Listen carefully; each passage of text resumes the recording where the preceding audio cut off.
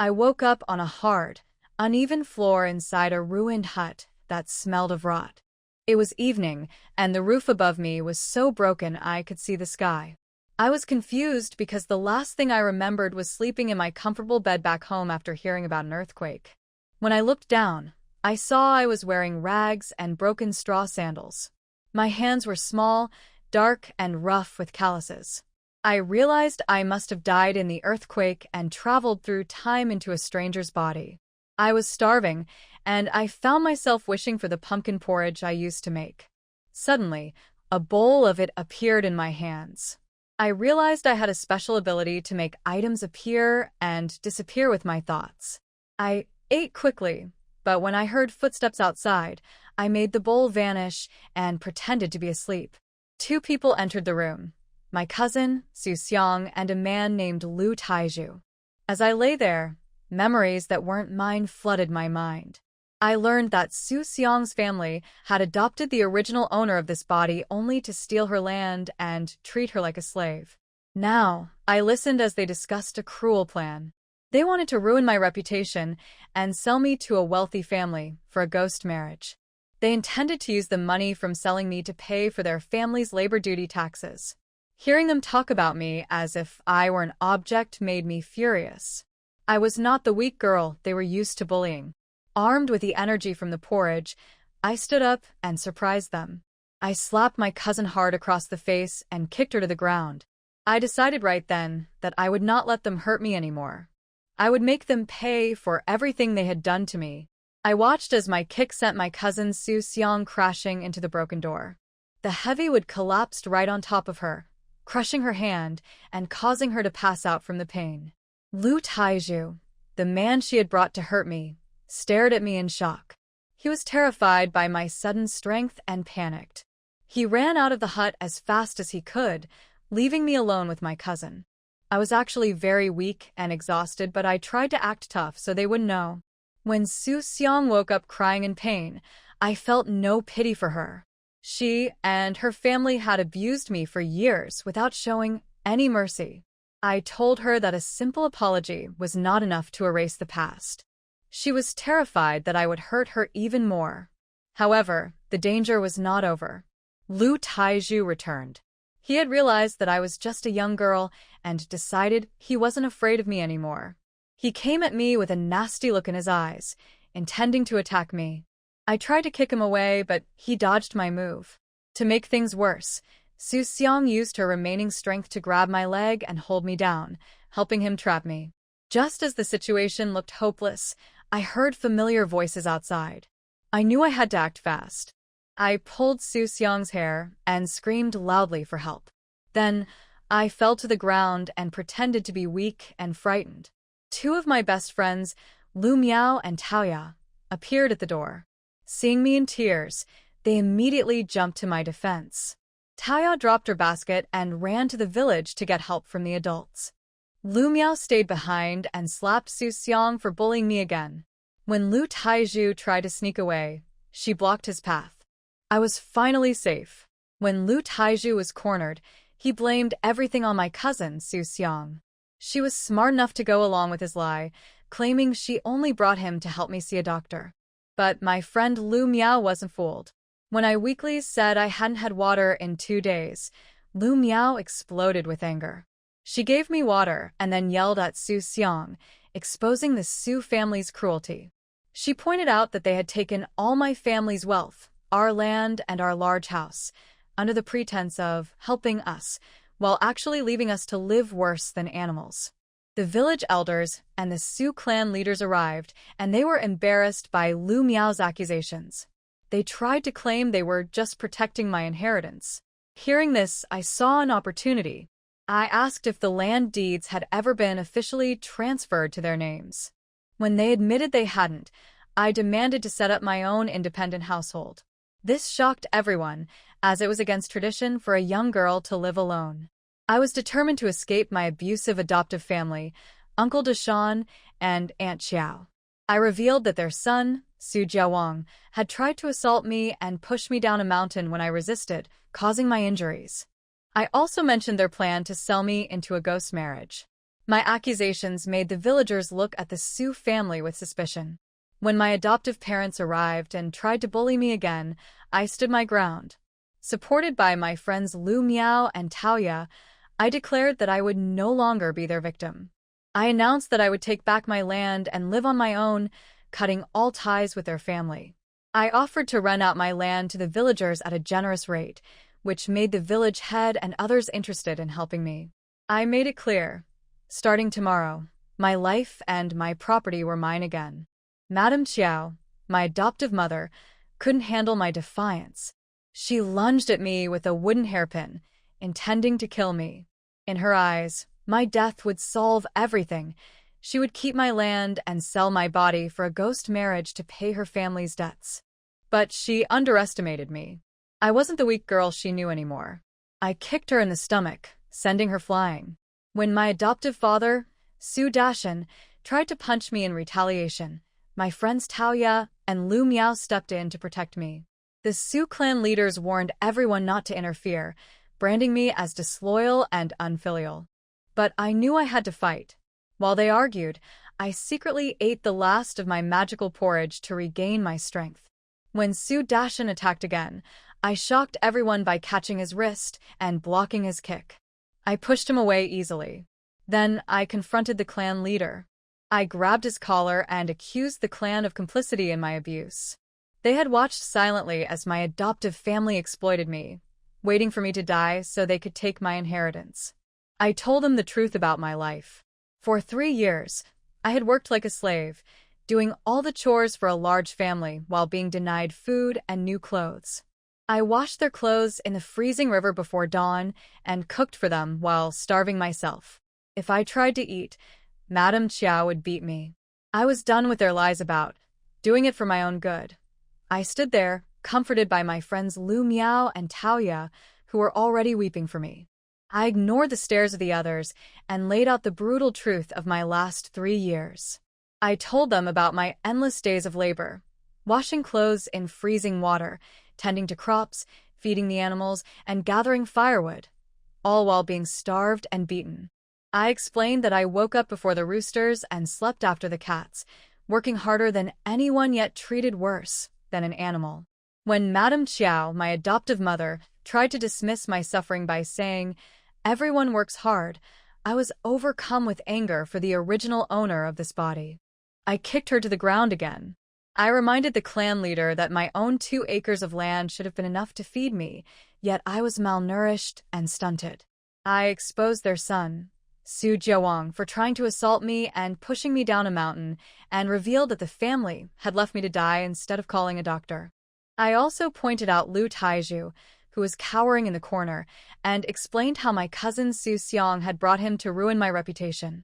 Filled with rage, I kicked Su Xiang hard enough to break a bone, causing her to scream and faint again. I asked the crowd how anyone could expect me to stay with a family that treated me like a slave and plotted against my life and honor. The Sioux clan elders were trapped.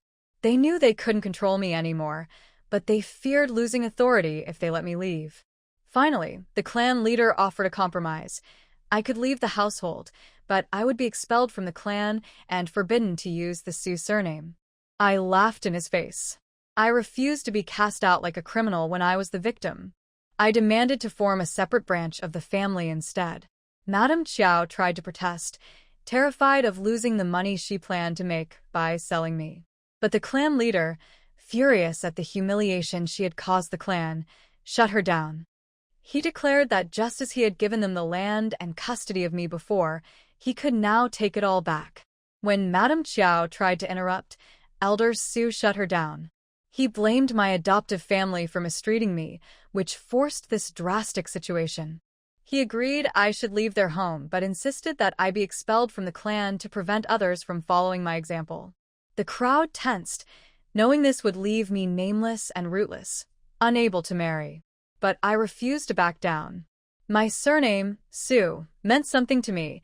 It connected me to the orphanage director I saw as a mother in my past life.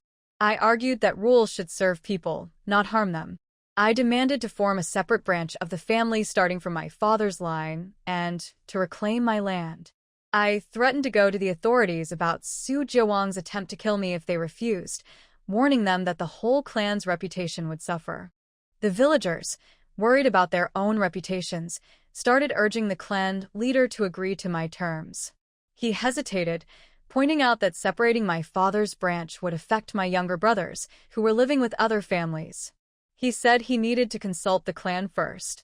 I didn't want to wait, so I demanded a written document immediately that would sever my ties with Su Dashan's family and return my 2 acres of land. I insisted on 3 copies, signed by witnesses. We went to the village chief's house to write the documents. My adoptive father, Su Dashan, tried to demand money for the injuries I had inflicted on them in self-defense. I threatened to beat him again if he didn't back off. With the paperwork done, I left with my friend Taoya. Taoya offered to let me live with her. While I was grateful, I knew I couldn't stay forever and needed to find my own place to rent. However, I was penniless and weak, so I accepted her offer to stay for a few days to recover. As I walked away, I knew Su Dashan's family would try to hurt me again, but for now, I was free. Lu Miao advised me to rent out my land immediately to deter the Su family from causing more trouble. I agreed and offered to rent my 2 acres to Taoya's father, Uncle Dazhuang, proposing a 50-50 split of the harvest. However, the Su clan leader and elders intervened, revealing their true intentions. They claimed that since I was no longer part of the clan, I had no right to the land, citing clan rules that forbade giving land to daughters or renting it to outsiders. They admitted they had signed the separation document only because they thought I was powerless and could be easily manipulated. I was furious at their deceit. I argued that the land was bought by my parents and should belong to me by blood right, regardless of clan rules. I mocked the clan leader's hypocrisy, asking if he would starve his own children to feed strangers just because they shared a surname. The clan leader, enraged, dared me to take the matter to the magistrate, confident I would fail. I retorted that since they hadn't properly processed the separation of my father's branch, I was technically still a Su family member, and the document they signed explicitly stated the land must be returned to me. I threatened to sue them the next day. Suddenly, a young, injured stranger appeared from the village head's house, asking about our business with the county office. He was about 18, with a broken arm and bruises, yet he carried himself with the air of a noble. Lu Miao explained that he was a guest from the city, whose family included officials. He had arrived that afternoon and suffered a freak accident involving his carriage horse, which explained why I couldn't stay at her house. The stranger, named by Li Zheng, looked at me with intense interest. He had traveled all the way from the capital to find me. He knew his life was in danger.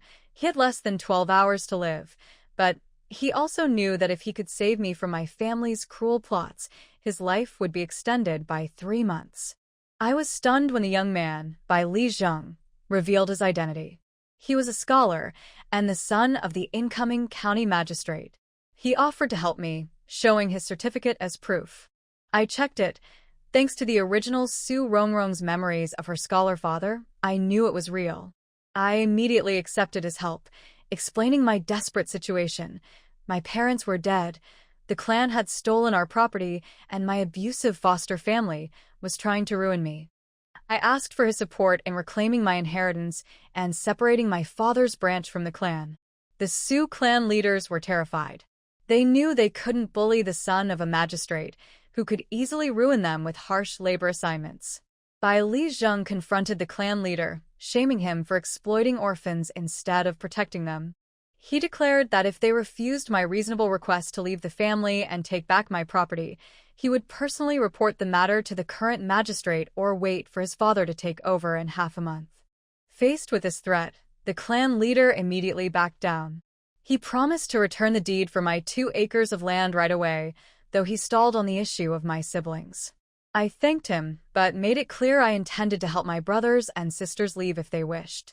Bai Li Zheng publicly reaffirmed his support for me, ensuring the clan knew I was under his protection. After the clan leader left, Bai Li Zheng sent his servant to retrieve my land deed. Taking advantage of the moment, I asked him about the legal procedures for setting up my own independent household, determined to secure my freedom once and for all. I asked young Master Bai Li if it was possible for a woman to set up her own independent household. He was surprised by my question but explained that the laws of the Great K Kingdom allowed it for unmarried women over 14. Since my birthday was only 3 months away, he promised to handle the complicated registration process for me.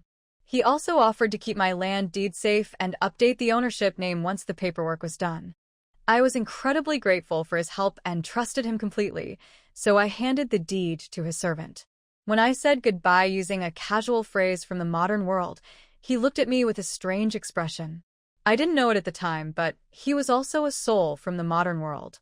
He had been transported into this story and was forced by a mysterious system to complete a mission to save me. If he failed, he would die.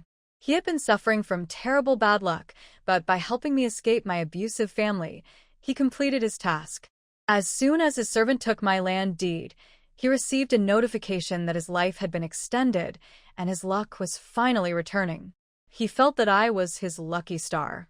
Because of this, he decided he wouldn't leave the village anytime soon. He planned to buy land and build a house nearby, determining that our fates were now linked. Su Rongrong didn't know that Bailey Zheng had already decided to stay here. She was feeling very dizzy right now. Maybe it was because she had just finished a big emotional ordeal. Since leaving Lu Miao's house, her whole body hurt everywhere. Taoya is a brave and careful girl. She quickly noticed that Rongrong was unwell. Thinking about her past experiences, Taoya felt distressed and bent down to help. Rongrong, come up, I'll carry you. Seeing her, Rongrong thought of her modern roommate, her best friend. Apart from their age difference, they looked somewhat alike in personality and appearance. Thinking of this, she didn't hesitate and leaned onto her best friend's back. Unfortunately, it was dark, so she couldn't see her eyes well, but they looked a little red. The Su family village isn't small in this ancient town. With all the people living here, there are over 600 residents. Because everyone lives scattered, it takes about half an hour to walk around the whole village carefully. Fortunately, Taoya's home isn't far from Lu Miao's house. Even carrying Rongrong, it's only about 8 minutes walk. But those few minutes were enough to make Rongrong fall into a deep sleep. When she opened her eyes again, it was already bright outside. Out of habit, she didn't get up immediately. Instead, she lay on the bed, staring at the ceiling in a daze. After 5 minutes, her eyes gradually cleared, and her thoughts began to return. Just as she was about to get up, she suddenly remembered the porridge that appeared out of nowhere last night. Thinking for a moment, she first checked herself. Seeing that there were no obvious abnormalities, she then used her mind to examine herself, as described in the novel. Soon, she was surprised to find a small whirlpool suddenly appearing in her mind. She glanced at the tightly closed door, hesitated briefly, then got up and locked the door from the inside. After finishing these actions, she stared at the whirlpool, thinking about entering it. Suddenly, everything in front of her blurred, and she found herself standing in the house she shared with her best friend in the modern world. It was a 2-bedroom apartment. When they first moved in, it was empty. Now, every piece of furniture and decoration inside was bought by them together. They even signed a 5-year lease directly with the landlord for this place. Thinking about how she had now traveled to this world, this house was essentially her own space. In Sue's village, besides 2 acres of water fields, she had almost nothing. She couldn't stay at Tao's house forever. She needed to live on her own. So, the things in this space were her security for life. Thinking this, she went into the kitchen and started organizing what she had. Actually, she didn't need to organize much, because she knew exactly what she used regularly. Currently, there were 2 unopened bags of 10-kilogram rice. One open bag contained about 3 kilograms. Besides that, there was a 1-kilogram pack of dried noodles, but it had already been opened. Fortunately, she hadn't eaten much, so more than half of it remained. As for flour, she bought 5 kilograms of loose flour initially, and she had used some. She bought 2 kilograms of millet because she didn't eat it often. She had used it a few times, and now less than 1 kilogram was left. for seasonings like salt, chicken essence, and oyster sauce. Besides the ones she was currently using, she had new supplies. Just as Su Rongrong finished tidying these up and started organizing snacks, suddenly, Tao's voice came from outside. Rongrong, are you awake? Rongrong's thoughts shifted, and she appeared in Tao's room. I'm awake, just about to go out, she said, opening the door. Tao was holding a bowl of meat soup at the door. Seeing the door open, she instinctively looked inside to see who was there. Seeing that she looked in good spirits, I smiled and said, Last night, you went to sleep before you even got home. I wanted to wake you up for dinner, but you were sleeping so peacefully that I didn't have the heart to disturb you. When I got up in the morning and saw you still sleeping, I didn't want to wake you. In the end, you slept all the way until now, which scared me so much I checked on you once every hour. Peach Girl then reached forward with her bowl of meat soup. Here, have some soup. I've been meaning to help you recover these days. As Su Rongrong took the soup, she instinctively looked up at the sky. When she saw the sun was already leaning west, she was startled. Is it evening already? Peach Girl found her reaction amusing. Yes, how could I possibly check on you just once an hour if it wasn't? Sorry, Peach Girl, for making you worry. I just needed to settle a big matter in my heart, and I rarely relax, so I was like that. Don't say such silly things. You don't need to act so distant with me. All right, eat first. We can talk more later. Su Rongrong nodded and lowered her head to drink the soup. Soon, she noticed a thin layer of white dough at the bottom of the bowl. Seeing this, she was momentarily at a loss for words. According to her memory of the original owner, people in the Su family village, especially during ordinary days, usually didn't eat white flour. Now, she had not only drunk wild chicken soup, but also eaten white dough. This moved her deeply. After thinking for a moment, she said, Peach Girl, besides the 2 acres of land that Prince Bai Li helped me get back, I have nothing else. I can't stay at your house forever, nor can I go to Meow Meow's place. I want to rent out the 2 acres of land. The rent will be split 50-50. But I have one request. If someone rents my land now, they should give me the grain based on this year's harvest in advance. Hearing this, Peach Girl felt a bit anxious. 2 acres isn't much, and Rongrong can take care of it herself without renting it out. But considering Rongrong's current situation, she didn't say much. She didn't mind her little sister staying with her, but what about food and drink? Her family are hunters with limited land, mainly relying on her father and older brother for hunting. Under these circumstances, she could grit her teeth and support Rongrong for a month or 2, but what about a year or 2? Su Rongrong apreciate terkinnes. Seeing her purse her lips, she said, Taoya, you don't have much land. Maybe I can rent some from you. I want to go find the village chief and ask him to give me the land at the end of the village, the same spot where I stayed in that broken thatched hut yesterday. Later, I will need someone to help repair the roof and fix the earthen walls. According to our village rules, I have to pay money and invite people for a meal, so not having money or grain is a big problem. Now it's already late September, and in about 10 days it will be winter. I want to finish fixing up the house and move in before winter arrives. Taoya was silent for a moment, then nodded. Okay, I will ask my parents first. After Taoya left, Su Rongrong's mind was racing, thinking about what else on the mountain she could sell for money. If she moved to the foot of the mountain, she would definitely need someone to help raise the wall. The Su family village tends to rain a lot during the new year, and she still needs to repair the roof properly. Right now, she had no money, so her house was still a thatched hut, but it had to be made thicker. Otherwise, by spring next year, her roof would be completely ruined. Thinking this way, she urgently needed to go for a walk on the mountain. Whether or not she found something to sell, she needed an excuse. Many items in her space could be sold. The most inconspicuous and easiest to sell was the powder compact she hadn't thrown away yet. Inside was also a small glass mirror for touch-ups. Nowadays, mirrors are mostly made of copper. These are not cheap, and even if they're small, they are less portable than her powder compact. At the village chief's house, Lu Quan looked at Bai Li Zheng with disbelief, asking, Young Master Bai Li, what did you just say? I might be getting old and a bit hard of hearing, so I didn't catch that. Bai Li Zheng knew Su Rongrong's situation. Deciding to stay close to his benefactor, He patiently repeated his request. Lu village chief, you didn't hear wrong.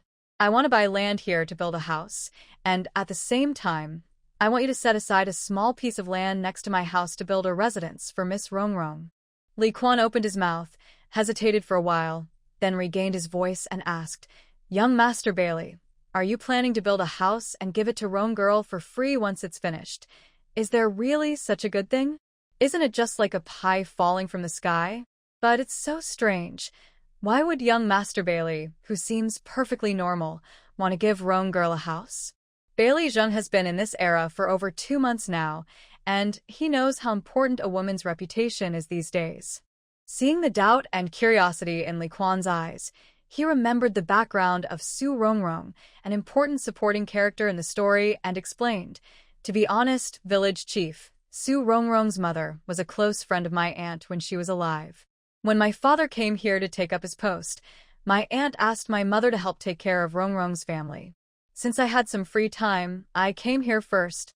Who would have thought I'd run into such a situation? Originally, I planned to visit them after settling in here. My idea was if their family was doing well, I'd just send some cloth or cakes. If they weren't doing well, I'd leave some silver to help them get by. But I never expected their situation to be like this now. Bailey Jing spoke while observing Li Quan. Seeing that he seemed to believe him, he continued, Our family was entrusted with this, but I am still an outsider. Their family matters as long as no one reports to the authorities. I shouldn't interfere too much. Right now, she's left her family and is living alone here, without even a place to stay. Since I plan to build a house, why not build a couple of rooms for her at the same time? Li Quan remained suspicious. Bailey Zheng's words sounded reasonable, but also strange. After thinking for a moment, he asked, Young Master Bailey, why would you want to buy land and build a house here? Our Su family village is remote, and it's not easy to go to the city. Even with a cart, it takes about an hour to get there. Bailey Zheng's so-called aunt was just an excuse he made up casually. He thought that by saying this, Li Quan wouldn't ask too many questions. But he was wrong. There were no outsiders here now, so he decided to be honest. Village chiefly, to tell the truth, I came here because a master from the Royal Meditation Temple predicted it. He said, my benefactor is right here. As long as I stay close to her, I won't have bad luck anymore. Yesterday afternoon, I just arrived here. The way I was unlucky, I think you saw it with your own eyes. Since helping Miss Rongrong last night, my bad luck has started to get better. Now I am sure that she is my lucky star. If that's the case, then building her a house is only natural. As for me building a house here, my only goal is to get closer to her. Honestly, I have been very unlucky these past few months. If I don't get closer to her or help her more, I'm afraid I might keep having bad luck. Even worse. If Lu Quan hadn't seen with his own eyes how Bai Lijing fell and how his arm was broken by a horse's hoof, he would never believe such exaggerated stories now. But Bai Lijing was truly miserable yesterday, making it hard for anyone not to believe. So he hesitated for a moment and said, All right, I understand. As long as you have the money, finding people to build the house won't be a problem. As for building one for Miss Rongrong, I need to ask her first.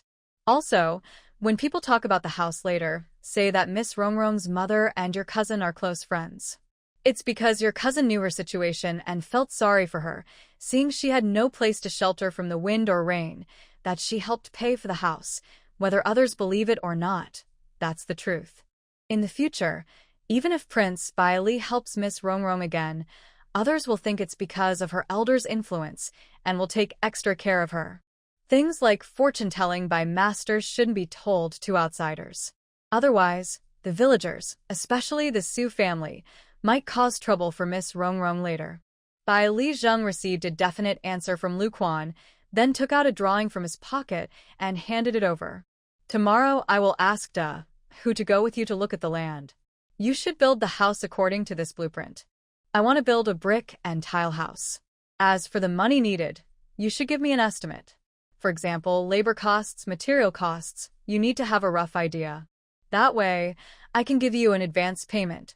After speaking, he took out a 20-tael silver note from his sleeve and handed it over. This is a deposit. We will settle the exact amount later. Liu Chuan held a silver note worth 20 taels in one hand and a blueprint in the other, feeling very excited. He thought that if the village could sell land and have work to do, families that almost paid silver to avoid forced labor would be very happy. He planned to divide the money from selling the land and also to advance some silver for the work. Gritting his teeth, he tried to piece everything together so that at least half of the villagers could be exempt from forced labor this time. Thinking of this, he said nothing, just nodded, then hurried out quickly. He wanted to find Su Rongrong first and tell her that Bailey Zheng wanted to build her a house. He also planned to find bricklayers and carpenters to estimate how much silver the house would cost. Additionally, he needed to look around for a large, suitable piece of land in the village for building. The bigger the land, the more silver he could sell it for. On the other hand, a bigger house would take more time and work to build. Su Rongrong didn't expect that before she could find the village chief, he would come to her. When he saw her, he said, "Young Rong, young Master Bailey said that your mother and his cousin are close friends. Before coming, he was asked by his cousin to come see you. Now, with your current situation and not even having a proper house, he wants to build 2 houses for you based on his elder's advice." What do you think about that? After Liu Chuan finished speaking, not only the Tao family, but even Su Rongrong herself was stunned. She tried to remember what the original owner knew, but only remembered that her mother was married to her father from outside. She had never seen her maternal family growing up, and her parents always said their family ties were weak. As for her mother's past, she had never heard anything about it. So, she truly didn't know about any close friends or confidants. She had already prepared to live in a dilapidated thatched hut, just fixing the roof and reinforcing the mud walls. Now someone wanted to build her a house as a gift, and she would be foolish to refuse. Despite her thoughts, she asked, "Village chief, is this really true? Is it a gift to me with no hidden conditions? Like, do I have to pay it back later, or does my younger brother or sister or I have to marry someone in the future?" "No, there are no conditions. Roan girl, if you're unsure, you can ask young Master Bailey yourself. I have something to do now, so I'll leave first." After saying this, Lu Quan waved to everyone and quickly walked away. Meanwhile, Tao Girl's family felt happy for Su Rongrong but also a bit disappointed. They had just agreed to rent her land, and they had planned to buy rice and flour with the money. But now it seems they might not need to do that. The Chun family are honest people. Although they felt a little disappointed, they didn't want to take advantage of her. So Tao Girl's father said directly, "Roan girl, since someone is helping you build a house, let's forget about renting out this land. It's only about 2 acres. When spring planting and autumn harvest come, if you're too busy, we can come help you." Su Rongrong waved her hand and replied, "Uncle Dezhuang, since we already agreed, there's no need to change it. As we said earlier, we'll rent it to your family, and the rent will be split 50-50. Tao Girl felt touched and gently held Su Rongrong's hand. "Let's not talk about this now. You're still weak, so go back to rest. Tomorrow morning, I'll go with you to Miao Miao's house.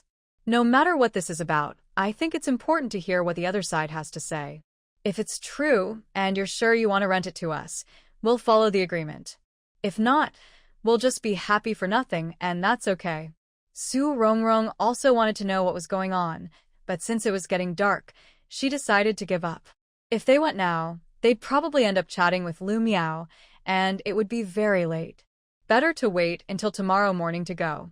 At that time, Su Da's family was scolding his younger brother, Su Jinhong, who was a year and 4 months younger than Su Rongrong, sitting with his head down. One woman, about 50 years old with drooping eyes, sat at the head of the table and pointed at Su Jinhong, saying, "If you dare to copy your older sister, it's not impossible. Our family has raised you all these years and put in a lot of effort. You're not going to take this land away. Besides, you also have to pay us 10 taels of silver. If you can do that, I won't say another word and will let you go immediately." After a while, he gathered his courage and looked at the woman. "This land was left by my father, and I can't give it to you. There is some silver too, I can give a little, but 10 taels is too much. I remember after my parents' funeral, there was some silver left. This money was given to you by the clan leader, supposedly for my education, The woman was Qin, mother of Suda. She had worked hard to get Su Jinhong adopted. For her, once Su Jinhong came to their home, the land belonged to them, and so did the silver. Now, after hearing about Su Rongrong, Su Jinhong wants to leave. He even wants to take the land with him, just like Su Rongrong. It's a foolish idea. When Qin heard Su Jinhong's words, her face darkened. She grabbed a broom nearby and started hitting him fiercely. You ungrateful wolf. Don't you know that gratitude is more important than birthright? It's a shame you're a scholar, but you've read nothing but nonsense. I spit on you. Either stay at home and stop studying, or leave. The land stays, and you must give me 10 taels of silver. This is a notice, not a discussion. Seeing the broom, Su Jinhong instinctively wanted to run, but the family surrounded him. He endured his fear, quickly squatting down and covering his head with his hands. He thought, like before, Qin would just hit him a few times to vent her anger. But he underestimated human cruelty. This time he was knocked out cold. Before losing consciousness, Qin not only broke the broom but also viciously used the broken part to slash at his face. The next morning, Su Rongrong had just woken up. She hadn't even washed up yet when Lu Miao hurried over, looking anxious. Seeing her, Lu Miao didn't say a word and pulled her outside quickly. Rongrong, Jinhong is in trouble. Hurry!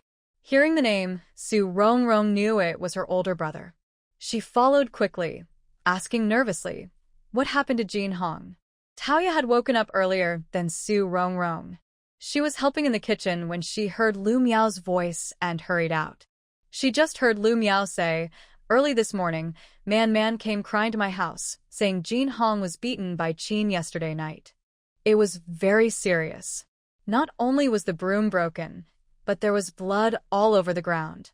She couldn't see anyone now and was very worried, so she came to ask my father to make a decision. As soon as I heard the news, I immediately came to find you. Su Rongrong's heart skipped a beat, and she instinctively ran towards Su Da's house. Su Jinhong is the eldest younger brother of the original owner, and he is a child that her parents and the Su family all have high hopes for. He has a talent for studying. From the moment he could speak, he started stuttering while reciting the 3-character classic. Everyone who has met him says that his future achievements will definitely not be less than their father's. At least he is starting as a scholar. Because of this, after being adopted by the Suda family, he continued studying. But he changed from studying at a private school in the county to one in a nearby village. And his teacher also changed from a scholar to a young student. What kind of madness is Qin Shirin, daring to attack him? Isn't she afraid that the people of the Su family will tear her apart? While Su Rongrong was thinking about this, she was almost at Su Da's house. Just then, suddenly, someone rushed out from a corner ahead. She looked carefully and saw it was the stubborn and proud third sister, Su Man. Before she could speak, Su Man, as if finding her backbone, cried out, "Sniff, sniff. Big sister, please save second brother. He's bleeding a lot and is about to die. Their family is too much, not letting the village chief in." Sniff, sniff. Su Rongrong almost fell due to her momentum. Fortunately, she was quick and steady, took a deep breath, and then looked at the tearful girl in front of her. What exactly happened? Su Man shook her head with tears, saying, "I heard yesterday that second brother didn't go to school, so I wanted to come and ask. But as soon as dawn broke, I came here and found their broom broken and left in the yard. There was blood on the broom, and I felt uneasy, so I started calling for second brother. Then I faintly heard his weak voice, saying that Qin Shi broke his leg and also cut his face. People with scars on their faces are not allowed to take part in official exams." Su Rongrong is a hot-tempered person. Since she was young, she knew that if someone bullied her, she had to fight back. Otherwise, as an orphan, she wouldn't be so skilled. All her fighting skills came from her childhood. When she heard that Su Jinhong's face was maliciously scratched, she looked around with a serious face. Then she said to Su Man, "Go find a kitchen knife or a chopping tool." Without waiting for others to react, she quickly walked to Su Da's house. Followed closely by Taoya, who knew something bad was about to happen. She grabbed Lu Miao and said, "Meow meow, something big is happening. Go find young master Bai Li and tell him Rong Rong has been bullied and someone might get hurt. Ask him to come quickly and help." Seeing Su Man run back with a look of hatred, Lu Miao nodded repeatedly and followed.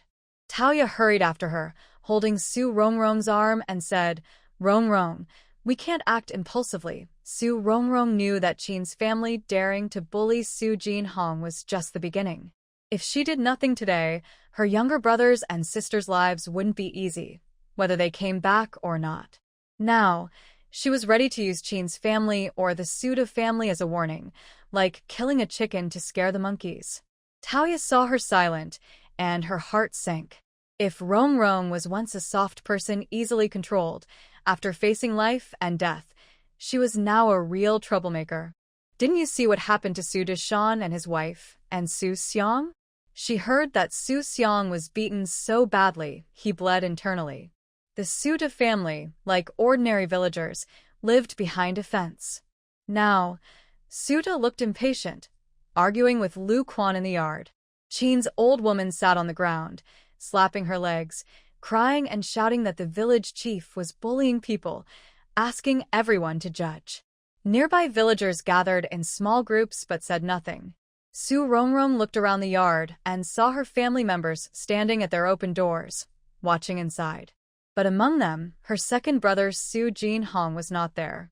As for the woodshed that Man mentioned, it was tightly locked, even with a lock outside. Seeing this, she kicked the fence door hard. Later, under everyone's watch, she walked to the corner of the wall and pulled out a stick about the thickness of a baby's arm, still unburned from the sun. Without hesitation, she raised it and swung it directly at Su Da's face. "Who said that when my family Jinhong went to your house, he would be treated like a son? Who promised to carefully raise Jinhong so he could bring glory to the Su family? Who said they wouldn't mistreat him? You've been talking for a few years and now you act like it's nothing? Just forget it." While scolding, she skillfully struck him. Su Renjir, a man in his 30s, couldn't avoid it and was chased around, howling loudly. Originally, people hiding inside the door watching saw this and immediately rushed out. Although Su Renjir was injured and not as quick as usual, she had experience in fighting.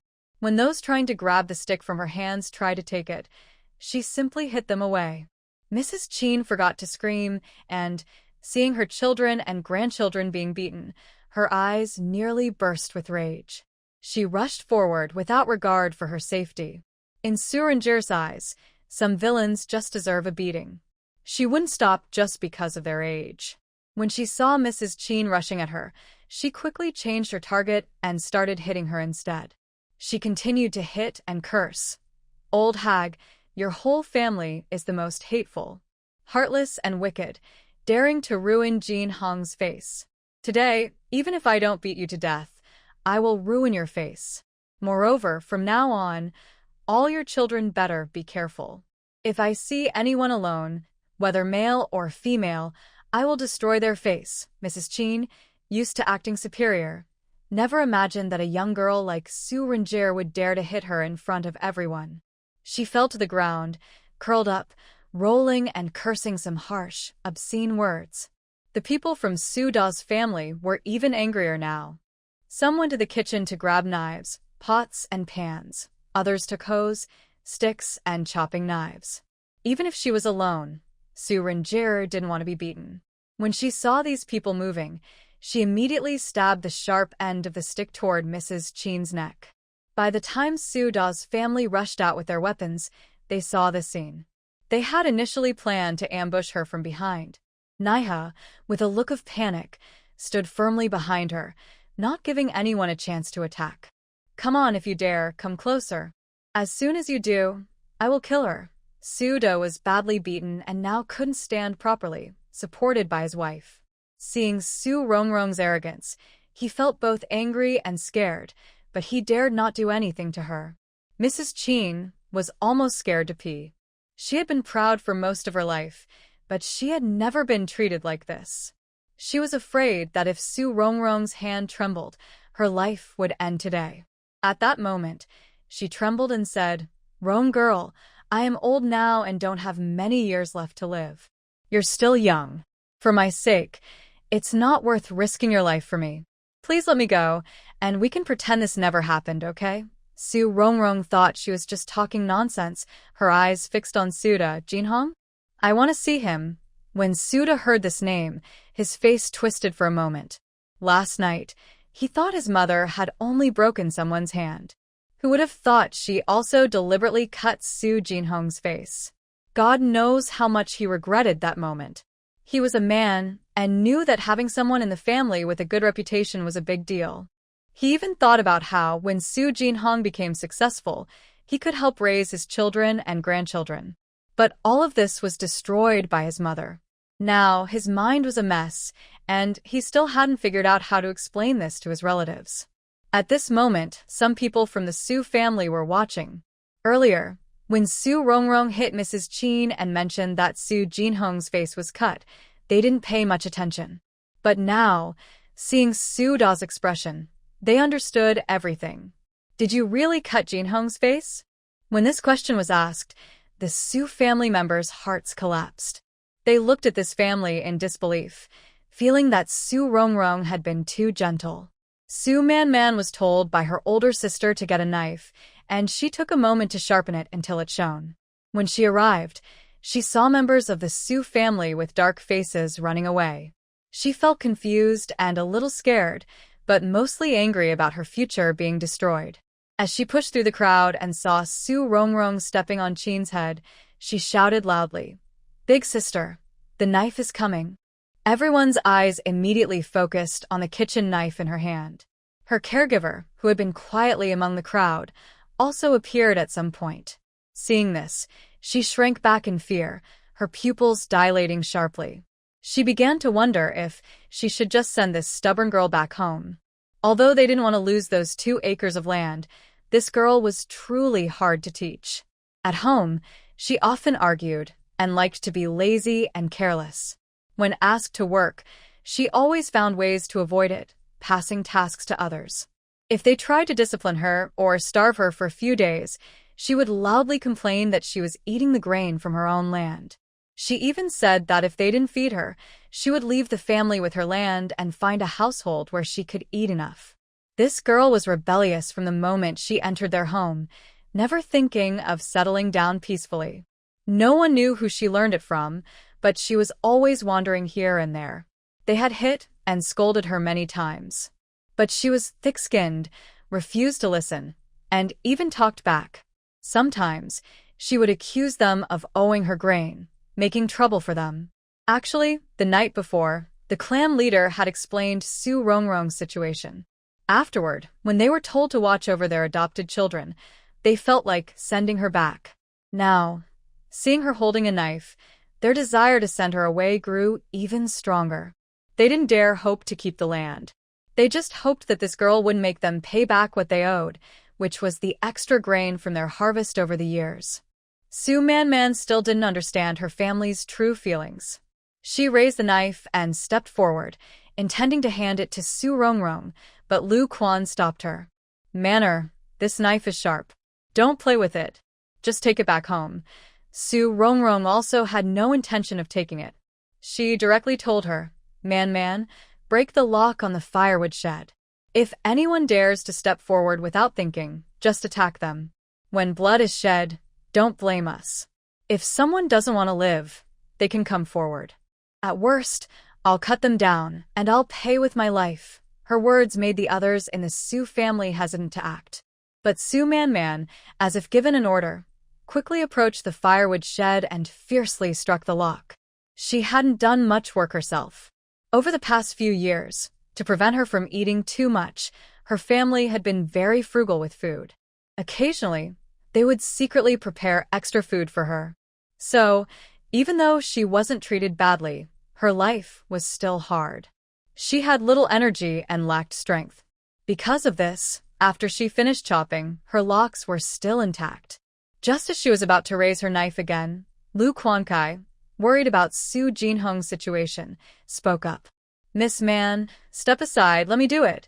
The people from Su Da's family wanted to step forward upon hearing this, but they hesitated because of Su Rongrong and Su Manman. Seeing the village chief come forward, Su Manman quickly went to Su Rongrong's side, handed her the knife, and then hurried back to the door of the firewood shed. Although Lu Quankai was the village chief, he had been working in the fields for many years. He was under 40 in his prime and very strong. With just one kick, he knocked down the door of Su Da's firewood shed. Soon, everyone saw Su Jinhong lying on the ground, covered in blood and unconscious. Second brother, seeing Su Jinhong like that, tears filled Su Manman's eyes as she shouted and rushed forward. Lu Quankai ignored the people from Su Da's family and shouted to the crowd, "Someone come help me." Su Rongrong, with sharp eyes, quickly saw Su Jinhong's condition. Without hesitation, she threw down the wooden stick in her hand and ran swiftly toward the firewood shed. The people from Su Da's family saw that Su Rongrong had no weapons and that Qinshi was not threatened, so they got excited. When Su Rongrong looked at the injured Su Jinhong with concern, they grabbed their poles and ruthlessly struck her back. Bailey Zheng arrived just in time. He saw Su Jinhong lying on the ground, bloodied. Seeing that Su Rongrong was not harmed, he stayed silent. Now, when he saw Su Da's son, Su Mingliang, hitting someone with a pole, he became angry. Although this body was that of a scholar, his grandfather was a war hero, so he had some skills. Even though his arm was still in a sling, his legs moved quickly. Taoya saw the pole about to hit Su Rongrong and shouted in alarm, trying to help, but it was too late. Fortunately, someone was faster than her. Just as the pole was about to hit her clothes, Su Mingliang kicked it away, knocking it flying. Su Rongrong turned around and saw Bailey Zheng just then, having just stepped back. She wanted to settle accounts with Su Mingliang, but right now she was worried about Su Jinhong's condition and had no mood for anything else. "Young Master Bailey, thank you. Also, I wonder if I could borrow your carriage for a while. Jinhong can't go to the clinic now. Their Su family village is far from both the county town and the town. Relying only on a slow ox cart, she didn't know how long it would take. Right now, she had no money, but she planned to go to the pawn shop in the county town later and sell the empty powder box. If she couldn't get a good price, she would sell the glass beads from the jumping chess set. Of course, she wouldn't sell many, just 3 beads of one color. Otherwise, if she had too many things, they wouldn't be worth much. At this moment, Bailey Zheng's mind received a new task message. Please complete the help request from Su Ruru. Reward: 5 days of lifespan. Although 5 days is short compared to half a year, for Bailey Zheng, whose lifespan was only a few hours left, it was quite an achievement. And the task was simple, just to send a carriage. All right, I'll have Dahu bring the carriage over. Without waiting for him to speak, Dahu nodded and strode away towards Su Ruru. In the blink of an eye, he was gone. Su Ruru frowned as she looked at Su Jinhong, whose cheek was torn open and flesh was exposed. Her anger grew even stronger. Just as she was about to confront the Qin family, she found that Su Da and his family had already hidden away. Even the kitchen and main hall doors were tightly shut. "Big sister, what should we do? Will second brother be okay like this? His face will definitely leave scars, right? Will he still be able to take the imperial exams? This treatment will cost a lot of money, right?" Su Ruru patted Su Manman's back gently and comforted her softly. "Don't worry, it will be fine. As for the money, I will think of a way." Bailey Zheng spoke at the right moment. "Ruru, don't worry. If the money isn't enough, I have some. Since I was entrusted by my aunt to look after you, don't worry about the money." Su Manman didn't know who Bailey Zheng's aunt was and was confused by his words. Seeing the crowd, Su Ruru decided to explain loudly. "Bailey's aunt is a close friend of our mother. When she heard they were coming here, she asked Bailey to take care of us. Currently, I have no house. Young Master Bailey thinks this place is peaceful and beautiful, so he plans to build a house here and also build 2 rooms for me." When Su Manman heard this, her eyes lit up and she looked at Bailey Zheng. After he nodded, she immediately said, "Big sister, I've decided to come back and stay with you. And second brother, he wants to come too. As for the younger sister and younger brother, forget about them. The younger sister has already been spoiled completely. Since second brother's accident, she hasn't seen him even once. The younger brother was taken to the city, and no one knows when he will return. When they were adopted, they were young, so they probably no longer have much feeling for their older siblings. Thinking of this, Su Man Man felt even more sad. Alright, if you want to come back, then come. But I'm currently living at Sister Tao's house. If you come back, you won't have a place to stay for a while. Also, your family might not agree to take you in. Su Man Man has been clever since she was young, and is also strong-willed. But years of taking care of the family have made her a bit selfish.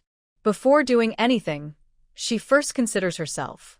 She wants to come back partly because she misses her siblings and partly because life at home is hard. But now, seeing how second brother has changed, even though Bailey Zheng said there's no need to worry about medical expenses, she still feels anxious. Her second brother's injury might not heal easily, and the cost of treatment will definitely be high. Her eldest sister used to be gentle but worked hard like a stubborn old ox at Su Dashan's house. Even now, she's left with nothing. No matter what, the money for treatment will have to be paid back eventually. In Su family village during good years, the whole family could only save a few taels of silver each year. If she comes back, she will definitely help her eldest sister pay off the debts. Thinking about all this, she suddenly hesitated. Su Rongrong remembers what kind of person her younger sister is. Seeing her silent, she has a rough idea. So, when it comes to whether these younger siblings should leave the family and come back, she doesn't hold much hope. Because they were waiting for the carriage to arrive, Lu Quan quietly and quickly told Su Rongrong before the head of the Su family came over. Young Rong, Hong's current situation means he can't stay in this family anymore. Now is the time to reclaim the land and the house. That house was built by your parents and is like your ancestral home. Hong is the eldest son, and since you and the Su family are no longer connected, you should take back the house. Su Rongrong understood Lu Quan's intention. Although he was the village chief, this matter involved the Su family. As an outsider, he could handle some things, but others, like family issues, he shouldn't interfere with. Now, Su Da's family was hiding, and if she went to the county town, there might be trouble over the land later.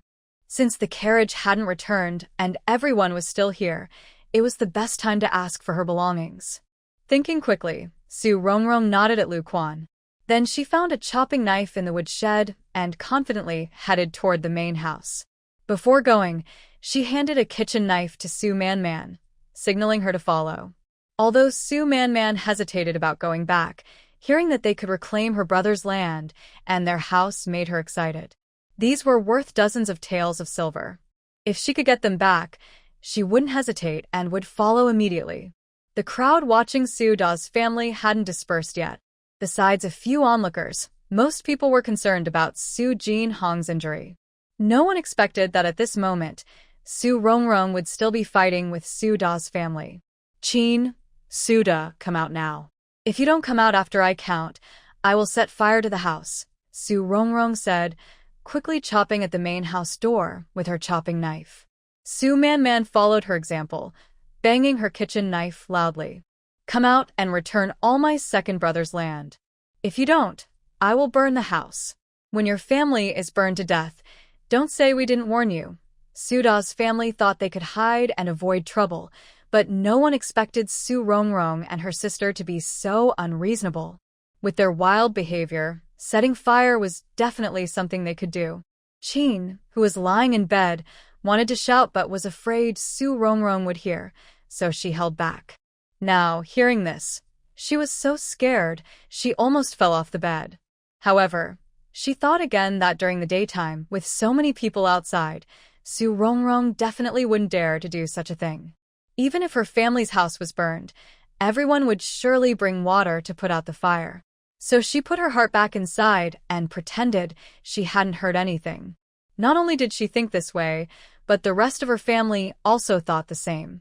Seeing her family silent, Su Rongrong sneered coldly at Su Man Man, who was furiously smashing the door with a kitchen knife, and said, Man Man, go bring some firewood.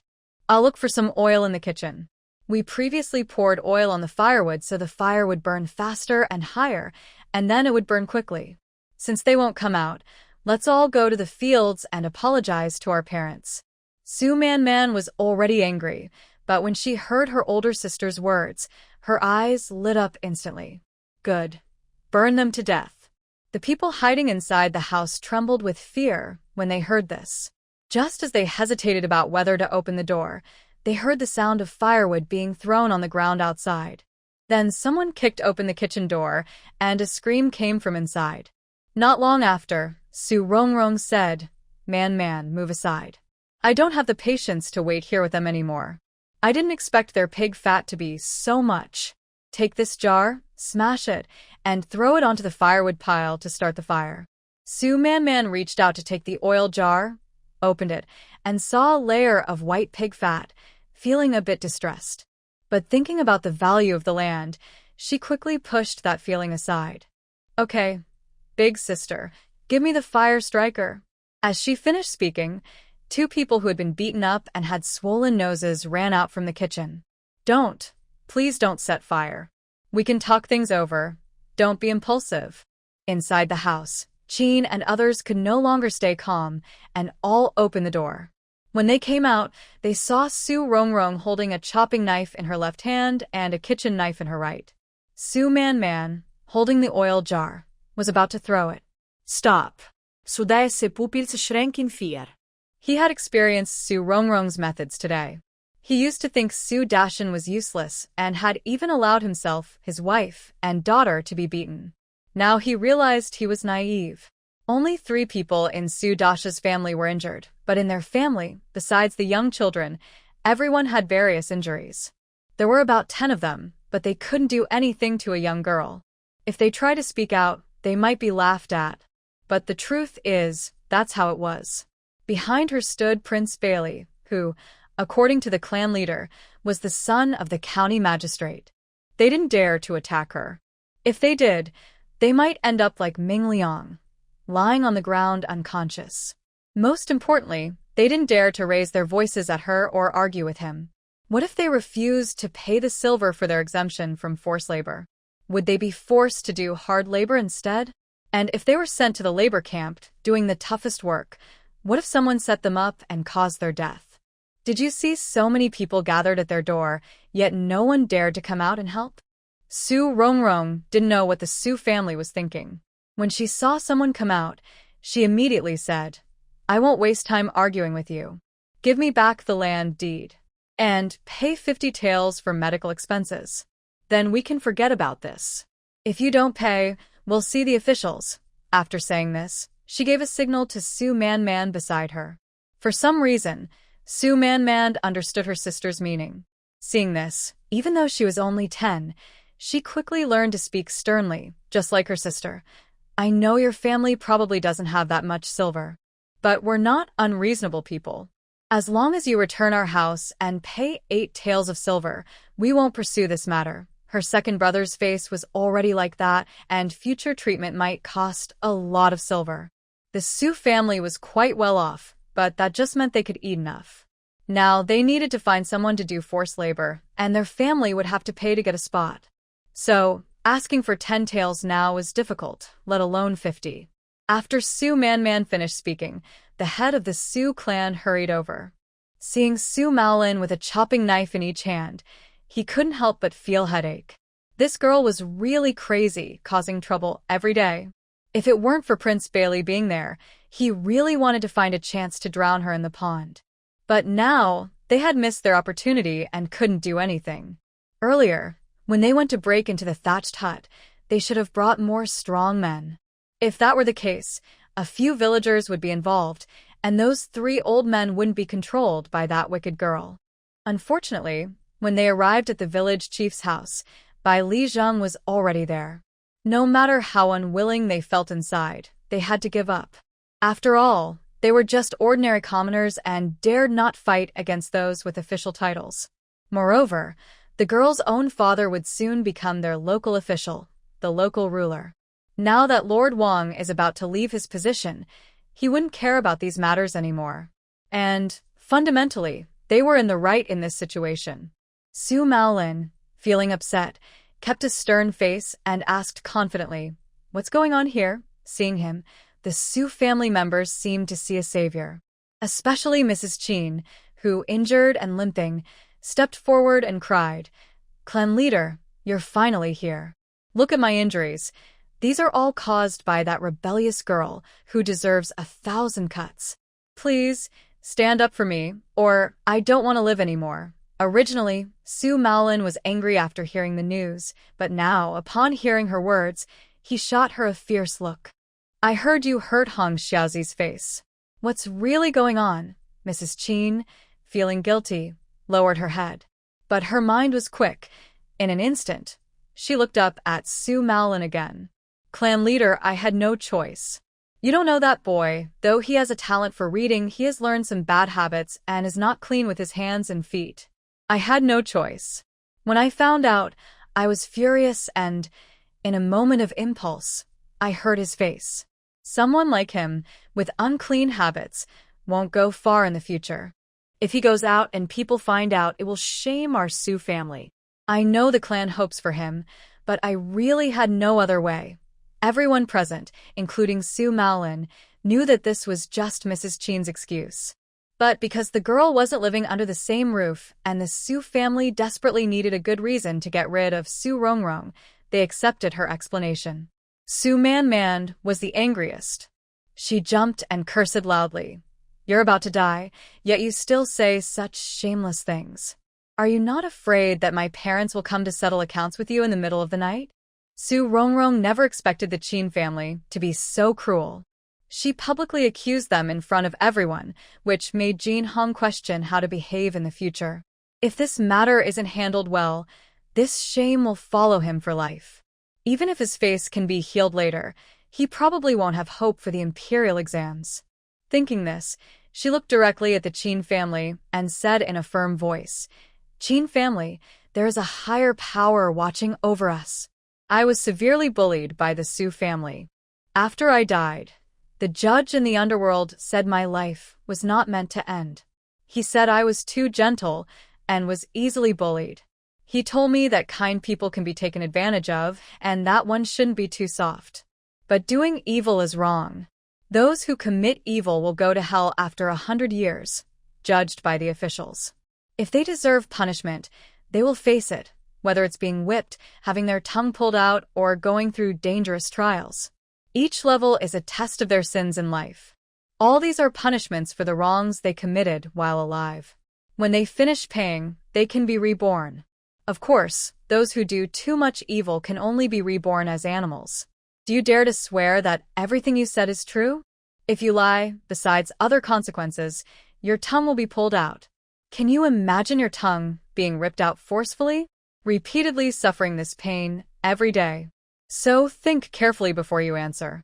If you don't mind now, that's okay. After all, this is about what happens after death, right? With your age, you probably don't have many years left to live. If you anger me, well, don't expect just a year or two. Maybe I'll send you on your way in a few days. Since you refuse to give us siblings a way out, I might as well take your family with you. Even people around, including Bailey Zheng, never thought Su Rongrong would respond like this. Hearing her words, they remembered how she had changed in recent days and felt scared, shrinking back. Not to mention others, even Chin herself, who usually lied easily and spoke more smoothly later. She even hinted that her story was true, which explained why she attacked Su Jinhong. But now, hearing Su Rongrong's words, she was so frightened she couldn't speak. Her silence made everyone more certain she was lying. Su Rongrong sneered and said directly, "Now, I don't ask for much. Jinhong cannot stay at your house anymore. Since that is the case, the property must be returned. Jinhong is my father's eldest son, so the house should come back to us. He is badly injured, and his treatment will cost a lot of money. Considering that we are from the same family, I won't force you. In the past, when we siblings were separated, I didn't count the money we gave you. All I ask is for you to pay 10 taels of silver, and we will forget about this matter." The house belonging to Su Rongrong's family is now occupied by several families. This involves more than just one family. Some people living inside heard this and were unhappy. They wanted to speak up, but before they could, Su Rongrong said, "If you don't return the house, Don't blame me for not showing kindness. The house originally belongs to my family. It's unfair that my father's eldest son and daughter have nowhere to live, while you live inside. You can choose not to return it, but I can go to the government office and report this. Because this affects many families' interests, they really don't want to move. All they know is that they have been living there for over 3 years, and it's probably better than squeezing into a big family. So someone said, "Wrong girl. The house is so big, and your siblings can't all stay there. How about this? We, a few families, discuss it, squeeze together, and leave one room for you." Not only Su Rongrong, but even Su Man was unhappy when she heard this. Immediately, a young girl jumped and pointed at the speaker, cursing loudly. Bah! Shameless people! How can you say such things? Who in their right mind would give their house to others to live in, while their own siblings squeeze into one room? From what you said, it sounds like you're doing us a favor. So I should thank you? Really, I've seen many shameless people, but I've never seen anyone this shameless. Su Rongrong didn't bother arguing with these people. Instead, she looked at Bailey Zheng. Young Master Bailey, about occupying someone else's house. I can go to the government office and ask the officials to help me. Bailey Zheng unconditionally supported Su Rongrong. He said, yes. According to the laws of the Great K Kingdom, anyone who occupies someone else's house without permission will be whipped 70 times and imprisoned for 3 years. He spoke, then glanced at the person who had just been boastful, noticing a hint of fear in their eyes. He continued, Lord Wang is a distant relative of my mother's family. If you need anything, I can have someone inform you right away. At this, not only did those few people and Su Maolin dare not speak, but Lu also didn't know what to say. Bailey Zheng truly was willing to openly tell everyone that Su Ruru was under his protection. If his official documents hadn't been displayed there, it would be hard to prove his true identity. Honestly, if he were truly from the Su family clan, they would try every way to drive him out. But he is the village chief of Sujia village, and Su Ruru's situation was indeed caused by the Su clan. However, she is just a young girl, and fighting against a clan like that is a bit reckless. Not to mention how she might be mistreated by the Su clan in the future. Just the fact that this gets out will tarnish the reputation of all the young people in Sujia village. If this marriage falls apart, the girl will be ostracized by the entire village. In the end, it's the Su clan that is too ruthless. If they hadn't pushed her to the brink of despair, how could a girl be turned into this? No matter what Lu Qian thought, Su Ruru, upon hearing Bailey Zheng's words, rarely showed a smile. Yes, if they don't return the land and house to me later, I'll trouble you, young Master Bailey. No problem. Later, I'll go with you to the county town, and I'll also help you settle the issue with your household registration. With someone backing her, Su Ruru straightened her back confidently. She turned to look at the people around her. Her gaze swept over the members of the Su clan, then settled on Su Maolin. Uncle Maolin, you used the rules of the Su clan to separate me and my siblings. You not only confiscated our silver and land, but also took our house under the pretext of establishing a clan school. Now that the clan school is gone, our house has been taken over by some elders and clan leaders. I don't want to argue about it now. You took my house back then, so now you should return it. Whether you like it or not has nothing to do with me. I only care about the result. How it happened is none of my business. Su Maolin looked displeased as he was pointed at by a younger family member. His face was not happy. Because Lu Quan and Bai Li Zheng were present, he dared not show his anger openly. He thought that these problems could have been avoided and that a promising young person in the family could have had a bright future. But because of the Qin family, everything was ruined. He directed his anger elsewhere. Suda, this is all your family's fault. Since your family can't accept Hong Xiaozi, your mother even falsely accused him of bad behavior and damaged his reputation. From now on, he has nothing to do with your family. Bring out the land deed and also pay him 10 taels of silver. Additionally, this year's share of the family land will be confiscated from your family. Suda's family was unhappy with this result, and Qin's wife was about to protest. But seeing the anger on other family members' faces, she dared not cause trouble. Clan leader, this calculation isn't fair. Over the years, we spent a lot of effort and money to support Jin Hong. The land can be returned, but only half. As for the silver, my family doesn't have that much. If we did, I wouldn't be worried about avoiding forced labor. Regarding Su Jin Hong, Su Rongrong, who worked hard at Su Dashan's house, might not know the full story. But Su Manman knew everything clearly. When she heard Qin's wife complain, she jumped up and scolded, "Bah! Talking big and not fearing to lose your tongue."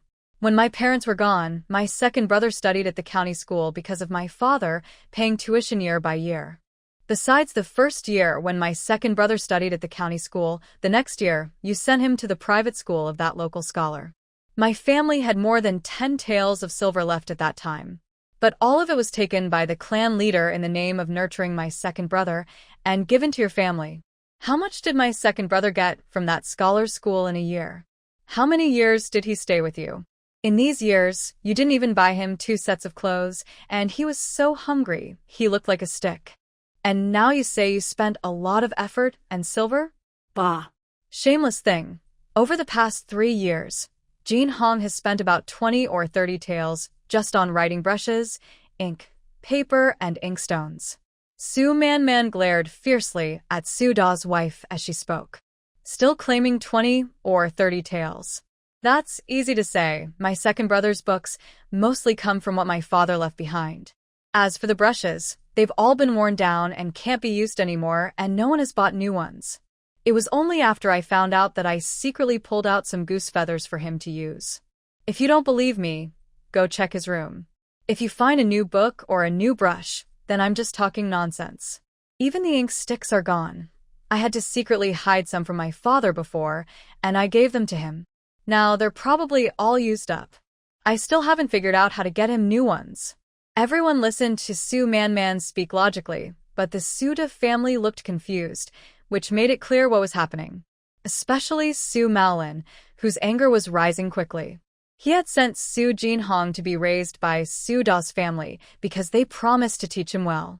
Now he hears that this is how they are raising him? Why did he have to pay so much silver for their work before? Why did he have to give more from the family land's share every year? After Su Manman finished speaking, there was a moment of silence.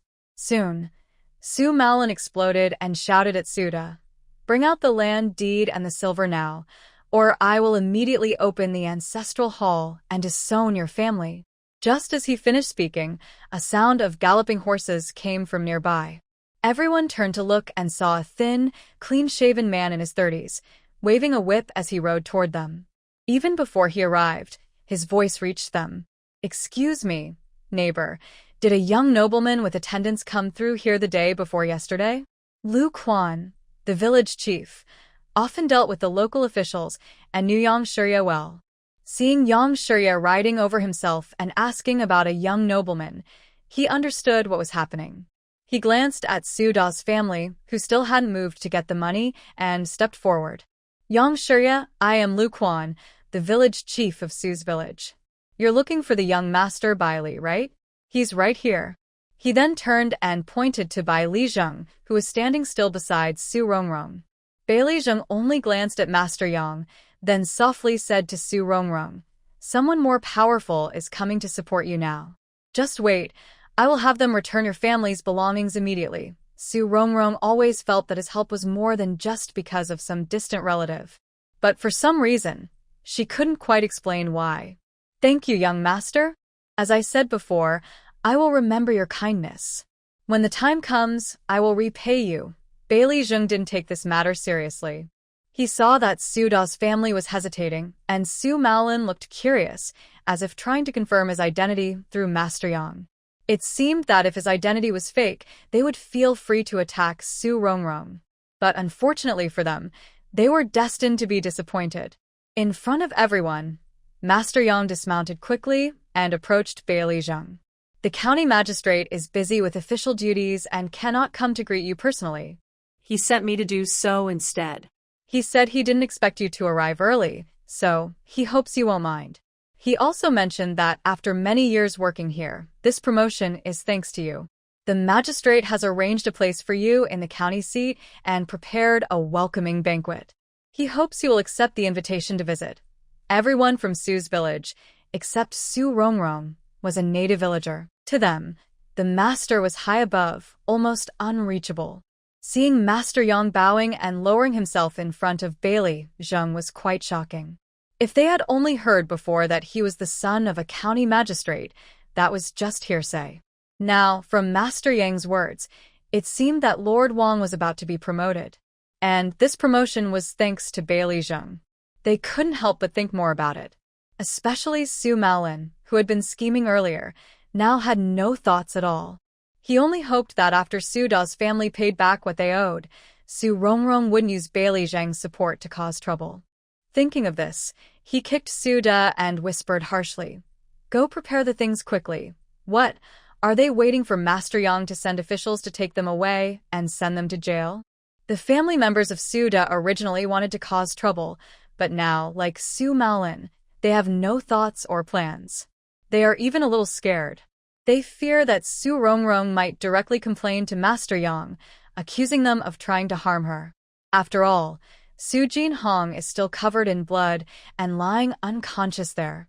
When Su Da went back to his room to get something, Bai Li Zheng, who knew how to help Su Rongrong, directly said to Master Yang, "Things can be settled easily. I also need to go to the county town later. Master Yang, let me introduce you. This is Miss Su Rongrong. Her father is Su Zidai, who is a scholar, but he died many years ago. Do you remember him, Master Yang?" The Su family, especially Su Maolin, looked pale and frightened when they heard this.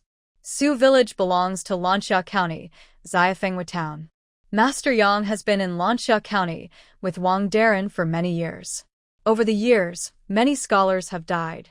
Among the scholars, those who were official students, he has some impression of. He hasn't interacted with them much, but he knows about such people, so he nodded. "Yes, I know Su Zidai. That's good." This scholar Su and his wife died, leaving several children. Now, the relatives look down on them because they are young and have taken their family property.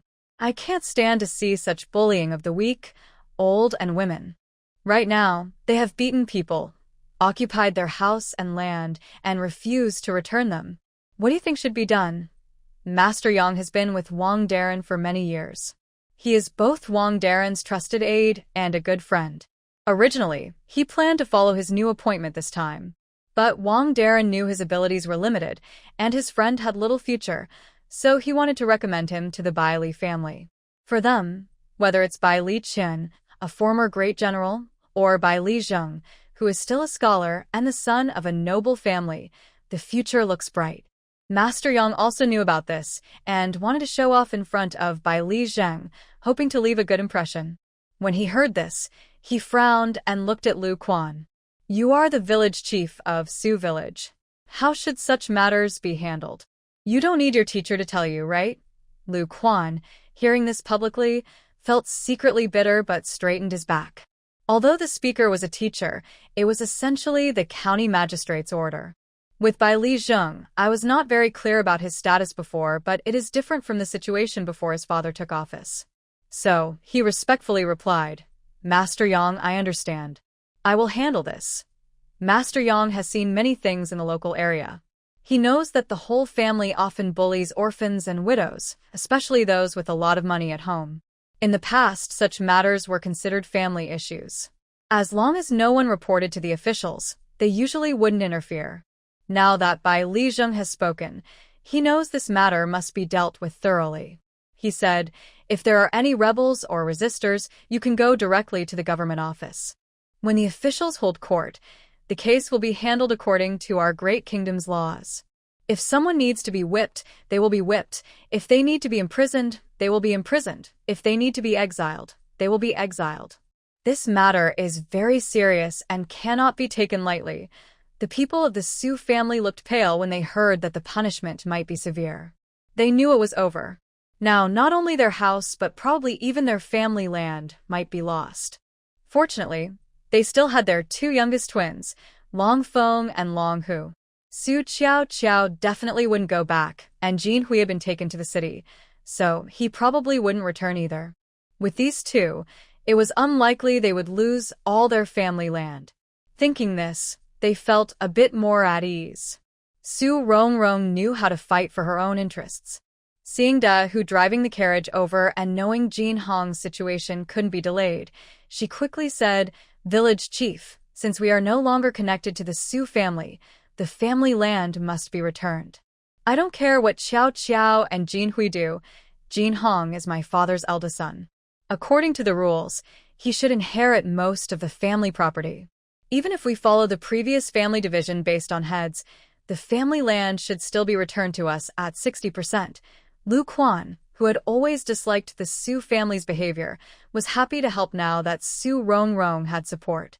Seeing Da Hu bringing the carriage, he quickly took the land deed and silver from Su Da, but hesitated to give the land deed and money. He counted the silver and checked the land deed to make sure the amounts matched.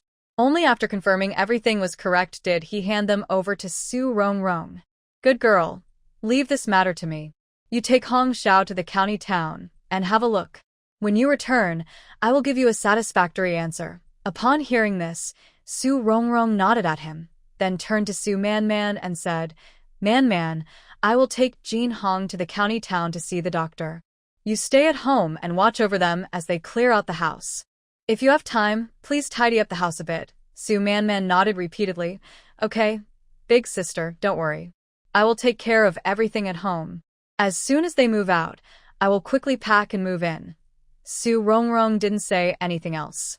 She took a small piece of silver from the money she had just received and handed it to her. Su Man quickly took it, put the silver into her pocket, and immediately turned to look at her family. "Annie Goe, you used to complain that I only ate at home and didn't work. Now that my big sister is about to register as a head of household, I can't keep bothering you anymore. So in a few days, when they return the house to me, I will leave.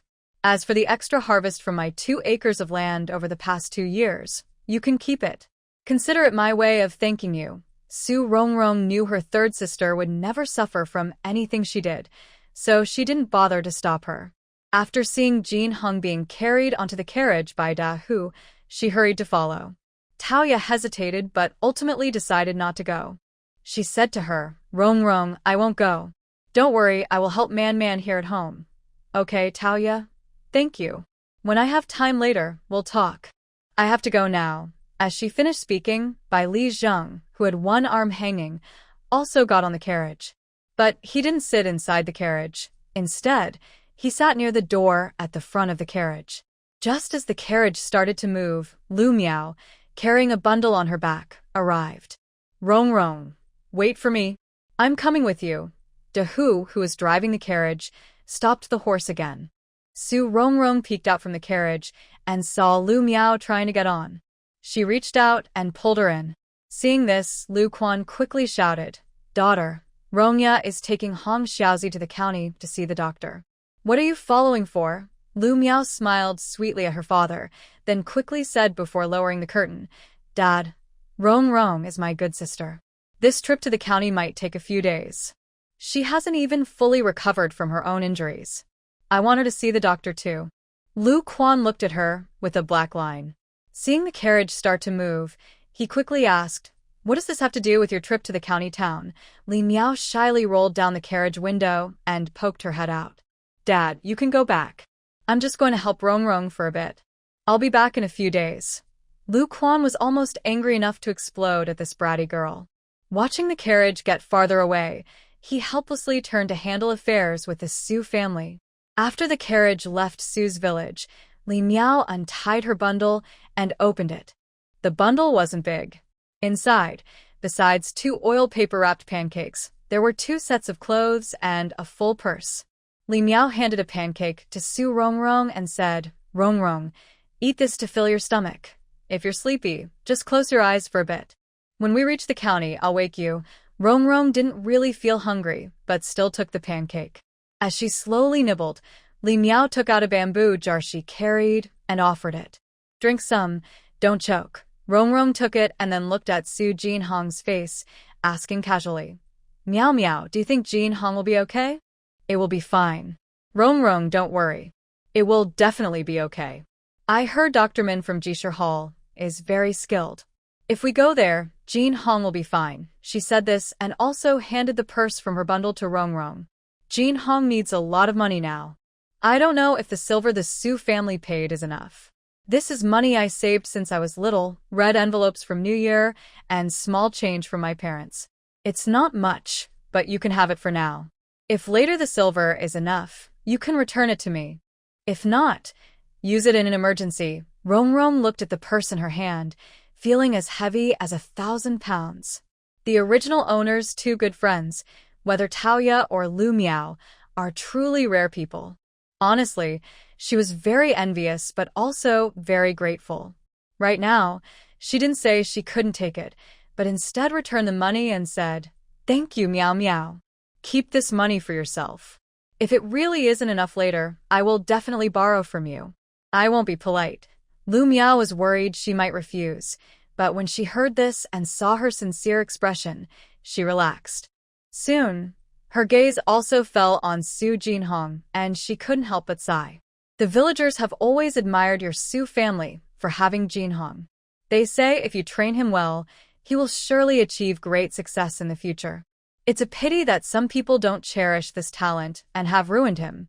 If they had nurtured Jinhong properly, and he passed the imperial exams as his guardian, the taxes and labor duties he would have to pay could be waived. If he became a successful scholar, his family could enjoy many benefits. This year, just for the labor duty exemption, one spot costs 5 taels of silver. A successful scholar can own many fields and even get official positions, which is very promising. Seeing her emotional, Su Rongrong's gaze grew firmer and she said, "As long as there is hope to cure him, I won't give up. Now I want to register as a female household. Jin Hong and Man Man will follow me. Right now, we are young, so labor duties don't concern us, but we will grow up someday. When that time comes, our household registration will need to change to male heads. I hope by then, Jin Hong will have achieved fame. That way, whether for us or for his future children, we won't have to worry about these issues." Lu Miao sighed again and said, "Yes, if we didn't have to go, who would want to? In our village, every time we go to do labor duty, someone dies. The rest who survive are like that saying, if you don't die, you still get skinned." A few days left before registration. I heard this time it's about digging river channels and building dams. Digging the river is okay, but building dams means people have to go to Shirshan to gather stones.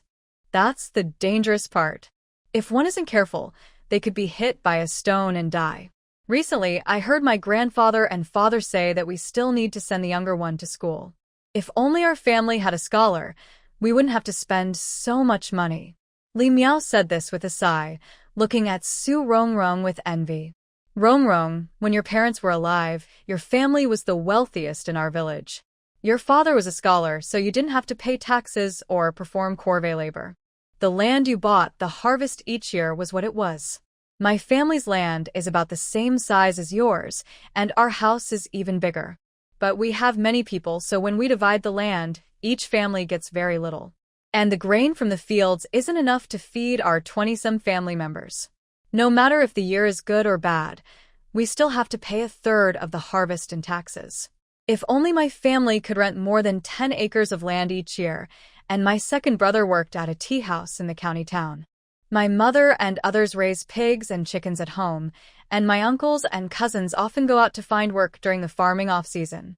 With just the land we have, our family definitely can't fill our stomachs."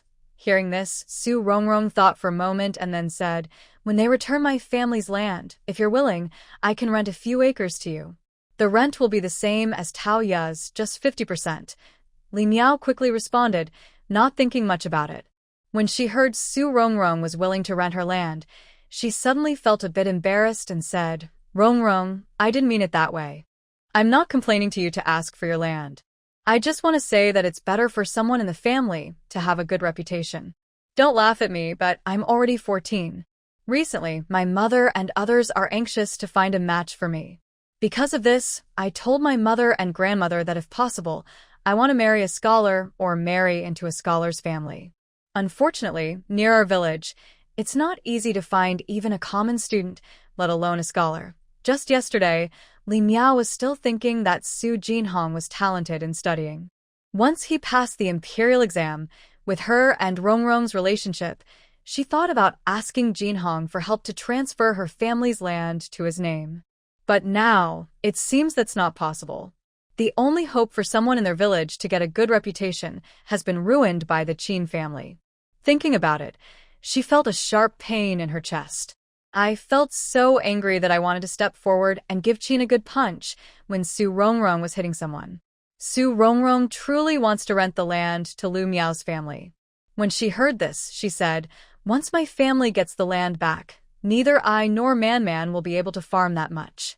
The 2 acres of land I took from the Su Dashan family are already decided to be rented to Taoya's family. If I register as a female head of household before Jinhong's 15th year, I only need to pay half of the original land tax. Your family rents land every year from others, so instead of renting to someone else, I might as well rent it to you. That way, I feel at ease, and your family also saves trouble." Lu Miao didn't expect that she was just accompanying Su Rongrong out, trying to help, and it ended up solving her own land rental issue for next year. She instinctively wanted to refuse, but her mouth moved, and in the end, she couldn't say no. Rongrong is now sure she has 6 acres of water fields and 5 acres of dry land. If she can get back the clan land from the Su family, all these lands together would total over 20 acres. Rongrong is not yet 14, and Man is only a little over 10.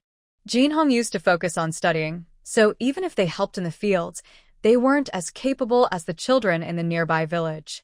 Relying on the 3 siblings to farm is indeed less practical than renting out the land. Otherwise, even if they hire help during spring plowing and autumn harvest who will weed and pest control during normal times. In the early morning of late September, it was a bit cold, and even the wind blowing directly at them carried a slight chill. But once the sun rose, the temperature instantly became very comfortable. Bailey Zheng's carriage was specially modified to be shockproof. Even if the carriage moved quickly, the people inside wouldn't feel much bumping. Plus, the horse pulling the carriage was a top-quality steed from the northern border, so it was much faster than usual horses. It took only a little over 2 hours to go from Su's village by ox cart to Lanxia City, less than 3 hours. Su Rongrong originally thought it would take at least an hour to get into the city. But because of Bailey Zheng, she not only saved time on the road but also didn't have to wait in line to enter the city. With Master Yang present, she felt like she was walking through a VIP lane. When the carriage entered the city, they didn't need to wait for the people to go to Jishir Hall. Under Master Yang's guidance, they arrived at a quiet, spacious alley. Soon, the carriage stopped in front of a house, where several people were standing outside. The woman at the front was about 40 years old. She wore a dark green thick dress and had a kind smile on her face. After seeing the carriage stop, she looked around at it, then turned to Mr. Yang, who had already gotten off the horse. Mr. Yang didn't immediately introduce anyone but stepped forward and whispered, "Madam, the young master has arrived. But since there are injured people inside the carriage, please send someone to Jishir Hall to invite a doctor." After speaking, he glanced at the person standing beside Lady Wang, who was leaving, then turned to Bai Li Zheng and said, "Young master, this is Lady Wang, the wife of Lord Wang. She learned early this morning that you would come, so she came here first to prepare. Please go in and see if you like it. If there's anything you dislike, just tell us." Lady Wang never expected that the heir of the Guardian State Duke's estate would look so pale and even have one arm hanging in front of his chest. She was a bit shocked, but her good manners kept her smiling kindly. "I am Wang Lin, the wife of Lord Wang, sending my regards to the young master. I hope you like the house I prepared." Her husband had been working diligently in his position for over 10 years, mostly getting average or slightly above average reviews. Now, just because this young master wanted to come here, her husband was promoted. He used to say that this was his limit in life, but she still held hope. And now, this was a clear example.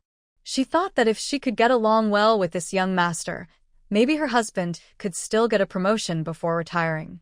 Unfortunately, she heard that this young master's backyard was clean, or she would have liked to send him some beautiful women, even if it was her own daughter, who was already engaged. As long as she could get into his backyard, she wouldn't mind being a concubine or even a servant girl. You have something to do, just go ahead and busy yourself. Madame Wang is a clever person. Hearing this, she understood what Bai Li Zheng meant. She didn't plan to stay, so she quickly said, "All right, I will leave the housekeeper here. Young master, if you need anything, just tell him. Her husband is about to take up his new position soon, and there are many things at home waiting for her to handle. The house she is in now was bought a few years ago to serve as a dowry for her young daughter. If the crown prince's son-in-law can get used to living here and likes it, she can also do him a favor. Now that she is older, she has no big ambitions. Otherwise, she would have kept a few beautiful maids to serve him. Anyway, she has 2 suitable daughters at home, and her family has a few more. As long as she keeps the people here, if any of them catch someone's eye later, it would be good news for her." Inside the carriage, Lu Miao listened to the conversation outside, then leaned close to Su Rongrong's ear and whispered, "Rongrong, the person talking outside sounds like the county magistrate's wife. She called Bai Li Gongzi the heir, so what kind of status does he have?" "He sounds quite impressive." Su Rongrong was only here because of Bai Li Zheng, so she couldn't open the curtain and step out at this moment. Hearing Lu Miao's words, she whispered back, "The heir refers to the successor of a prince or a noble. I don't know exactly what title Bai Li Gongzi's family has, but I can be sure it's not small." Lu Miao's eyes lit up upon hearing this, and her voice even carried a hint of excitement. "That's great. Rongrong, he must have a way to cure Jin Hong. If Jin Hong's injury can be healed and his face isn't disfigured, he can continue studying and taking exams." Thinking of this, Lu Miao couldn't hide her excitement. Jin Hong is very talented at studying. Before he turns 20, he will definitely pass the imperial exam. Then, the Su family will regret it to death. However, Su Rongrong wasn't as optimistic as Lu Miao. Bai Li Zheng's background is impressive, but he suddenly appeared in the Su village. He also claimed to be a relative, taking care of her family. All of this felt very strange to her. What is his true purpose? Or, what does she have that he is after?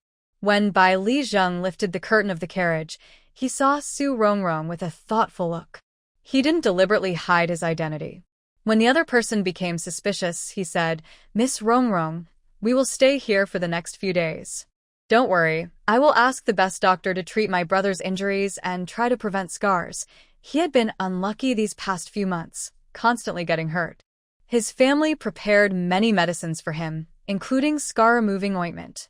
The best one was the wuxia ointment made by the Imperial Medical Office. Wuxia ointment means that after applying it, the skin becomes pure and flawless. He only brought 2 bottles this time, and more than half of 1 bottle was used. If needed, he could sell the unused bottle at a low price. Of course, if completing a system task could extend his life, he would consider giving it away for free. The doctor summoned by Magistrate Wang's steward, who was called Dr. Lu Miao, was the one Su Jin Hong's family called. He arrived quickly. Not long after Da, who carried Su Jin Hong into the house, he was there. Seeing the injured person, he didn't waste time. He immediately sat down and examined him carefully. The more he checked, the more his brows furrowed tightly. Seeing this, Lu Miao's face turned pale, and she tightly held Su Rongrong's hand. When Dr. Lu stood up, she asked first, "Doctor, can Jin Hong's face be cured? Will there be scars? Also, will his injuries affect his ability to read and write in the future?" Su Rongrong looked at her nervously, surprised. But she didn't think much and quickly looked at Dr. Lu. "His face is injured down to the bones. It can definitely be treated, but scars will remain. As for the other injuries, the most serious are his hands. His left palm's bones are shattered, and his right arm's bones are broken. I think he is a scholar, so even if he recovers, he won't be able to hold a pen for a long time. Besides that, he is very weak. He probably hasn't eaten for at least 2 days. Plus, after such a severe beating, there might be brain injuries. We need to wait until he wakes up to observe further." After speaking, he turned to take the medicines from the boy and began treating Su Jin Hong's facial wounds. Hearing about Su Jin Hong's condition, Su Rongrong's anger flared up again. It seemed she was too gentle. She should have broken both the hands and feet of that old woman from the Qin family, so she would have to spend the rest of her life lying in bed. Jin Hong is only 12 years old. He should have had a bright future, but now everything is ruined. Next to her, Lu Miao was crying and said, "Dr. Min, you are the best doctor in Lanxia County. Please, you must cure Jin Hong. He is a scholar and must not be lost like this. No matter how expensive the medicine is or how much silver we need to pay, we are willing. Just do your best to treat him. Even if we have to sell everything we own, we will save him." She looked at Su Rongrong with hopeful eyes, tears in her eyes. "Rongrong, do you agree?" she asked. "The fields are important, but nothing is more important than Jin Hong. As long as he gets better and can study for the imperial exams, there is hope. He is so proud that he would never accept becoming ugly and ordinary in his later years. That would make him feel like he was better off dead." Su Rongrong felt that Lu Miao was strange today, but she didn't have the energy to think about it now. When Dr. Min looked up at her, she firmly said, "Yes, as long as Jin Hong can be cured, we are willing to pay any price." Hearing this, Lu Miao quietly relaxed and looked at the person lying on the bed, still unconscious, with a worried heart. She blamed herself for being careless. She had spoken to him just the day before. How did she not notice that he had gone a whole day without eating? If she had been more careful, maybe he wouldn't be so weak, as the doctor said. No, she needed to go out later and buy a chicken to make soup, then prepare some dough to knead. When he wakes up, he will have chicken soup noodles to eat. Dr. Min, when he saw the person's clothes on the bed and the young girl who looked somewhat like him, knew they were ordinary people. So the treatment he mentioned was meant for common folk. Now, hearing Lu Miao's words, he remembered that he came here because the county magistrate's steward had invited him. Also, when he came earlier and met the noble young man outside the courtyard, it was clear he was not an ordinary person. Thinking this over, he said, "If there is no shortage of silver and you have connections, then perhaps there is a chance to cure him. The injury on his face can be treated simply with the palace secret ointment, which leaves no scars. I promise it will be fully healed within a month. His hand can also recover with the special bone-healing ointment from the army, but that ointment is rare and hard to find. As for his weak body, he's still young, so with proper rest, it won't be a big problem." When Su Rongrong heard these requests, she instinctively thought of Bailey Zheng. These things are difficult for a rural girl like her to get, even if she had money, especially since she has none. But Bailey Zheng is from a noble family, so getting these items is much easier for him. Maybe she could try asking him? Thinking this way, she took the money paid by Su Da and then took some of it out, handing the rest over. "Meow meow, keep this. It will cover the medical fees later. I'm going to find young Master Bailey." Dr. Min mentioned some things that he might be able to help with. Lu Miao Miao instinctively reached out to take it. She had wanted to go buy chickens and flour, but upon hearing this, she quickly said, "Rongrong, wait. You're also injured. Wait until the doctor has checked you before going out. Young Master Bailey is right here, so it's okay to talk about this later." Su Rongrong wasn't sure if it was because of her sudden crossing over, but logically, her original injuries should have been very serious, and she should be bedridden. However, since she arrived, her body had become much stronger in just a few days. She still felt weak, but compared to when she first arrived, she was much better. She wasn't the type to hide her illness or avoid doctors, so she decided to stay. After Dr. Min finished treating Su Jin Hong's facial injuries, she said, "Dr. Min, please treat Jin Hong's hand later. First, take a look at mine. A few days ago, I was pushed down a mountain and was badly hurt. I thought I might not make it. But lately, I feel like I'm healing faster than expected." Dr. Min was thorough and dedicated. Hearing this, he instinctively replied, "Wait a moment. I'll treat the injuries on your hand first before checking you." Su Rongrong spoke again, "Dr. Min, please check my injuries first. I want to go ask about the bone-healing ointment you mentioned. If everything goes well, I should be able to bring it back to you soon." Dr. Min's eyes lit up when he heard this. Without wasting words, he quickly approached Su Rongrong. He first examined her from head to toe, then asked, "Where do you feel uncomfortable?" Somewhere in my body feels sore, and I also feel a bit weak. Many parts of me were bruised and painful before, but now the bruises are spreading. I know it's a sign of recovery. I just want to check if I have internal injuries or internal bleeding. Hearing about internal injuries and bleeding, Dr. Min immediately checked her pulse. He tried switching hands from left to right and vice versa several times, but found no problems. Your body is a bit weak, but there's nothing serious. As I said before, just focus on good nutrition. Su Rongrong immediately understood that her issues were due to poor nutrition. She said, Dr. Min, wait here for a moment. I'll go out and come back soon. After speaking, she nodded to Lu Miao and quickly left. Bailey Zhang was easy to find. He was in the front yard.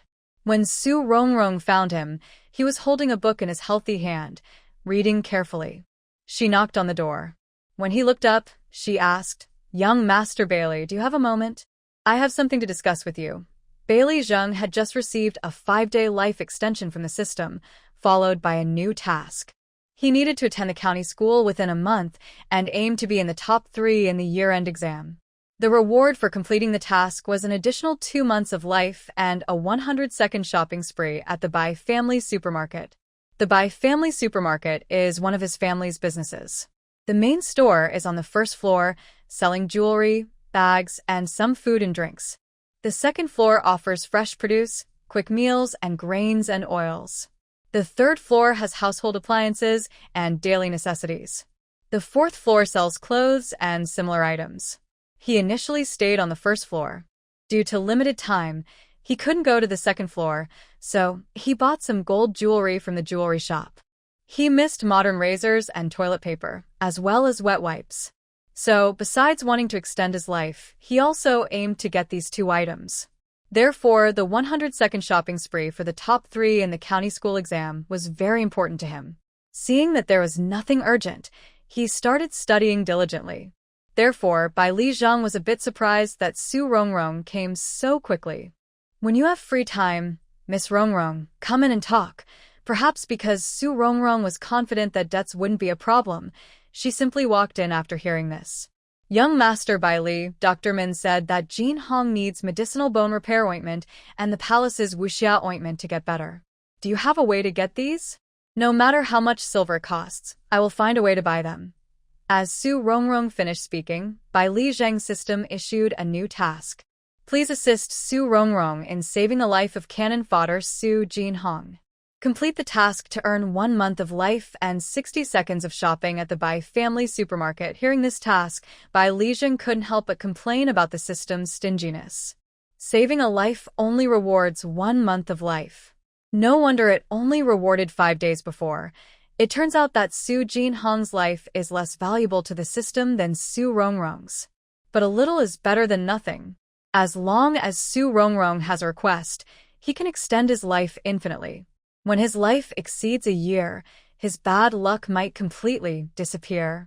Thinking this way, he said, I have what you need. It's not cheap. Are you sure you want to buy it? He is a modern person and knows that helping others has limits. He has helped Su Rongrong repeatedly so far. This time, involving precious items, the other party might think he's a fool who helps without asking for anything in return. He has to take some silver in return. Wuxia ointment is used by noble people in the palace, costing 50 taels per bottle, which is something even wealthy people in the capital can't easily buy.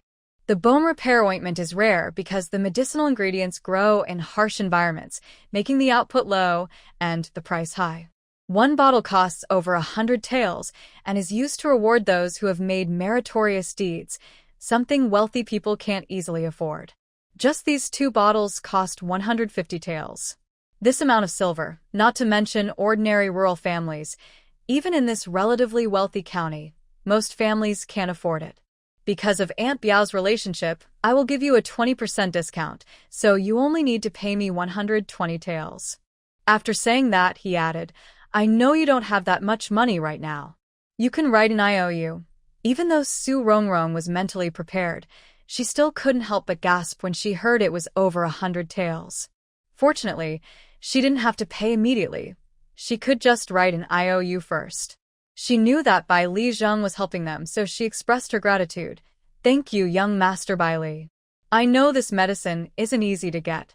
Since the original price is so high, I shouldn't have asked you to pay that extra 30 taels for me. But you also know our current situation. Can I pay you back in 5 years? If she couldn't earn that much by then, she would sell some things from her space. It's better not to sell anything now. Otherwise, she would find it hard to explain where the money came from. Bai Li Zheng didn't plan to take money from Su Rongrong. When she mentioned paying back over 5 years, he agreed casually. Yes, the silver is the 120 taels I mentioned. You can pay me back whenever it's convenient for you. After saying that, he asked her to wait a moment and then left. When he returned, he was holding a square silk box. Soon, he opened the box in front of Su Rongrong. Inside, there were 2 small porcelain bottles about the size of a palm, and next to them, there were 2 small white wooden sticks. One bottle was milky white, and the other was light blue. Bai Lijun pointed to the white bottle and said, "This is a scar ointment, used the same way as regular ointments. After washing your face and hands in the morning and evening, use this cotton stick to take a little and apply it evenly on the wound. It will be absorbed.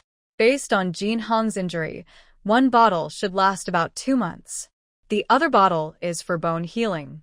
If it's just a simple fracture, you can apply it directly. As for Jin Hong's condition, I don't know exactly. You should take it to the doctor. If it's serious, it needs to be used with other medicines." After saying that, he closed the box and handed it to Su Rongrong. She was touched that he didn't ask her for an IOU, and she quickly responded, "Young Master Bai Li, I will make up the IOU when I have time. For now, I'll take this ointment. Rest assured, I won't forget to pay you back." When Bai Lijun heard this, he smiled and said to her as she reached the door, "I'm really not afraid of you defaulting." Su Rongrong paused but didn't say anything. She hurriedly left again. She understood what he meant. With his status, who would dare to owe money and not pay it back? At the door of Jin Hong's room, Lu Miao was getting anxious. She was worried that her presence inside might disturb Dr. Min, so she waited outside, pacing at the door and glancing frequently toward the courtyard entrance. When she saw Su Rongrong's figure from afar, she hurried over. Seeing the jewelry box in her hand, her eyes brightened and she asked, "Rongrong, is everything Jin Hong needs inside?" "Yes, just these 2 bottles worth 150 taels. One is for the noble people in the palace, and the other is a reward for those who have made military achievements. If we hadn't been lucky enough to meet young Master Bai Li, we wouldn't be able to buy these even if we had money. Moreover, we don't have money. I can only owe it for now. I've asked young Master Bai Li for 5 years' time. Within 5 years, I will save up 150 taels to pay him back." Lu Miao was originally very happy, but when she heard the amount of silver, she couldn't help but gasp. Her family had over 20 members, and after decades of hard work, they had only saved about 30 taels. Although during this time, a few brothers married and had children, which cost a lot, and later, with more family members, they spent money on building houses. But overall, they had many workers, and after deducting expenses, the remaining silver was less than 3 taels a year. Rongrong would need to repay 30 taels a year. Who could manage that? Jin Hong was still recovering, and he needed to study. That would cost even more: calligraphy supplies, paper, ink, brushes, and books. Thinking of this, Lu Miao felt herself about to collapse. She might have caused Rongrong a lot of trouble. Jin Hong could recover but 150 taels. How could they repay that? Did they have to sell all their land? Right now, the good year meant 1 mu of high-quality water rice was worth 5 taels, and fertile dry land was worth 3. Selling Jin Hong's land alone wouldn't be enough. They would have to sell other land. But then, what was the difference from being a spendthrift? Lu Miao felt torn inside, but when she went inside and saw Dr. Min looking excitedly at the 2 bottles of ointment, she thought that all of this was probably worth it.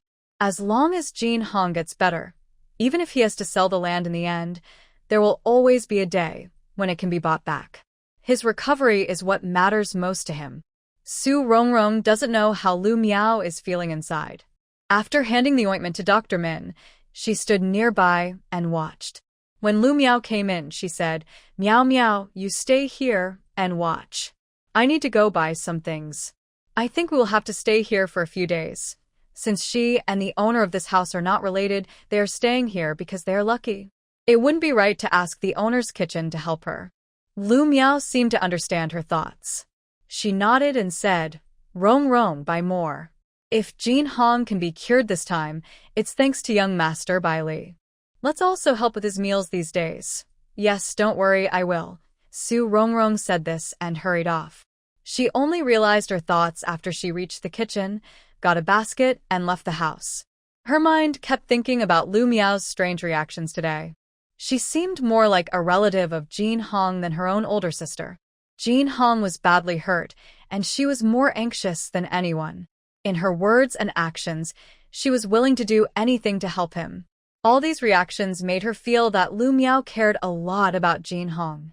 Could it be that Lu Miao and Jin Hong have some secret that she, as a sister, doesn't know? Thinking about Lu Miao's earlier words, she wanted to marry a scholar or someone from a scholar's family, made her wonder even more. Could it really be what she was thinking? Does Lu Miao actually have feelings for Jin Hong? No way. Lu Miao is 5 months older than her, and Jin Hong is 1 year and 5 months younger than her. They are almost 2 years apart. Lost in her thoughts, Su Rongrong didn't realize she had already reached the busy marketplace. Lanyan County is indeed one of the wealthiest counties under Muyang Prefecture. It was almost noon, but the streets were still crowded with people and vendors shouting. She gathered her courage, asked about a grain and oil shop, and bought some rice and vegetable oil. Maybe because of a good harvest, high-quality rice and white flour cost only 1.35 won per dough. At first, Su Rongrong didn't understand how much a dough weighed. After finding out, she learned that a dough of rice was about 4 jin in modern weight. Therefore, she bought 10 measures of fine rice and 5 measures of white flour. As for vegetable oil, which is soybean oil, it is expensive. 1 jin costs 100 coins. Since the weather was getting colder, she was worried that Bai Li Zheng might not be used to meals cooked with greasy oil, so she endured the pain and bought half a jin. Later, she left her address for the shop to deliver it, then went to the vegetable market street. The so-called vegetable market street in Lanxia County is similar to modern-day farmers' markets. It is very clearly divided into sections: vegetables, meat, chickens and ducks, dogs, cattle, and so on. Each area is well marked. The vegetable and meat sections are at the front.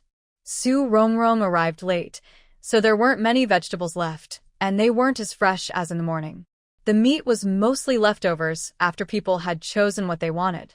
Fortunately, people liked eating fatty meat, so most of what remained was lean meat and meat with bones.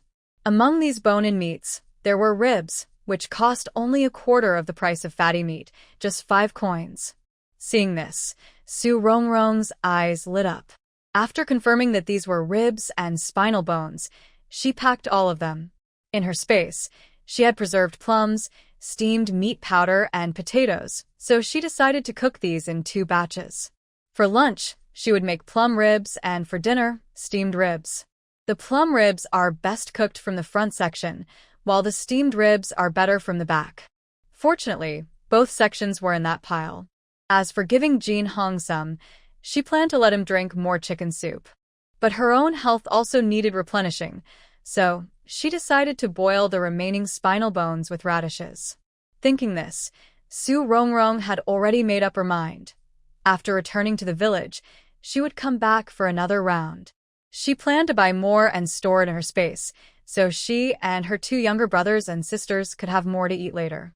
In the Su family village, during lunch, Su Man was at Taoya's house. After eating, she asked Chen Dazhuang Bo, "I plan to take back my land. Do you want to rent it?" Chen Dazhuang and his family were all stunned. Hearing this, they looked at each other, then replied, "Let's wait until your eldest sister comes back to decide." Su Man shook her head, her eyes firm. "Don't ask my eldest sister. This land is mine, and I can decide. I will rent it to whoever I want. Once the clan returns my land, then my eldest sister can make the decision. Uncle Dazhuang, if you want to rent, I will rent it to you. As for the land rent, what is the usual rate in our village? I can offer you a 10% discount." Peony Girl didn't expect that a 10-year-old girl like her would be so confident. She immediately said, "My eldest sister's land will also be rented to my family next year, and the rent will be 50%. Su Man now admired her sister more, especially after seeing her beat the people from Su Da's family so badly. When she heard Peony Girl say her sister also rented land to her family, she quickly agreed. "All right, I will rent it to you at 50%. Anyway, I am small and don't eat much. Just the land alone is enough to fill me up every year. When I get married in the future, I will have 2 acres of land as dowry and my in-laws won't look down on me." Peony Girl reached out and tapped her forehead. "You're only 10 years old and talking about getting married. And you say the land is enough for your food and drink. Does that mean you don't care about anything else? What about where you'll live or clothes? You won't need to spend on those? Or will your big sister take care of you then?" Su Man tried to straighten her back and said, "Peony sister, I am grown up now. You can't poke my forehead. It will make me look ugly. I will take care of myself and not worry about others. What's wrong with that? I live in my own house and don't have to spend money. As for clothes, that's easy. My big sister will make new clothes, and I can just reuse her old ones. Besides, I can earn money myself. I can find things on the mountain to sell. It's not much, but if I save up, I can buy myself a new outfit by the end of the year. If that's not enough, I can sell some of the rice and flour I haven't finished eating. I can make it work." Peony Girl found her ideas more and more unreasonable and finally pulled her back to her room. After the door was closed, she sat on the edge of the bed and said seriously, Man, your ideas are not right. Since you want to go home, then your big sister is the head of the family. From now on, she is the one in charge. She is the head of the family, whether it's your land or Jean Hong's. Everything must follow her arrangements. You can't just think about yourself and ignore everything else. If that's the case, then why are you going back? You can just live alone. Wouldn't that be better?" Su Man was a bit confused by Peony Girl's words and said, "Peony sister, you're so strange. I go home without bothering anyone or denying anything. My older sister is not the head of the family. As for everything at home, following her plans is fine. But my own matters, I will handle myself. Since I don't need her to worry about me, she doesn't need to arrange anything for me either. That means I don't have to manage anything, right? I am just helping her out, so she doesn't need to worry about me. Is that wrong? Regarding meals, I send her grain every month." Peony couldn't help but get a worried look and quickly interrupted her. Man, if you do it that way, it won't be fun anymore. According to what you said, you'll cook your own meals, wash your own clothes. If you get sick someday, you'll have to call a doctor yourself. If you can't get a doctor, you'll just have to endure it yourself. There's no need to bother your older sister." Man looked a bit confused. "I'm just taking good care of myself, so my older sister doesn't need to worry. Why would that be no fun? Peony, you're really strange.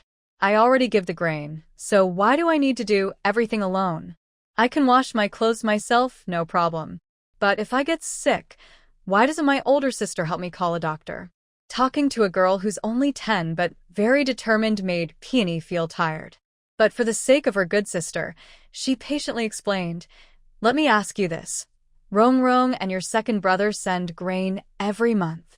Do you cook for them?" To Su Man, as long as she sends grain home each month, she doesn't need to worry about anything else. Hearing this, she hesitated a bit but nodded. "Yes. But I'm not very good at cooking. If my older sister and second brother don't mind, I can try." Peony was relieved to hear she was willing to help and continued, "But eating isn't just about rice, right? There should be meat and vegetables too. Where do those come from? And where does the meat come from?" Su Man fell silent. Her idea was that after going home, she would keep all the harvest from the field herself and wouldn't share it. If she wanted to eat meat, she couldn't just get it for free. Meat isn't eaten every day. Buying some now and then with a few coins is fine, but vegetables need to be grown by herself. If she doesn't grow vegetables, she can't keep asking others for food. Since she's going to grow vegetables, someone will need to take care of the garden. And since she's cooking, she'll need firewood, which means someone has to chop wood. If her second brother could get better and continue studying, the family would still need to support him. With just his own land, the harvest was far from enough.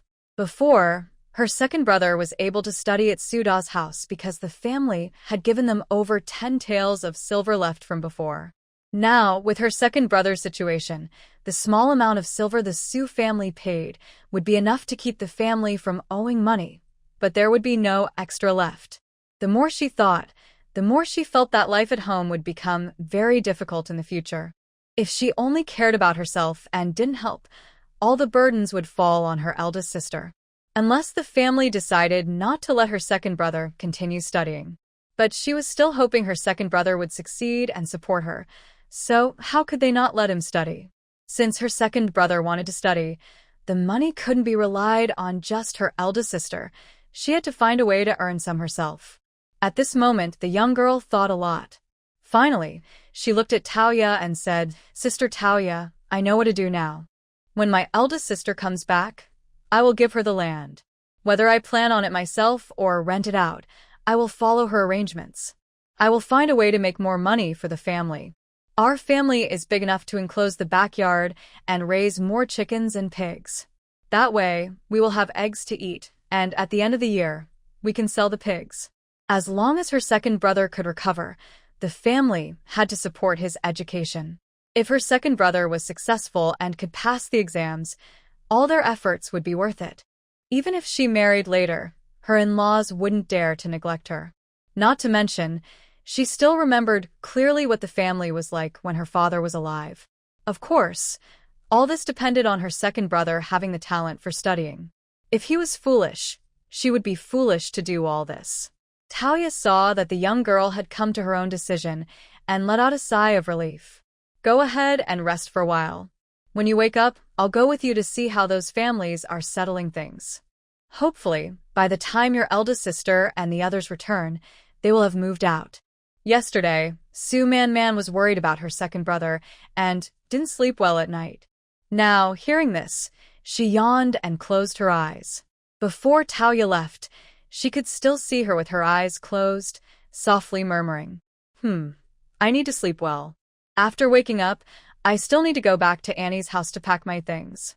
My land deed must be returned to me." In Lanxia City, after Su Rongrong finished shopping, Dr. Min had already left. Su Jinhong had not woken up yet, and Lu Miao was not staying there continuously. She waited for Su Rongrong to return, then went to greet her. "Rongrong, I told manager Wang that we will cook our own meals these days. And for Bai Li Gongzi's food, we don't need them to worry. We will prepare it ourselves. Okay, let's start cooking now.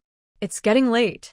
I'm afraid if we delay any longer, Bai Li Gongzi will go hungry. Since he was her benefactor and she decided to cook for him, it was unreasonable to let him go hungry during mealtime."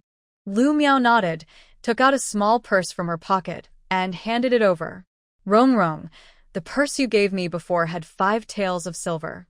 Dr. Min spent 5 qian on medical expenses, and the rest is in here. You can count it. Out of those 5 qian, 50 won was for the consultation fee, and the remaining 450 won was for medicine. Dr. Min said Jin Hong would wake up in the evening, and he would come again then. By the way, he said Jin Hong shouldn't be moved now. He has to wait 3 days."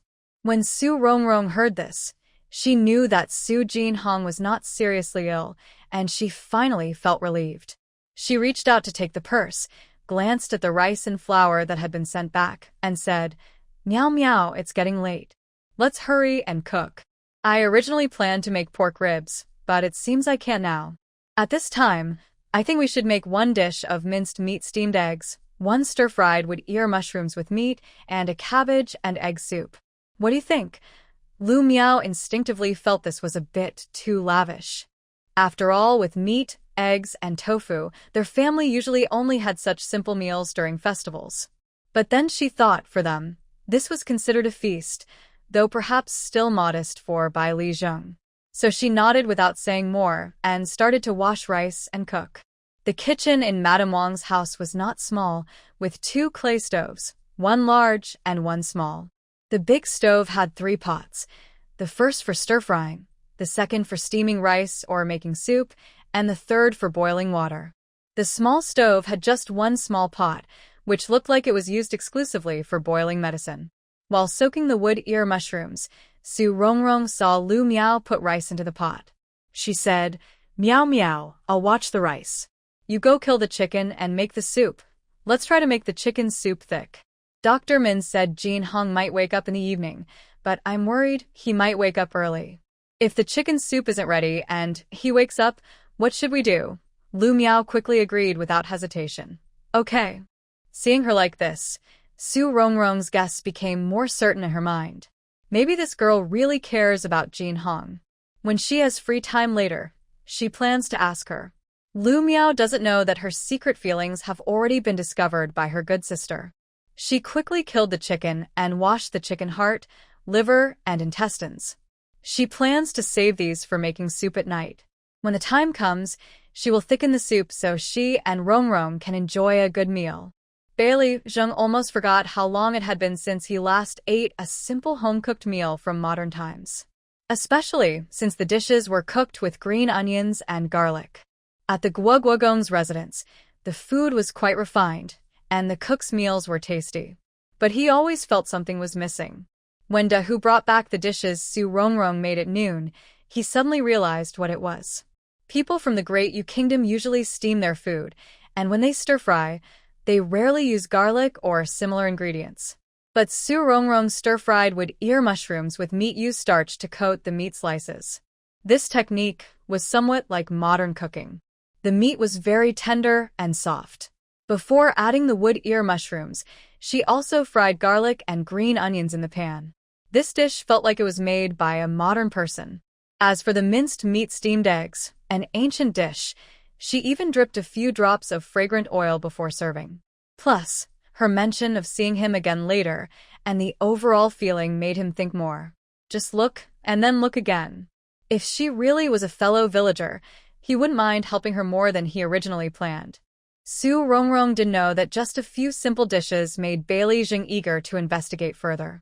After dinner, she started thinking about how to use these 3 days to earn some silver.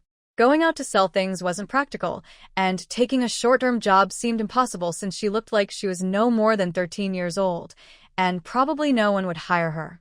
It seems I can only do some craft work now.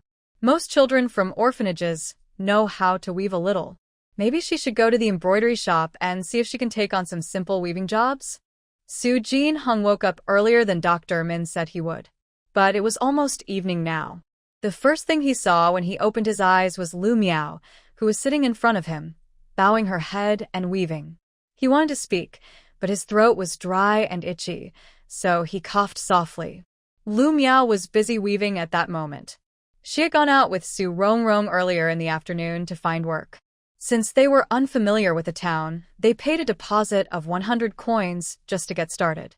Fortunately, they had a large amount of work, some simple and some complicated.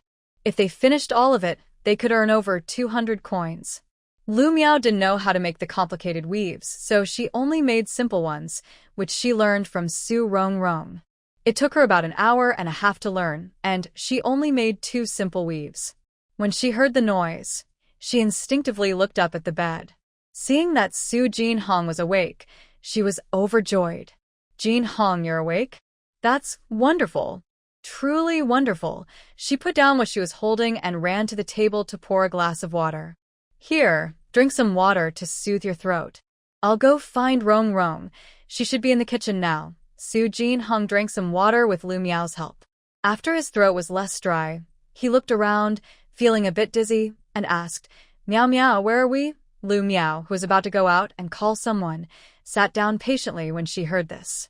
Jin Hong, do you remember what I told you about Lord Bai Li? I thought he was the son of the county magistrate, which was already impressive. But now I realize he's actually a young master from a noble family. After you were knocked out by the Qin family, Man went to find my father early in the morning. When I heard about it, I hurried to find Rongrong. Now, without a doubt, you've left their family. From now on, you'll be with Rongrong. Oh, and Lord Bai Li helped you get back your original house, so you, Rongrong, and Man can all live there again. Also, this is the house prepared for Lord Bai Li by Madame Wang, the wife of the county magistrate, where he can rest. We now live in his light. The doctor said, you can't move yet. You have to wait 3 days before you can go home. Su Jin-hong listened patiently and then looked at his tied-up hands. After a while, he barely held back his pain and said in a hoarse voice, "Sister Meow Meow, I am a person with no future. Please don't treat me like you used to. I don't deserve it." Lu Miao quickly reached out to cover his mouth and said angrily, "What are you talking about? What do you mean you have no future? Do you even know what Rong Rong did for you? When she found out you were being bullied by the Qin family, she ignored her own injuries and went crazy, rushing to Su Da's house. To save you, she even fought with their family members without caring about herself.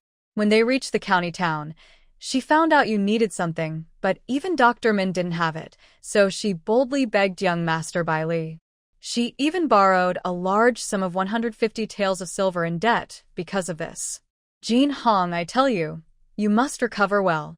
Once you're healed, study hard, aim to pass the exams early, and repay Rong Rong. I don't care what position you achieve in the future. Remember, your life was saved by Rong Rong. Your face can be scarred, and your hands can still write because of her. You must not be like those who only study blindly. After you recover in your free time, help Rong Rong with things you can do. Rong Rong is only a year older than you but hasn't even come of age, yet she has to shoulder the responsibility of a family for you and Man. Not everyone can do that. Do you understand?" Su Jin-hong knew his face was ruined, so he said he had no future. Hearing Lu Miao's words, he was so shocked that he couldn't speak for a long time. Lu Miao looked at him and then stood up, saying, "You are 12 and I am 14.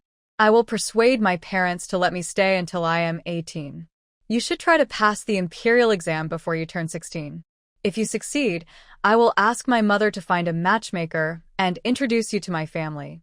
After saying this, she left. In this world, it is usually the man who goes to the woman's family to propose marriage. It's rare for the woman to do so, as it might seem too eager. But Lu Miao had no choice. She has loved scholars since she was young. Even though Su Jin-hong is 2 years younger than her, she still admires him. When I was young, I was the younger sister. As I grew older and understood marriage, I started to want to marry him. So what if I am 2 years younger? Men in their 40s or 50s can marry teenage girls, so what's wrong with me marrying someone 2 years younger? Lu Miao is very open-minded.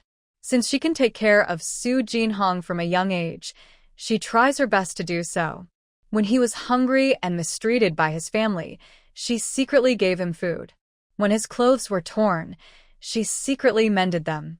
If it weren't inconvenient to wash his clothes, she would have loved to wash all his clothes for him.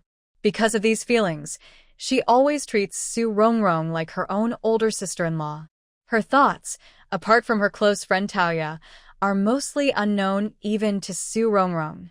But she also knows that her emotions have been a bit obvious these days, and Rongrong might have guessed something. But now, she doesn't care anymore. After all, we are all family in the end. She has already planned to save more money when she goes back, so she can pay back young Master Bai Li's debt for Rongrong as soon as possible. It's just that her family is poor, and she doesn't have the ability. Otherwise, Rongrong wouldn't have to pay that money. All those things were used for Jin Hong, and she, in the future, will be Jin Hong's wife. Su Rongrong doesn't know Lu Miao's thoughts. She just arrived in the kitchen now, preparing to cook. For tonight's dinner, she plans to make minced meat with tofu, plum pork ribs, and pumpkin red bean soup. The red beans had already been soaked in the afternoon, so they are just right now. Unexpectedly, just as she finished cutting the tofu and was about to fry the tofu balls, Lu Miao came in. Rongrong, Jin Hong has woken up. I'll cook dinner tonight. You and Jin Hong finish your talk, then go weave the net. My cooking skills are really not good. I only managed to make 2 nets this afternoon. Why don't I cook all the meals these days? You can spend more time on weaving the nets. Otherwise, with my speed, I'm afraid that in 3 days, we'll have to go back, and I still won't have finished half of the nets. When Su Rongrong heard that she only made 2 nets in the afternoon, she didn't bother to be polite and agreed happily. Okay, the rice, flour, meat, and vegetables are all here. You can start cooking. Good, I'll first make a bowl of chicken soup noodles for Jin Hong. You can take it over. Originally about to leave, Su Rongrong paused when she heard this. Seeing that no one else was in the kitchen, she hesitated and asked, Meow Meow, Nyang and Jin Hong, are they what I think they are? Lu Meow Meow was cutting noodles. The dough had been kneaded earlier in the afternoon. Hearing this, she turned around and smiled at Su Rongrong. Of course, her face also showed some nervousness. After all, Su Jin Hong was still quite young, so when facing Su Rongrong, she felt a bit guilty. But she was not the type to refuse to admit the truth. So, after organizing her thoughts, she openly admitted, yes, I like Jin Hong. He likes me too. I told him I would wait until I turn 18. If he can pass the exam and become a scholar by 16, I will ask my parents to go to your house to ask for his hand. Rongrong, I am serious, so please don't think badly of me. No matter what happens with Jin Hong in the future, it won't affect our sisterly bond. Su Rongrong was not the original owner. She was an outsider and couldn't really judge this kind of young love. But in her opinion, these two were still very young. In modern times, that would definitely be considered early dating. However, in ancient times, people's lifespans were shorter. By their 30s, many were already grandparents. Dying in their 40s or 50s was common, and it was called passing away peacefully. Living into their 60s or 70s was considered a long life. So, she didn't continue this topic. Instead, she nodded at Lu Meow Meow's hopeful expression. Honestly, Lu Meow Meow was a bit nervous. She was afraid Su Rongrong wouldn't agree. After all, Jin Hong was young and considered promising by many. With his abilities, given time, he would surely pass the imperial exams and become a scholar or even a high-ranking official. By then, he would be quite young, and there would be many suitable brides.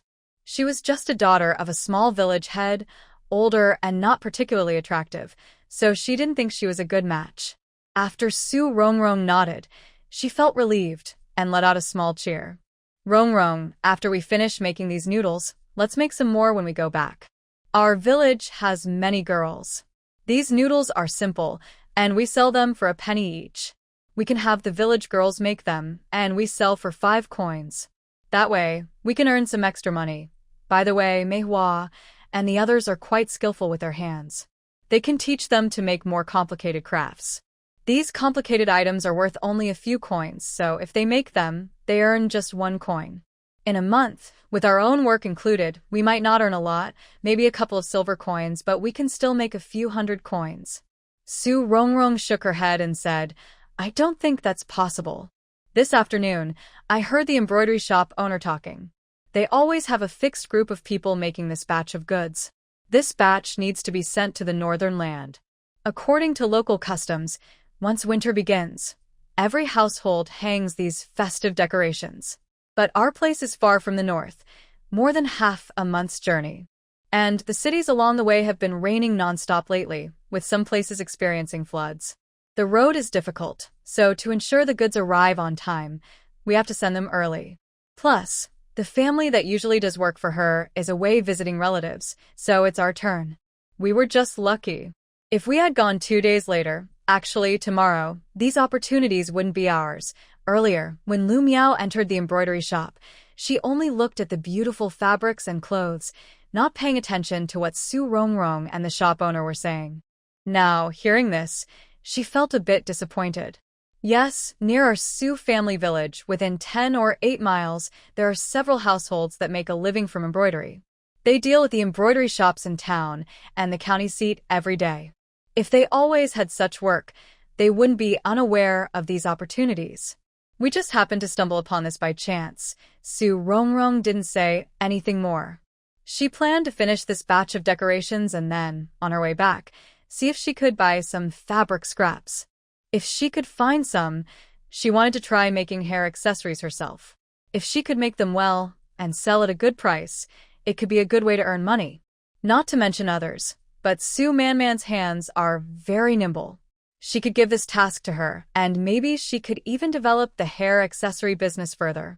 While Su Rongrong was thinking about these things, Lu Miao's noodles were almost ready.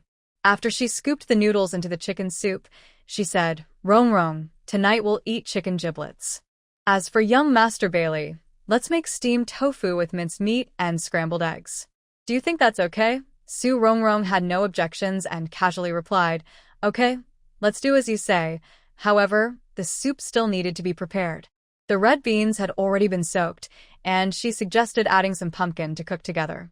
All right, I'll do that. You should go now, or the noodles will get clumpy later. Su Rongrong took the chicken soup noodles from her and turned to leave.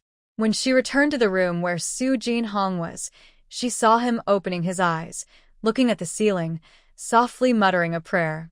Hearing the noise, he turned his head to look over. Su Rongrong first placed the bowl on the table, then went over to help him sit up before picking up the bowl again. Because Su Jinhong's hands were injured, Su Rongrong fed him the food. Su Jinhong was mature for his age. If it weren't for Su Rongrong, a person from the future, he might not have been so grown up. Among the 5 siblings in the Su family, he was the earliest to mature. When their parents passed away, he was less than 10 years old. Since he wasn't the oldest, the family forced him apart from the others. Over the years, besides studying hard, he spent any free time staying in touch with his sisters to build their bond. Apart from his younger brother Jin Hui, who was taken to the city early, he had good relationships with his eldest sister Su Rongrong, third sister Su Man, and fourth sister Su Qiao. However, his eldest sister was weak and gentle, like a soft bun, easily controlled by the family. The third sister was clever but a bit stubborn, always thinking only of herself. The fourth sister was even more difficult, raised to believe she could marry into wealth someday. He wanted to support his sisters and younger brother and make a better life, so he studied hard, even though the family often bullied him. He knew that Qinshi didn't want him to study at all. He had torn pages from his books and done his homework many times, only to have them ripped apart. Once, feeling angry, he went to complain to the clan leader. But Qinshi falsely accused him, saying he looked down on the family's handwritten books and insisted they buy expensive printed ones. She also claimed he deliberately tore the books to force them to spend more money. That was when he realized how ridiculous the clan leader's support was. The matter was left unresolved, and he was beaten by Qinshi. Later, Qinshi threatened him, saying if he dared to complain again, she would burn the books left by his father. He also said that when the time comes, he would be driven out of the house, accused of being unfilial, and prevented from taking the imperial exams. So, in order to have a chance to study, he endured being hit and scolded. Originally, he planned to take the child prodigy exam next year. If he passed, he would gain influence in the clan.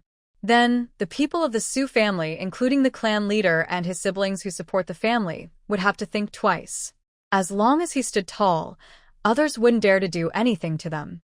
But before he could take the exam, his eldest sister had an accident. When he learned from Lu Miao about his sister's demands for the Su family, he started to think. He is the eldest son of his father, and if his sister wants their father's branch of the family to split off, he must also split with them. He would never let others take what belongs to his family. But who would have thought it would turn out so tragic? Su Rongrong didn't realize that just while feeding him noodles, Su Jinhong was thinking about many things. After finishing a bowl of noodles and chicken soup, she asked seriously, "Are you serious about Miao Miao?" Su Jinhong, who was still thinking about future plans, suddenly felt his face warm when he heard this. But since his sister knew, he had nothing to hide. "Yeah, Miao Miao is very good. I think my future wife should be like her. If it's allowed, I want to marry her."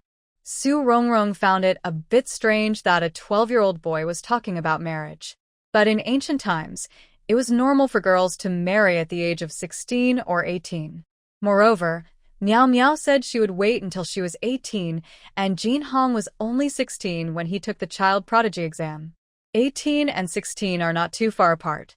If he passed the exam early, they could get engaged first and marry later. Even if they married earlier, it was okay, as long as some things could be delayed. Having children later was better for health. Thinking quickly, Su Rongrong said, "Miao Miao is older than you. Usually, girls in our village don't stay unmarried too long.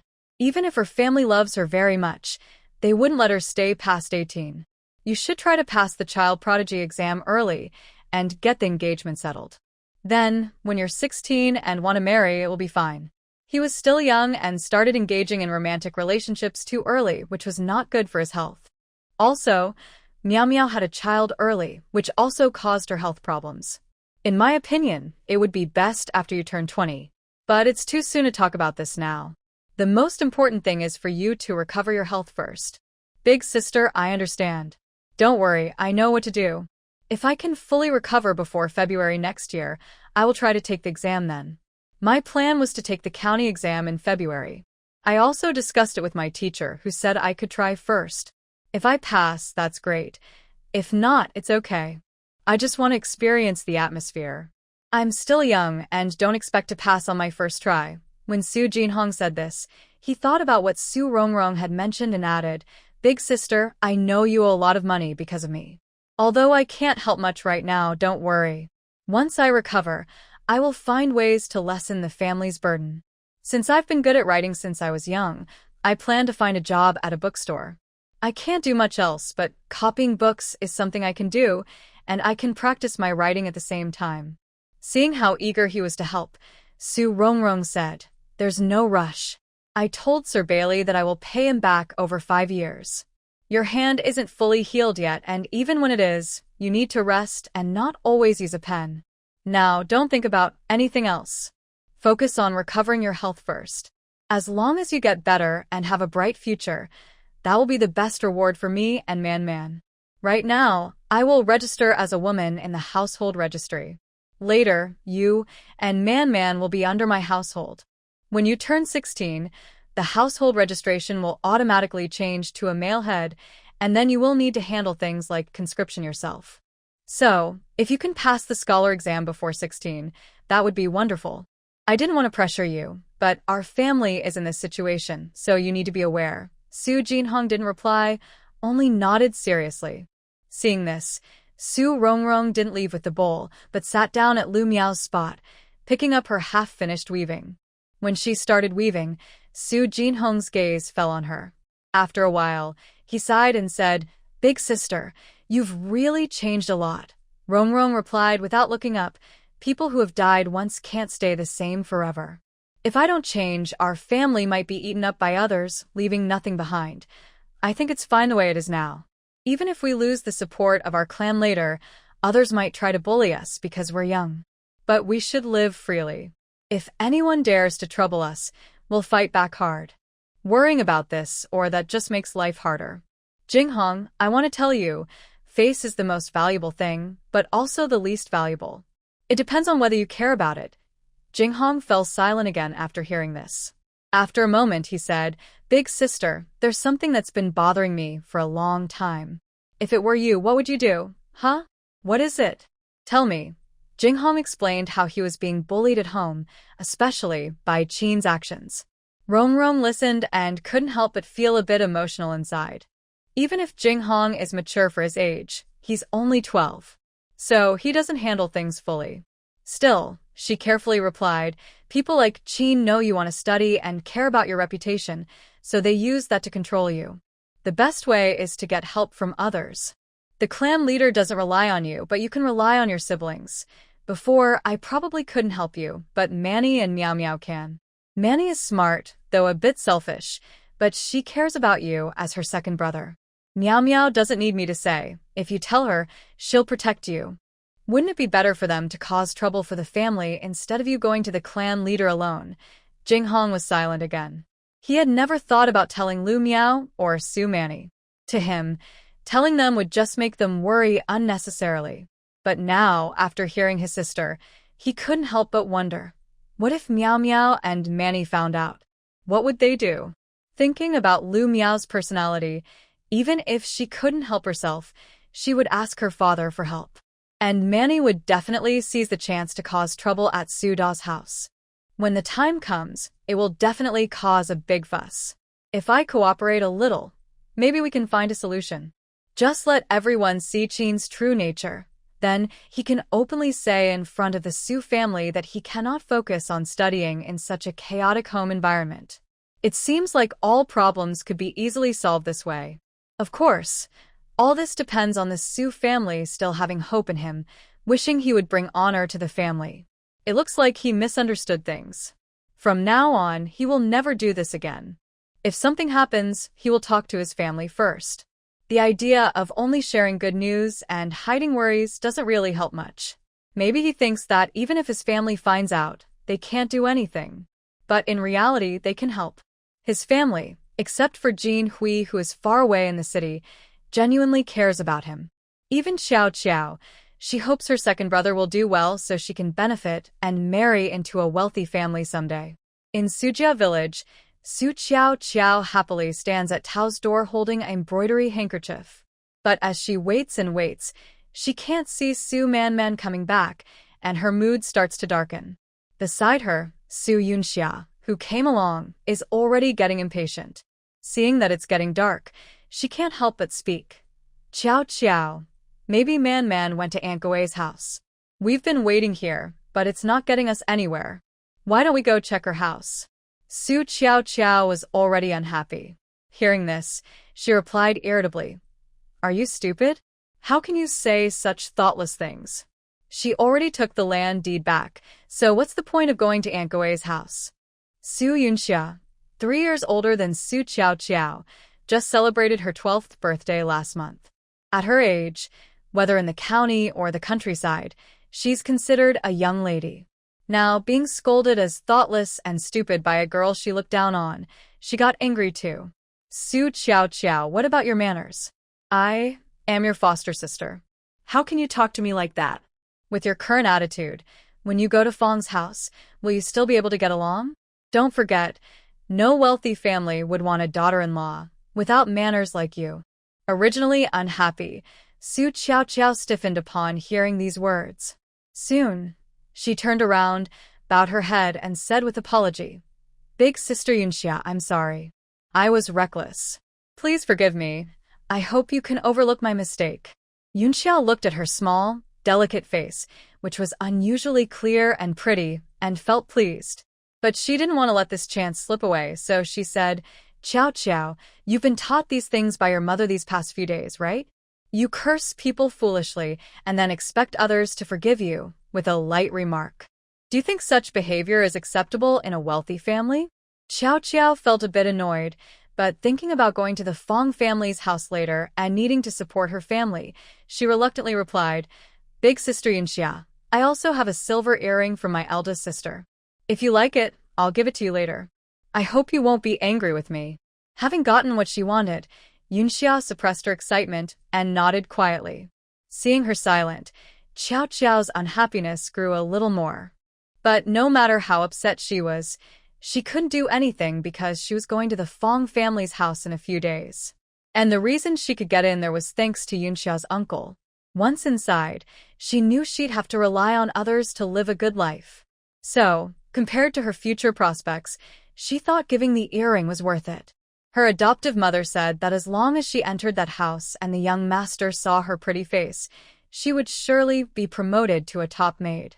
When she grew older, she could become a concubine's maid. Later, she hoped to be more successful, have a son or daughter early, and become the head wife. With children and her beauty, she believed she could become the main wife. Even if she couldn't, she could be a favored concubine.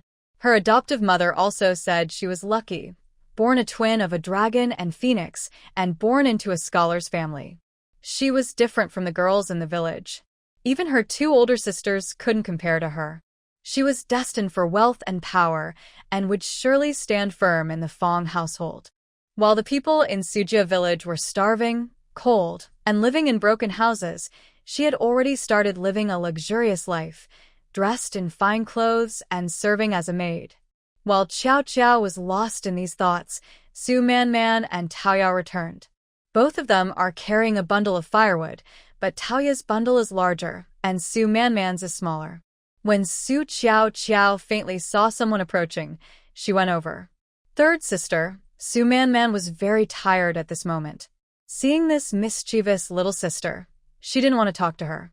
Seeing that Su Man was ignoring her, Su Qiao Qiao couldn't help but open her arms and block her.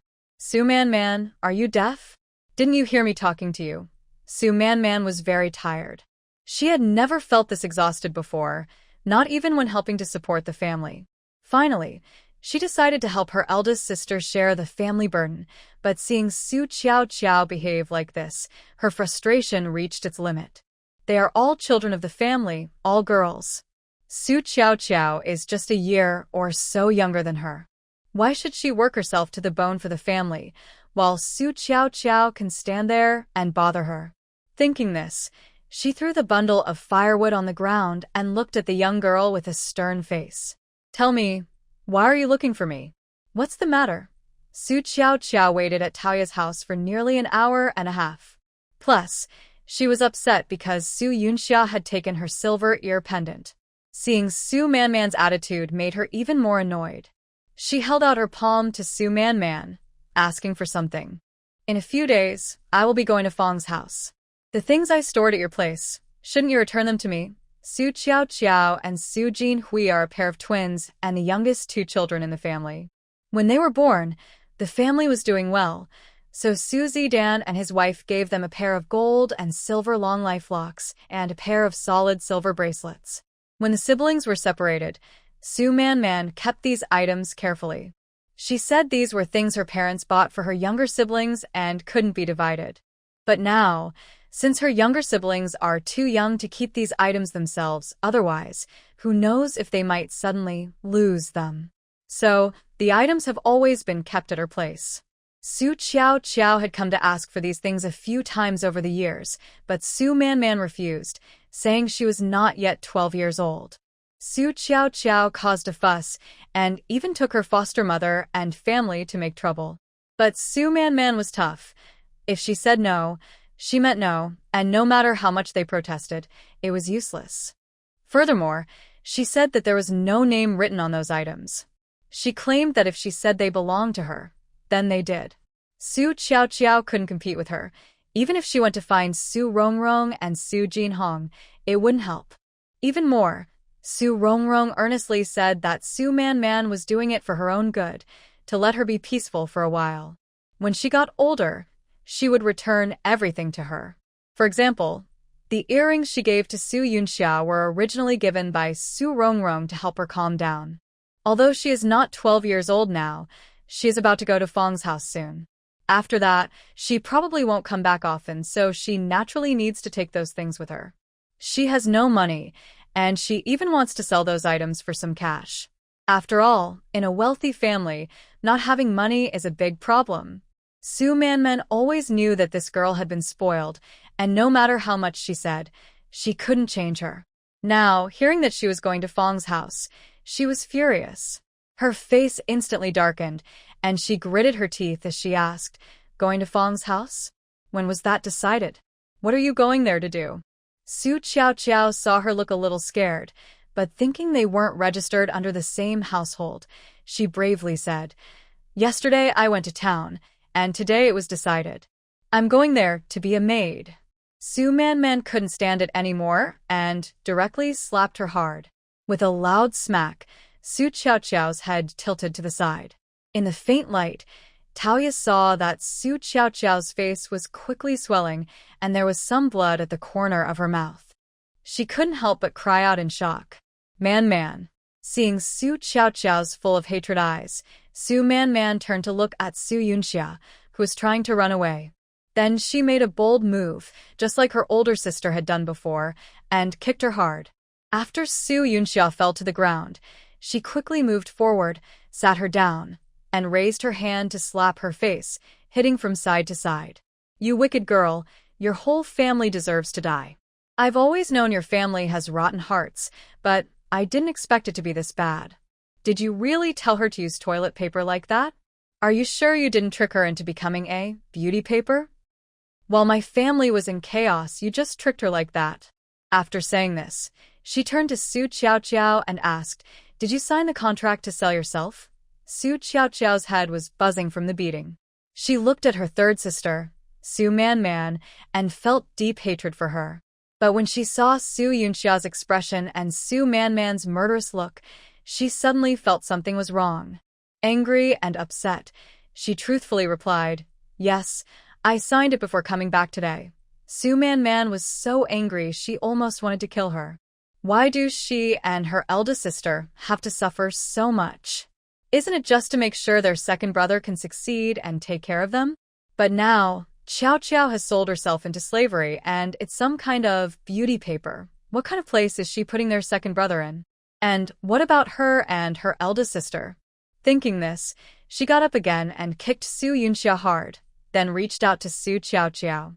Bring the money from selling yourself, and tomorrow morning, come with me to find our eldest sister. She didn't know how to solve this problem, so she could only go to her eldest sister. Her eldest sister knew a young man named Bailey, who was the son of a county magistrate. If he could help, the Fong family might be easier to deal with. After all, the Fong family was just a merchant family and wouldn't dare oppose the officials. But this way, Bailey would owe the Fong family a favor. Would he be willing to owe a favor for them? She wasn't sure. At this moment, Su Qiao's head was less dizzy. When she heard Su Man ask for money, she quickly shook her head. No, that's my money from selling myself. I can't give it to you. Su Man didn't care about anything else and immediately turned to Taoya and said, Taoya, please go to the village chief's house and borrow a cart for me. I need to go to the county town to find our eldest sister tomorrow morning. Taoya didn't know what beauty paper was. Seeing Su Man making such a fuss, she couldn't help but ask, Man, what is beauty paper? Isn't it what Xiao said, that when someone goes to the toilet, they give her paper? Su Man clenched her fists, fighting the urge to hit, and looked at Su Qiao with a mocking expression. She said clearly, beauty paper in simple terms is when wealthy families find the toilet paper too rough, so they have maids use their tongues instead to clean. Su Man paused, then said sharply, Su Qiao, do you understand? You're not just going to hand paper when the master needs to go, but to help lick waste.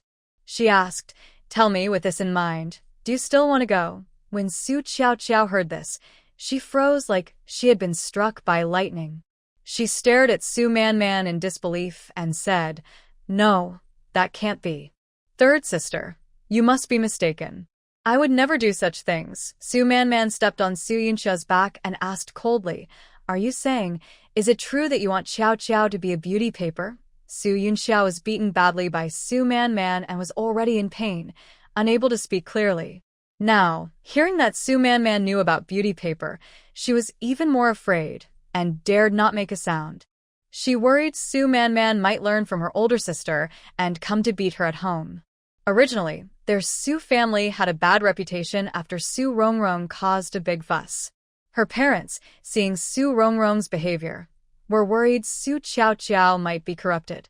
Plus, this time, they needed silver to avoid quotas for forced labor, so they tried every way to send her to Fong's house. Her parents believed that although Su Qiao had been spoiled, she still had some pride. Selling her to Fong's house meant she probably wouldn't come back. They also thought she wouldn't be able to handle being a beauty paper and might lose her mind. By doing this, they could get the money from selling her and also gain 2 acres of good water rice fields. No matter how they looked at it, it was better than what Aunt Gui and the Su Dashan family had. Moreover, her parents promised to give her 1 or 2 taels of silver from the money earned selling Su Qiao to use as dowry in the future. Seeing Su Yunxia remain silent, Su Qiao's heart sank. Soon, tears like broken pearls started falling down her face. Third sister, I don't want to be a beauty paper. I don't want to. As she spoke, perhaps recalling that scene, she couldn't help but turn and vomit. The people from Tao's family, her father, grandfather, and older brother, had gone hunting in the mountains early in the morning and wouldn't be back for 2 or 3 days. Only her mother and sister-in-law are at home now. They were cooking in the house when they heard a loud noise outside, so they came out to see what was happening. What they saw was Su Qiao hiding to the side, vomiting, while Su Man was stepping on Su Yunxia. Their only daughter, Taoya, was angrily scolding Su Qiao. Don't you also know some characters? Are you stupid? When you signed the contract, didn't you read what was written inside? Su Qiao wished she could faint and never wake up again. But since she was fully aware, she just kept crying. Su Man didn't bother to hit her anymore and had no mood to comfort her. She kicked Su Yunxia again and said to Taoya, Taoya, please go borrow a cart from the village chief. And remember to tell him about this matter.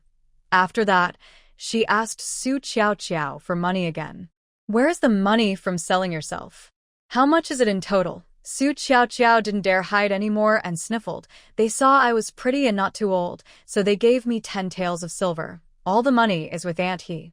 She said I need to buy clothes for going to the Fong mansion, so she plans to go buy them for me in the next couple of days. Su Man ignored Su Yinxia and pulled Su Qiao along to her foster home. It was already this late, and the city gates had closed. She told Taoya to borrow a cart, planning to go into town early the next morning. But before going, she had to get the money from the contract back. Not only the money, but also the land deed. That foolish girl Su Qiao, if she still stays at that home, will be sold again sooner or later. If it weren't for her second brother, she wouldn't bother with this useless girl. Since Rong's personality changed greatly, both Hong and Man have also changed. Although Qiao has signed a marriage contract, she hasn't entered the Fong family yet. He feels the nights are long and full of worries, fearing something might go wrong. Thinking this, he didn't wait for Mrs. He to reply and continued, "Go see where Qiao is. It's already dark, so bring her back for dinner. Tomorrow morning, hurry, and send her to the Fong residence. Don't delay outside. Who knows if Rome will come back tomorrow. It's not easy to handle. If she finds out and causes trouble, we won't be able to handle it." As he finished speaking, loud angry shouts and curses came from outside. "Su Zhu, Mrs. He, come out here." Su Man pulled Su Qiao over. She didn't enter the fence yard, just stood outside and shouted loudly. Hearing her calling the elders that way, Su Qiao said, "Third sister, they are at least my foster parents. You shouldn't be so rude." Already angry, Su Man slapped her hard. Fool. "You deserve to be sold. They sold you to serve others, and you're still talking about manners? Do they deserve it?" Su Qiao had never been hit like this before. Even when her family was poor, no one had ever beaten her. But today, her third sister kept hitting her face each time.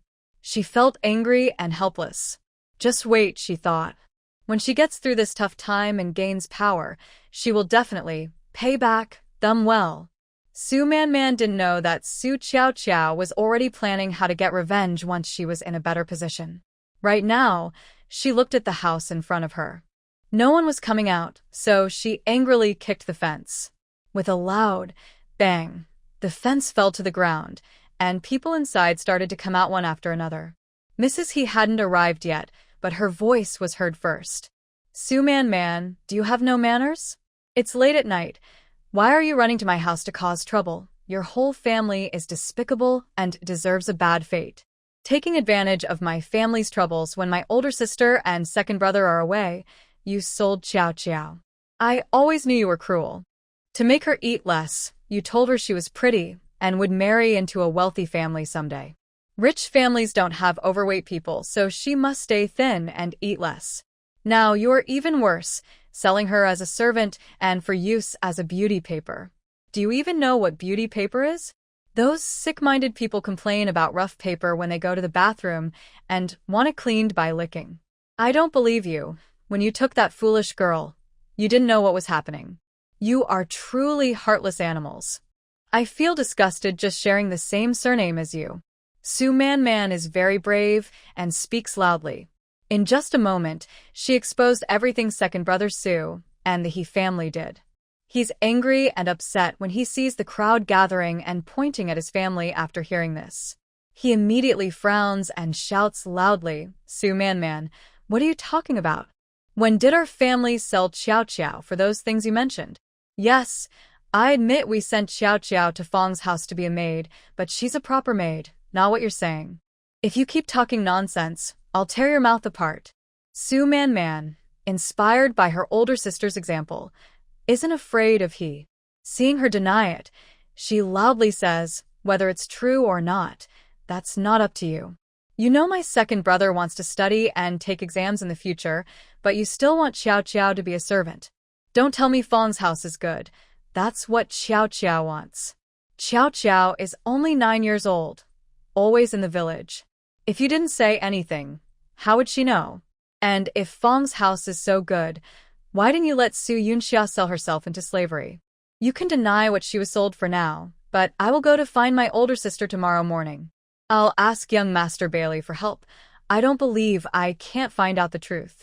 If Fong's family later claims she was sold as a beauty paper, we'll see.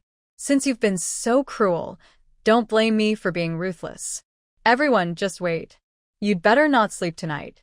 If I fall asleep and set the house on fire, burning my whole family, then it's your fault. She said this and then reached out. Give me the money from Qiao Qiao's sale. Su Erju was angry to see a young girl daring to threaten them. As a man, he couldn't say much or act violently, so he just signaled to his wife. Hio, holding her senior's attitude, didn't want to fight in front of everyone. She looked at her daughter-in-law. Her daughter-in-law was her niece from her family, always sharing her opinions. Seeing this, she, who was cooking, grabbed a spatula and rushed towards Su Man. Sure enough, you're a wild girl with no proper upbringing, born by your parents but raised without manners. Qiao Qiao is only a young girl, but everyone in the village knows she's eager to climb higher. She clearly heard that the Fong family was hiring maids, and she begged my mother-in-law to take her there. But now, in your words, it's turned into my mother-in-law deliberately selling her. Now you're even threatening to set fire. Just wait. When I catch you, I'll tear your nasty mouth apart. Su Man was just over 10 years old, so she was quick with her words. But facing a healthy woman of 17 or 18, she was at a disadvantage. However, she was clever. Seeing things weren't right, she ran while shouting loudly. What's this? Are you so easily embarrassed? And you act like Hio really cares for that silly girl Qiao Qiao. If she truly had your love, how could she be so thin and look so bad? She's so young, and when her parents were alive, she only knew how to study and do embroidery. But after just 3 years in your house, she's already talking about getting married. Talking about marrying into a wealthy family. Wasn't that what you taught her? You can pretend to be tough now, but when my eldest sister asks young Master Bailey at Fong's house, she'll find out what's really going on. Nighttime in the countryside is quiet, but the commotion here quickly attracted everyone in the village. Lu Kuanyuan was eating, but since his house was nearby, he arrived quickly. When he got there, he saw Hio grabbing Su Man and hitting her with a spatula. At this moment, Xiaohe's grasping had already caught fire. After finally catching someone, shouldn't she quickly hit them a few times? So, she ignored Lu Quan's words and used a spatula to hit Su Man while secretly pinching her. Su Man was not someone who would be easily controlled. She cried out in pain but still tried to dodge toward Lu Quan. At the same time, she shouted to Taoya, who had squeezed into the crowd. Elder sister Taoya, this malicious woman Xiaohe is pinching my thigh and chest area. It hurts so much. Please help me. Hearing this, Taoya thought, this can't be good. She quickly rushed toward Xiaohe. When Xiaohe tried to block her, Taoya deliberately bumped her to the ground. She was a hunter's daughter and had some skills. With Lu Quan present, her speed and strength were greater, so Xiaohe was no match for her. In a flash, she snatched the spatula from Xiaohe's hand, then staggered, causing Xiaohe to fall to the ground accidentally. Lu Quan, as the village chief and a man, couldn't reach out to women.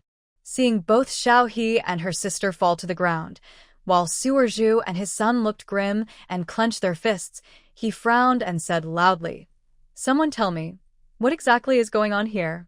When he arrived, Taoya had already told him about Su Qiao being sold. Thinking of Bai Li Zheng's attitude, Su Rongrong's sudden change in personality, and what Master Yang had said, he made a decision. Su Man never missed a chance that benefited her. While the onlookers chattered and Lu Quan spoke, she loudly explained again why she came here to cause trouble. Finally, she pushed aside the crying Su Qiao, who had red eyes from crying in the corner. "Tell me, how much money did you get for selling yourself, and where is it?" Su Qiao was crying so hard her mind was a bit muddled.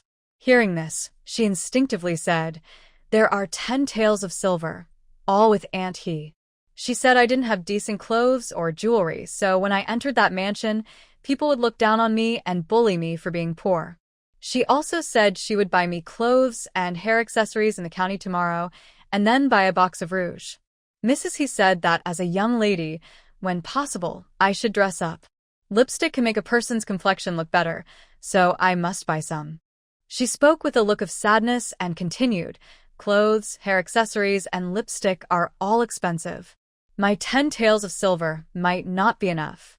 Fortunately, Mrs. He doesn't want to see me disappointed. She said as long as I live well at the Fong residence, she can grit her teeth and add some of her own silver to buy them for me. She has no other demands, only hoping I have a good life at the Fong house and don't forget to help raise their children. Everyone present, upon hearing this, looked at Mrs. He with different expressions. They also looked at Su Chiao Chiao and couldn't help but feel worried for Su Rongrong. Having someone sold, counting money for her, and then being grateful to her sister. Thinking about the days ahead, it's all very upsetting. Without waiting for Su Man to speak, Lu Quan directly looked at Su Erju. This matter is your wife's fault. The money is taken, and from now on, the children have nothing to do with your family. And the land deed should also be taken and handed over. Then it will be settled. If you don't do this, I will go to the city at dawn and honestly report everything to Lord Wang. When the time comes, your family will be judged accordingly. Don't blame me for giving you a chance. Earlier, Mrs. He had taken Su Chiao Chiao to Fengwu Town to find a way into the Fong residence, so she didn't know why Lu Quan was so firm now. Usually, the village chief wouldn't interfere in such matters. Each family handles their own affairs. So now, besides her, everyone else's faces turned pale, confused. Earlier, Master Yang had spoken outside Su Da's house and Su Erju and others knew about it. They also knew how Lu Quan was handling this matter. Now, the property belonging to Su Zidai, except for the land and house given to the twin children Su Jinhui and Su Chiao Chiao, was returned to Su Rongrong, including the clan land and the house. This made clan leader Su Malin so angry he fell ill on the spot. Didn't he see that such a big issue was happening in his family? Why hadn't the clan leader come? Su Malin, who was worried about Su Erju, was old and moved slowly. When he arrived, he just happened to hear Lu Quan's words. Not knowing what was going on, he asked, "Can someone tell me what's really happening?" Su Man didn't give others a chance and immediately loudly recounted how Su Chiao Chiao was sold to be a beauty paper. When she finished speaking, she sneered and said, "Luckily, my older sister saw things clearly and left the Su family early. Otherwise, our brothers and sisters might have been eaten so completely that nothing was left." Su Malin has been humiliated in the village these days. Losing the family house and all the land to Lu Quan already hurt him deeply. He planned to hide at home until the fuss died down before going out again. But unexpectedly, Su Chiao Chiao's family situation worsened, and the trouble was even bigger than before. In recent years, Muyang Prefecture has had good harvests, and as long as people work hard, they can feed themselves. No one would sell their children easily. After all, being servants or maids is shameful for ancestors. However, in their village, no. In their clan, a family appeared that sold their adopted daughter, whom they had worked hard to get. Selling a child into slavery was already shameful, but selling her to be a beauty paper, someone who is not treated as a person, was even worse. No matter what, Su Chiao Chiao was a talented girl, one of the only twin dragons and phoenixes in their village. Yet they treated her so badly. If this got out, even the ancestors' faces would be lost. So, after hearing this, he turned around without a word, his face darkening, and left. He was still hopeful when he came over, but seeing this, he sure was stunned. Why did the clan leader come and then leave without helping? Just as she was about to call someone, Xiao He grabbed her and whispered to her. Her face changed repeatedly as she listened. Su Man didn't care what they thought and continued, "Chiao Chiao sold how much silver, you all know. I don't want to say more. Just give her back her silver and everything that belongs to her, and we won't pursue this matter anymore. How to handle the sale contract is our family's business. But if you hide the silver and I find out it's not the right amount, don't blame me for being rude. I'd risk my life to get it back for her. Do you think you're worth it? It all depends on whether you think you're worth it. Next to her, Taoya listened and knew she was copying Rong Rong again. She wondered how Rong Rong would feel when she found out later. At that time, Su Rongrong in the county town did not know that her third sister had caused a big fuss in the village. To keep up with the schedule, she worked late into the night until the end of the hour, then finally went to rest. The next morning, even before dawn, she got up again. For breakfast, Lu Miao prepared simple food, rice porridge, and a side of pickled vegetables bought from outside. Of course, there was an extra plate of fried eggs for Bai Li Zhang and his attendants. After eating, as she relaxed and looked into the distance, who came over. Miss Rongrong, my young master requests to see you.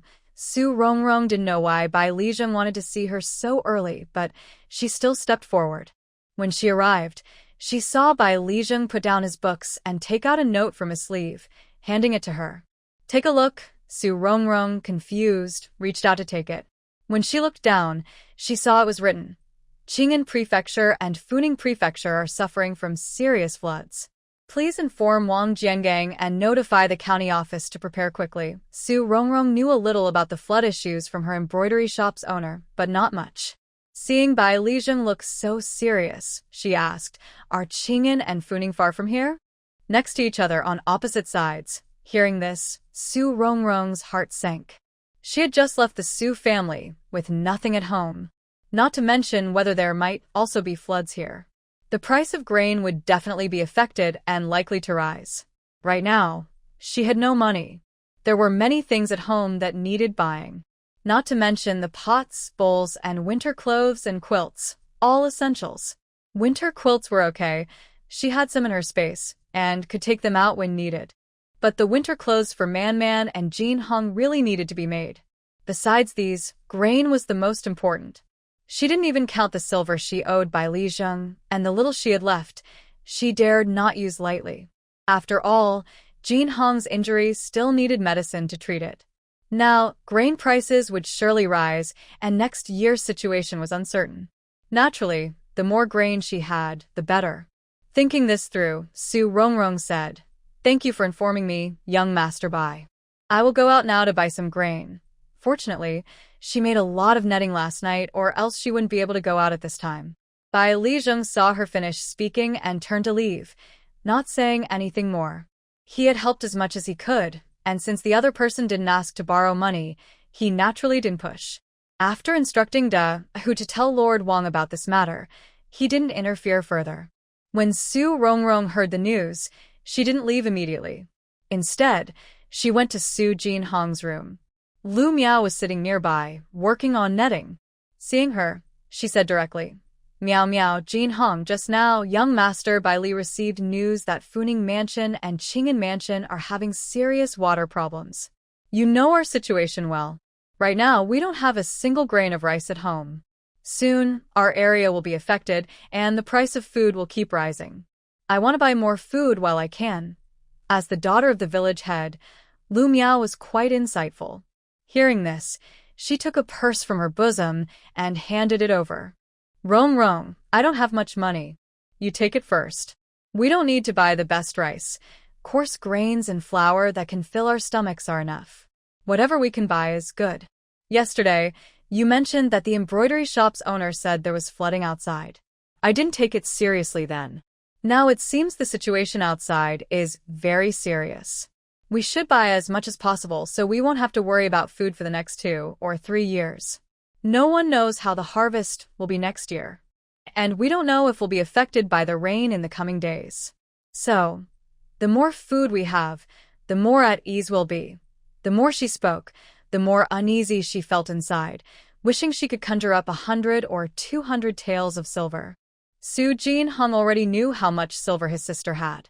Hearing this, he hardened his heart and said, Big sister, you should use all the silver. Don't leave any for me. My hand will heal slowly after using the remaining medicine and the bone-healing ointment. There's no need to combine it with other medicines. Lu Miao immediately snapped back. How can that be? No, Nothing is more important than your hand. After speaking, she looked at Su Rongrong. Rongrong, I still have a silver hairpin and a pair of silver bracelets, gifts for my grandmother and mother for my coming of age. You use the silver you have now to buy food. Whatever you can buy, just do it. In a few days after I go back, I will give those things away. Then we can buy pots, bowls, and utensils again. Food supplies can't be delayed. Even one more day could cause prices to go up. But those things, no matter what, won't increase in price again. They might even become cheaper. Su Rongrong doesn't plan to take Lu Miao's things. If nothing else, she can sell some items from her space. As for the money, I will find a way. Meow meow, keep your things for now. I'm here to tell you the situation, so you know what's going on. Also, Jin Hong is with me, and if needed, young master Bai Li is also there. Meow meow, if you have nothing to do, you can go back first. I need to tell your father. Lu Miao doesn't want to go back, but she knows she must tell her father. Her father is the village chief. If he didn't know about this, it would be fine. But since he does, he will definitely tell the villagers. Not every family in Sujia village has stored food. Some people still need to buy grain to survive. For example, Talia's family is in this situation. So, after some hesitation, she nods. Okay, I'll go back now. Once my father knows, I'll come back. Su Rongrong. Meow meow. Hopefully Jin Hong can return tomorrow. My family doesn't know much about the situation. If it's convenient, could you also keep an eye on things for me? Lu Miao hesitates, then looks back at Su Jin Hong. Su Jin Hong doesn't want her to be so busy. He says, Meow meow, after you go back, help me watch over Man Man and Chow Chow. Mainly Chow Chow. I heard Aunt He say that there isn't enough silver in the house to pay the tax. I'm worried she might try to use Chow Chow. That girl is quite naive, trusting only her slick-tongued foster mother. As her second brother, he's tried to warn her, but it's no use. He fears that while he's not around, that foolish girl might be sold. No one expected that right after Su Jin Hong finished speaking, before Lu Miao and Su Rongrong could leave, Wang Steward's voice came from outside. Miss Su, there's someone outside claiming to be your third sister, bringing a young girl with red, swollen eyes. She wants to see you. I think she looks quite similar to you, so I've asked someone to bring her to the small flower hall. Would you like to go and see her to confirm? Su Rongrong was confused, but Su Jin Hong's face darkened. He said, Big sister, I'll go too. The girl brought by Man Man was definitely Chow Chow. But this girl has never liked Chow Chow. If there was no reason, she wouldn't bring her here. This means something big has happened. Su Rongrong was just about to go out to buy food when she heard this. She immediately thought of Su Man Man's clever hands and came up with an idea. Since the person is here, might as well let her work. In the small flower hall, Su Man Man sat obediently with Chow Chow. She didn't even dare to drink the tea served by the maid. She was afraid that her big sister wasn't here, and if she drank the tea, she would have to pay for it later. Chow Chow, with swollen eyes, was trying to keep her eyes wide open. Looking at the scene and objects in front of her, her eyes filled with envy. If one day she could live in such a nice house and be the owner here, how wonderful would that be? Aunt He said she was born to enjoy such happiness. She should be living a life surrounded by servants. If her father hadn't died, she might already be a young lady from a wealthy family. Not only would she have a carriage to go out, but also carefully cared for maids. Seeing her like this, Su Man Man almost wanted to roll her eyes if the situation allowed. In her opinion, Chow Chow was beyond saving. Now, her only purpose was to prevent her from ruining her second brother's reputation. So, when Su Rongrong arrived, she didn't hide from her. Instead, she took out a plump purse from her bosom. Big sister, Chow Chow, this fool, signed a contract to serve the Fong family yesterday. Not only a death contract, but also to become a servant for lewd purposes. While holding her hands up and walking somewhat awkwardly, Su Jin Hong heard this and suddenly felt weak in the legs, almost falling forward.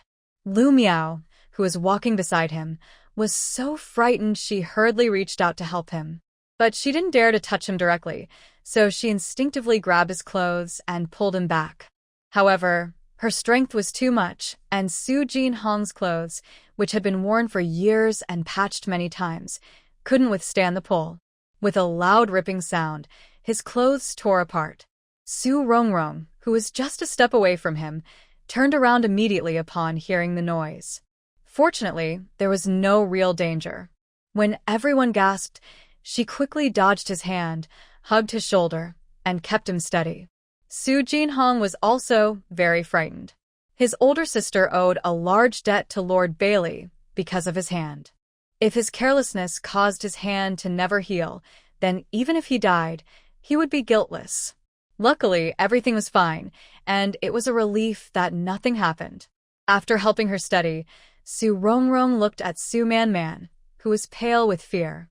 "Tell me, what exactly is going on?" Su Manman's heart was pounding from the shock. Hearing this, she instinctively said, "That fool Su Qiao believed what the He family said." She didn't even read the contract properly and sold herself to the Fong family. When I asked her what she was going to do as a maid, she said it was because the master needed to use the bathroom and she was handing over paper. Big sister, you've probably heard about the Fong family's strange habits, right? They are just a merchant family, trying to imitate the nobles, using fancy paper. That fool is going to be a beauty paper. She even proudly said that because she's pretty, the Fong family paid her 10 silver coins. Before Su Rongrong could speak, Su Jinhong, with a stern face, asked in a deep voice, "Su Qiao, do you really want to marry into a wealthy family?" At this moment, Su Qiao didn't dare to speak. When she saw her older sister and second brother, she immediately lowered her head and refused to look at them. Faced with her second brother's words, she pressed her lips tightly and said nothing.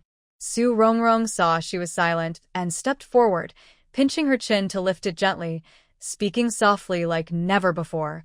"Qiao, we're not little girls anymore, right? You're 9 years old now.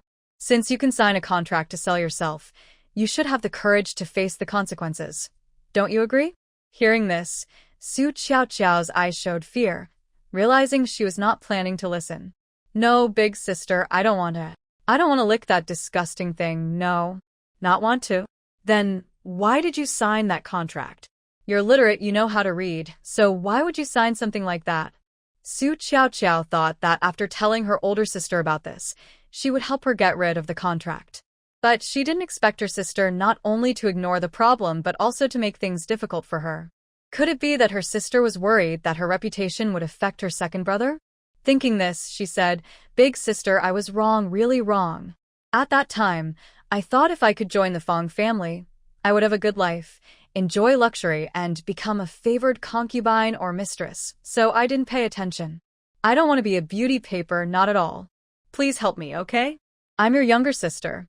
If my reputation is ruined, it won't be good for you. Second brother or third sister, right?" Su Rongrong let go of her hand, pushed her back, and with a smile that didn't reach her eyes, said, "I am now a registered daughter of the household, starting from our father's generation, separated from the Su clan. Jinhong and Manman are under my name. As for you, you're not from the same branch or household as us. So, what are you afraid of? And you still say it will affect us? With your attitude, do you think you deserve anything? You just like to climb high and only want to be a wealthy lady. You can go ahead and do that. We won't stop you." After speaking, she handed the money bag from Su Manman to her and shoved it into her arms. "Now, take this money for selling yourself and get out of here." Su Manman saw this and didn't dare make a sound. In Su Jinhong's eyes, there was full of pain. He could see that because of Qiao's threat, Big Sister was truly hurt and angry. Qiao didn't think she was doing anything wrong. She even felt it was just bad luck, having to become a beauty paper. If today she was a different girl, she would probably still help his family as before. She might even scold her brothers and sisters for meddling. If things are crooked and can't be fixed, then it's better not to try at all. Su Qiao never imagined that her usually gentle and soft big sister would abandon her over such a small matter. She even told her to get lost. At that moment, she was truly scared. She no longer acted like she did when she first came in, ignoring them and not even apologizing. Immediately, she knelt on the ground, holding Su Rongrong's foot, crying, "Big sister, I was wrong. I was really wrong. I shouldn't have used second brother's reputation to threaten you. And I dare not sell myself into slavery. No, I don't want to marry into a wealthy family anymore. Please save me, save me. I don't want to be a beauty paper. I don't want to lick those disgusting things. Big sister, I beg you, I really know I was wrong. I kowtow to you and promise I will listen to you from now on." She pushed the silver forward, and the man knelt on the ground, banging his head loudly. Even Su Man, who usually didn't get along with her, couldn't bear to look away at this moment. Su Rongrong didn't speak. After the man kowtowed 5 times, she crouched down and held his head to stop him from bowing further. Su Qiao looked at her with hope. Su Rongrong's voice was still gentle, but her words made Su Qiao feel like she was falling into an icy pit. "You can come back if you want. We owe Lord Bai Li 150 taels because of your second brother. You can't rely on me to handle your matters. You have to ask Lord Bai Li. He's a young master from a government family, and he wouldn't owe favors to outsiders for me. So, we need to give him something in return. 50 taels is the fixed price. What do you think?" Su Qiao was stunned. She didn't expect that, even now, her older sister would still talk about money. Su Rongrong ignored her and continued, "If you agree, I'll go find Lord Bai Li. From now on, you stay at home and do chores. I'll keep track of your earnings. When you earn 50 taels on your own, I'll set you free. Whether you want to marry into a wealthy family or keep working as a servant for a big household, I don't care." Su Man and Su Jin Hong sighed in relief. "That's good.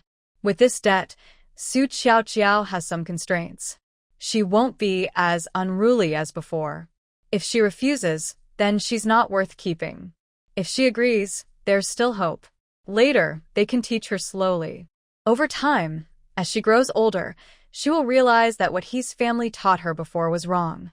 Su Qiao no longer wants to be a wealthy lady. All she can think about now is how long it will take to earn 50 taels.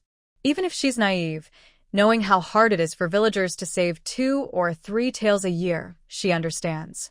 If that's the case, then she'll be working alone her whole life, constantly earning and paying debts. Thinking about how she works hard to earn a few coins, only to have to give them away, makes her feel overwhelmed. But then, the thought of having to do disgusting things makes her unbearable. At this moment, she feels torn and also hates her own carelessness. Before signing the handprint, if she had carefully read the sale contract, she wouldn't have fallen into this situation. Of course, she also held a small hope in her heart. What if she wasn't just a simple servant girl, but something more? Su Rongrong saw that she remained silent for a long time, her eyes no longer showing panic, but even a bit of hope, which meant she had completely lost her confidence. She looked at Su Man and said, Man, she has made her choice. Let's send her away. Young Master Bailey said that in a few days, my household registration will be settled, and your and Jin Hong's names will be included. In the future, the 3 of us can live together. If Jin Hui comes back and wants to return home, then the 4 of us will be fine. As for this girl, just pretend our mother never gave birth to her."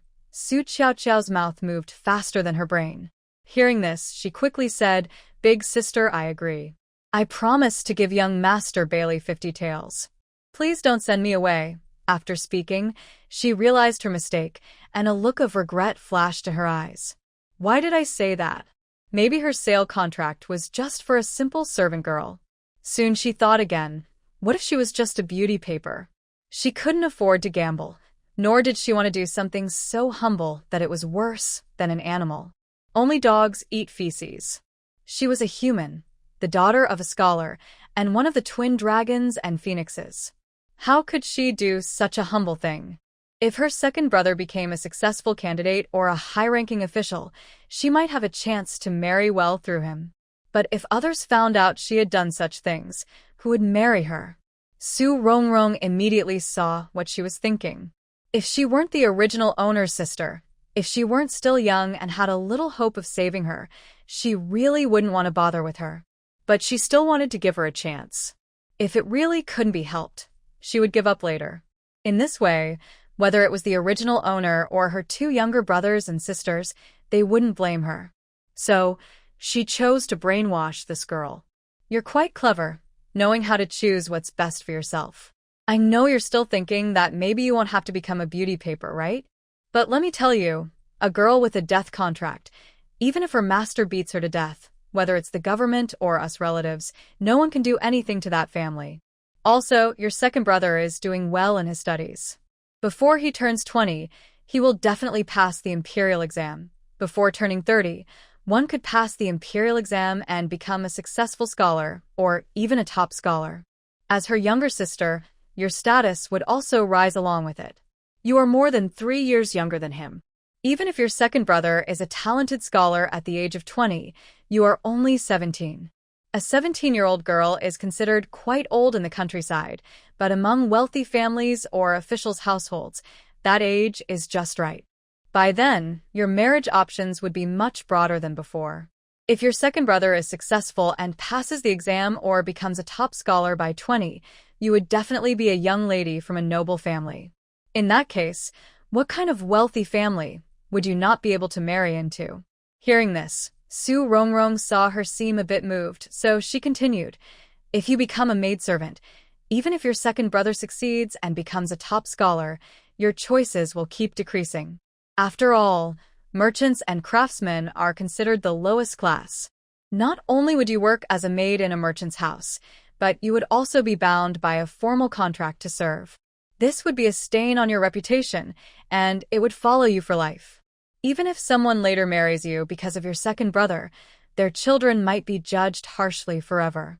People would say that their mother used to serve in a merchant's house. Worse, they might even ask if they like that kind of work and suggest they do the same. Qiao Qiao, you are already 9 years old. Think carefully, do you see what I mean?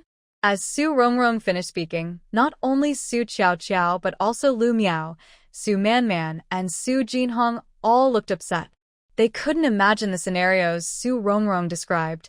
Just hearing them made everyone feel suffocated. And Su Qiao Qiao herself, at this moment, truly felt discouraged. She was only 9 and still had endless possibilities. As long as her second brother was successful or her eldest sister was capable, what kind of husband could she not find? Even if she wanted to marry into a wealthy family, she didn't have to sell herself as a servant. Like her eldest sister said, that would also be considered a stain. Not to mention future children. Even her husband might look down on her because of this. Rich families often have multiple wives and concubines. If she were the main wife, she might be mocked by the concubines. If she became a concubine, she might also be insulted by the main wife. Eventually, whether it was the main wife or the concubines, if they spread rumors about her past, she would surely lose favor. If I owe young Master Bailey 50 taels, it is just a debt to someone. I am willing to repay it. When my second brother becomes successful and I marry into a wealthy family, I will pay it back. No matter what, it's better than becoming a maid. The more she thought about it, the more Su Qiao Qiao felt it made sense. She even thought she had been foolish before, wanting to sell herself to a wealthy family. From being a maid to a concubine and then to a secondary wife. Even if it was better, was it really better than having a chance to be the main wife from the start? Her second brother is so smart. Everyone says he can pass the imperial exams and become a scholar. She believes it too. After all, her father was a scholar, and he was very clever. If not for an accident 3 years ago, he would probably be a successful scholar now. So, instead of suffering in a big household's back courtyard, she might as well stay comfortably at home. Although at home she might not eat well or wear nice clothes. But she was already eating poorly and wearing hand-me-down clothes at He Aunt's house. To avoid gaining weight, she ate the least at home, sometimes just drinking soup. Her clothes were all hand-me-downs from Yunxia Jia. He Aunt said the family was poor, and since she was still growing, there was no need to buy new clothes. When she went to a wealthy family as a maid, they would give her new clothes every year. So, even if it was worse, it wouldn't be worse than at He Aunt's house, and it was better than licking someone's boots. Thinking quickly, Su Qiaoqiao looked at Su Rongrong and nodded firmly. Yes. Sister, I never thought about these things before. Now that I think about it, what you said makes a lot of sense. I was blinded, only thinking about entering a big household and climbing up slowly. I've thought carefully. Instead of doing that and leaving people to gossip, I'd rather stay at home.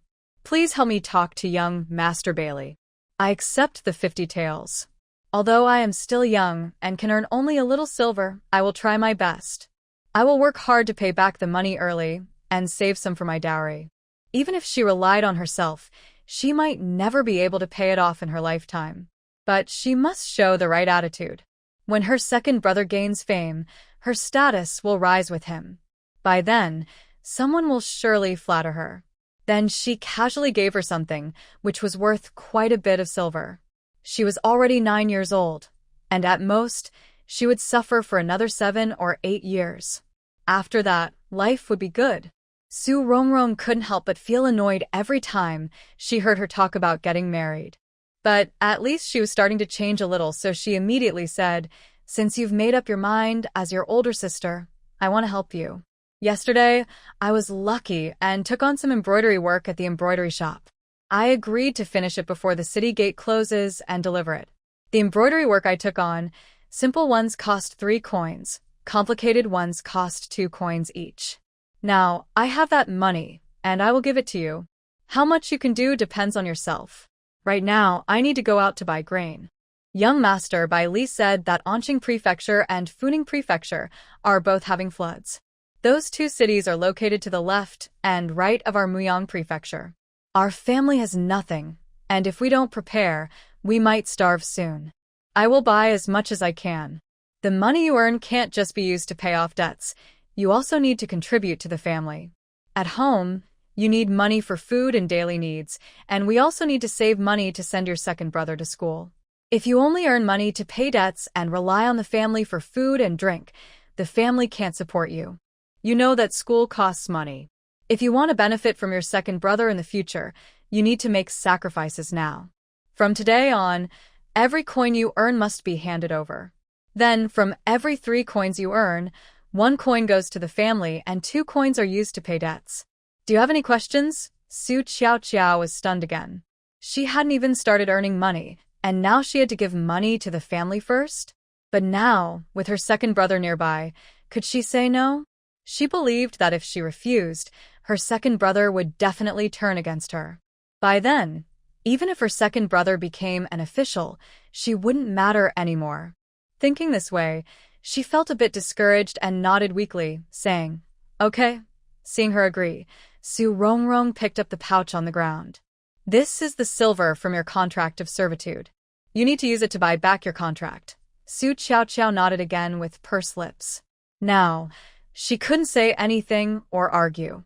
From now on, her status in this family would be the lowest. However, as long as she can benefit in the future and not have to serve someone worse than an animal, she feels she can accept these small hardships. After helping Su Rongrong, she looked at Su Man and said, Man, big sister knows you're good with your hands. This task of tying the net, I'll leave it to you first. I need to find young Master Bailey, and then go buy some food. Su Man was suddenly given an important task. She felt happy, but also a little nervous. Big sister, I don't know how to do it. Originally, Lu Miao, who was planning to go home, suddenly asked, Man, how did you find your way here? There aren't many people in the village with carts, and your family has one. Could it be your family's cart? Who was driving it? Have they gone back? If they haven't gone back, I can ask someone to send a message. There's no need to go back myself. Su Man replied, It was Sister Miao's father who brought us here. Yesterday, Qiao was worried about selling herself, so I didn't dare delay. So, I asked Sister Taoya to help me ask your father to send us early. Your father said he had to go to the city today, so we came early. I was worried we wouldn't find you, so I thought, given second brother's situation, he'd definitely look for the best doctor. Your father said the best doctor in our county is Dr. Min, so we went to Jishir Hall. Later, Dr. Min said you were here, so we came over. But Sister Miao, your father sent us here, and then said he had errands to run. He also told us that if we went back, we should wait at the city gate until the end of the hour. When Lu Miao heard this, she realized her father personally sent someone to bring them, and her eyes lit up. She looked at Su Rongrong. Rongrong, I don't need to go back. I can just go find my father after the end of the hour. Luozi, I only know the basics. I'll teach Man, and the others first. You go to your thing. Su Rongrong was in a hurry to leave. Seeing that everything was settled, she nodded at her and quickly left. Before leaving, she specifically went to find Bailey Zheng. Seeing him, she didn't make any excuses and directly said, "Young Master Bailey, my family has encountered some trouble. I can't handle it myself, so I'm humbly coming to ask for your help. I hope you can be kind and help us, considering your cousin's relationship. But this might require you to owe someone a favor. If you think it's not appropriate, then forget it. If possible, she might consider giving some modern gifts to Madame Wang to seek her help. Su Qiao must never be enslaved or forced into becoming a beauty paper. Since she has taken over the original owner's body, she must help her older sister do her best. If her younger brothers and sisters didn't want to come back at first, that would be fine. But since they're coming back, she needs to take care of them until they grow up. Right now, the second brother, Su Jinhong, seems okay and can be nurtured. The third sister, Su Man, is stubborn but smart, and with the second brother as a distraction, she's manageable. The youngest, Su Qiao, is the most beautiful, but also the most foolish. If only she could brainwash herself and stop thinking about climbing higher, that would be good. Otherwise, she would definitely find a way to kick out that spoiled girl from the family. She should write an IOU and have her sign it. She needs to hold some leverage. If she doesn't listen, she'll be punished. If one punishment isn't enough, she'll be punished twice, using both words and actions to teach her. While Su Rongrong was thinking about this, Bai Lijun, surprisingly, was curious because the system hadn't assigned him any tasks. He immediately asked, "What's the matter? Tell me first." Su Rongrong awkwardly took out her purse and said, "My little Qiao is young and naive, and her foster mother has been spoiling her, making her unaware of the world. Recently, while I was distracted, someone tricked her into selling herself into slavery. If she were an ordinary girl, I wouldn't be so worried, just bite the bullet and add some silver to fix it. But this foolish girl seems to have been turned into a beauty paper. You know our family situation. My father was a scholar, and my second brother is also studying, aiming for the imperial exams. So even if she starves or gets sick, I absolutely won't let her do such things." The purse contains her silver from the sale, about 10 taels. I don't know all the details, but I heard the main family is the Fong family in Fengwu Town. As an unprivileged orphan girl, if I go to Fong's house and say my sister isn't for sale and try to return the silver, it won't work. So, I can only trouble you for help." Hearing Su Qiao say she sold herself, she was such a young girl that she was too shocked to speak. His silent expression made Su Rongrong think he was unwilling. "Young Master Bailey, I know this has nothing to do with you, and it's not right to ask you to step in. But I really have no other way. Don't worry, I won't ask you to help for nothing. I will give you 10 taels of silver as a thank you. However, I don't have that money right now. I can first use 2 acres of land as a guarantee, and before the new year, I will bring 10 more taels of silver to exchange. If I can't pay back the silver then, the land will belong to you." Before Bai Lijun came here, someone had already investigated the various powers in Lanxia County, including which big merchants were involved and what businesses they did. When Su Rongrong mentioned Fong's family, he knew what kind of business they were in. Because Su Rongrong was his benefactor, and he needed her help to survive, plus she might be from the same hometown, he decided to help her. "Forget about the land, and you don't need to pay the silver now. When you have free time, just cook me a month's worth of meals." Su Rongrong was stunned at first, then asked, "So, you agree?" Bai Lijun pushed the silver back to her and nodded, saying, "Yes. My aunt is like a sister to your mother. When you see her, you should call her aunt. Since that's the case, I consider you my older brother. Just call me Zhengge. No need to call me young master. For me, it's just a matter of a word. Keep this silver to buy grain, and you don't have to pay it back. I'll give you the sale contract by tomorrow at the latest. Su Rongrong looked down at the pouch, then firmly handed it over. This is the money for selling myself. It wouldn't be right to ask you to keep helping. Return the silver and take back the sale contract. It's better than me stepping in and making a girl like her suffer. Bai Lijing looked at her deeply, then said seriously, I am the son of the protector of the nation. Many people try to flatter me. For such small matters, there's no need for me to handle it myself. Su Rongrong was short on money. From his words, it seemed she didn't need to owe anyone favors. Just hint a little, and someone would help her handle this. She decisively took back the silver. She was very short on money. After deducting the 500 won medical fee for Jin Hong, she had just over 9 taels left. Later, she used 100 won as a deposit for her embroidery shop and spent a little over 1 tael on rice, flour, meat, and vegetables. Currently, I only have about 8 ounces of silver. Right now, she needs to stock up on a lot of food, and this amount of money is not enough. Moreover, Jin Hong's clothes are all worn out, so buying new clothes is urgent. Since she plans to buy clothes for him, she also needs to buy 2 sets of winter clothes for her 2 younger sisters. One person cannot do with just 2 sets of winter clothes, plus winter quilts. Not to mention how much silver cotton costs. Just the fabric alone would require a lot of money. Brother Zheng, thank you. Don't worry, when you return to the village, I will cover your 3 meals a day. My family has reclaimed some empty houses now, so if you find it uncomfortable staying at Meow Meow's house, you can stay at my place. I won't charge you any silver. Besides, he is a scholar, so maybe he can give some advice to Jin Hong later. Bailey Zheng plans to enter the county school and knows that Su Rongrong's family is now relying on Su Jin Hong. Plus, he thinks Su Jin Hong has a good nature and they even extended his life by a month and 5 days, so he said, All right. I heard your younger brother is doing well in his studies. Have you thought about him going to the county school? Su Rongrong understands his meaning. He wants to help Jin Hong get into the county school. After a moment of hesitation, she said, When my father was alive, Jin Hong was always studying at the county school. Later, after my father passed away, his guardian didn't want to spend so much silver, so he sent Jin Hong to the nearby village to study with a common student. If the conditions allow, I would naturally want him to go to the county school. Bailey Zheng knows about Su Rongrong's family situation. Hearing her words, he said, I think you're a brave girl. As long as the siblings work together as one, they will surely achieve their goal. Anyway, once his injury heals, enrolling in the county school can wait until next spring, so there's no rush. All right, go ahead and get busy.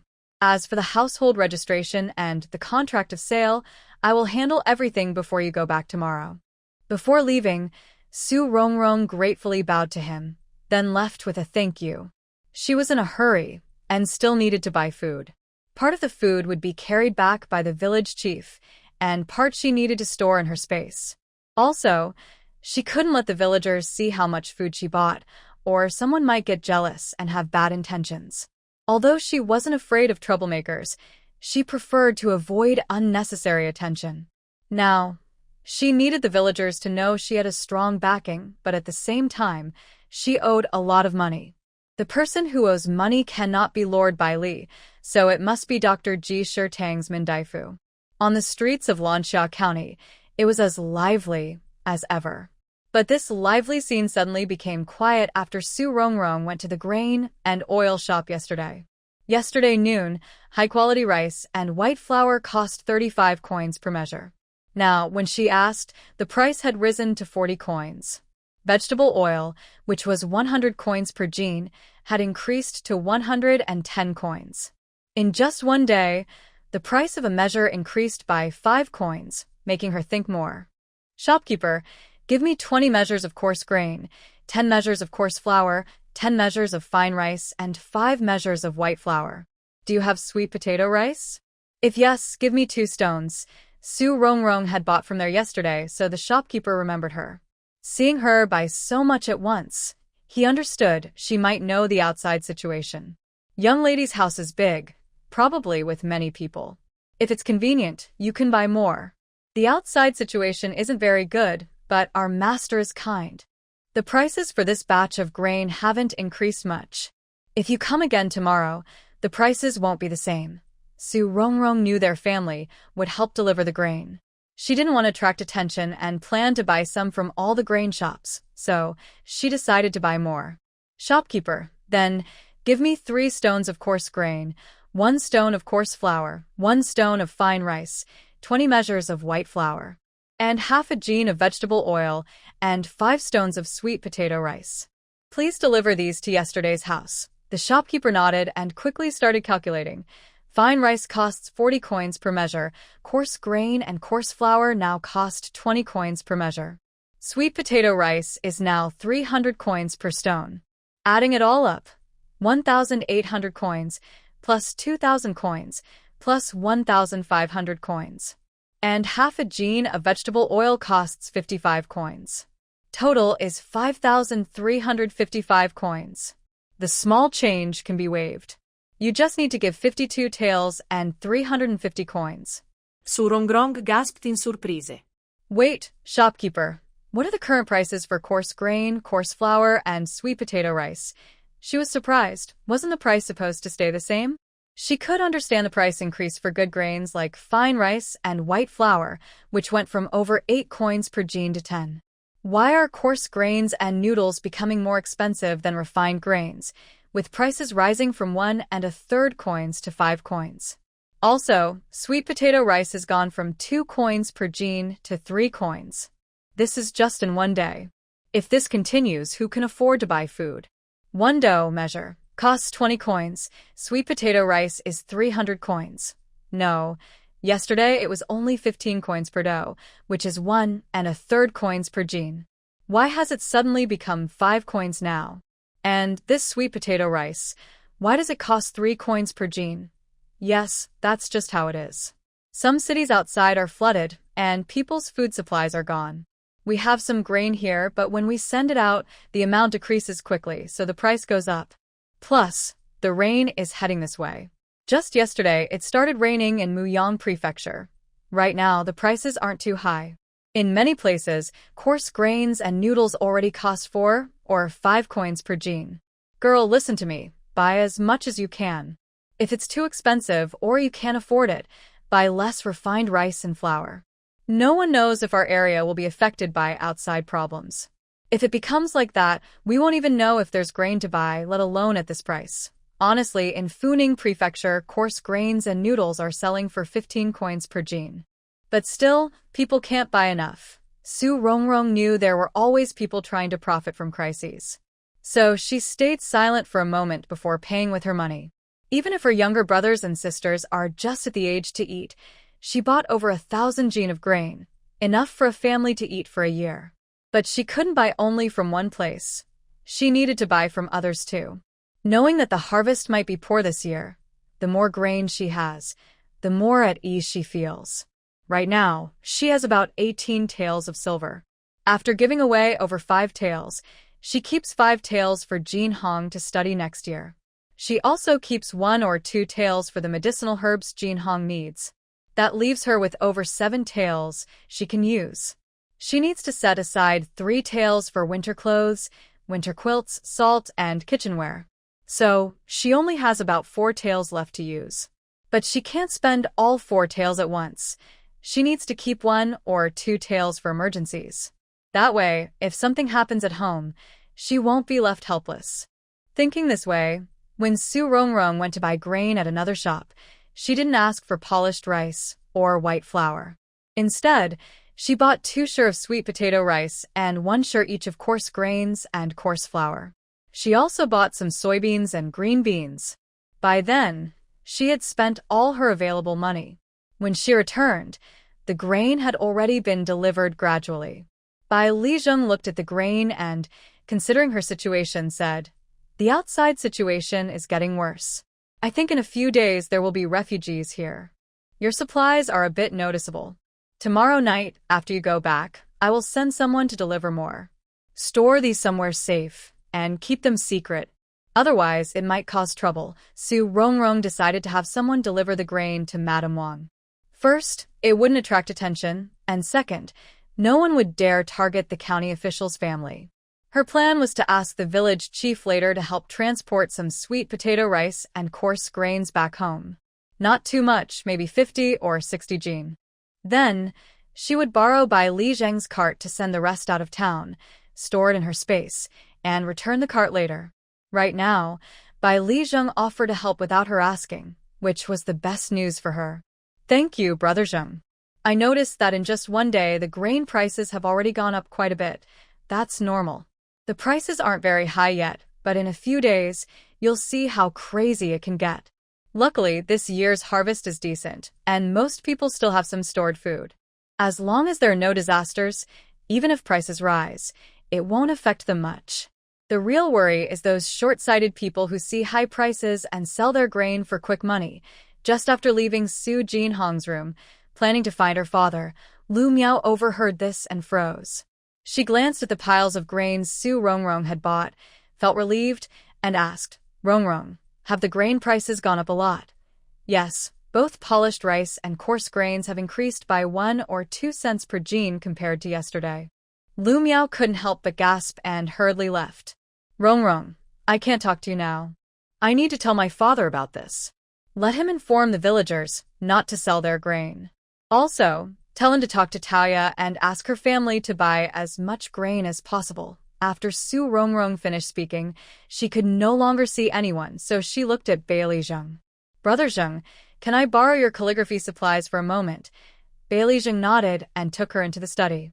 Seeing the prepared ink, Su Rongrong quickly wrote 2 IOUs. Then she signed one, pressed her thumbprint, and handed it to him. This is the IOU.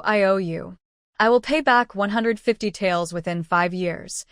Bailey Zheng did not take it but wrote one himself and handed it over. Sign it.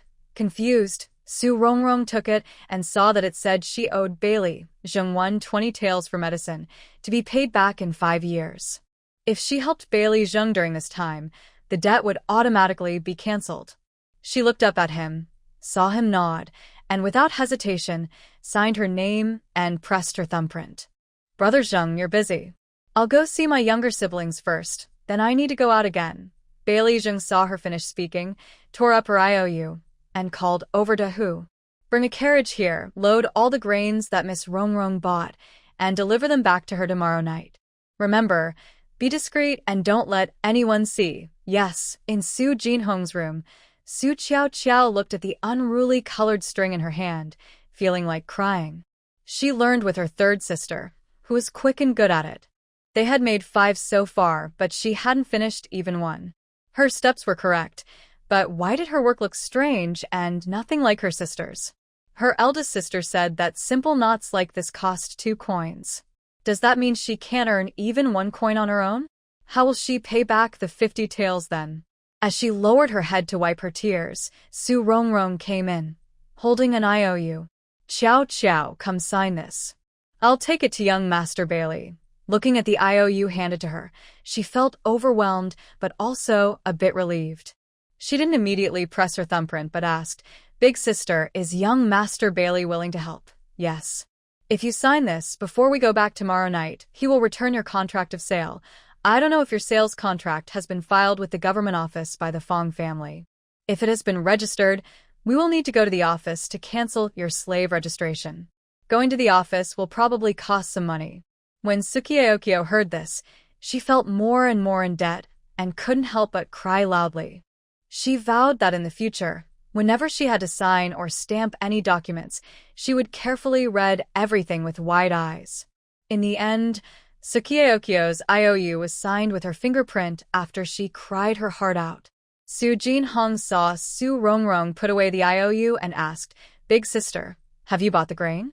What's the situation outside? Su Rongrong replied directly, Yes, I bought it. The situation is not good. Right now, besides saving a little money for medicine for you, I borrowed 5 taels of silver from Lord Bailey for our family. The total spent on grain is 9 taels, which will last us about 1.5 years. The remaining silver is divided. 1 tael for your medicine, 2 taels to buy pots, bowls, and winter clothes and quilts. I also plan to send you back to the county school next year, so we need to save the money from this batch of silk. Once this batch is sent, it can earn over 200 coins. I plan to use this money to buy some scrap fabric and similar materials. I know 2 or 3 ways to make decorative flowers, and I want to make some to sell. She looked at Sukiokyo, who was still crying. Xiao Xiao, whether you can have a good life in the future depends on how hard you work. Whether your second brother can read books depends on you. Otherwise, if you spend 50 taels and your second brother ends up not studying and has no future, what's the point? From now on, you need to work hard to earn money. This is not just to pay off your debt, but also for your second brother's future and your own. If you can't make decorative flowers, it's not a big deal. We can try making other things. Sukiokyo was very sad, but when she heard that her sister bought so much grain, she felt relieved that she wouldn't go hungry for at least a year and a half. Plus, she had new winter clothes and quilts, which made her a little happy. Big sister is right. Now that things have come to this, she must grit her teeth and work hard.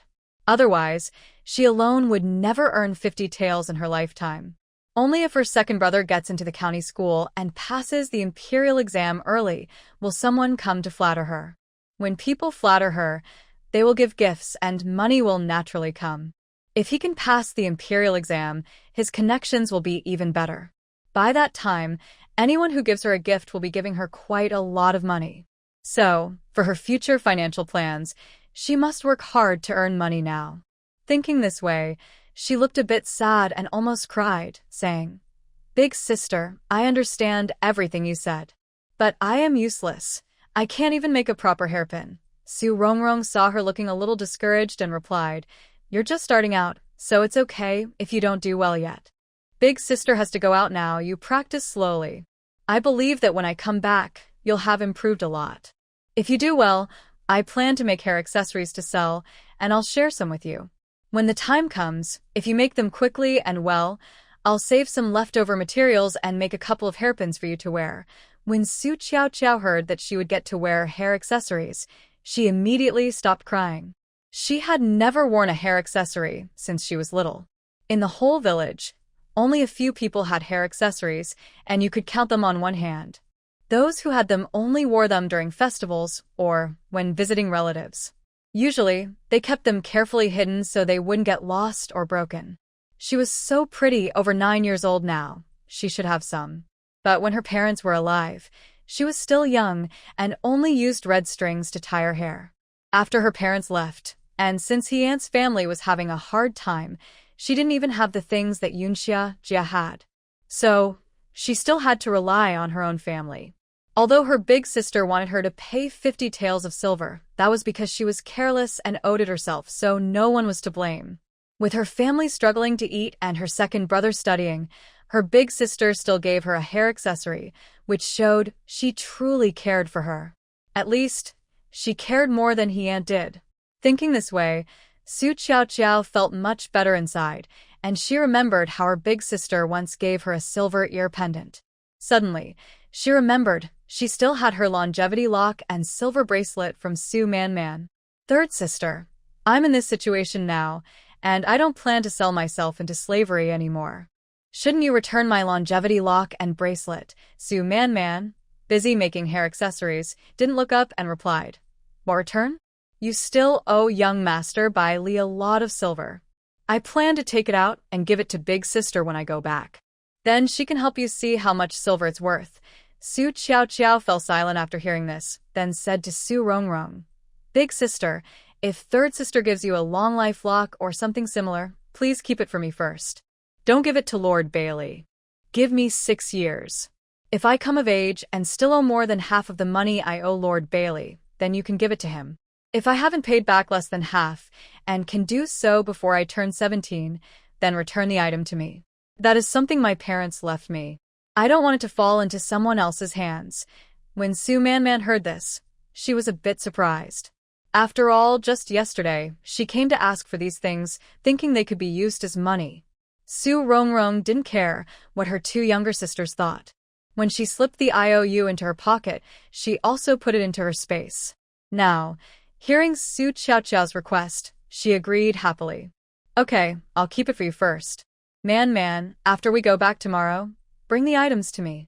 Not only Qiao's, but also Jean Huey's." If you have anything difficult to store here, you can give it all to me. Whenever you need it, just find me. I have to go out now. If anything comes up, we'll talk later. All right, big sister, you go ahead. When I get back, I'll give you everything, including the land deed I took back. Su Rongrong nodded and left without saying more. She needed to go to Jishir Hall. Madam Min is very kind. She plans to go there and talk to him about the debt issue, and also buy a few packs of cold medicine and bruise ointment to keep at home. For some reason, she always felt uneasy, worried that Lanxia County might also be affected, especially if it rained heavily. Winter was approaching, and with each rain, it got colder. If there was a flood, she couldn't imagine how terrible things would be. Modern homes usually have a first aid kit, and she has one in her space too. But here, in ancient times, if you got sick, you couldn't just take medicine and get better. Even for superficial treatment, you had to at least boil some medicine. So, she must stock up on medicine, but not too much, just 3 packs of cold medicine. She also planned to get some bruise ointment as long as the price was affordable. Preparing more of these wouldn't be wrong. Because of this plan, Su Rongrong went out and didn't return until it was dark. At this time, she didn't mention the medicine in her space, nor the many bones and meat she had bought. However, based on Dr. Min's sincere advice, she turned the medicine into 10 doses for wind cold and 5 doses for diarrhea. It is said that the medicinal materials in the clinic are becoming scarcer, as many are sent to Funing and Qing'an prefectures. The people there are suffering from both wind cold and dysentery. In any case, she bought these medicines to be prepared for any situation. As for the bones and meat, yesterday they cost 15 coins per jean, but this morning they rose to 6 coins, and by the afternoon, they had increased to 7 coins. Besides that, she also visited a few fabric stores, buying linen for winter clothes and quilts, as well as some cotton. Due to the recent flood, the price of cotton has been rising steadily. She didn't have much silver, so she only bought 1.5 jean of cotton. The shopkeeper said that normally, at this time of year, new cotton costs about 85 coins per jean and old cotton about 70 coins. But now, because of the disasters in the 2 nearby cities, the price has soared to 200 coins per jean. To make winter clothes, Su Rongrong gritted her teeth and paid the high price. As for quilts and such, she planned to borrow from Bai Li Zheng's name and take them out from her space later. She and her close friend each have 2 winter quilts and 2 mattress pads. They are all filled with 6 jean of down for the quilts and 4 jean of cotton for the pads. Right now, she couldn't think too much and planned to buy straw from the villagers after returning home, then weave her own straw mats. She also intended to reassemble the 4 jean cotton quilts into 2 7 jean quilts. The remaining 2 jean of cotton would be used to make winter clothes and winter shoes. She was already prepared for a cold winter this year. Since she is living with her younger brother and sister, she must ensure they can get through this winter safely. However, rising prices disrupted her original plans. She had planned to keep 2 taels of emergency money, but it was all spent. The only comfort was that the fabric store owner, seeing her buying many things, finally sold her 2 bags of fabric scraps at a very low price. She had also wanted the shopkeeper to deliver them, but they refused. They said the fabric in the bags wasn't all small pieces. Some were large enough to make shoe uppers. The small broken pieces can also be glued together to make shoe soles. Su Rongrong looked through the materials and saw that, although mainly made of cotton cloth, there were also some bright-colored fine silk fabrics, which she decided to buy.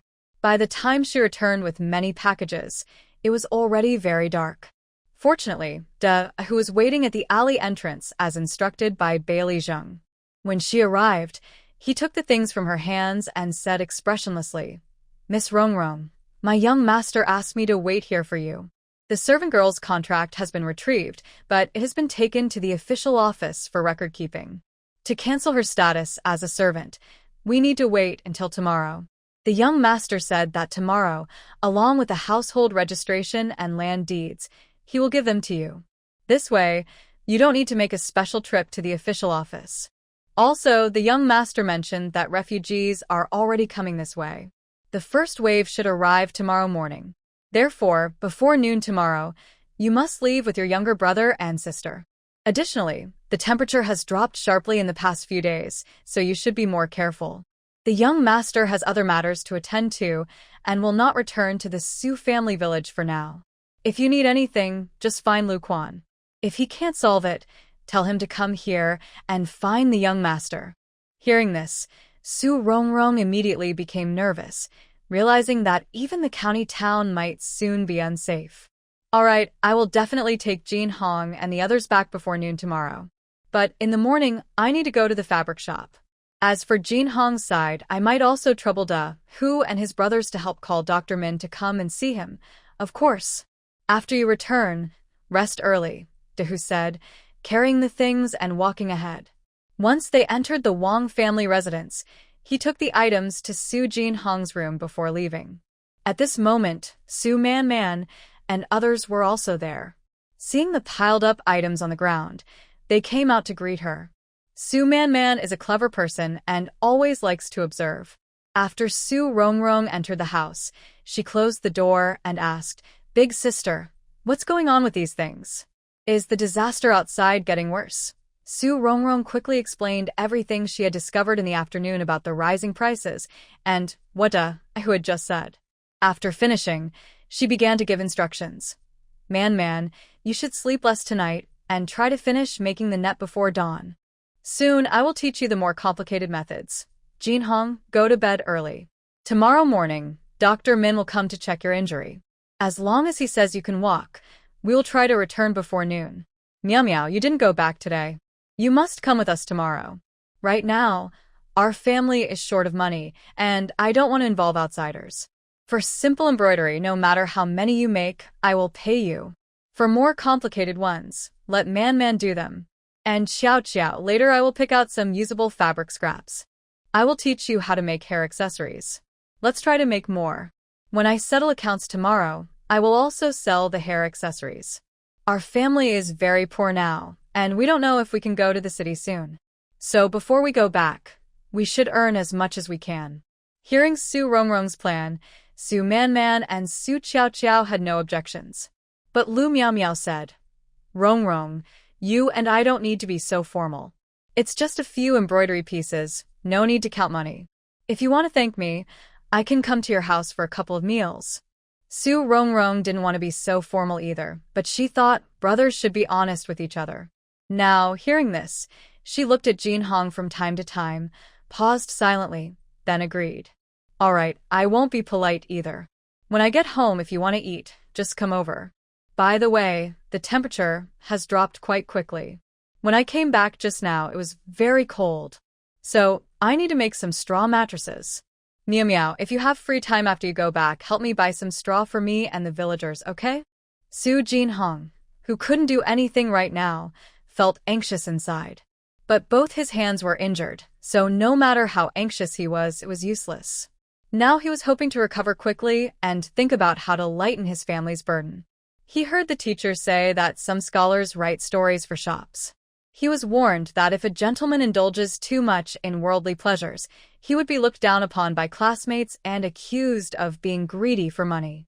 He was told not to get involved in these things. Even copying books was considered better than writing stories. But he thought earning money with his own skills was not shameful. As long as life was good, why worry about others' opinions? So, if possible, he wanted to write stories in his free time. When the time comes, no matter how much money he earns, he can at least help lighten the family's burden. He is a man, the eldest son in the family. His older sister is only about 2 years older than him. Normally, this family should be supported by him, with him as the backbone for his sister and younger siblings. But now, even his 9-year-old sister is helping to earn money for the family. Only he is doing nothing, just wasting time like a lazy person. This makes him feel ashamed inside, and he also feels very embarrassed on the outside. At this moment, no one knows what Su Jin Hong is thinking. Lu Miao, upon hearing that Su Rongrong wants to make a straw mat, said, "Rongrong, my mother just made me a bed cushion. Jin Hong is hurt so badly now, so maybe he can use this first. Later, I can help you make one together. When it's finished, you can return it to me. As for straw, it's simple. We don't need to buy it. When we go back, I will ask around and get some from the neighbors. Su Jinhong didn't dare to ask Lu Miao for that, so he immediately refused. No need. When Lu Miao looked at him, he said, "Meow meow, it's not very cold now. It's okay if the bed at home doesn't have a cushion, as long as we add more straw. It will still be warm." Lu Miao wanted to say something, but Su Rongrong directly made the decision. Jinhong is right. Meow meow, you can't move the straw mat. All right, it's settled. We need to hurry now, so let's split up and get things done. She plans to go to the pawn shop tomorrow to pawn something and get some money first. If that doesn't work, she will draw some designs for the embroidery shop to see how much she can earn. She has loved drawing since she was young, and since the original owner also knew how to draw, she thought it wouldn't be a problem to sketch a few designs. Because Su Rongrong spoke up, everyone stopped talking. They also didn't stay in Su Jinhong's room but moved to the room where Su Rongrong and Lu Miao stayed yesterday. That night, the four of them only managed to sleep for about an hour. Even Su Manman and Lu Miao, who had finished making the net, ended up joining Su Rongrong in making hair accessories. When morning came, Lu Miao turned her head and neck in all directions and said, "Rongrong, I'll go make porridge. You all get busy first. When the porridge is ready, Man and Xiao Xiao can eat a bit and then sleep. I'll go with you to the embroidery shop." Su Rongrong shook her head, put away the hair accessory she just finished, and also turned her stiff neck, saying, "Meow meow, you go make the porridge. Xiao Xiao and Man, once you finish your work, go rest. I went to find young master Bai Li to borrow his brushes and ink. I plan to try drawing some clothing designs and also sell the pattern of this flower. No matter how much money I get, it will all be considered income. Before I go back, I will buy pots, bowls, and utensils and try to buy a little more salt. After returning, I will rest well for a day, and starting tomorrow, I will go up the mountain to cut firewood. Our family is now empty, and I expect this winter to be very cold, so we need to prepare more firewood." Talking about chopping firewood, Su Man has experience. She quickly said, "Big sister, the day before yesterday, Taoya took me to cut firewood. She cut enough for firewood and said it was for our family. But that day, we came back late from the mountain, and I also had to deal with Xiao Xiao's matter, so I didn't manage the firewood and just left it on the ground. I think Taoya has already delivered it to our home yesterday." Su Rongrong praised her for helping the family. "Yes, Man, you did very well. Big sister is happy that you are helping to lighten the load. But you are still young, only a day or half a day, so the amount of firewood you cut is limited. No one knows when it will rain, so I want to prepare more, ideally enough for the whole winter, so we won't worry about firewood. We don't have much money now, or we could buy some from the villagers. They are strong workers and can cut firewood faster than us, often several loads a day. In less than 3 days, we will have enough firewood." Hearing this, Su Man couldn't help but sigh. "Our family is really too poor. Big sister is less than 4 years older than me, but she has to worry so much for the family. If I still only thought about myself like before, what would happen to big sister or this family?" Thinking this, she turned to look at Su Xiao, who looked terrified. "Xiao, did you hear what big sister said? Starting tomorrow, we all have to go up the mountain to cut firewood. Qi Jiaying, the wife of Su Ziden, is very beautiful, and all their children inherited her looks. Whether it's Su Rongrong or Su Man, even at a young age, they are much prettier than the girls in the village. And when it comes to Su Xiao, she is even more beautiful. After Mrs. He adopted her, she hoped to see her marry into a wealthy family. She never let her do rough work that would hurt her hands, only giving her strict treatment in terms of clothing and food. Therefore, don't be fooled by Su Xiao's thin and yellow appearance or her shabby clothes, because her hands have no calluses at all. She feels very resistant to going up the mountain to chop wood. But she also knows that circumstances are stronger than people. Right now, she owes a large debt and has signed an IOU, so she must follow her sister's arrangements. When she sees her eldest and third sisters looking at her, she forces a smile that is worse than crying.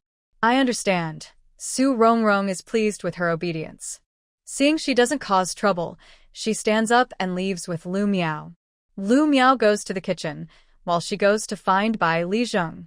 Since the system assigned her the task of ranking in the top 3 for the county school entrance exam, she has spent most of her days reading and doing exercises. When Su Rongrong arrives at the study, Bai Li Zheng has already been up for a while doing morning reading. Seeing her, he straightforwardly says, "Miss Rongrong, try to go back early today." Although the first group of refugees probably won't cause trouble, and Lord Wang will find ways to settle them, it's still different. If you need anything, tell me. I will ask Da who to send it to you. Su Rongrong thinks for a moment and says, "Brother Zheng, buying salt requires a household registration, and there's a limit. My household registration hasn't been approved yet, so I can't buy any. Can you help me get more? It would be best if we could have enough for our family to last a year or so. In ancient times, salt was strictly controlled. Yesterday, Su Rongrong wanted to buy some.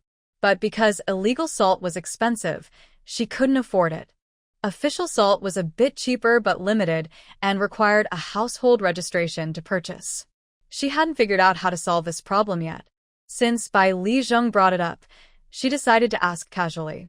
If it could be solved, that would be great.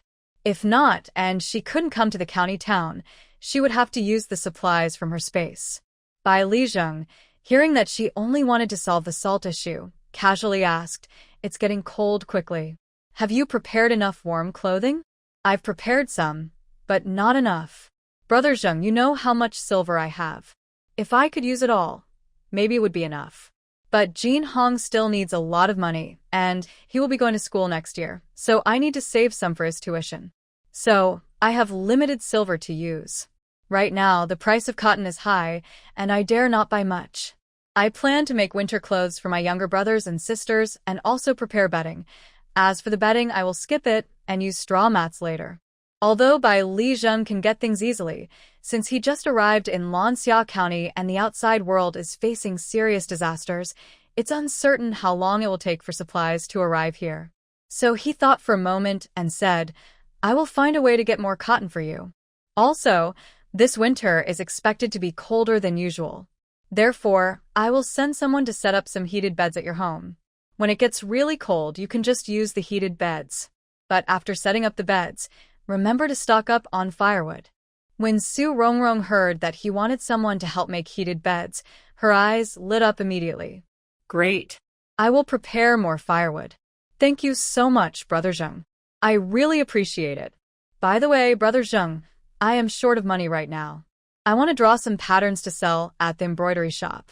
Can I borrow your ink, paper, and brushes?" Bai Li Zheng had already helped Su Rongrong as much as he could, so he wouldn't offer money voluntarily at this moment. Hearing her request, he felt pleased and agreed readily. After Su Rongrong left with her patterns, he called over Da Hu. "Go to the yamen yourself later and bring back Miss Rongrong's household registration and land deed. Also, keep an eye on their handling of Su Qiaoqiao's sale contract. Once that's done, buy 3 brushes and an ink stick at the bookstore. In addition, buy 3 sheets of rough-edged paper and send them over. When you see Su Jin Hong, give him the items and tell him I hope he studies hard and doesn't waste his sister's efforts. Yes." After Da Hu left, Bai Li Zheng pondered for a moment and started drawing the design of the heated bed. He had entrusted Lu Quan with managing the house in Su's village. Once he finished the drawings, he planned to set up heated beds in every room. When his mother and sister come over, they can stay there. For now, the county town is not safe. Rather than staying here, it's better to live in Su's village, especially since Su Rongrong is still there. Even if he studies at the county school, he would need to go back during breaks to complete tasks and extend his life. Su Rongrong didn't know about these plans. She carried 5 drawings and first returned to her room, seeing Su Man and Su Qiaoqiao still making hair accessories, but now they were yawning so much that their eyes were almost closed. She quickly grabbed the half-finished hair accessories from their hands and, while waiting for breakfast, neatly arranged the hairpieces. After finishing, she assembled the hair accessories and said, "That's all for today. You 2 go wash your faces first. After we finish eating, you can rest. When I come back, we will go home. Later on the way, you can take a little nap. When we get home, we still need to tidy up the house." Su Man yawned again, her eyes watering naturally, and said, Big sister, since we still have to wait for dinner, why don't we make 2 more hair accessories? Our family needs money, and before you go to the embroidery shop, we can make as many as we can. No need. Listen to me. Go wash your faces, and after eating, go to sleep. As she finished speaking, Lu Miao's voice came from outside. Rong Rong, man, chow chow, dinner time. Coming. Su Rongrong quickly responded, then looked at her 2 sisters and said, "Let's go, time to eat." After saying that, she picked up the basket with the hair accessories and hairpins and headed outside. For breakfast, Su Rongrong only ate half a bowl of porridge before leaving the house. When she reached the main street, she saw many raggedly dressed people on the street. Most of these people gathered around breakfast stalls, while a few were dozing in the corners. Around the noodle and porridge stalls, the people didn't speak much. They just looked pitifully at those eating at the stalls. Seeing this, the people eating couldn't enjoy their food either. Most of them hurriedly ate a few bites, and then paid, and left.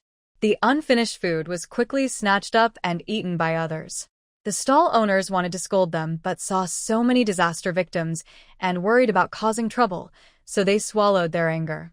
Later, people coming to eat breakfast saw this situation and chose to buy buns, steamed bread, or pancakes to take home. Some disaster victims quietly followed those people. From their looks, it seemed they either wanted to steal or snatch. Su Rongrong stood still, watching all this, feeling cold inside. Once she reacted, she quickly headed to the embroidery shop. Fortunately, the embroidery shop was not far from her home. When she arrived, the shop was not yet open. Luckily, she didn't have to wait long. The shop owner came to open the door. The shop owner was already concerned about the hairpin issue. Seeing her, he opened the shop while asking, "Miss Su, are the hairpins ready?" Seeing her appearance, Su Rongrong felt relieved. Rongrong knows that Mr. Chi is eager to send out the goods, so she brought her sister along overnight. She also made some hair accessories. Would Mr. Chi like to see them? At this moment, the owner of the embroidery shop was focused on the woven cords. When they entered the shop, she took the basket from Su Rongrong and first checked the cords. After confirming they met her standards, she quickly counted them. Once she verified the numbers were correct, she turned her attention to the hair accessories Su Rongrong mentioned. Seeing this, Su Rongrong began to explain. "Mr. Chi, I see that your shop's hair accessories mostly feature shapes like peonies and lilacs. So I made 3 different styles, which are different from current trends: yellow and white daisies, pink roses, and yellow-red tulips. Would you be interested in buying them?" Mr. Chi quickly settled the bill with Su Rongrong and also returned her a deposit of 100 coins. Then, he picked up the hair accessories and examined them carefully. He saw that they were not complicated to make, with average quality, but they looked nice and had fresh styles. "I'll buy these hair accessories." Daisies cost 2 coins each, roses 3 coins, and tulips, which are the best quality, 5 coins each. What do you think? The prices were about what Su Rongrong expected. She then took out 5 pattern sketches from her pocket and handed them over. "All right, we'll settle the hair accessories at the prices you mentioned. By the way, are you interested in the designs of these clothes?" Mr. Chi had run an embroidery shop in Lanxia County for over 20 years, so he had a steady group of customers. He reached out to take Su Rongrong's sketches. After looking at the drawings carefully, he immediately liked them. "Miss Su, these clothes look elegant and appropriate. Although they are winter clothes, they don't look bulky.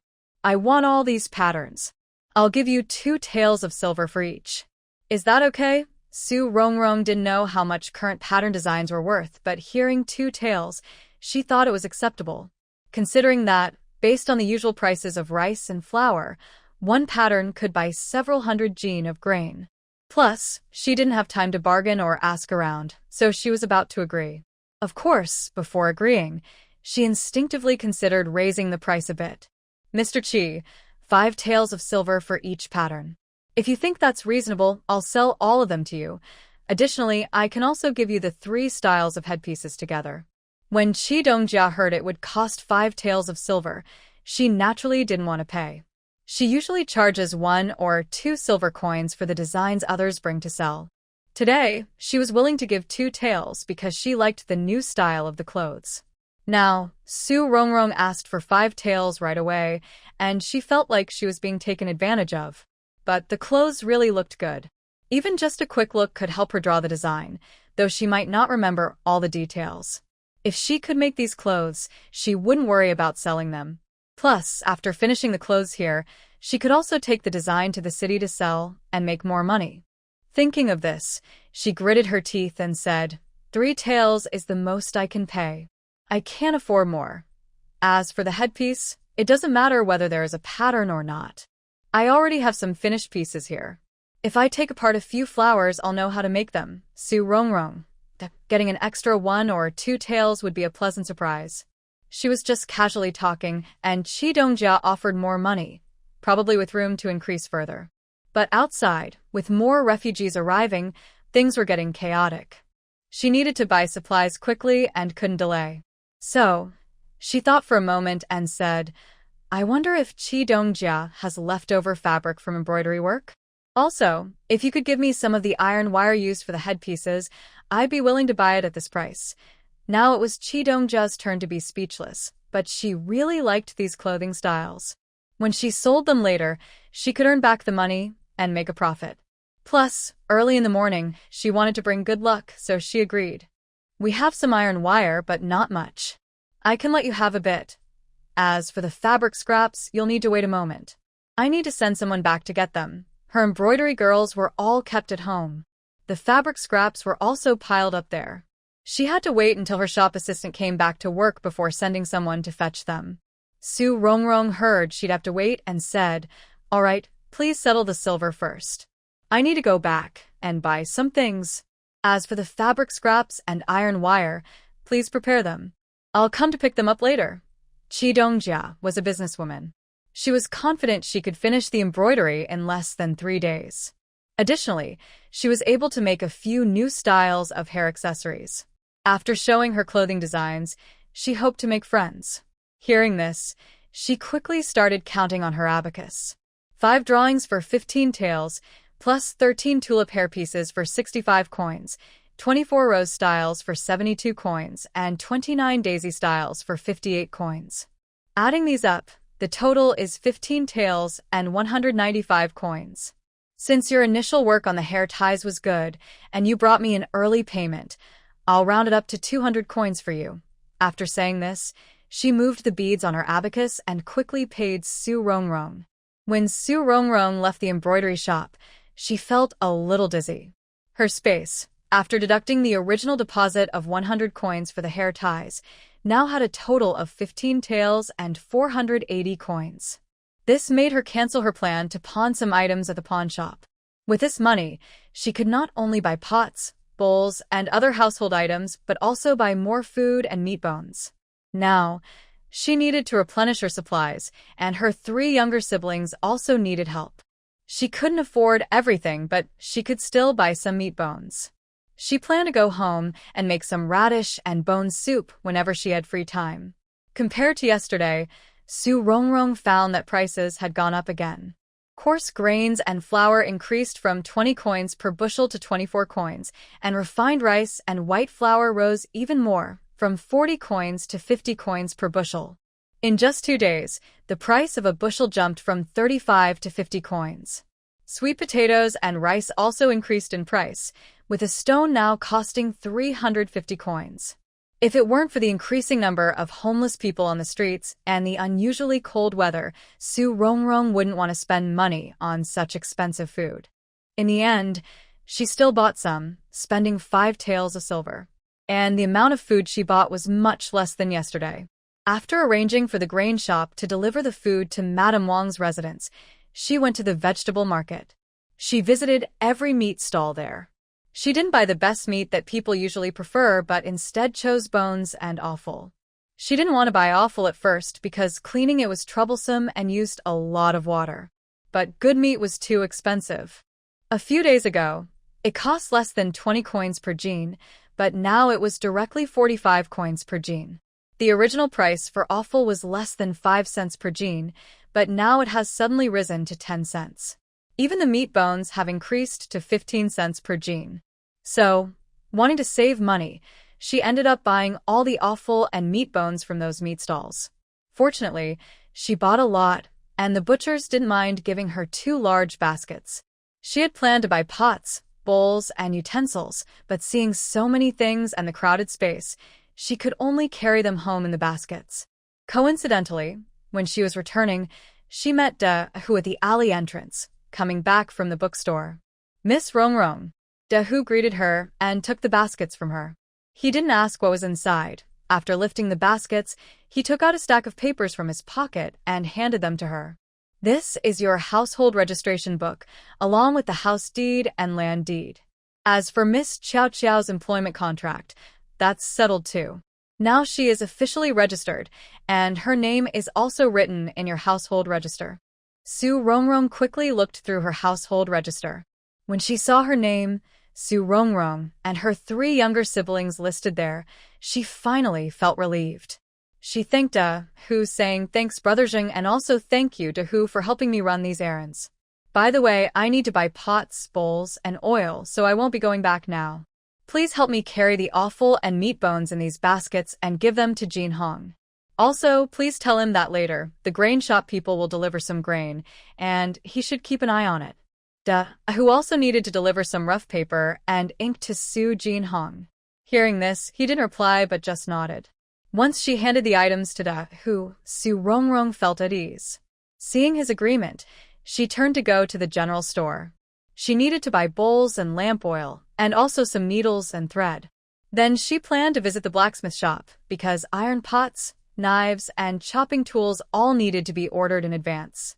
These things used to be in her family before, but after her home was taken over, what she had now was just an empty shell, so she had to buy everything anew.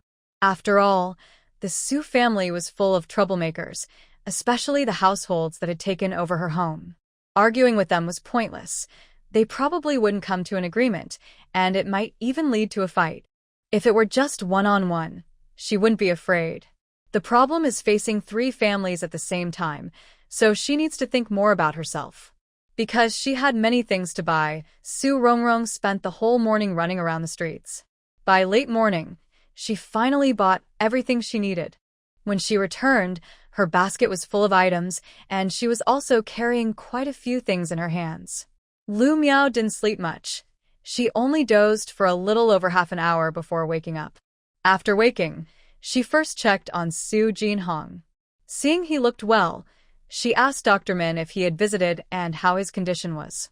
When she learned Dr. Min had already come and that his recovery was good, she said they could go home and waited at the door. When she saw Su Rongrong returning from afar, she went to greet her.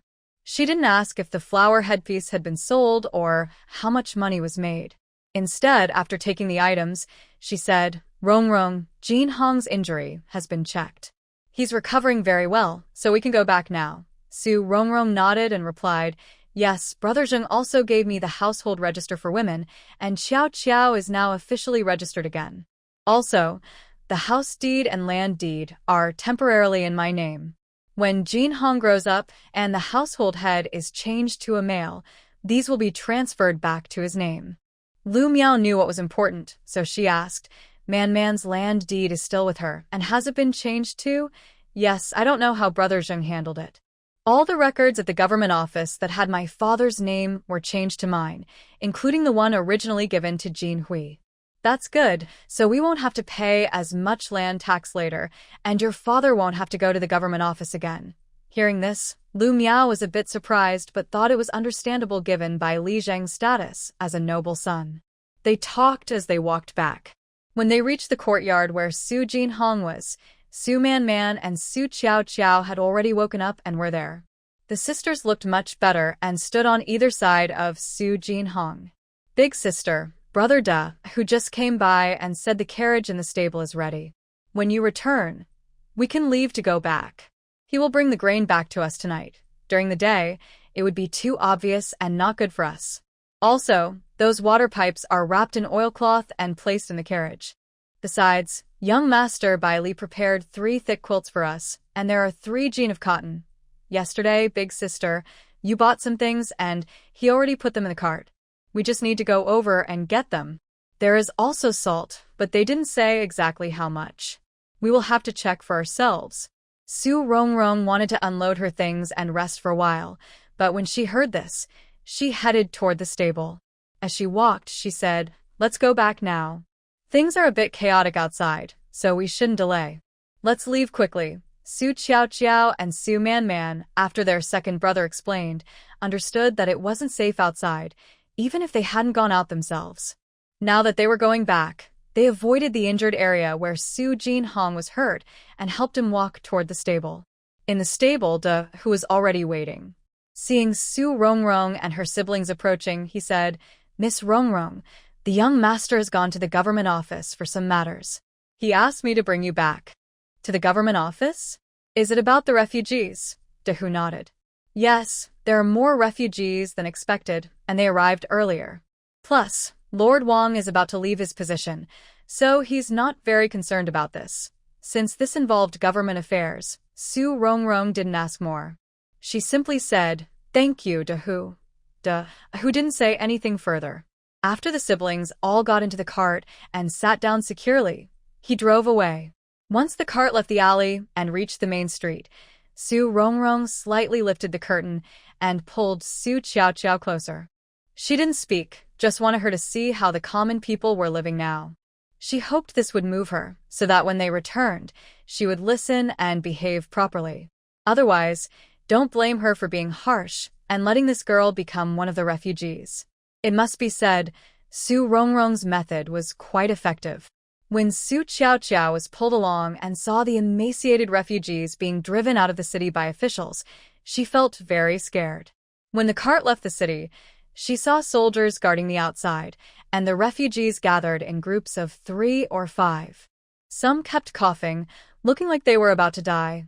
Others looked numb, staring at nothing in particular. There were also people surrounded by others, and some had collapsed on the ground, not knowing if they were alive or dead. Seeing how these people looked, Su Qiao clung tightly to Su Rongrong, her eyes full of fear. Many of these were homeless people, including quite a few young girls. Among those young women, anyone with a bit of beauty had several men around her. Some overly bold ones even touched her openly in front of everyone. And the girl, whether willingly or not, still smiled when facing those men. Seeing her like this, Su Rongrong lowered the curtain without saying anything. When the carriage was far from the crowd, she looked serious and said, "Qiao, you saw it too." Among those disaster victims, there was a pretty girl. Their clothes were even more torn than other girls, and you could see their skin. So, having good looks doesn't always mean a good life, unless you sell yourself. Have you noticed? Those pretty girls are often targeted, and to survive, they have to submit to those men. But the less attractive or the clever ones who hide their looks tend to stay safer. The pretty girls around those men ranged from about 17 or 18 to over 40. But how old is that girl? You always say that if you look good, you should be treated well. I used to ignore your words, but now I have to tell you.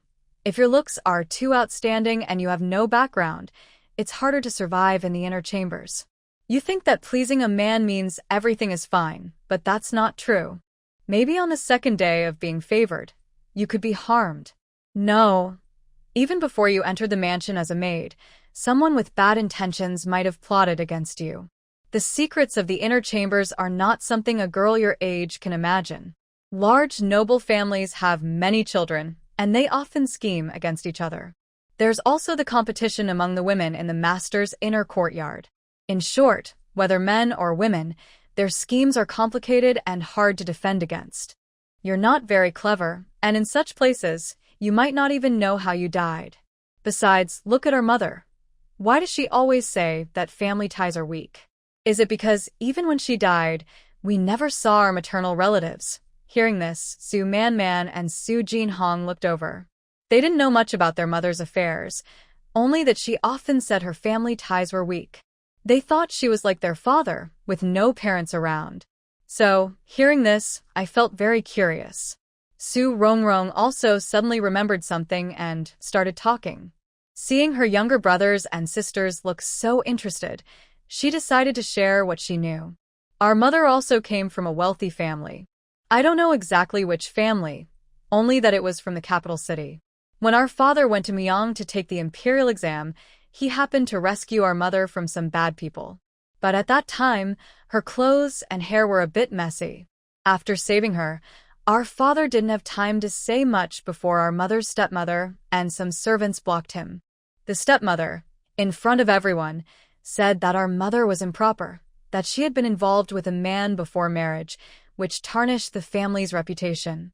Our mother's father, maybe her maternal grandfather, had many children, but she was the only daughter. When they were informed, they didn't ask questions and just announced that from then on, she was no longer their daughter. Our mother was driven out of the house. She hasn't told me what happened afterward, so I don't know. What I do know is that our house and land were bought with her money. Our mother always said that she was too beautiful, which made her stepmother's younger sister jealous, and that's why she was betrayed. But she also often said she was lucky to have met our father. In my memory, our mother was a clever woman. I never thought she could be tricked like that, so after hearing this, I looked at Su Qiao with a serious face. Qiao Qiao, even our clever mother was tricked like that. If your mind isn't sharp enough, and you end up in the back courtyard, you might be tricked so badly that there's nothing left. Listen to third sister. Find a handsome man from an ordinary family to marry. Avoid families with stepmothers or those with concubines. Qiao Qiao pursed her lips without speaking. She still wanted to marry a wealthy man. But most wealthy families have multiple wives and concubines. Her mother was just unlucky, born into such a family, and since her biological mother passed away, only her stepmother is in charge. If her second brother passes the imperial exam and becomes an official, she would have someone to support her, and her in-laws wouldn't dare mistreat her. But she didn't dare say this out loud. The situation outside is tense, and she's afraid that if she speaks up, her eldest and third sisters might get angry and drive her away. The days grew strangely cold, and she was still young and deeply in debt. If she left home, her only choice would be a dead end. So, until her second brother passed the imperial exam, she had to obediently follow their rules. Whatever they said, she just needed to nod and agree. Thinking this, she obediently replied, "Yes, third sister, I understand. I will listen to you." Seeing her so obedient, Su Rongrong looked at her carefully. She noticed a flash of cleverness in her eyes and understood immediately. Wow, even at such a young age, she had learned to be evasive. But that was okay, as long as she kept her close, with Man and Jin Hong watching over her. Over time, she would slowly change her mind. If she couldn't change her, then in the end, her choice was her own.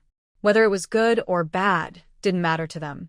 They had already tried their best, and they felt no guilt. Maybe the story about the refugees was too shocking. The siblings fell silent for a while on the road. Su Rongrong took out some old cloth scraps from her bags. She picked out usable pieces and handed them to Su Qiao Qiao, then took some wire and passed it over. "I wanted you to rest a bit, but it seems you can't sleep either. Since that's the case, make a hair ornament. When we go back, find your friends and exchange one hair ornament for 2 loads of firewood." Next to her, Su Man heard this and said, "Big sister, I know many friends. Let me handle this." "I promise to exchange the fewest hair ornaments for the most firewood." Su Rongrong nodded and let her do her thing. Meanwhile, she opened her hand and measured Su Jin Hong's shoulder width and arm length. She planned to make clothes for Jin Hong when they returned. Today, even before evening, the midday cold was noticeably worse than yesterday. Jin Hong had no clothes left to wear. She had to prepare winter clothes for him first. His hands couldn't stand the cold. Seeing this, Lu Miao leaned close to Su Rongrong and whispered, "Rongrong, why don't I make Jin Hong's clothes? You can start with Man's. Her clothes are also very thin." Currently, Su Rongrong was wearing her old clothes from Lu Miao, suitable for the season and still warm. But Su Qiao Qiao's clothes were all old clothes refashioned from Su Yunxia. Previously, he wanted to take her to Fang's house, so she wore her best and warmest clothes at the time. Only Su Man kept her belongings close, taking care of her family despite feeling helpless and completely ignoring her. Now, she was wearing clothes from 3 years ago, small, short, and torn. Today, she was truly unprotected from the cold. Moreover, Su Jinhong and Lu Miao had openly shown their relationship. Since that was the case, Lu Miao was willing to help, so she let her do so. Alright, you can take Jinhong's clothes. I'll make some for Man first. Lu Miao was very pleased. After thinking for a moment, she softly said, Rong, I still have a set of clothes in my bag. They are a bit small now, but my mother has bought me new clothes. If you don't mind, I can give them to you. Lu Miao was an only girl in her family, and her family loved her very much. They usually bought her 1 or 2 new outfits each year. The clothes in her bag and the ones Su Rongrong was wearing were bought for her when she was 12, 2 years ago. But rural girls' clothes are often made a bit bigger, so they can wear them for 2 more years. Now that she was 14, her body was developing more clearly, and her clothes looked a bit tight, especially around the chest. In the past, clothes she couldn't wear were given to her aunt's daughters, and even if she wanted to give some to Su Rongrong, she couldn't. Now, these 2 sets of clothes hadn't been given away yet, and Rongrong and her siblings were living on their own, so she thought Rongrong could use them. After all, these clothes had no patches, and Rongrong was a few months younger than her. Since she had been mistreated at the Su Dashan family for 3 years, she hadn't grown much. Wearing smaller clothes and giving them to Rongrong made her look a little bigger. If they added some cotton padding outside the clothes and covered it with an extra layer of cloth, it would be like saving the fabric for the inner layer of a coat. She thought this was a good idea, but wasn't sure if Rongrong would accept it. Rongrong was an orphan and didn't see anything wrong with wearing hand-me-down clothes. Hearing Lu Miao's words, she also understood this. She immediately said, If your mother doesn't mind, then I definitely won't. Meow meow, thank you so much. Lu Miao was happy to see she didn't mind. It showed that Rongrong really wasn't upset about her and Jinhong's relationship. That was the best news of all. She immediately cheerfully said, My mother will definitely be fine. Rongrong, you can rest assured. Su Rongrong nodded with a smile and then started measuring Su Man's shoulder width, arm length, and other data.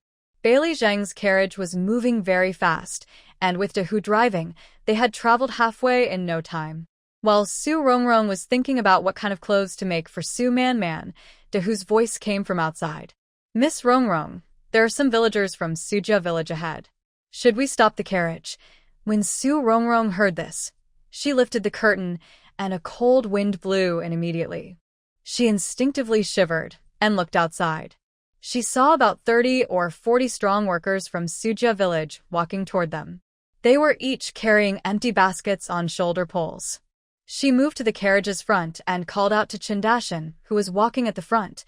Uncle Dashan, are you guys going to the city to buy grain? Yes. Among the leading group was Chen Dazhuang, Peach's father. He had come back from hunting in the morning. After hearing about the situation in the county town, he didn't even rest, but immediately went out with the villagers. Everyone else was carrying empty baskets, but his basket contained wild chickens, rabbits, a foolish roe deer, and some pelts collected over time. The villagers from Sujia village saw the carriage approaching early on. Just as they were curious, they suddenly heard Su Rongrong's voice. Remembering that she had been in the county town these days and must know the current situation there, they hurried to catch up. As they got closer, Chen Dashan asked, Rongrong, you're back? How is Hong Xiaozi? Is he okay? Uncle Dazhuang, I'm back.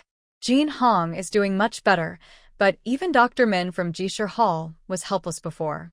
In the end, I asked Bailey Gongzi for help. I used connections to buy a scar removal ointment and a bone renewal ointment for over 100 taels. But you know our family situation. Since I often trouble Bailey Gongzi, I didn't dare to ask him directly for money.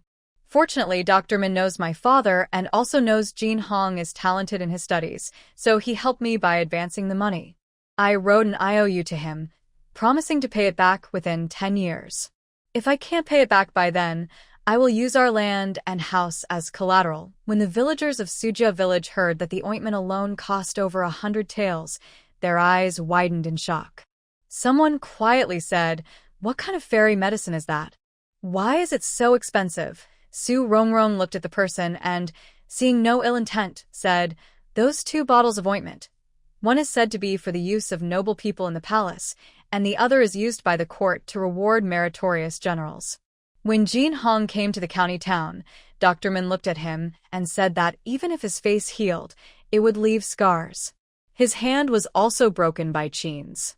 If not for the bone-healing ointment, even if it healed, he wouldn't be able to hold a pen or lift heavy objects. We scholars can't afford to be unable to write, and scars on the face are unacceptable. As long as he can recover, I think any amount of silver is worth it.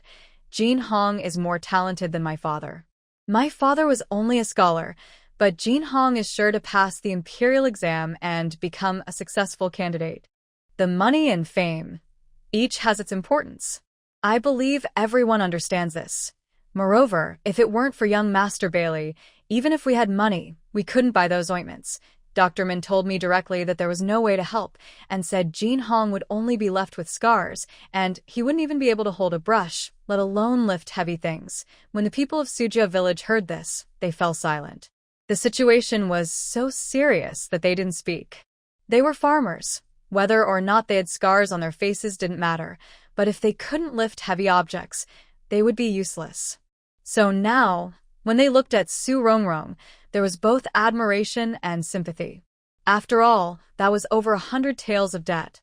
For their family, it might take a lifetime to pay it off. That Qin family really caused a lot of trouble. Fortunately, young Master Hong has a good older sister who is willing to risk everything for him, even to owe so much debt. Su Rongrong saw everyone's expressions and didn't continue this topic. She changed the subject and said, "Uncle Dazhuang, the county town is very chaotic now. Early this morning, many refugees arrived and they were stealing and robbing on the streets. Later, the officials stepped in and drove everyone out of the city. Now, the city gates are heavily guarded and no one is allowed to enter, but they are all gathered just outside the city walls. The longer this goes on, the more people there will be. When we came back, there were at least a few hundred or even over 1,000 displaced people outside the city, and with the temperature dropping quickly these days, this situation can't go on. If the refugee problem isn't solved, trouble will surely follow."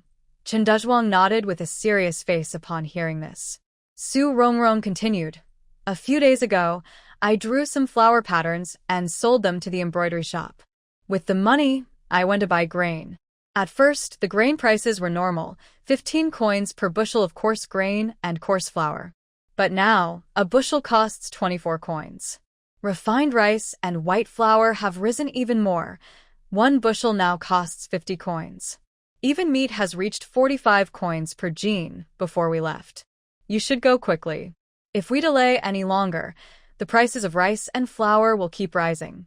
And if you can buy more, do so. Don't worry about the money. I'm afraid if you don't buy now, even if you have silver later, you won't be able to buy any." Hearing this, Chen Dazhuang and the others took a sharp breath. The price of coarse grain and flour increased by 9 coins per bushel, which is more than 2 coins per jin. How long has it been? If they delay any longer, by the time they reach the county town, the price might rise by 3 coins per jin. Thinking of this, they lost their appetite to continue talking. After thanking Su Rongrong quickly, they hurriedly left. After Da Hu and the others had gone far, they continued their journey by carriage towards Sujia village. The weather was really strange. Yesterday at this time, there was some sunshine, but now it was gloomy. Even the wind blowing in carried a cold chill. Su Rongrong returned to the carriage and immediately said, "Jin Hong, your winter clothes, meow meow, and I will try to finish them quickly. When we get back, you should wrap yourself in a quilt so your hands don't freeze. Manhwa and Xiao Xiao, you two forget it. Xiao Xiao, stay at home to tidy up. Meow meow, and I will go up the mountain to chop firewood. This weather really can't be delayed. I'm worried we haven't prepared enough firewood for winter, and before we know it, it will start raining or snowing." Lu Meow Meow hurried to help Su Jin Hong put on his clothes. Hearing this, she said, "Rongrong, you and Manhwa and Xiao Xiao go chop firewood. I'll help tidy up at home. Once I finish making clothes for Jin Hong and Manhwa, I'll come to help you." Their family had plenty of firewood. Their parents and others often chopped and stacked it when they had free time. If it weren't for worrying about what others might say, she would have wanted to move some over to Rongrong's place. Su Rongrong didn't know her own thoughts. She was afraid of what the Lu family might say, and she didn't want Lu Miao to come to her house to do chores. So she said, "Ciao ciao, after you go back. Pick a flower for your hair and find some quick and clever girls from the village to help us clean the house. Meow meow, you help watch over things when the time comes. I will take Chow Chow and Man Man to chop firewood." Su Man Man was happy to agree and responded immediately. Only Su Chow Chow, hearing about chopping firewood, felt nervous. She would rather stay at home to tidy up than go up the mountain. Not only was it exhausting, but chopping too much firewood would make her hands rough. If her hands became rough, would she still have a chance to marry into a wealthy family? But if she refused, she couldn't say it out loud. She was afraid her eldest sister might get angry and send her back to the county, where she would be left among the wandering people. Thinking about those people looking at her with bad intentions, and about not having enough food or warm clothes and having to sleep outside, she was terrified. Forget it, chopping firewood was fine. After all, she was the youngest and she wouldn't chop much or carry much. It was understandable, right? In the morning, Meow Meow specially baked some pancakes. We just ate them on the way back. She then said, "Taoya, wait for me." After that, she turned around and helped Lu Miao and Su Jinhong get down from the carriage. Once they were steady on their feet, she quickly called down Su Qiao Qiao and Su Man Man. Since Su Man Man decided to help her older sister share household chores, she has become very attentive. Su Rong Rong told them to get off the carriage. Su Qiao Qiao got off alone, while she asked Su Qiao Qiao to close the door. Then she dragged all the manageable items from the carriage onto the front pole. As soon as she got off, she immediately moved everything from the front pole. De Hu saw this and told them to step back. He went up and handed the items out. In just a few moments, all the things inside the carriage were moved out. De Hu, in a hurry to go back, pointed to a small gray cloth bag on the ground and said, "Miss Rong Rong, there are 20 jin of salt here." The young master said he doesn't know if you need it for pickling vegetables, and he's not sure if this is enough. He told you to use it first.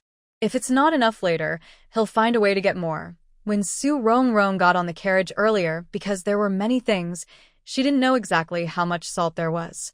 Now, hearing there were 20 jin of salt, she knew that even if they used it for pickling, it would last her family of 4 for more than a year. She immediately said, "Yes, Brother Da Hu, please thank your young master for me when you go back. And I have one more thing. May I speak with you privately?" Da Hu didn't know what she wanted to say, but he nodded.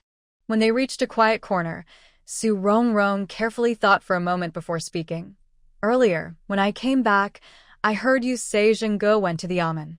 I don't know what methods they will use to solve the problem of the disaster victims, but I do have an idea. I'll share my personal opinion. You can tell your young master honestly. If he thinks it's feasible, then use it. If not, just forget I said anything." Hearing this, Da Hu immediately became interested. "Miss Rong Rong, just tell me. I will definitely pass the message along. Brother Da Hu, I don't know if you've noticed, but when we left the city, most of the refugees were strong laborers. Whether men or women, those who are older or under 10 years old are few. Currently, we need to conscript people for forced labor because the task of digging canals and building dams is very heavy. In the past, 1 person from each household was required, but now it is based on population. Families with more people must send 2 or 3 workers. If they refuse, they must pay 5 taels of silver per person. The disaster victims gather outside the city, with nothing to do, hoping each day for a small bowl of porridge from the government. On cold days, when they are hungry and cold, they are more likely to cause trouble. The government cannot freely open the granaries for them, so the available grain is limited. Therefore, this situation cannot continue forever, you see?" When Su Rong Rong said this, Da Hu understood her meaning immediately and replied, "Miss Rong Rong means that the disaster victims should replace ordinary people in doing forced labor, and the common people can pay with silver or grain instead." Su Rong Rong nodded. "Yes." Farmers can pay 5 taels of silver each. If they pay with grain, they only need to give 1 dan of coarse grain and flour.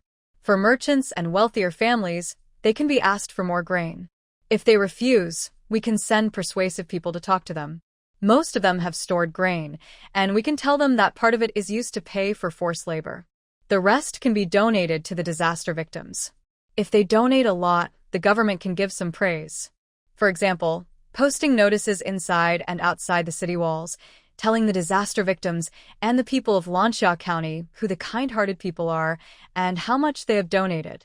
Although merchants care about profit, they also care about reputation, especially when it benefits the common people, which helps improve their image.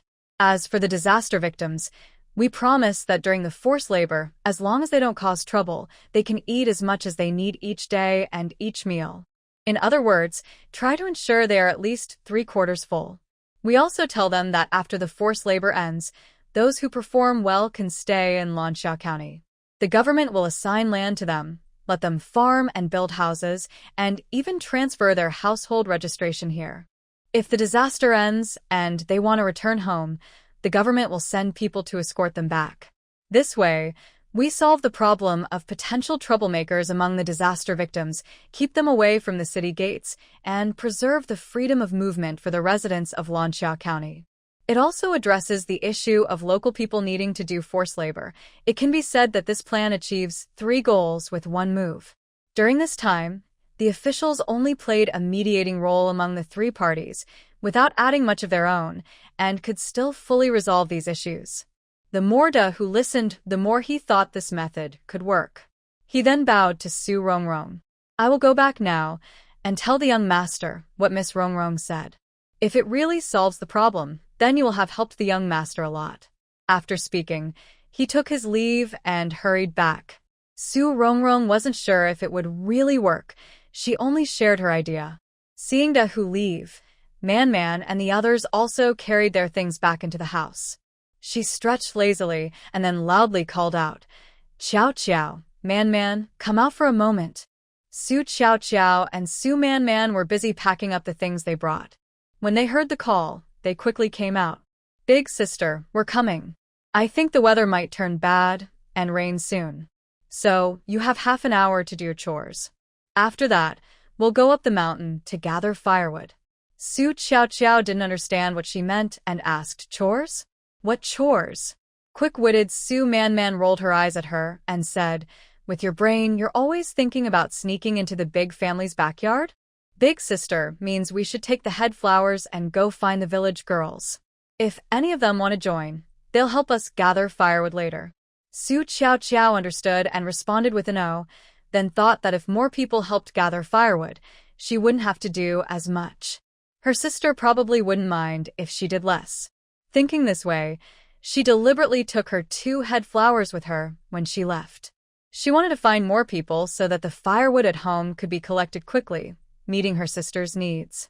That way, she wouldn't have to chop as much wood and wouldn't get rough hands. As for the head flowers, there's still plenty of fabric at home. When she gets back, she can make herself 2 more flowers. Su Rongrong saw her 2 sisters leave with their head flowers before entering the kitchen. At this moment, Taoya was frowning, looking at the meat bones and offal. Seeing her come in, she asked Rongrong, "Do you still have money? All these things together probably weigh at least 100 or 2 pounds. Why did you spend money to buy so much of this?" "Using the money to buy this isn't better to buy some good meat," Su Rongrong replied. Dr. Min from Jishir Hall said that Ji Hong, Chow Chow, and Man all need good nourishment. Right now, prices are rising wildly outside. Good meat costs 45 coins per jin. Our family can't afford much, so I can only buy these. Fortunately, it's cold, so after cleaning and braising, these can be stored. If necessary, I can salt them and hang them under the beam. The town is getting more chaotic. As long as the disaster victims' issues aren't solved, I don't want to go to the town. So, these will last a long time. Maybe the New Year supplies are all in this. Pi Chiao, from a hunter's family, doesn't get wild game sent to the town every day. Usually, after cleaning, she salts and stores it. Hearing Su Rongrong's words, she nodded instinctively, then asked, "What about your grain?" "I just looked at what you brought back and there's not much grain. My father went hunting this morning and, hearing about the town's situation, traded the family's pelts for silver to buy grain. Now that you're back with Ji Hong and the others, how can we manage without grain? I have some savings, about 60 coins, not much, but I can give you some first. Rong Rong, you should see if anyone in our village needs to go to the town and ask them to help bring back some grain. Su Rong Rong looked at her face, which resembled a modern friend's, and listened to her words, feeling warm inside. Knowing she was doing this for her, she didn't hide anything and told her everything about going to the town, including owing over 100 taels of silver to buy Li Zheng and the money spent on buying clothes and patterns. Of course, she didn't mention that Qiao Qiao's 10 taels from selling herself or how much she earned from the patterns. But she clearly explained how much she earned from Luo Zi and the headpiece. When Pi Qiao heard about the debt for Ji Hong, she felt a bit worried. But after learning she earned several hundred coins in just a few days, she let out a deep breath. Although Luo Zi's work was lucky, the headpiece and clothing patterns proved Rong Rong could support her younger siblings. Maybe she could even pay back the 30-some taels owed each year. However, Ji Hong still needed to study, and that costs a lot. Even if they sell all the produce from those dozens of acres, they might not have enough money. Thinking about this, she said, Rong Rong, you have a heavy burden now. Not only do you need to save money for Ji Hong's education, but you also have to save for young Master Bai Li. Since that's the case and Man is skillful, you can let her handle the flower headpiece work. You should think about doing something yourself to earn extra income. Otherwise, things can't go on like this. If Ji Hong goes for the scientific exam, he will need to go to the county town and then to the city. He will need some money, at least a few silver coins. Right now, we're just talking about the scholar's exam, but what if he passes the provincial or imperial exams? Other families usually support one student with the whole family or clan. Your situation is a bit special, so you can only rely on yourself. You need to think carefully about all this. Su Rong Rong listened to her seriously considering her, and she nodded with a smile, saying, Taoya, don't worry. When I decided to leave the family and become independent, I already thought about these things. I know what I am doing and what I should do next. Moreover, that 100+ taels of silver, when I signed the IOU, Brother Zheng said that if I ever do him a favor, this debt could be cancelled. Didn't I just talk with Dahu earlier? I was talking about how to help the disaster victims and our common people avoid forced labor. Brother Zheng's father is about to take his post. If the officials use the method I suggested, maybe I won't have to repay that silver. Hearing this, Taoya asked curiously, Rong Rong, can I know what you mean about helping disaster victims and common people avoid forced labor, because this matter involves her family. Her grandfather definitely can't go, and her father, though young, is the main labor force at home and probably can't go either. Her older brother just got married, and his wife definitely doesn't want him to go. Her mother would also be reluctant. So, they can only spend money. If Rong Rong's idea involves not letting people go, then they wouldn't need to spend so much silver. This time, her father took all the family's silver to buy grain, including the 5 taels he wanted to use to pay the forced labor tax. Her father said that in a year of disaster, nothing is more important than food, especially for families like theirs with little land. Going to do forced labor might not be deadly, but if there's no food at home, they will definitely starve. At that time, not just one person would die, but the whole family. Because everyone understood this, Grandma, Grandpa, and Big Brother, though reluctant, finally gave all the money they could gather to their father. Their father said he would go to the county town first to see if he could buy enough grain. If he could, he wouldn't come back today. Then, early tomorrow morning, the whole family would go to the county town together to help bring the grain home. Actually, not only her family, but as far as she knew, everyone going to the county town today had the same idea. If Rong Rong's plan was better, maybe they could solve the problem with the least cost. After all, paying 5 taels of silver per person was really too much. But the strong men in the family didn't want to go serve in the army or do forced labor. Of course, except for those families who were extremely biased or so poor they couldn't afford 5 taels of silver. She didn't know what Rong Rong was thinking or how she told Dahu. Rong Rong was the daughter of a scholar, smart and kind, and she would definitely think of everyone. Su Rong Rong didn't realize how highly she was regarded in Taoya's heart.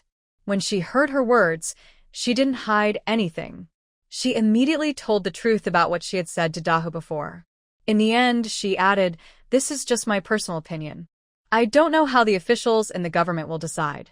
So, Taoya, don't tell others about this for now. If the officials accept my suggestion, it will only take a day or two. After all, whether it's money or grain, it needs to be collected early. If the disaster victims delay outside the city for another day, the risk increases. It's getting colder each day. Who knows if those victims might be affected or do something to the people of Lanxiao County. Only by sending them away early can the villages around the city and county be safe. Yes, Rongrong, I understand. I won't say anything. Don't worry, I will act as if I haven't heard anything. But I think your idea is very good. The officials will definitely agree. This way, not only can we help the common people solve their problems, but it also solves the officials' difficulties. Most importantly, it gives hope to those disaster victims. Although forced labor is hard, they won't die, but they might suffer. But those victims have no choice. They had no choice but to leave their hometown. Now they cannot go back, and they have nowhere to find food or stay warm. At this time, helping with manual labor gives them work, a place to live, and enough food. It might even help them get official household registration here. For them, this is a real opportunity. Maybe if they perform well, they could even get warm clothes. I have to say, Taoya's idea matches by Li Zheng's thoughts perfectly. Today, he was at the government office, using his status as the son of the Duke of the Protectorate to help solve this problem. Because he resigned from his official duties given by the court and isn't a local official, he didn't speak up but listened to their discussions. But from what he heard, the suggestions they made weren't very good. Some proposed opening a granary.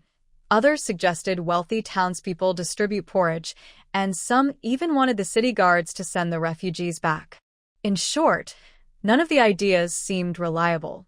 As the morning passed and afternoon came, these people still hadn't come up with a plan, and finally, they all looked at him. At that moment, the mechanical voice of the system appeared again in his mind. Please assist Su Rongrong in solving the disaster among the refugees in Lanxiao County, and let the people there know her contributions. Completing this task rewards 3 months of life and a 100-second shopping spree at the Bai Family Mall. This task is optional.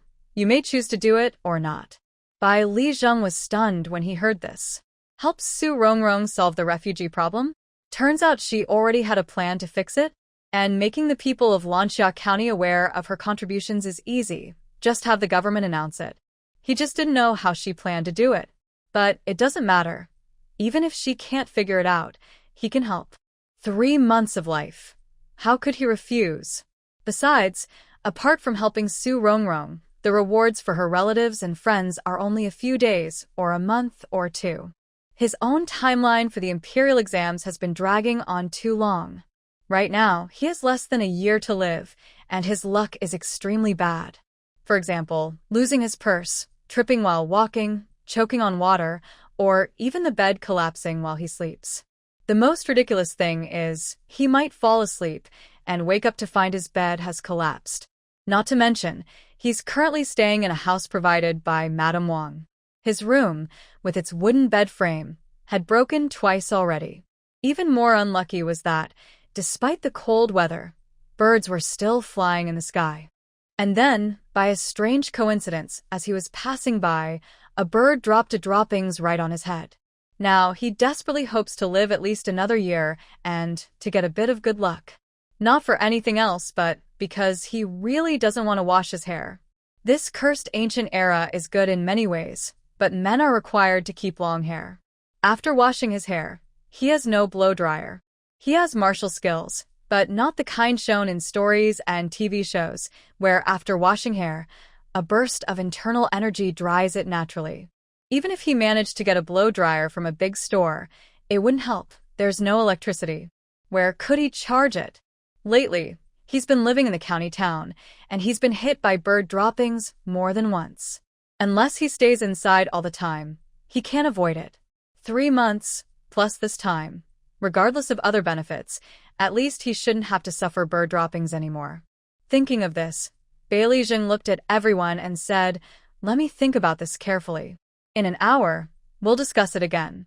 The people present included Magistrate Wang, Deputy Magistrate Huang, Clerk Tao, County Guard Lin, and Master Yang.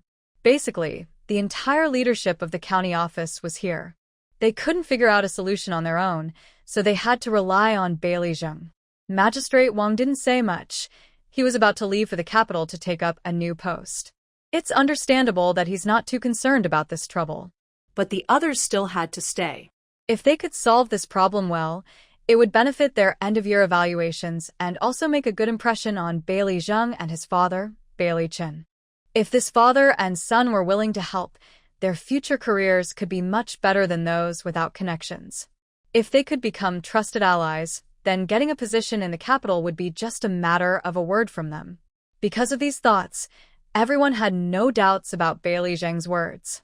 They even stood up immediately and prepared to leave. As they walked out, one of them said, "I'll go handle other matters now." "Young master, don't worry. Take your time to think." But before they all left, just as they stepped out the door, they saw Da Hu rushing over. They paused, not in a hurry to leave, and heard Da Hu's voice from inside. "Young master, Miss Rongrong told her subordinates about a plan that can solve both the problem of the disaster victims and the forced labor issues in Lanxia County. She asked her subordinates to tell you everything. If you think it's a good idea, you can follow it. If not, just ignore her suggestion." Now, the people outside the door stopped trying to leave, especially Yang, who wanted to stay and serve as a mentor to Bai Li Chun. Bai Li Zheng didn't tell Da Hu to lower his voice but signaled him to keep talking, even a little louder. So, everyone outside clearly heard Su Rongrong's proposal. After hearing it, everyone's eyes lit up. The idea from Su Rongrong was very good, at least better than their discussion all morning. Just as they were about to go inside to discuss the idea in detail, Bai Li Zheng's voice came from inside. "That's a good idea, but the weather should be colder than usual this year. The shelter and keeping warm for the disaster victims are problems. Let's add these considerations based on her plan. The government definitely can't provide the money for this. The disaster victims already have warm clothes, or we can give some as rewards to a few people. We need to set clear rules for this." After speaking, he walked out. Seeing the people who didn't want to leave, he didn't get angry but called them back inside. Once everyone was inside, he pretended not to notice them eavesdropping and asked Da Hu to repeat what he just said. After Da Hu finished, Bai Li Zheng said, "Now that good suggestions have been made, we can build on them. I think solving this problem requires food and warm clothing. This year will be colder than usual, and we can't let the disaster victims freeze to death." Hearing this, the county officials, clerks, and officers nodded in agreement. Many people have died, which can easily cause unrest among the disaster victims. So, the order must be maintained. Even if they are barely alive, it's better than dying outright. Seeing their agreement, Bai Li Zheng continued. According to the original plan of the government, families with many members need to send 2 or 3 people. Right now, they can't give 200 or 300 jin of grain at once. In that case, we should make clear rules. Only one person is needed for each task, and they must pay either silver or grain. If there are 2 or more people, one can run away with the grain, but the others must pay with silver, winter clothes, winter quilts, or grain as collateral.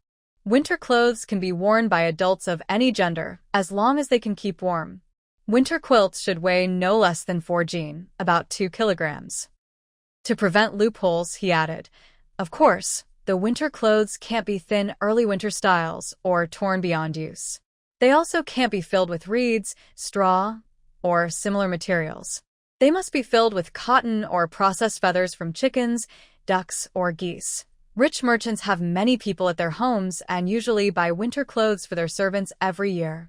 They also change their winter quilts every few years. The old ones are donated.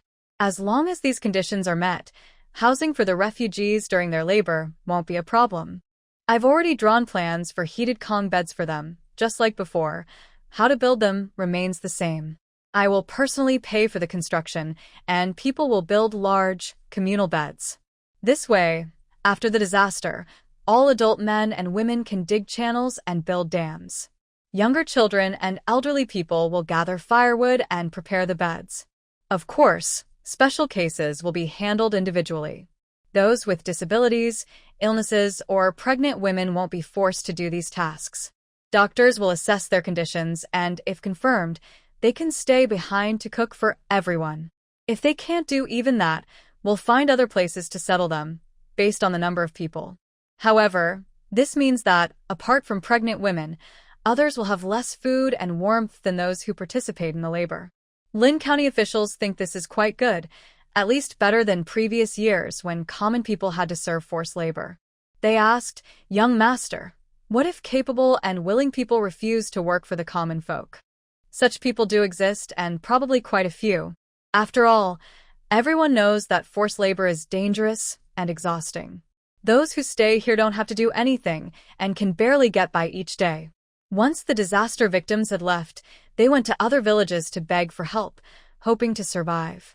Bailey Zheng listened and immediately said, "Drive them out of Lanxia County. As long as they don't stay here, they can go anywhere they want." Currently, Funing Prefecture and Qing'an Prefecture are still suffering from heavy rain, and the temperature has dropped sharply. It is said that freezing rain has already begun. Because of this, Muyang Prefecture is under great pressure. Now, more and more disaster victims are coming here. The pressure on each county in Muyang Prefecture is quite heavy. Since this morning, over 1,000 victims have gathered outside our town, and more are still arriving.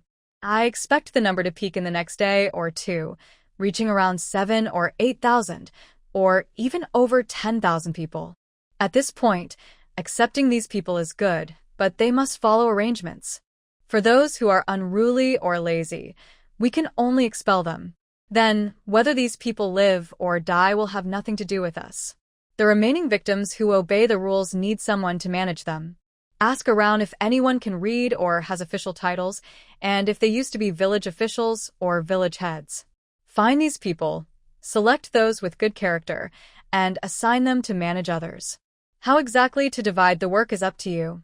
I won't interfere. Bailey Zheng's plan, combined with Su Rongrong's ideas, was already very good.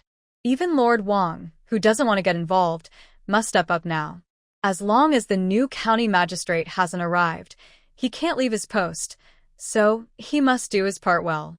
He could delay before, but now that there's a solution, he can't keep putting it off. Otherwise, he fears Bailey Zheng will be unhappy with him. Later, he might not only be transferred but also face accusations of poor governance. He could lose his position, or worse, his life. So it's better to work a little harder these days, get everything arranged before leaving, and leave a good impression on Bailey Chen and Bailey Zheng. After all, he only managed to climb up because of their help. No matter what others think, after finishing these tasks, Bailey Zheng saw everyone preparing to leave and added, "Recently, the prices in the town have risen to unreasonable levels. The Great K Kingdom has clear rules forbidding merchants from making money through national crises. What to do is probably obvious to everyone. When necessary, I don't mind punishing a few to set an example." Everyone present, even those shopkeepers in the county town who aren't directly involved, have some connection to this. They know that they receive quite a bit of tribute each year. Just taking money without doing anything is unfair. Moreover, some of those shops are actually owned by them. They are just registered under loyal servants or daughters-in-law as part of their dowries. Of course, they wouldn't doubt by Li Zheng's words. He comes from a noble family. Although his grandfather is a duke, the heir was directly chosen to succeed him, which says something. Furthermore, the duke himself is a war hero of the Great K Kingdom, and even the upcoming county magistrate by Li Chun was once a famous warrior on the battlefield. These generals keep their promises. Those who disobey orders are dealt with swiftly. So they better not risk their lives and just follow orders. It must be said, once these people act, they are very efficient. After Bai Li Zheng left, they quickly discussed and decided on a plan. That evening, Magistrate Wang, county deputy, and other officials summoned the wealthiest merchants and farmers in the county and nearby areas for a secret meeting. When those merchants and farmers left, their faces looked grim, but the officials appeared more relieved than ever. Later, Lin County and Yang Shiji led negotiations and arrangements with the disaster victims for 3 hours. Once everything was settled, early the next morning, the townspeople were informed by officials beating drums and gongs. The towns and villages sent officials and constables to deliver the news. These notices, based on Peach Sister's suggestion and combined with Bai Li Zheng's ideas, were announced.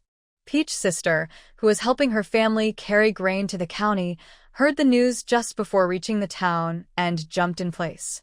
That's wonderful. Truly wonderful. Mother, grandfather, grandmother, do you know? The solution was first suggested by Rong Rong. Hearing this, she said irritably, "Little sister-in-law, don't say such things carelessly. This is the decision made by the officials, decided by the county officials. Su Rongrong is just a girl from the countryside. What does she know? You can talk about this at home, but don't spread it outside. Otherwise, the shame will fall on your good sister, Su Rongrong." Taoya knew her sister-in-law had opinions about her, but she was happy at the moment and didn't argue. She looked at her mother and said, "Mom, just yesterday when Rongrong came back, I went to help her at her house. While we were talking, she told me about this matter. She said she wasn't sure if the officials would accept her suggestion, so she asked me not to tell others. Although she didn't mention the price of grain, it was definitely related to her.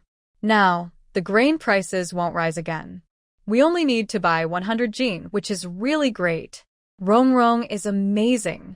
I knew she was so smart and kind. She would think of us." Xiahua rolled her eyes at her proud expression and then disdainfully turned her head away. Everyone knew what kind of person Su Rongrong was. If she had that ability, why would she be living in Su Dashan's house like that? However, Taoya's older brother, Jinja, saw her acting this way and pulled her aside quietly, saying, "Wife, don't look down on Rongrong. When her father was alive, he was the top scholar in 10 miles around, receiving a monthly subsidy from the officials. Rongrong, as the eldest daughter, was personally taught by her father since she was young. When her father was alive, she was a very clever girl. So, little sister, don't dismiss her words. I really think it might be true. That girl used to live in Suda's house like that, maybe because her parents suddenly died, and she was too shocked to recover. Now, after 3 years of mourning, she has finished. For her future and her younger siblings, she's starting to stand on her own. Wife, listen to me from now on, spend more time with your little sister, and get closer to Rongrong. I think it won't do any harm." Xiahua still didn't believe it, but Jinja continued, "Wife, don't forget, Rongrong has behind her a county magistrate's son and his cousin. This time, maybe Rongrong did it through the county magistrate's son. If you don't believe it, just wait until we go to the county town and ask around." When it comes to the county magistrate's son, Xiahua had to stop looking down on him and think carefully about her husband's words. It seems to make sense. Not for anything else, but because of the support from the county magistrate's son, she also needs to get along well with Su Rongrong.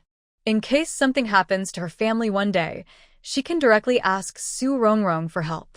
Otherwise, with her younger sister-in-law's personality, she definitely wouldn't help her. Seeing his wife's expression soften, Jingja let out a breath and looked at his sister.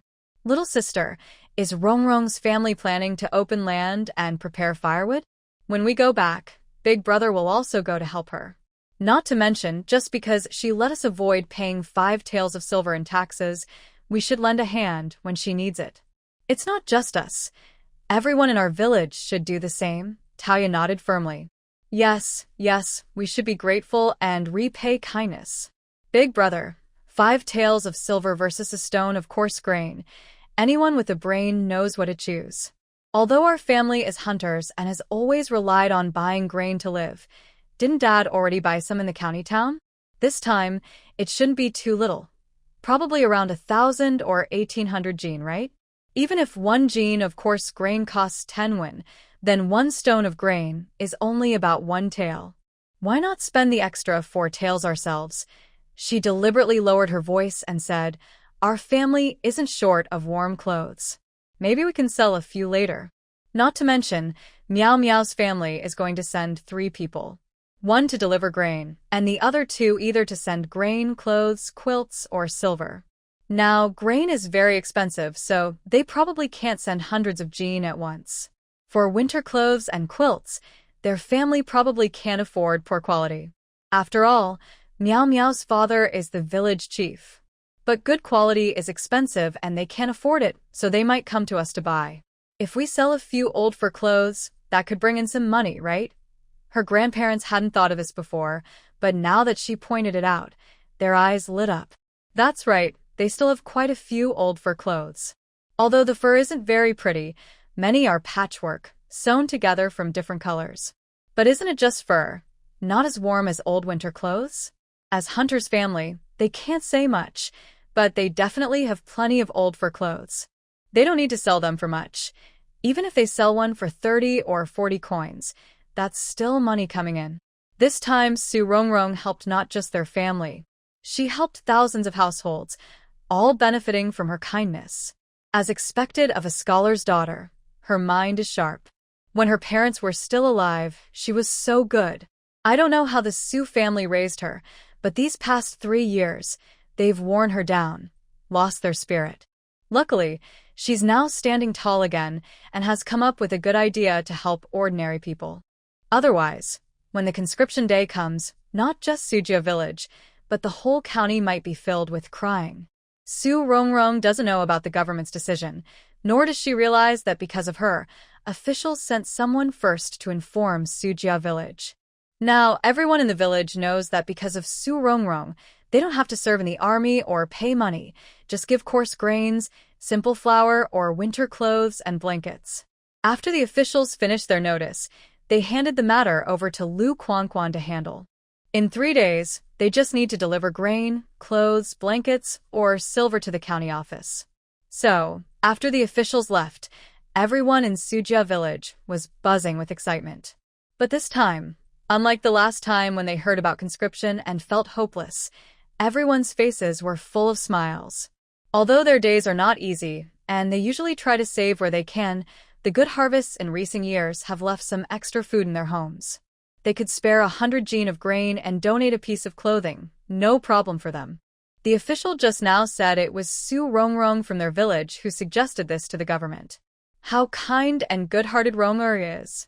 Now, this help isn't just for their Sujia village, but for the entire Lanxia County. By the way, Rongrong has been busy chopping firewood these days. Since they've received this kindness, it's only right to send a cart of firewood from their own home, right? Thinking this way, many villagers weren't just 1 or 2. So, Su Jinhong, who was resting at home, soon saw villagers coming one after another to bring firewood to his house. In less than half an hour, the yard at home was already full of firewood, not only piled inside but also outside the front gate. Su Maokai, the head of the Su family, had not been able to show his face outside these past few days because of the incident with Su Rongrong and her siblings. When he finally heard the news, his face kept changing, and he let out a long sigh as he looked at his son. Since the villagers are all bringing firewood, our family should do the same. That girl may no longer be part of our Su family, but she shares the same surname and lives in the same village. We should treat her like an ordinary villager. It was his fault for not controlling his family members, allowing them to bully others so easily. If they had been kinder to the siblings, they wouldn't be in the current situation where people mock them. If that had happened, the honor would have belonged to the Su family. After this incident, no one in Lanxia County probably didn't know about Su Rongrong, a clever and kind girl from Sujia village. Her good reputation would have helped her in future exams and official appointments, and it would have been beneficial for her sister's marriages as well. But now, all of that was gone from the Su family.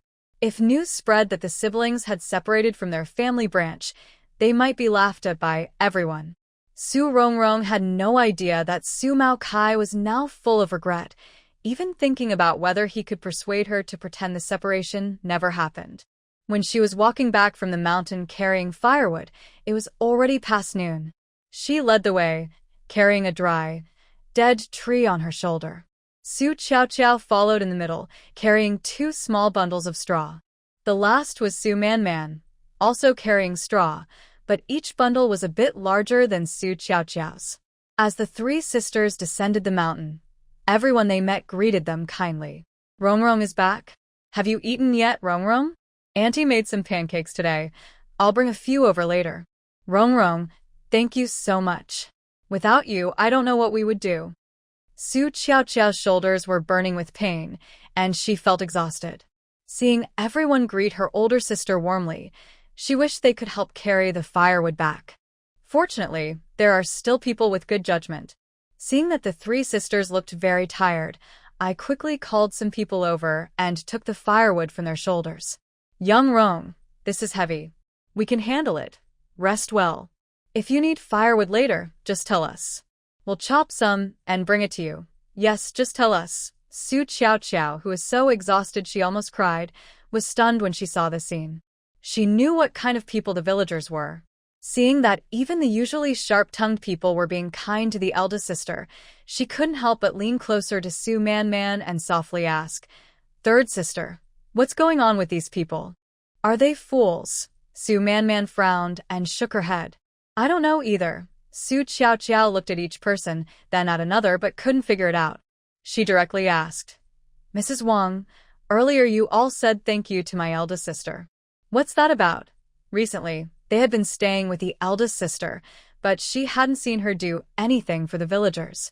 In the county town, the eldest sister was busy tending to her second brother's injuries and then earning money for the family. After returning, she had been busy chopping firewood. Even when she went to fetch water, she didn't have time to tidy up, and it was finally Sister Meow Meow and Sister Tao who helped. So, did the villagers misunderstand something? Among the three helping with firewood, one woman named Lu didn't get along with Su Rongrong's former foster mother, Qiao.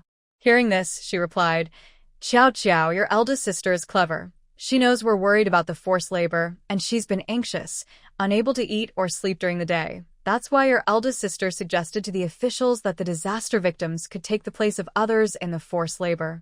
When Su Qiaoqiao heard this, her eyes widened in surprise, and she quickly turned to look at Su Rongrong. What?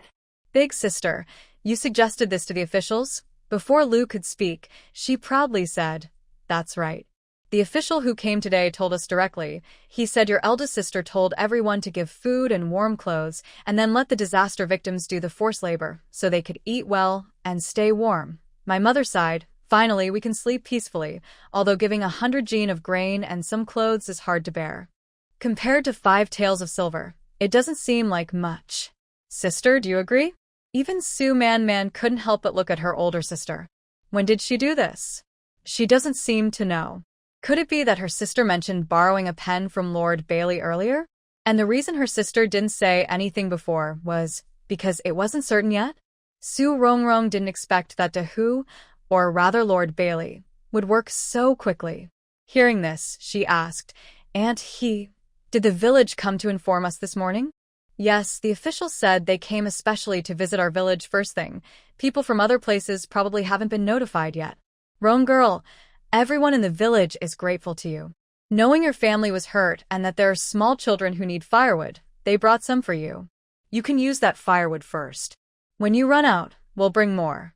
By the way, since you just left the Su family and moved back home, you probably don't have much to eat. So, Annie's family doesn't have much, but we do have some radishes and cabbages. Later, I'll bring some over. They're not worth much, so don't mind." The other 2 people nearby also said, "Rong girl, during summer my sister-in-law dried a lot of vegetables. I'll bring some over later, so after you soak them, you'll have more dishes." "Yes, Rong girl, my aunt made a lot of pickled vegetables. You shouldn't pickle them yourself. I'll bring some over later." In our countryside, we don't have many things, but dried vegetables and pickles are essential. You can cut some every day and put them in a bowl. It's like having an extra dish. It's much easier since you don't have to make them yourself. Besides the salted vegetables she bought in the county town, Su Rongrong had no other preserved foods like dried vegetables or pickles. The vegetables she ate these days all came from Lu Miao's garden. She had indeed helped everyone, so when they offered to send vegetables, she didn't refuse.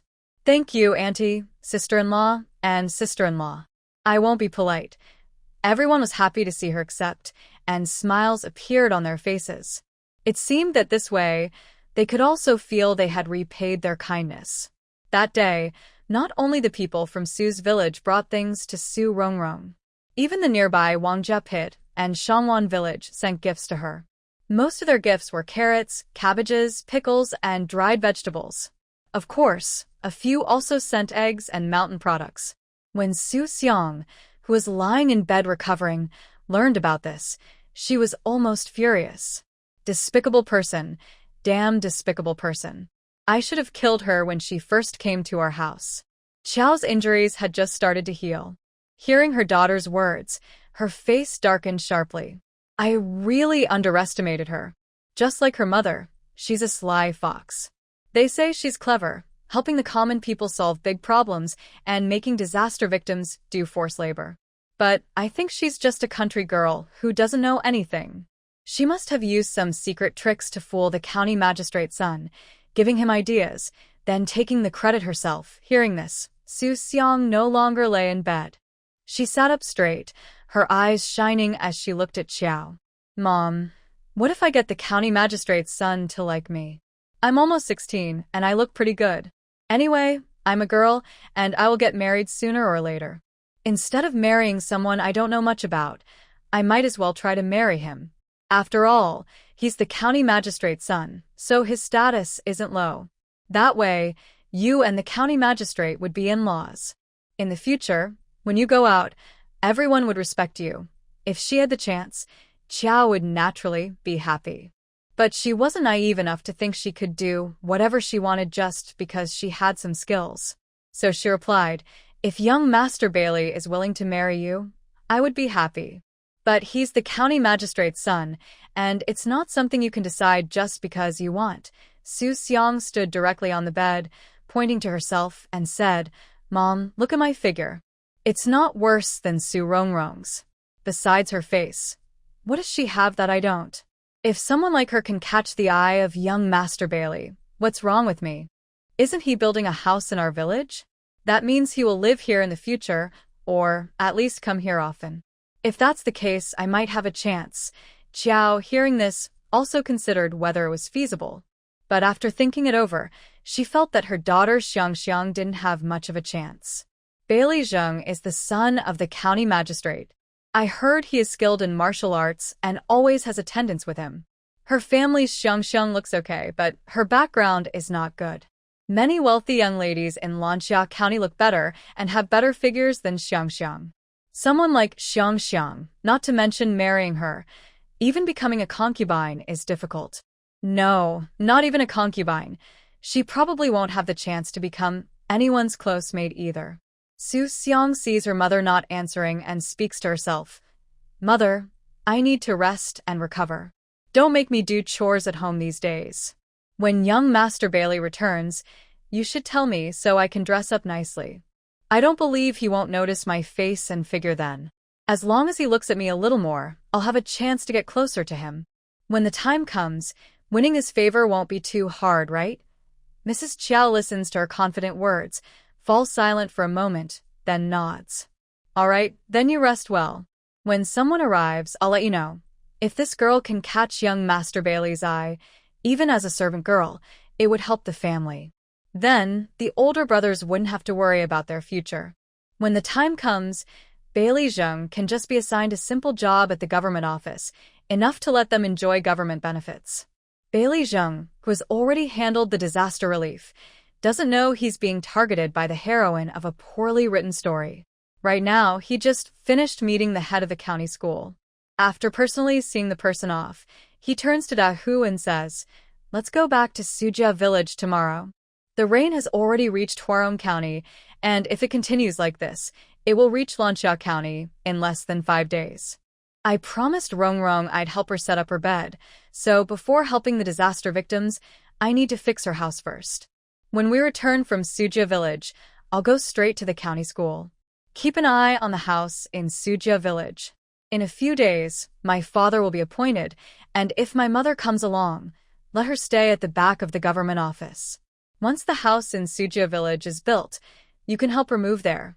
Yes, Bailey Zheng thinks for a moment and then asks, is there anything else Rongrong's family needs?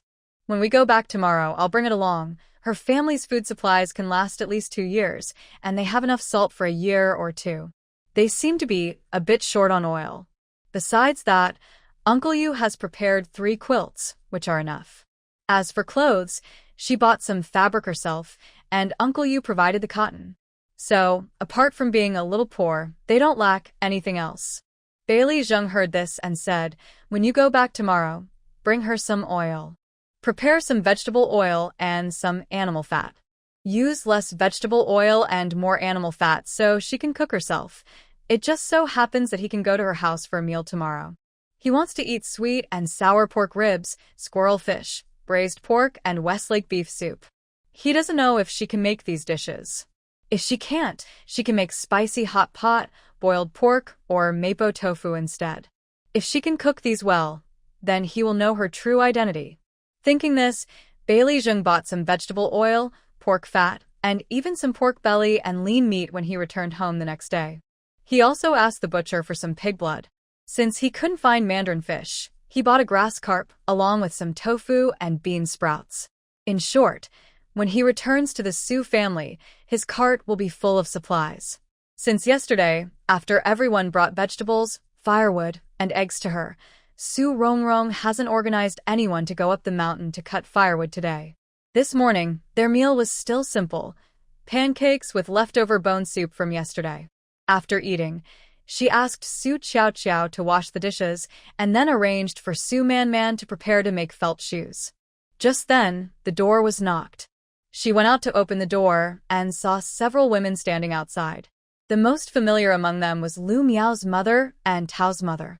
Before she could speak, Lu Miao's mother asked, "Rong Yao, I heard Miao Miao say you're planning to make straw mats." Hearing this, Su Rongrong had a faint guess about their intentions. Yes. "I plan to finish making winter clothes for my family first, and then I'll make this when I have free time." Lu Miao's mother smiled and said, "That's perfect. With this cold weather getting worse every day, we've all put on our coats. You can't just sleep on straw mats. Now that there's nothing urgent at home," she said, "we'll help you make the straw mats." This time, Lu Miao's family was required to do 3 days of forced labor, but because of Su Rongrong, they only contributed 100 pounds of coarse grain and 2 winter coats. As Taoya predicted, the winter coats cost a total of 100 coins, paid for by their family. Therefore, Lu Miao's mother felt she had gained a good deal. She was happy to see her daughter visiting this place every day and had no objections. She even hoped that Miao Miao could learn more from Rongrong's cleverness. Yesterday, Taoya's mother was suspicious when Taoya said those things. But after arriving in the county town, she heard the locals say that it was because of Su Rongrong from Sujia village that they didn't have to do forced labor. Every time she heard Su Rongrong from Sujia village, her back straightened a little more. This feeling of pride was something she had never experienced before. When shopping, she would intentionally mention that she was from Sujia village and that Su Rongrong and her daughter were good friends. Because of this, she usually paid less silver than others. Yesterday, her family had many things to transport, so she came back late and didn't visit. This morning, before coming over, she remembered that Rongrong and her siblings had nothing, so she took out her new and used rabbit for gloves. "Rongrong, thank you for speaking up for us. Because of you, our family doesn't have to do forced labor. You know how our family is right now. The only thing we can offer is this. It's getting colder every day, and our hands and feet are freezing in the mornings and evenings. If you don't mind, you can wear these first. My mother just made them, and she hasn't worn them yet." Rongrong looked at the gray rabbit fur gloves handed over by Taoya's mother, thought for a moment, and accepted them. "Thank you, Aunt Chen. These are very good, and I like them very much. Actually, Aunt, sister-in-law, and the other women, you don't need to be so polite. I didn't do this for anyone in particular. I just wanted to help you when solving the problems of the disaster victims, so you don't need to thank me so much." Lu Miao's mother smiled and said, "Rongrong, you're right. No matter what, do you think you wanted to help us? Have you helped us now? Since you've already helped, do we owe you a favor? All right, your family has many things to do, so let's not delay any longer. You give us the straw, and a few of us women and sisters-in-law will help you weave it." Peach Girl also nodded and said, "Yes, Rong Girl. You don't know how grateful the people in the town are to you now. It's just weaving some straw mats, a simple task. Don't worry too much. Bring out the materials, and after we finish, we'll deliver them to you. We have many people, so we can work quickly." In 3 days, we will definitely finish 4 mats. Hearing this, Su Rongrong no longer hesitated. She stepped aside to let everyone in and opened the shed where the straw was stored. Lu madam, Chen madam, everything is here. But we don't need to weave 4 mats, just 2 large ones will do. They should be about 2 meters wide and 3 meters long. Brother Zheng, the young master Bai Li mentioned, said this winter will be very cold, and he worries we won't be able to handle it. So, in the next few days, he will have craftsmen come to make a heated bed for me. That way, Ming and I will sleep together, and you can just weave the mats to that size. Everyone present already knew that this winter would be tough. Now, hearing Su Rongrong say this, they thought to themselves, no wonder Rong girl has been busy chopping firewood these days. It turns out to be for this reason.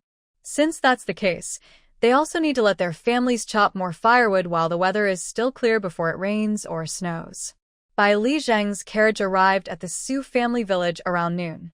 As soon as the carriage appeared, it caught the attention of Mrs. Chiao outside. She remembered what her daughter had said. So, when the carriage stopped at Su Rongrong's house, she saw Bai Li Zheng get out of the carriage and hurriedly ran home.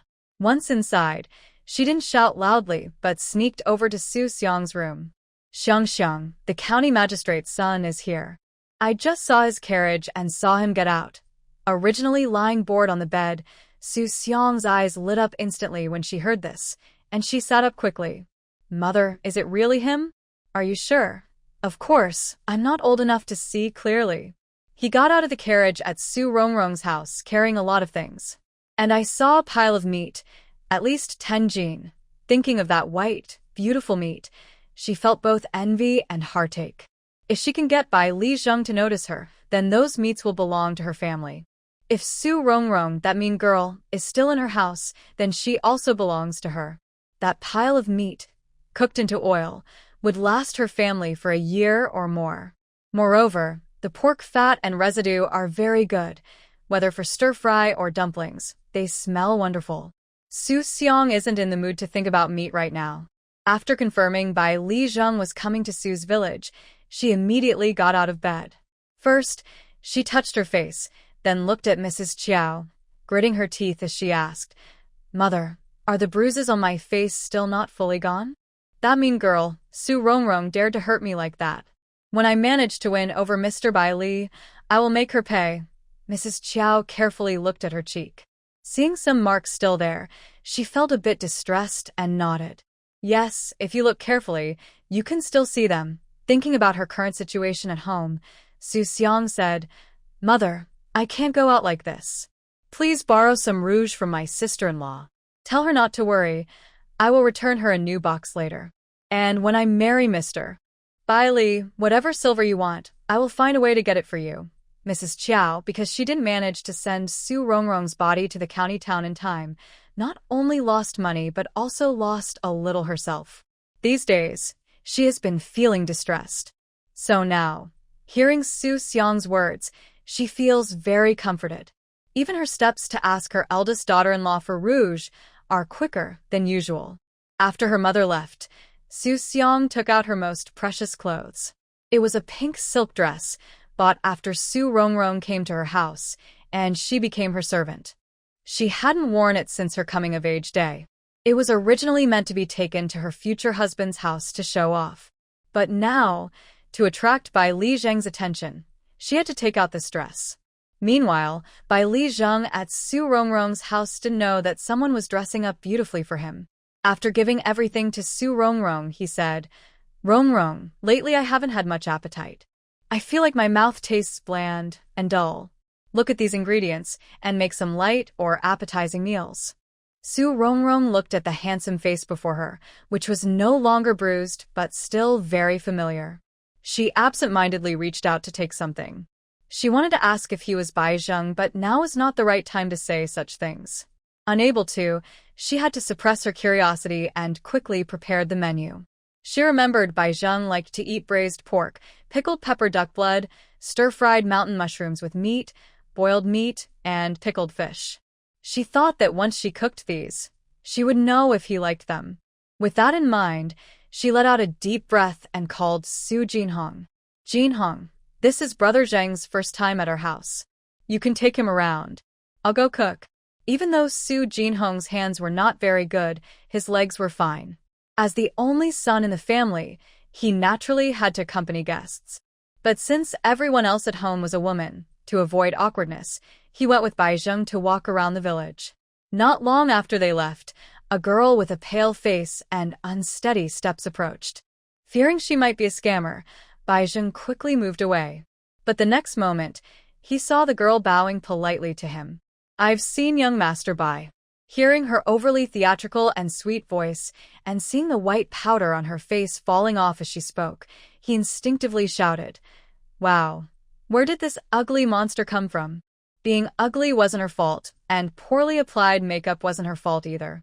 But running out like that to scare people was her mistake. If it had been nighttime, he would have thought he was seeing a ghost. Su Xiang had anticipated many reactions from Bai Zheng when he saw her. For example, staring at her with surprise, or admiring her, or being curious about her. But none of these were what he was doing now. When he called her an ugly monster, Su Xiang froze completely, standing stiffly, unsure how to react. She was originally wearing her best bright pink dress. Her head was decorated with a big red flower. But in the end, her mother borrowed her rouge, and even her sister-in-law came along. When her sister-in-law found out she was dressed so finely to go out, she said men liked delicate, gentle women. Then she gave examples like the time she went to the county town and saw someone wearing certain clothes. Another time she went to Fengwu town and saw how someone was dressed. She thought about the elegant dresses of young ladies and found it reasonable. So, she changed out of her old dress and took off the red hair ornament. Finally, her older sister-in-law lent her a plain white linen outfit she wore during her family's funeral. To look delicate and charming, she pestered her mother to help her borrow some light-colored hair accessories from the village. Of course, she didn't put on any makeup that could improve her complexion. Instead, she followed her sister-in-law's advice to make herself look whiter, so she would seem more pitiful. She applied a lot of whitening powder on her face. When she looked at herself in the bronze mirror in her sister-in-law's room, everything seemed perfect. Even her mother thought she looked good, but why did she end up like this now? When Lord Bailey saw her reaction, it was like seeing a ghost. While Su Xiang was feeling sad, Su Jinhong, who was more perceptive about relationships between men and women, said directly, "Zhengge, let's go." Bailey Zheng was a modern business heir, but in ancient times, he was the young master of a noble family. No matter the era, many women were interested in him. Su Xiang wanted to do something, and he could tell at a glance. So, he ignored Su Xiang and walked ahead. To him, the woman in front of him was simply too unappealing. He was afraid that if he looked at her too long, he would have nightmares at night. Su Xiang was considered a pretty girl in Sujia village. Because of this, she was quite popular among the young men there. She was used to being pampered, so when she saw Bailey Zheng dismiss her, she felt a bit upset. "Young Master Bailey, my name is Su Xiang." Bailey Zheng stopped when he heard her crying voice, turned around, and looked at her carefully. Just as Su Xiang was feeling happy inside, she heard him say, "Are you the one who's ruthless and wanted to ruin Rong Rong's reputation?" It turned out she was the heroine from Li Ding's poorly written story, and she didn't look very impressive. With her face and features, she couldn't compare to Rong Rong. No wonder she was jealous of Rong Rong. Su Xiang almost broke down again. She thought that Su Rong Rong and Bailey Zheng must have said a lot of bad things about her, which was why he was acting like this now. Su Rong Rong really deserved to die. She shouldn't have listened to her mother and kept the person to work. She should have killed her immediately. Su Xiang's heart was full of hatred, bleeding with anger. But she couldn't show it. She had to take a deep breath, hold back her rage, and force a faint smile. "Young Master Bailey, you misunderstood me. Rong Rong has lived at my house for 3 years, and we are like sisters. How could I be the kind of person you think? Actually, Rong Rong has misunderstood me a lot. For example, a few days ago, she was badly injured. The doctor said she couldn't move, so I let her stay in a small grass hut at the foot of the mountain. I treat her like a sister. I was worried she was hungry, so I specially packed some food in a basket and brought it to her. I never thought she would think I wanted to harm her. I believed that if I was innocent, I didn't need to explain. Who would have thought you would misunderstand too? Bailey Zheng didn't have time to listen to her nonsense.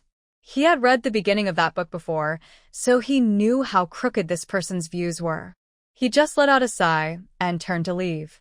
Since Su Xiang saw someone, she wouldn't let this chance slip away. Instead of walking away as her sister-in-law told her, she didn't sway or walk slowly. She lifted her skirt and quickly ran to Bailey Zheng. "Young Master Bailey, where are you going?"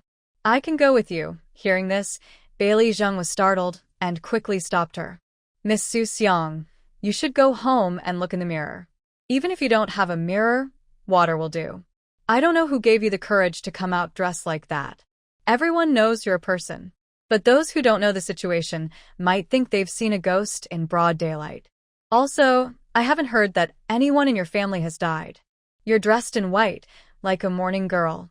Really a big filial daughter." After saying this, he saw Su Xiang open her mouth to speak again, so he quickly added, "Just shut up and don't talk. You don't realize that your words are making the powder on your face fall off in clumps." Bailey Zheng's disdain made even the thickest-skinned person uncomfortable, let alone Su Xiang, who was used to being pampered. She stood there blankly, watching him walk farther away, but inside, she hated her sister-in-law even more. She clearly dressed according to what her older sister-in-law said, but she was still disliked like this. If she had dressed in her own style, maybe she would have already won Bai Li Zheng's heart. Bai Li Zheng didn't care what the heroine in the original story thought. At this moment, he had lost interest in wandering around. Because he had gained 3 more months of life, his luck had improved a lot. So, during this time, everything went smoothly for him. When Su Rongrong was cooking, someone was helping her. By the time Bai Li Zheng returned, she had already prepared boiled, sliced meat. Smelling the aroma, Bai Li Zheng couldn't help but swallow, and then walked confidently toward the kitchen. When he saw the ingredients Su Rongrong had prepared and the pot of hot oil poured over the boiled meat, he felt a faint tremor in his heart. He looked at Su Rongrong with a cautious gaze and recited a poem. "Spring sleep unaware, everywhere mosquitoes bite, spraying insecticide, not knowing how many have died." Su Rongrong stiffened, turned around, and looked at him in disbelief. Then her eyes gradually brightened. "Searching for him 1,000 times in the crowd. If you're healthy, just take a few steps away."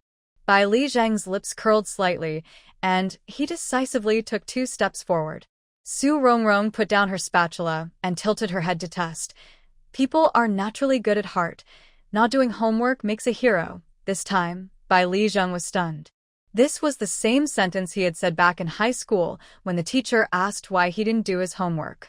Now Su Rongrong seemed to recognize him. "You."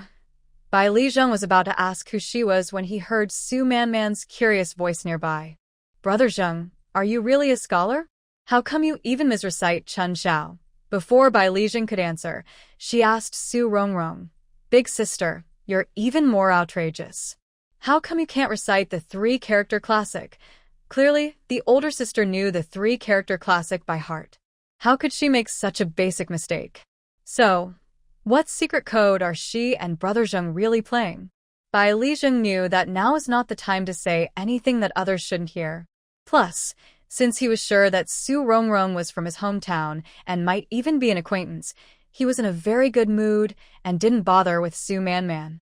But if he needed to explain, he would. Immediately, he said, "Su Sen girl, your big sister's cooking smells so good. When I came back from outside, I couldn't help but start drooling at the smell." Originally, I wanted to say, Little Lotus just shows a little tip and suggest having some ribs stewed with beans. But when I saw that your older sister had prepared so many dishes, I changed my words and said what you just heard. Your older sister is a talented girl. I thought she was joking with poetic lines, so I responded with a few words. Su Manman always felt that wasn't quite right, but it also seemed reasonable. After all, your older sister first said that if you're not sick, you should walk a few steps. Maybe Brother Zheng suddenly changed the poem, Spring Dawn, and your older sister, not knowing, thought he was unwell but didn't want to say it directly, so she responded like that. Thinking this way, Su Man finally dismissed her doubts and smiled as she said, "Brother Zheng, you're lucky too. My older sister is a great cook. I dare say, in the whole Sujia village, no one's skills are better than hers. By the way, she also made some marinated dishes these days, especially those pig offal. They are very flavorful and fragrant. We still have some left at home today. If you don't mind, you can try some later." Bailey Zheng heard marinated dishes and immediately thought of the awful Su Rongrong bought before. Could it be that she used those to make the marinated dishes? Back then, he never touched those things. No matter how well they were made, he instinctively thought they were unclean. But later, after studying abroad, his once precious stomach, which everyone admired, started craving Chinese food after eating Western meals for half a year. Things he used to look down on, he could now eat happily whenever available. Once, he tried marinated large intestines from a fellow student from the same country, and though the taste was average, he was amazed. Since then, whenever he returned home and had free time, he would go out of his way to taste these dishes. Now, hearing Su Man's words, he involuntarily swallowed and looked at Su Rongrong. "Miss Rongrong, I'll be returning to the county in 2 days. If you have any extra marinated meat, could you send some with me? Don't worry, I'll ask who to bring some meat over later, so it won't be a loss for you." Su Rongrong was already sure he was Bai Zheng. She naturally agreed to his request.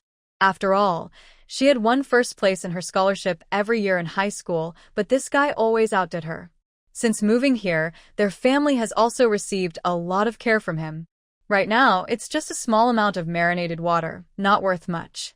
But in her memory, this guy never touches these things. Could it be that studying abroad for those years helped him overcome his picky eating habits? Thinking this, Su Rongrong said, "Okay. As long as you don't mind, after we finish eating, I'll prepare some for you." "Thank you, Miss Rongrong." After speaking, Bailey Zheng bowed to Su Rongrong and turned to leave. Later, after dinner, he definitely wanted to find a chance to ask her who she was and when she arrived.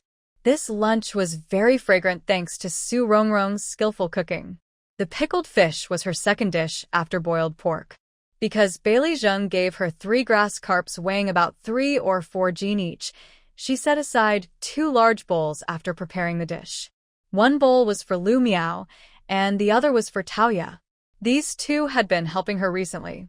But today, Bailey Zheng came over, and since they are older, they didn't come to avoid any awkwardness. Su Rongrong was quick and efficient. As soon as the pickled fish was ready, she divided the portions. After handing the basket of dishes to Su Man, she specifically reminded her, Man, the food will get cold quickly today, so hurry back." "Okay, I understand, big sister.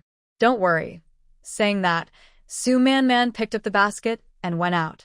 Unlike the joyful atmosphere at Su Rongrong's home, Su Xiang's family was quite different. Since Su Rongrong left the family, they haven't cooked at regular mealtimes. The women at home would just avoid cooking when it was time. At that time, Qiao Shi, who had a cold stove, had no mood to go into the kitchen. It can be said that since Su Xiang left, she had been waiting at home for good news. But unexpectedly, she received only the news that Su Xiang returned crying with a sad face. Seeing her like that, Qiao Shi hurriedly went over in worry. Xiang, what's wrong? Why are you crying all of a sudden?" Su Xiang ignored her and went back to her room, closed the door, sat on the bed, and cried loudly. This made Qiao Shi feel heartbroken. She had 3 sons and 1 daughter, and her daughter was very beautiful, so she naturally had high hopes for her. In the future, whether the family can live well depends on this girl, so she must not be allowed to cry herself sick. Xiang, what's really wrong? Tell me, mother will speak for you." Hearing this, Su Xiang's eyes reddened, and she choked inside the door, saying, "Mother, do you think the eldest sister-in-law can't stand to see me do well? I was planning to wear that bright pink dress, but she insisted that men don't like that. She also said men prefer gentle girls, so I should keep my appearance simple. Just now, I saw young Master Bailey and got scared. I wondered if someone in our family had passed away and was mourning. As the lady of the house, Mrs. Qiao disliked such talk. Her face darkened at her words, and she almost scolded her, but in the end, she couldn't bring herself to say it. Bailey Zheng's status was obvious, and she couldn't scold him. As for her eldest daughter-in-law, she could handle her. But she wasn't stupid. She knew that when she grew old, she would have to live with her eldest son, and in the future, she would rely on her daughter-in-law to take care of her. So, she didn't want to cause trouble. She remained silent for a while, listening to the crying inside that wouldn't stop, then gritted her teeth and said, Xiang, don't cry. Young Master Bailey might have misunderstood your current clothes. When you wear different clothes next time, he will definitely be amazed. Hearing this, Su Xiang cried even more sadly. Mother, it's useless. He said I look scary. If it weren't daytime, he would think he's seeing a ghost. He also said that when I speak, the powder on my face falls off. Mrs. Chow had previously thought that her daughter looked delicate and pretty when dressed like that and not speaking. Now, after hearing this, she carefully recalled her daughter's outfit and suddenly had nothing to say. No one had told her before, so she hadn't thought about it. Now, thinking carefully, it really was like a ghost. Her Xiang skin was slightly yellow, and she wore white clothes, making her look darker. In fact, her face and clothes were two very different colors. To match her clothes and make her look more delicate, she had to whiten her face as much as possible. When they saw her earlier, Xiang didn't speak, so it was okay. But if she applied too much powder, once she spoke, it would naturally fall off. Realizing this, Mrs. Chow knew she had been careless. Since things have come to this, there's no use saying more. Since it doesn't work with by Li Zheng, I'll try another approach. The young ladies in the city usually marry at 17 or 18. Her sister Xiang still is 2 months before turning 16. There's plenty of time to find a husband, so there's no need to panic. Maybe someday, a noble son with a higher official rank than Bai Li Zheng's father will like Xiang. They say, the higher the official rank, the more powerful they are. When that happens, Bai Li Zheng will have to flatter and please her sister Xiang.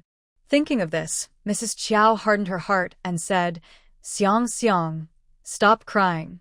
A county magistrate's son is nothing special. Wait until the disaster victims' issues are fully resolved, then I will take you to the city. By then, we can find a son of a government official, and later, Bai Li Zheng will have to try to please you. Originally, Su Xiang was still sad, but after hearing this, she stopped crying. Really? Mother, you'll take me to the city. She had rarely been to the county town, let alone the city. Her uncle said it was very big and lively, more bustling than 10 Lan Xia counties combined. If she could go there, she would love it. But finding a nobleman's son to marry was unlikely. She knew her own status well. She only wanted to get close to Bai Li Zheng because he was staying nearby, giving her a chance to meet him more often. Plus, since he couldn't see well and still liked Su Rongrong, why couldn't she? But who knew, at their first meeting, she didn't leave a good impression. Thinking of this, Su Xiang felt sad again. Not to mention, Bai Li Zheng was really handsome. He was so good-looking she didn't know how to describe him. Deep eyes, prominent eyebrows, high nose bridge, full lips. Every feature was just her type. Since childhood, she had never seen such a handsome young man. In just one glance, she fell for him. But that person disliked her. Outside the door, Mrs. Chow didn't know she was quietly feeling sad. Hearing this, she quickly assured her, yes. Xiang, don't cry. I will take you to the city later. Yes, before the new year, we will go there to buy New Year goods. Su Xiang doesn't have much feeling for Bai Li Zheng. She only feels sad or upset because she was criticized, and perhaps a little unwilling. Now, hearing her mother again promise to take her to the city, she quickly forgets her unhappiness. Mother, I am grown up now, and need to prepare a dowry. When we go to the city, if you have enough money, can you buy me 1 or 2 decent things? Xiaoshu no longer has much silver. She had to scrape together money earlier just to avoid a forced labor duty, which meant she only had about 5 or 6 taels. Usually, that would be considered a lot, but since Su Rongrong didn't die, she had already spent a tael on compensation. Plus, With Su Xiang's injury and her own and Su Da's medical expenses, she only has about 3 taels left now. When she said she was going to the city, she just wanted to spend some money on travel and then visit Su Jin Hui's family to stay and eat. So, when she heard Su Xiang ask for money to buy things, she hesitated for a moment before replying. If I have enough money, I will definitely buy you something. Now, open the door and let me see your hand. Su Xiang's hand was previously broken by Su Rongrong. But she is the heroine of a poorly written story and is lucky. The door was only smashed through her left forearm's middle bone. After the doctor fixed it, it healed faster than anyone else. In just a few days, her hand, though not fully healed, could move freely. Xiaoshi was worried she might be upset and accidentally hurt her hand again, so she wanted to check. At that time, Su Rongrong's family was almost finished with lunch. She wanted to talk to by Li Zhang and waited until everyone had eaten enough before speaking. Jin Hong, your hand isn't fully healed yet. You should eat slowly with a spoon, don't rush. Qiao Qiao, watch your big brother eat. After he's done, help him back to his room, then wash the bowls, chopsticks, and pot. Remember to clean the pot well. Later, sister will make some more broth for brother Zheng. In the past few days, Su Qiao Qiao had been repeatedly shocked by her sister's words, but she obediently nodded. Okay, Su Rongrong turned to look at Su Man Man. Man Man, brother Zheng said that it will rain here in a few days. You should make shoes so that everyone in the family can wear cotton shoes before it rains. Su Man Man stood up seriously and said, Big sister, I will take my shoes to Sister Taoya's house. She knew what rainy days meant. The disaster victims outside appeared in Lanxia County because their homes had flooded, right? Although she wasn't sure what the situation would be like on her side. But she thought it was better to prepare warm clothing early. Having these past few days, her older sister spent all her time eating, sleeping, and using the bathroom, hardly doing any sewing. Su Rongrong didn't realize that just one sentence from her made Su Man Man pay extra attention. Having already arranged for someone, she was the first to stand up and go outside. Their house is big with many rooms and the study isn't used, so she used it as a place for conversation.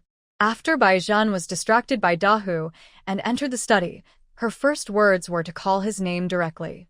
Bai Zhan, yes, I am. Who are you? When Su Rongrong heard him admit, she relaxed completely and smiled. Lin Rong. When I was in high school, our dean's mother was named Lin, so I was called Lin Rong.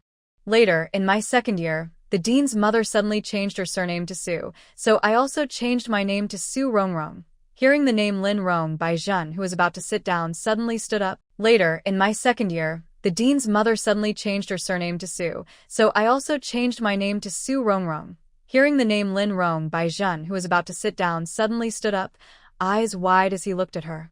The name Lin Rong left a deep impression on him. This girl was in the same class as him for 3 years. In class, she only focused on studying, and during holidays, she looked for part-time jobs. Once, when he was alone in an alley and was surrounded by troublemakers from outside the school, she happened to pass by and helped him. It was only then that he realized how good she was at fighting, and he started paying attention to her. When he found out she was always working part-time everywhere, he came up with an idea: pay her to help him fight. Yes, even though he was very capable at fighting and had a group of brothers behind him, he did it this way. One fight paid 500. Injuries added another 500, and if the injury was serious, it was calculated separately. And so, this arrangement lasted for 3 years. This girl always gets hurt every time, even if her opponent is weak. She only suffers minor injuries. But she never has serious injuries. She risks her life, but also values it. Each time, she only takes 1,000 yuan. She doesn't want more. She is very dedicated and fights fiercely when facing enemies. No wonder the Su family and the Bai family are often in chaos because of her. Saorong Rong notices the longing in his eyes and smiles, saying, Thank you for those 3 years in high school. Bai Li Zheng understands what she means. First, she thanks him for paying her tuition, and second, she thanks him for giving her a chance during exams. Because the difference in scholarship money between first and second place was a full 10,000 yuan. As an orphan, she needs money. Every penny she earns, besides her daily pocket money, half is saved for college, and the other half is given back to the orphanage. Throughout high school, no one knew her better than Bai Lijeng. Thinking about the past, Bai Lijeng tries to hide his smile and says, "We don't need to be so distant. Come on, tell me when you arrived here and how you got here. I don't really know how I got here. Maybe it was because of an earthquake? Anyway, I met you that night I arrived." Hearing this coincidence, Bai Lijeng says, "I've been here for a few months. By the way, do you remember my roommate Li Ding?" Yes, Su Rongrong and Bai Lijeng went to the same university, just in different departments. In college, Su Rongrong had more time to work part-time, and Bai Lijeng was also doing an internship at his family's group, so they saw less of each other. But that didn't mean they never met. In their first year, he still occasionally needed her help to go out and fight. So, he naturally knew who his roommates were. Li Ding, the only guy in your dorm from a different department? I think he's from the Chinese department. Yes. The dynasty we're in now, the Great K Dynasty, is based on a book written by Li Ding. Actually, it's a poorly written story that ends abruptly. The female lead is your cousin Su Xiang, Su Rongrong. I really messed up. I thought I was traveling through time, but now I find out I've actually entered a book universe? If I didn't know the female lead, it wouldn't be a big deal. But it's Su Xiang, that ruthless and cruel woman. What's wrong with Li Ding? Is the female lead in the story really such a scoundrel? Also, in other stories, when someone travels into a book, they're usually a young master or a young lady, or a legitimate daughter, while the others are illegitimate daughters. Most families are not short of money. Why is it that here, I've become an orphan with no parents? If I were just an ordinary orphan, I could accept that, but I'm an orphan with unkind relatives and several younger siblings.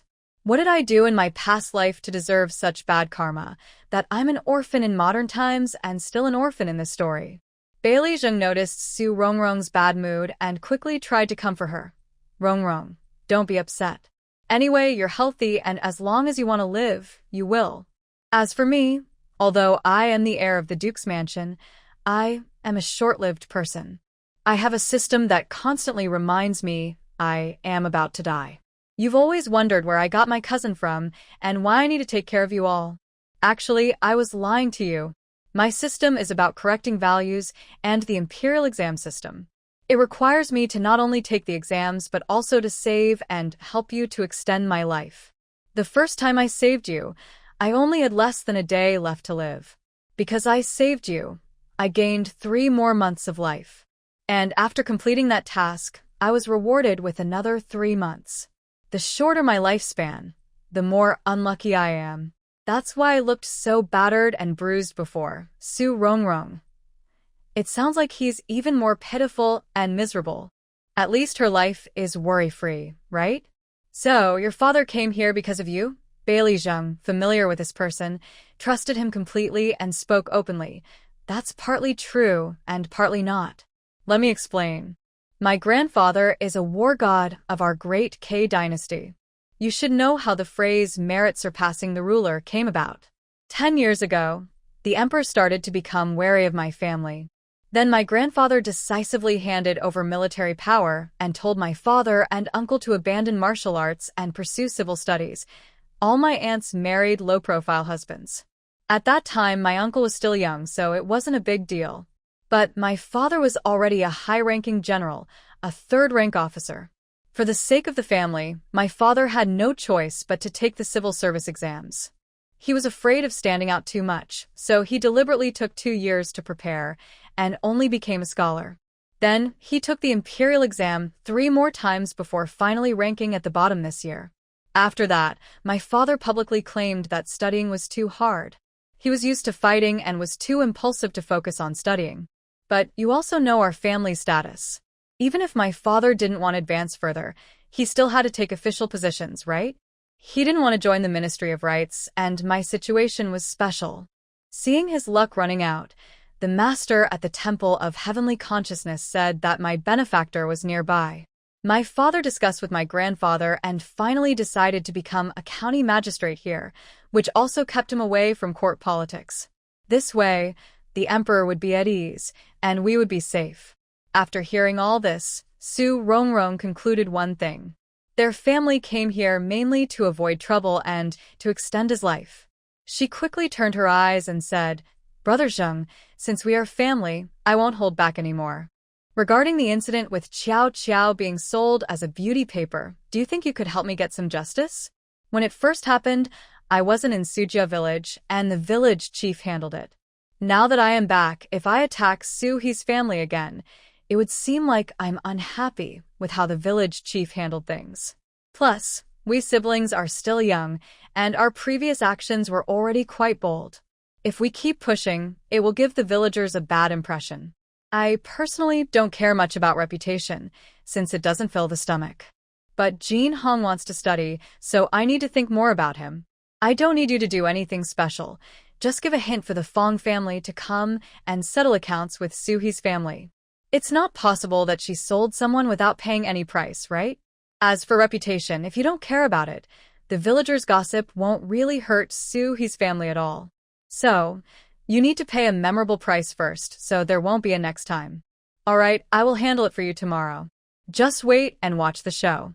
"Okay, I'll wait and see." Su Rongrong said this and stood up to leave, but Bai Lijun called her back. "By the way, Rongrong, I've arranged to meet the craftsman at midnight to set up the bed. Is it convenient for you here? If not, you can tell me when it's better for you tomorrow. It's already raining outside Huairong County, and in Lanxia County, it should rain in a few days. Be prepared early." Hearing this, Su Rongrong sat back down. "Brother Zheng, you have a system and I have a space. Actually, my space is the house I used to share with Li Wei. It has everything inside, but I can't take things out. I want to borrow your help to take things out and use them. Do you think that's okay? For example, this quilt. If there could be an extra one on the bed, it would be a lot better for us this winter, right?" When Bai Lijun heard that Su Rongrong had a space, his eyes immediately lit up and looked at her intently. "Rongrong, my system rewards me whenever I complete a task. Besides life, I can also go shopping at the Bai Family Mall. That mall is owned by my family's group, and it has everything. The shopping rewards are like those variety shows. Within a limited time, everything I get is mine. Right now, I just went up to the second floor. This level sells fresh food and some grains and oils. I haven't picked anything yet. I'm thinking about what to take next time I get a reward. These things aren't easy to hide from others, and I don't have much space to store them. Since you have a space, I'll put everything there. Anyway, once I'm free, I'll come to your place for meals. As for the things you want to take out of your space, just remove the trademarks and dates, then give them to me. I'll publicly give you a gift." Su Rongrong never expected Bai Lijun to be so lucky, still able to get rewards for shopping at the mall. She immediately said, "All right, Brother Zheng, when you have time, help me get more seasonings. Oh, and some rice and flour too. My space is a big 2-bedroom, so I can store quite a lot. Also, please take care of the sanitary pads and related items for the lady in the future. If possible, please help me get more toilet paper quickly. There's no paper in the restroom. I have to use bamboo strips or branches to clean, which is really painful." Bai Lijun listened to her words, looked at her carefully, then thought about his age. After a few moments of hesitation, he seemed to dismiss it and said casually, "Rongrong, since we are both modern people, there shouldn't be any generation gap in our thinking. I have some things here that I need you to help store. You also need to use some of my stuff. Instead of risking being discovered by our future partners, it's better to just go along with it. I'm 17, and you're about to turn 14, only 3 years apart. You could say this age is just right." Su Rongrong. She hadn't thought about this issue before, not even in modern times. How could this guy suddenly think of such things? Looking at her current face, which looks only 11 or 12 years old, he still dares to bring this up. Could it be that he actually prefers younger girls? Maybe so. From high school to university, and even after he went abroad, I never heard of him having a girlfriend. Perhaps that's really the case? Bai Lijun keenly noticed that Su Rongrong's gaze at him was different. Seeing the meaning behind her eyes, he irritably reached out and tapped her forehead. "You little brat, what are you thinking? I'm not that kind of person." If you weren't someone I know well, and we hadn't come here together, do you think I'd say such things? He said this, then couldn't help but feel a bit embarrassed and angry, giving her a stern look. Then he spoke in a nonchalant tone. It's just one sentence, okay? Anyway, we're both still young, and that's all there is to it right now. If you agree, let's just go with it. But how we live our lives is up to us. You do your thing, I do mine. When you turn 18 and your younger siblings grow up and want to get married, we can talk about marriage then.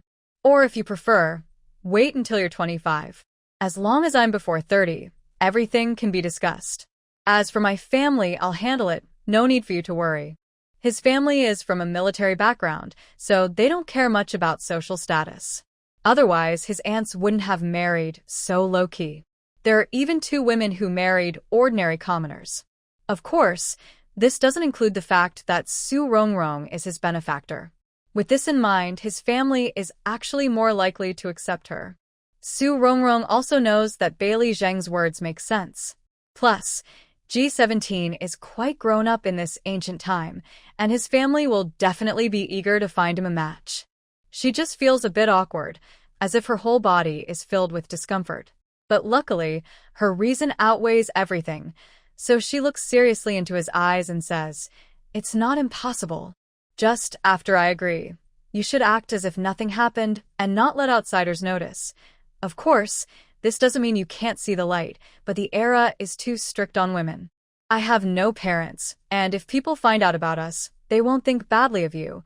They'll only talk about me." Bailey Zheng sees her agree and, before she finishes speaking, quickly interrupts. "Yes, I understand.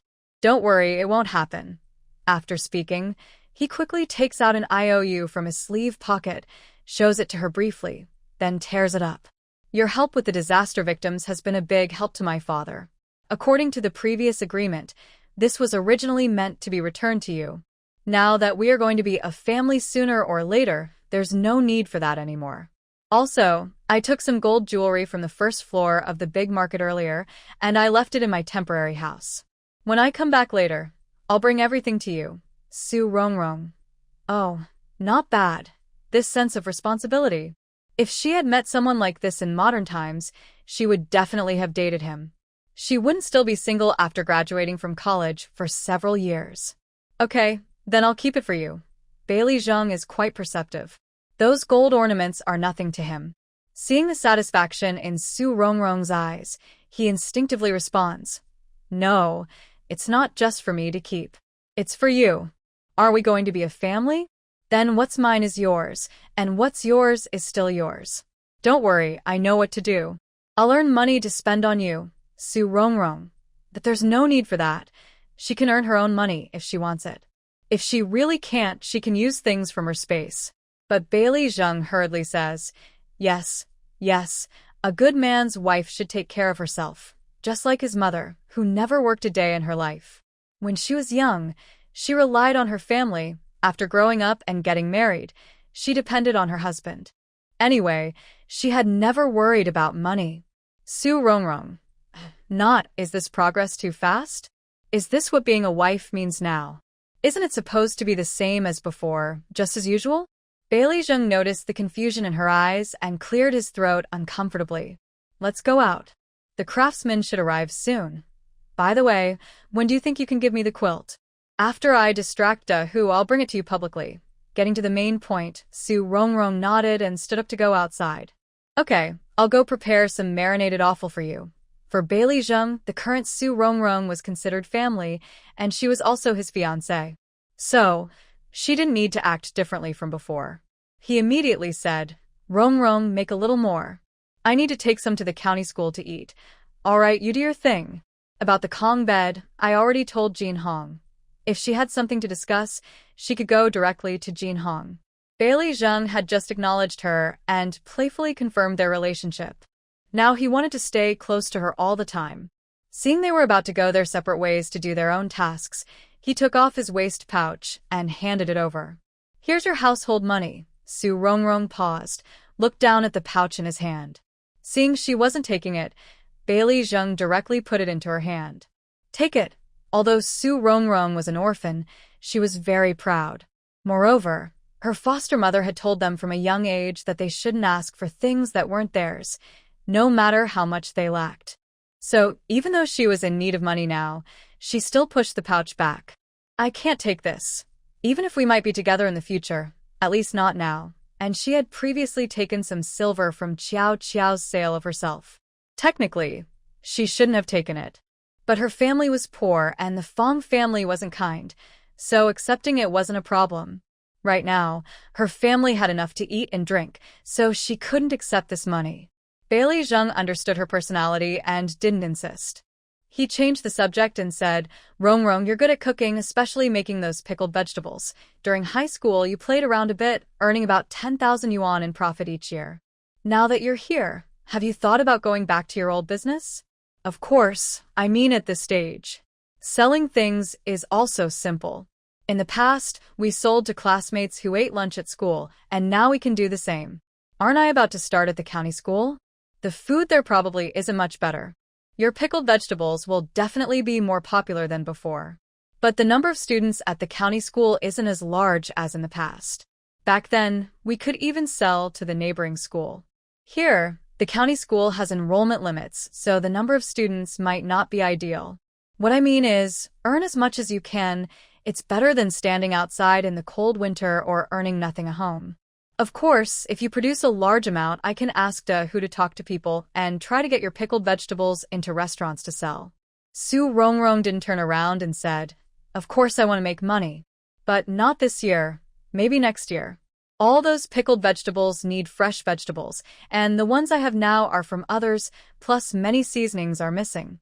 Next year, when I grow my own vegetables and you bring me the seasonings I need, I'll make them then.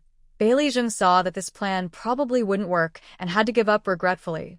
Just write down the seasonings you need, and when I have a chance, I'll try to bring as much as I can. His shopping time is limited each time. In the big supermarket, because there are many types of seasonings, each on its own shelf. So, he needs to know exactly what she wants. Only then can he find it efficiently. Otherwise, he worries he might bring the wrong things, and there won't be enough time. Okay, I'll write down my usual seasonings later. Alright, you go ahead and busy yourself. When you have free time, help me give some advice to Jin Hong. Bailey Zheng nodded. Yes, don't worry, I will. This kid is also considered my future brother-in-law, so I have to help him out. Next year, his face and hands should be healed, and then I'll send him to the county school. They say that as people get older, they become more afraid of the cold. Every winter, especially in the coldest months, many elderly people in the Great Kingdom die. Tao Ya and Lu Miao's grandparents are still alive. Knowing that this winter would be very cold, both families worked hard to prepare, but they still felt worried. Su Rongrong knew about this, so when she heard from Bai Li Zheng that a craftsman would come to make a heated bed, she immediately called Su Qiao Qiao. Qiao Qiao, Brother Zheng said the craftsman will come later to make the heated bed. Please go to Miao Miao and Taoya's house and tell them that once the heated bed is ready, it can sleep several people and stay warm. It doesn't need charcoal, only firewood, which can make the whole house very warm. If they want, they can come over to see it first. Okay, Su Qiao Qiao agreed and quickly ran to Taoya's house. She was still wearing the same clothes as before, which fit well then, but now look a bit thin. Seeing her leave, Su Rongrong didn't stop her, but started thinking about what she could take away for Bai Li Zheng. As she expected, not long after, Tao Ya and Lu Miao arrived, panting heavily. They were not alone. Their older brother, Chen Jingzhe, and Lu Songmu also came. Seeing Su Rongrong, Lu Songmu asked, Rongrong, just now Qiao Qiao said your family is making a heated bed that can sleep several people, stay warm, and doesn't need charcoal, right? Yes. If your family also wants to make one when the craftsman comes, just watch. Most men in our village have some skills. Plus, understanding the structure of the heated bed isn't hard. As long as you understand how it works, you'll know how to make it.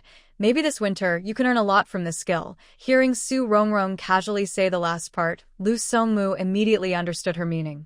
He smiled and said, If that's the case, when I make money, I'll give you 20%. Chen Jingzhe, who had been silent all along, also seemed to catch her meaning and said, Rongrong, I'm in too. When the time comes, I'll give you 20% as well. Lu Miao and Tao Ya, who hadn't spoken, exchanged glances. Lu Miao then said, "Big brother, I think you and Jingzha should team up. After we see how it's done, we can try it at home first. If it works well for us, we can start taking outside jobs. The weather today is colder than usual, and I think many people won't be able to handle it. Since there's no need to pay for forced labor, I believe everyone has some money, about a few hundred coins, to spend on heating.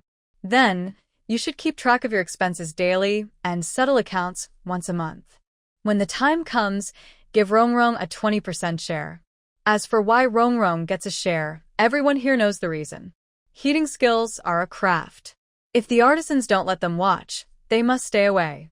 Since Rongrong invited them and said this, it means they will learn the craft. They are learning without a master just to earn money with the skill, so they have to give some coins to the artisans. Without Rongrong, they wouldn't have anything to do. Rongrong also understands this, so she is willing to accept the money. After hearing Lu Miao's words, she said, "The craftsman will arrive soon. Miao Miao, help me watch the fire, and I will go talk to Brother Zheng about this." "Okay, Rongrong, go ahead." "We're not in a hurry." Rongrong nodded, and then left with peace of mind. Bailey Zheng is building a heated bed, not only for Rongrong's family, but also to promote this method. This winter is bound to be very cold. In past years, many common people have died from the cold. As the heir of the Protectorate Duke's estate, he can't control everything in the world, but he can take care of the people in Lanxia County. This is where his father is about to take office. If many people die from the cold this winter, it will reflect badly on his father as the county magistrate. It could even be used against them by the emperor. So when Rongrong said she wanted the villagers to learn this craft, he immediately agreed without hesitation. He even said, 2 people aren't enough. You should find a few more clever folks. The more people involved, the more work they can take on. And didn't you say they would give you 20%? Even if they don't give 20%, just 10% is fine. The more workers there are, the more commission you earn. Rongrong, this money is only for you to earn this year. Understand? Rongrong naturally understood and wanted to seize this opportunity. Okay, Brother Zheng, I'll go talk to them now. If the craftsman arrives, tell them to start a little later. All right, go ahead. Su Rongrong quickly ran back to the kitchen. Seeing everyone there, she said, "Brother Songmu, Brother Zheng has already agreed. He said this winter will be tough for everyone. When people realize how useful the heated beds are, more will want to learn how to make them. Instead of just you two or your families working on this alone, it's better to let a few clever young people learn too. You will still earn as much as before, and it won't be affected. The unfinished work can be done by others. This way, not only will the villagers earn more, but your reputation among them will also grow. How exactly to do this depends on how you talk to them later. I don't need any of your earnings. Just a small share from everyone is enough. But this can't be done separately. Someone in the village needs to organize it. Our village should present a united front. Do you understand?" Lu Songmu had always wanted to follow his father and become the village chief someday. But he was still young, and if his father stepped down, he knew some people might not accept him. So, he needed to do something convincing that would earn their trust and respect, while also boosting his reputation. The heated bed idea Rongrong mentioned seemed like a good opportunity to him.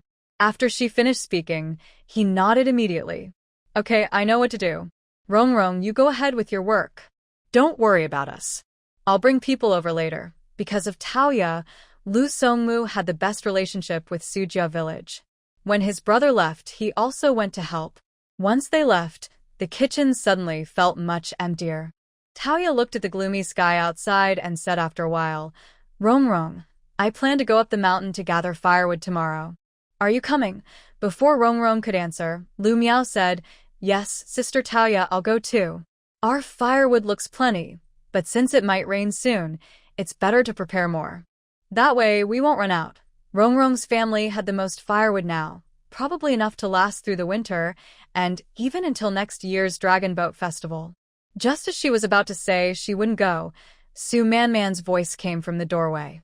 "Sister Taoya, Sister Miao Miao will go too." Su Rongrong turned to look at her and saw her smiling happily while holding several pairs of finished shoe soles and uppers. "Big sister, these are all done. I just need to sew them up later." Seeing this, Su Rongrong quickly went over. When she saw that the shoe soles were sewn and the cotton padding inside the uppers was finished, she was stunned. You just went to Taoya's house not long ago. How are they almost finished so quickly? Su Man, with a proud look in her eyes, said, Big sister, we need to use our brains. We can't always rely on ourselves alone. The family needs shoes, and it's getting colder every day. I naturally asked for help. If I do everything myself, when will I finish? Su Rongrong had always known that this girl was clever. Hearing her mention using outside help, she asked, Who did you ask for help? Did you promise them anything? Ching wants my hairpin, so I gave her one. She helped me sew 2 pairs of shoe soles. She can't finish on her own, so I told her to take them home and ask her mother and sisters to help. Anyway, I don't care how she finishes them. I just want to see the result before it gets dark tomorrow. Luer's younger brother wants to learn to read, but his family is poor and can't afford books. I promised to write a few pages of the 3-character classic for him later. Not too many, just until he's 4 years old, so he can understand the basics. Then she helped me sew 2 pairs of uppers. Our family has 4 people, each with 2 pairs of shoes. That's 8 pairs. As for the remaining ones, besides the 2 I made myself, there are 4 more pairs. I also found 2 people who love snacks. I used the leftover braised meat from home as bait to get them to help. But I haven't given them anything yet, just let them taste the flavor at first. Once everything is finished, I will give them what I promised. So, big sister, after the pod is done braising, could you share a bowl with me? I asked He Lianjie and Xiaohua's sister-in-law. Since they gave me the ingredients, I naturally have to give them something in return. Half a bowl of braised meat for each of them. I think that's fair. It's just a small bowl, like a rice bowl. She can afford that. At worst, I can just take more soup later. I think Xiaohua's sister-in-law and the others will like it even more. After all, her big sister's braised meat broth is so flavorful, whether for rice or stir-fry dishes. Su Rongrong has always seen Su Man making shoes, but she never expected that the girl would make 2 pairs herself and outsource the rest. The cost of outsourcing is not high for their family, and they can afford it. The headpieces cost almost nothing. The snippets of the 3-character classic, her family has the ink and paper, and Man can write them herself. As for the marinated offal, their family currently has plenty of it. Not just 1 bowl, but 2 bowls, which they can easily provide. Compared to her and Qiao working hard, Man is the fastest and easiest to finish her tasks. Fortunately, she also has helpers. Taoya and Lu Miao are helping. And at home, Qiao is also assisting her. Jinhong has already put on new clothes today. The others, her, Qiao and Man, will work harder tonight to finish before the rain starts, so everyone can wear their new clothes. Taoya, who was nearby, felt a bit shy when she heard Sister Xiaohua mention her. Her sister-in-law is indeed someone who loves to eat, especially after trying the marinated meat sent from Rongrong's house. No wonder she's been seen making shoe uppers these days. She thought her sister-in-law was making them for herself, but it turns out it was for Man's side. Since her sister-in-law is willing to help make shoe uppers just for a bite to eat, she thought maybe she could also help make shoes for money. Thinking this way, she said, Man, you're only 10 years old, and you don't have much strength. To sew the shoe uppers and soles together, you need enough strength. Give me those, and I'll go back later and ask my sister-in-law to continue making them. My older brother makes money by working on the Kong, heating bed, so it's right for my sister-in-law to make a few pairs of shoes for you. Lu Miao also said, Taoya, split half with me. I'll also ask my sister-in-law to help. Okay. Seeing that the 2 had agreed, Su Man was happy and relaxed. She immediately shoved the things over to Taoya. Big sister Taoya, Meow, you 2 share. I happen to be free now and can help my older sister make clothes. Luckily, Brother Zheng sent 3 quilts, or else I'd have to make blankets too, and by the time the rain starts, we might not have finished. Unless we hire someone to do it. However, with so many things, hiring someone would cost at least a few hundred coins, which is very expensive. Her family now seems to have everything, but they have no money and still owe over 100 taels of debt. So, it's impossible to spend money on hiring people. Thanks to Brother Zheng and his aunt. If I see them again someday, I will definitely thank them properly. Su Rongrong thought that Lu Songmu and the others wouldn't be back in half an hour this time. But in the end, it only took about 15 minutes and they returned. When they came back, no one was following them. Su Rongrong was a bit curious, but she quickly understood what was happening. Big brother, where is everyone? Why are only you two here? Lu Songmu cleared his throat awkwardly and said, Jingzhe, and I plan to learn first. Once we master it, we'll go home and teach the others while they watch. After they watch for a while, they can go home and do their own work. When we get good at it, we'll go out and take jobs to do. The weather is getting colder every day. By winter, many people will need a fire stove. When that time comes, everyone will realize how comfortable it is to have a stove at home, and they'll come to ask us. But since Rongrong helped us, we promised her a 20% share before we started learning. So, after we learn, we will also give her 20%. It has to be said that what Lu Songmu said was exactly what Su Rongrong had guessed. Their plan not only made those people willingly share 20% of the profits, but also made them grateful to him. After all, learning a skill for free and earning money during the winter is a great opportunity. Originally, Su Man, who was confused and didn't understand what they were talking about, now also understood what it meant. Her clever mind lit up when she heard about sharing 20% of the profits with her older sister. Brother Songmu, I think when you take on the stove work, it's best to have someone dedicated to keep records and manage the money. Although I'm only 10 years old, I can read and write, and I think I'm smart enough to do this job. I don't need a monthly allowance. I can do this for free for you. In the future, if anyone wants to build a Kong bed, tell them to come to me. I will keep a record and assign the work accordingly. How many do they want to make, and what is the price for each? It doesn't matter if they are relatives or not. The price is fixed. Even if you want to give discounts, you can make up the difference later with your own earnings. There's no need for everyone to chip in equally. Our county town is small, and nearby villages are all connected through family ties and friendships. If everyone gets a lower price, the work might not be profitable. So, when dividing the work later, I will try to avoid these issues. Let's be clear about this now, so there are no misunderstandings later. What do you think? No one expected that even before learning the craft, Su Man had already thought of all these future problems. They also thought it was okay, but Su Man was still very young and just a girl. So, they didn't dare to leave such big tasks to her. They worried others might think they were joking. Of course, even if they agreed, the people working with them and their families wouldn't agree.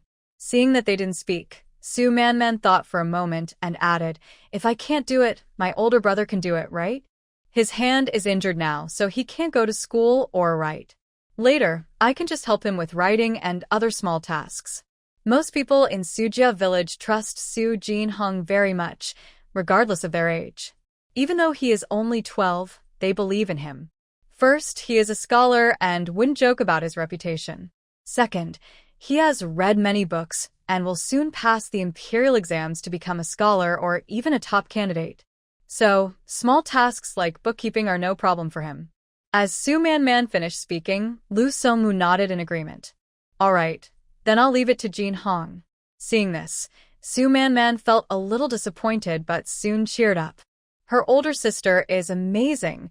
She doesn't even need to go out, and people are already earning money for her. With her and her brother helping, all the accounts will be clear. She no longer needs to worry about anyone shortchanging her family. She wonders if they can earn 3 or 5 taels of silver this winter. Big sister said that all the family's money has been spent on food and similar things, and next year, they don't know where the money for Big Brother's schooling will come from. Now, her main task is to earn enough money for Big Brother's school fees next year. Also, when she has free time, she can make woven items and hair accessories. In short, any money she earns is good money. Big Brother now has winter clothes, but he doesn't have clothes for spring yet. That also needs to be bought. So, that's another expense that must be paid. Su Jinhong didn't expect that. Even though he stayed inside the house and didn't go out, Man found him a job to do. And she's already worried about his school fees and spring clothes for him. Right now, he's listening to Bai Lijing talk about some recent events at the court. As a scholar, He needs to understand what's happening in the government if he wants to take the imperial exams. In the past, he had no way to find out, only occasionally visiting local bookstores to read official notices. Now, with Bai Li Zheng explaining things to him, he's happy to listen. He also understands that Bai Li Zheng is probably talking to him because of his sister. He doesn't know why this young master cares so much about his sister, but for now, it doesn't seem like a bad thing. To people who work seriously, time seems to pass in the blink of an eye, and a few hours go by quickly. Bai Li Zheng just finished talking about 2 major events in the court from the first half of the year, and it's already getting dark outside. Alright, that's all for today. Take some time to think about how these people and events are connected, he said. As he finished speaking, they heard a knock at the door. That's when they realized it was already dark outside. Su Qiao saw that they had finished talking, so she went in to light the oil lamp and said, "Big brother, Brother Zheng, Big Sister is calling you to eat." Su Jinhong nodded, remembering what Big Sister had told him to do, and felt a bit embarrassed. He thought he had been irresponsible, talking so deeply with Brother Zheng that he forgot about the work at home to build a heated bed. Thinking of this, he quickly asked, Qiao, how's the progress on the heated bed?" "It's going well. There are many workers at home, so 2 heated beds are being built at the same time. They've already decided on the location and size and are now laying blue bricks around the beds and the smoke channels," she replied. When Su Jinhong heard they were using blue bricks, he was suddenly startled. "Didn't Big Sister say we should build a simple brick bed directly?" Su Qiao nodded honestly. "Yes, but I don't understand why it turned into blue bricks. Anyway, when the craftsmen came, they brought a lot of blue bricks. The ones we are using now are those." Bai Li Zheng spoke up directly. "It was my idea to buy them. The weather is getting colder, and the ground is already frozen solid. Your family doesn't have strong workers, so it's hard to get those mud bricks." Worried about spending money, Su Qiao muttered, "Every family has some spare mud bricks lying around during their free time. We can buy some or borrow from others, then return them after we're done." Blue bricks are so expensive. Building 2 brick beds will cost a lot of money. But Bai Li Zheng said, "It's not about money. Now, it's already raining in Huarong County. I can tell you clearly at the latest the day after tomorrow, it will rain here. Right now, even Muyang Prefecture is experiencing freezing rain. You don't know this if you're not in the county, but the officials in Lanxia County have been controlling the prices of warm clothing and grain these days. All the shops are closed now, no longer selling to the public. Do you understand what this means?" Su Qiao didn't know much else, but she was very grateful at the moment. Luckily, her older sister had foresight and used all their silver to buy grain. Otherwise, no matter how much money they had, they might not be able to buy enough food later. She didn't know exactly what freezing rain looked like, but she knew it wouldn't be good.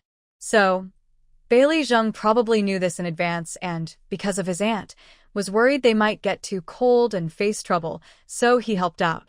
Su Qiao's mind was getting more confused, and finally, she decided she shouldn't think about these things. She quickly changed the subject. "Alright, let's not talk about this. Let's go out and eat." Anyway, Bai Li Zheng, thank you. Although she owed him 50 taels, she still appreciated him stepping in so she wouldn't have to do those chores. Now, because of the blue bricks, she owed him money. But with a brick bed, at least she wouldn't worry about freezing to death. Su Jinhong's thoughts were completely different from Su Qiao's. When he heard that it was also freezing rain in the capital city, his face became unusually serious. "Qiao, is Sister Miao Miao still at our house?" Su Qiao didn't know why he asked, but she nodded. "Yes, I'm here. Tonight, our family is hosting some craftsmen. Big Sister has prepared many dishes. Because Brother Songmu and Brother Jingjia will join us, along with Brother Zheng and Brother Dahu, we need to set up 3 tables. Sister Miao Miao and Sister Taoya, worried that Big Sister might be too busy or that there might not be enough food at home, went back to catch chickens and also brought eggs and grains to help. She said this while involuntarily swallowing her saliva and added, "Big brother, Brother Zheng, let's go quickly." Big Sister has made many delicious dishes like spicy pork kidney, pickled pepper pig liver, fried peanuts, and dishes like chicken stewed with pig stomach and steamed eggs with minced meat. You don't know, when big sister is cooking, just smelling the aroma makes me drool. Hearing that Lu Miao and Lu Songmu were both there, Su Jin Hong breathed a sigh of relief, and then strode confidently toward the main hall. When he saw Lu Songmu talking to a stranger, he called out, "Brother Songmu." Lu Songmu turned his head at the sound and saw Su Jin Hong. His face unconsciously showed a smile. "Jin Hong is here? How is your hand? Is it better now?" His face looked much less fierce than when he first returned. No wonder he used that legendary medicine, said to cost over 100 taels of silver. "It's much better. Brother Songmu, I have something to discuss with you. Let's talk privately." Lu Songmu was confused but nodded to the craftsman and then followed him to the side. Su Jin Hong didn't lower his voice, but spoke seriously. "Brother Songmu, I just heard Brother Zheng say that the capital of Muyang Prefecture has started to experience freezing rain. Right now, the rain has reached Huarong County, and without surprise, it will come here within 3 days. I want to talk to your father about this, but it's not convenient now, so I need you to tell him. If the village chief doesn't believe it, you can ask him to come and confirm with Brother Zheng. You probably already know Brother Zheng's identity from Sister Miao Miao, right?" Lu Songmu, who was originally immersed in happiness, suddenly felt like he had been splashed with cold water. His mind, which was still dizzy from joy, instantly cleared. Freezing rain, his voice involuntarily raised, and after reacting, he quickly said, "Jin Hong, thank you. I need to go home first, and we'll come back later. If it really is freezing rain and it is expected to come here within 3 days, he must inform his father, so that arrangements can be made. At least, the villagers should be prepared in their hearts." That evening, the meal at Su Rongrong's house was more lavish than a typical village celebration. Besides peanuts, there were only hearty dishes, mainly because of her good cooking skills. However, among the 3 tables, only the craftsman's table was busy eating. The atmosphere at the others was somewhat heavy. Bailey Zheng, as the heir of the duke's residence, has a different status. His table had only 4 people: him, Su Rongrong and her siblings, and village chief Lu Quan. Their table was separated from the other 2 and set up in Master Su Jin Hong's room. As for Da Hu, he was arranged to socialize at the craftsman's table. Although Lu Quan was eager to know the situation outside, Bailey Zheng didn't put down his chopsticks, so he couldn't ask. Finally, when Bailey Zheng finished eating and put down his chopsticks, Lu Quan hurriedly asked, "Young Master Bailey, just now my cousin Song Mu came back and said that it has started freezing rain in the city." "Yes, that was a few days ago. Now the roads, trees, and rooftops in the city are all frozen. We can't go there anymore." Lu Quan's heart sank further, and he asked again, "Is it true that it will rain here within 3 days? What about the disaster victims who are working for us? What will happen to them? Will they refuse? And will the government send us again?" Bailey Zheng shook his head confidently. "No, don't worry. When we decided to let the disaster victims replace the common people in forced labor, I also made arrangements with the officials. Raincoats and straw hats are ready, along with cold relief medicines, old ginger, cold medicines, and medicine for dysentery, all prepared in large quantities. We also arranged for 2 doctors to be on site. The current situation outside is bad. If the disaster victims refuse to work, they have no way out. Funing Prefecture and Qing'an Prefecture can't go back now, at least not for the time being. If they don't work, they'll only freeze or starve to death. As long as they are willing to work, their basic needs for food, drink, and clothing will be guaranteed. So, if you're worried about having to continue forced labor, you can put your mind at ease." First, Lu Quan let out a sigh of relief, then asked, "Young Master Bailey, what do you suggest we do now?" "Just do what you usually do to keep warm in winter. If your family has the resources, build a heated brick bed. As long as the bed is big enough, several people can sleep on it. If men and women are sharing a room and you feel shy, hang a rope in the middle and separate with a cloth curtain." Lu Quan thought carefully. If one heated brick bed can sleep 5 or 6 people and 7 or 8, that seems good. Families with fewer members only need 1 bed. Larger families might need 2 or 3 beds. This way, they can sleep next to their parents. If the elders have any needs at night, they can know immediately. Having figured this out, Lu Quan stood up and bowed to Bailey Zheng. Thank you, young Master Bailey. I will go back now and make arrangements. For everyone in Sujia village, even the poorest families must have a heated brick bed. If they don't have money, they can trade something else. Bailey Zheng didn't care much about Sujia village as long as it didn't involve Su Rongrong. He had already said what he needed to say, so he replied, "Our house is progressing well. Keep working hard. We aim to finish building before it rains. If we don't have enough workers, we can invite people from nearby villages. As for the furniture inside the house later, I will add more, so you don't need to worry. Once everything is done, Dahu will settle the account with you." Okay, Lu Quan, busy with other matters, hurriedly left after saying this. After he was gone, Su Rongrong looked at Su Jinhong and said, "Jinhong, tomorrow morning I will go up the mountain with Tao and the others. You stay at home.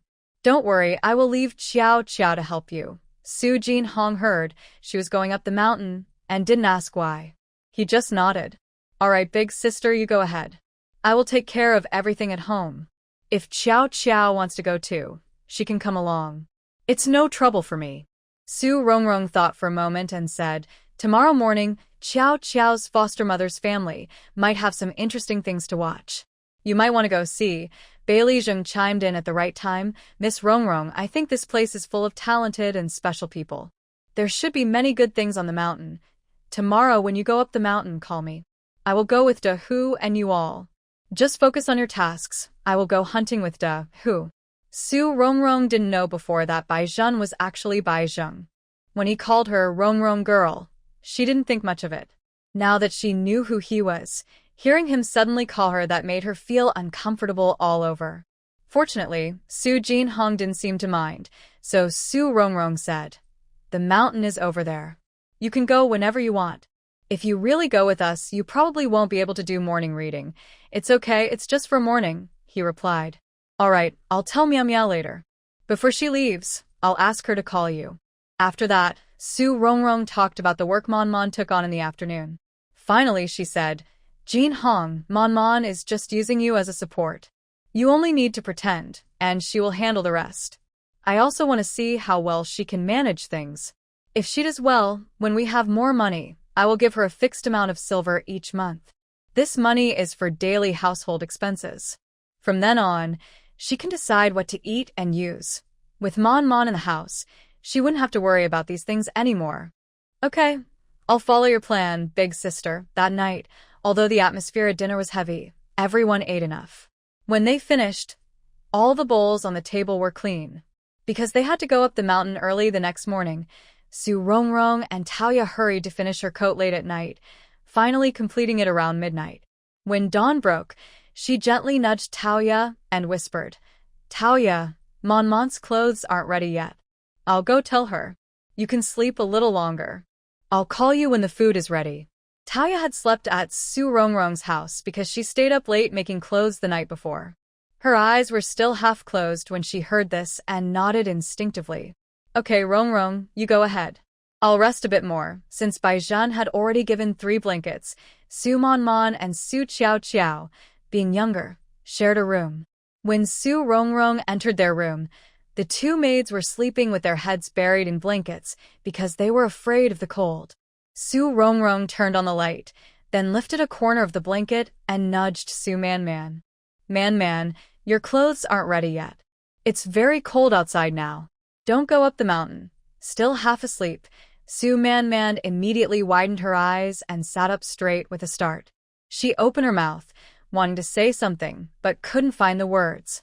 It's very cold outside. During the day, she was freezing just going out, let alone in the early morning and evening. The days are getting colder, but she couldn't possibly tell her older sister that she wasn't afraid. Su Rongrong saw her disappointment and comforted her. "Man Man, I know you're smart. Right now, the family is still heating the kong, a traditional bed, and it's not safe to leave it unattended. Your second brother can watch over things, but he's injured, so it's not very convenient. Plus, Brother Zheng said that the family who took care of Qiao Qiao might come looking for trouble today. I think it's the Fong family. Although Qiao Qiao is now officially registered, I'm worried that Suhi might come looking for her again. You know how she is, she can be easily persuaded, but then she forgets everything. If you're not here to watch over her, I wouldn't feel at ease. Our family finally managed to bring her back, and we even owe Brother Zheng 50 taels because of her. If this silly girl is persuaded to leave again, wouldn't all our efforts become a joke? Seeing her silent, Su Rongrong continued, Man, our family can't do without you. I can leave, but you can't, understand? Your clothes will be ready, at the latest, before you go to sleep tonight. Xiao Xiao's clothes will also be ready tomorrow. The second set might take a few more days. Su Man had never felt so affirmed before. Especially now, the person affirming her was her older sister. This instantly made her feelings of disappointment disappear. Because of this affirmation, she looked lively and full of energy. Even when she spoke, a smile played on her lips. Don't worry, big sister. I will take good care of the house and watch over Xiao. By the way, my shoes aren't finished yet. I might as well let this girl make them so she won't get bored and run outside. Su Rongrong touched her slightly messy hair and looked at Su Xiao, who was still sleeping, then said, Xiao still needs to be taught patience. Man, your embroidery skills are okay. Why not let her learn this too? We have plenty of fabric at home. You can pick some small pieces for her to sew. Practice more, learn more. It's good for her. We don't have many other expectations for her, but at least she should learn to sew straight lines, right? She's still young. We can make her some simple clothes. When she grows up, she'll need her own clothes. We can't always rely on us. We're not a wealthy family, and we can't afford to hire a seamstress. So, she has to do it herself. When she was little, we didn't expect her to know how. As she gets older and gets used to it, you can't expect more, right? Su Man was naturally a straightforward person. She always thought about herself first before doing anything. Now, she was willing to help Rongrong share the household chores, mainly because she saw the benefits her older brother could bring her in the future. Her older sister was very capable, so she trusted her and was willing to listen.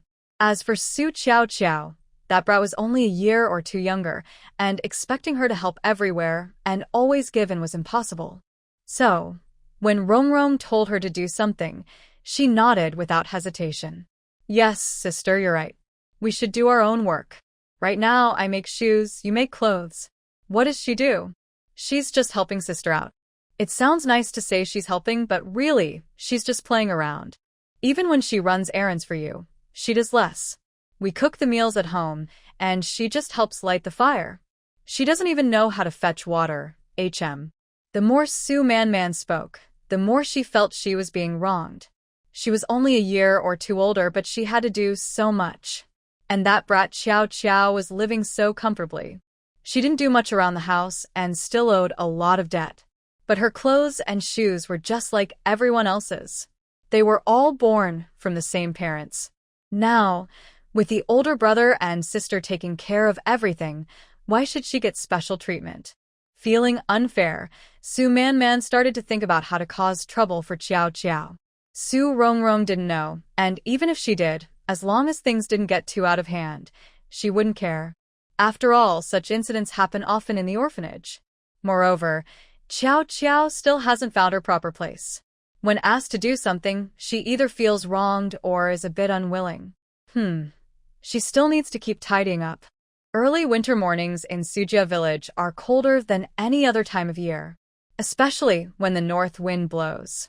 Su Rongrong wears a new thick coat, but still feels frozen and stiff. When Bai Lijeng sees her, he notices her nose and ears are red, and she's trembling slightly. Seeing this, his heart tightens, and he looks at Tao Ya and Lu Miao. Rongrong's firewood at home should be enough to get through the winter. So you and your family go cut some wood. I'll take her into the mountains to hunt.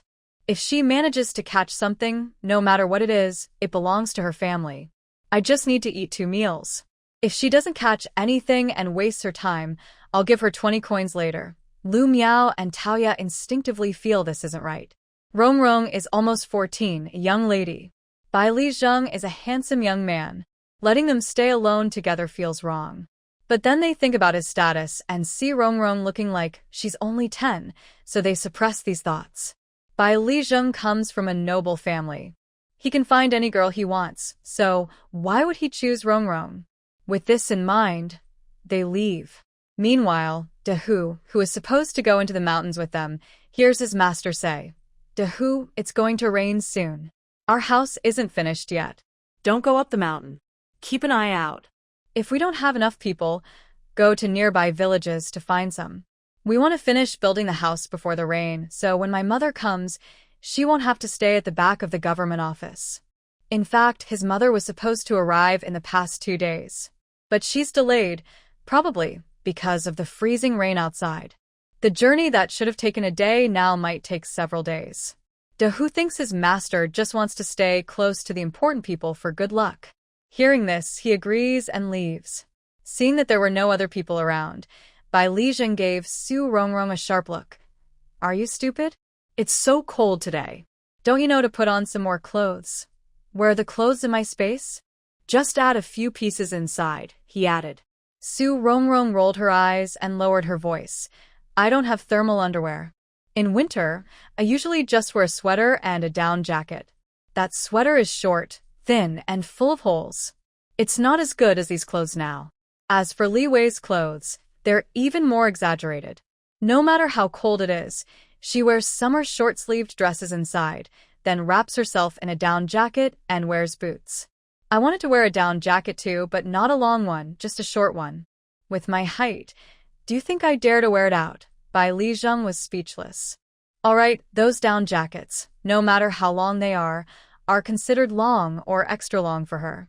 If she really wants to wear one, she can only do so when no one is watching, using a short one as a long one. Thinking this, he sighed and said, "Find a place to go into your space and change into a down jacket. When there's a chance later, I'll go to the big market and get you some warm clothes. Look at your ears and nose. It's quite pitiful." Su Rongrong was very cold, so cold she didn't feel like arguing with him. Fortunately, on such a cold day, not many people went out in the morning.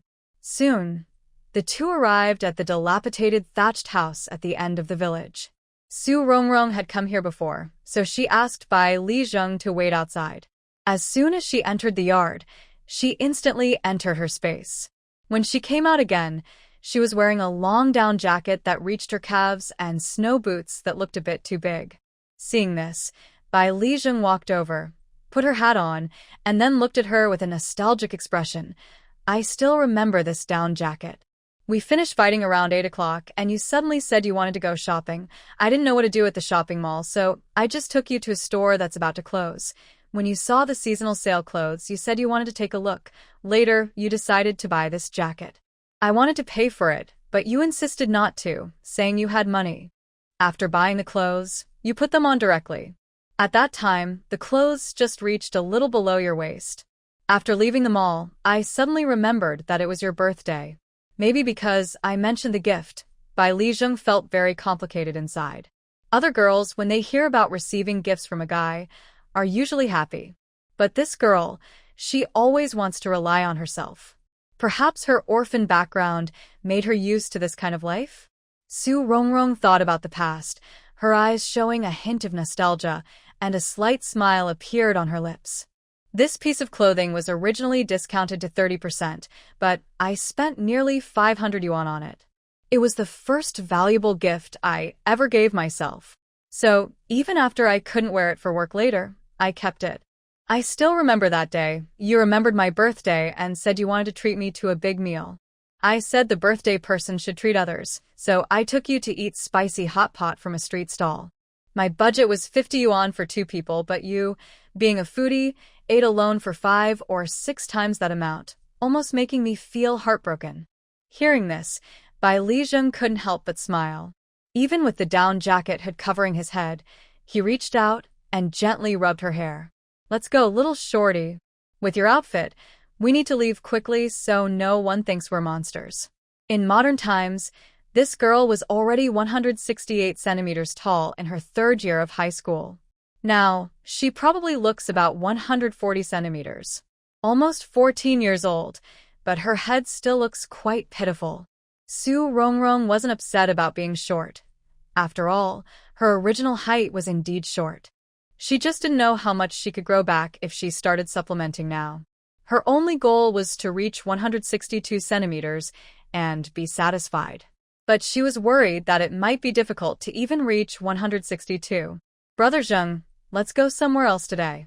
Otherwise, I'm afraid we might run into Miao Miao and Taoyao on the mountain, and it would be hard to explain. Wearing a thick down jacket, Su Rongrong's body temperature was quickly rising. She not only wore a mask to block the wind, but also handed one to Bai Li Zheng. After he put it on, she led him away from the two mountains where everyone usually went. When they arrived at the foot of a mountain covered in weeds, she looked up at the big mountain in front of her and said, "This mountain has many wild animals, so most people don't come here. We can rest assured. If we see something wrong, we can go into my space." As she spoke, Su Rongrong suddenly realized she wasn't sure if the other person could enter her space. "Brother Zheng, I don't know if you can enter my space. Let's try first. If it works, we'll go to this mountain. If not, let's not take unnecessary risks." Bai Li Zheng didn't say a word. He simply took her small hand. With a quick change of her thoughts, they both appeared inside her space. This was the first time Bai Li Zheng appeared in her life after many years apart in the modern world. The house was very large. Just the living room was over 20 square meters. He discreetly looked around the space and saw there were no items related to a man's life. He then pretended to ask casually, "Modern people like to live together before marriage to save rent. Why don't you live with him?" Su Rongrong was about to take him outside when she heard this. She paused for a moment, then realized he was probably talking about her boyfriend. She had always felt that Bai Li Zheng and she were from two different worlds, so she never thought about romance or relationships.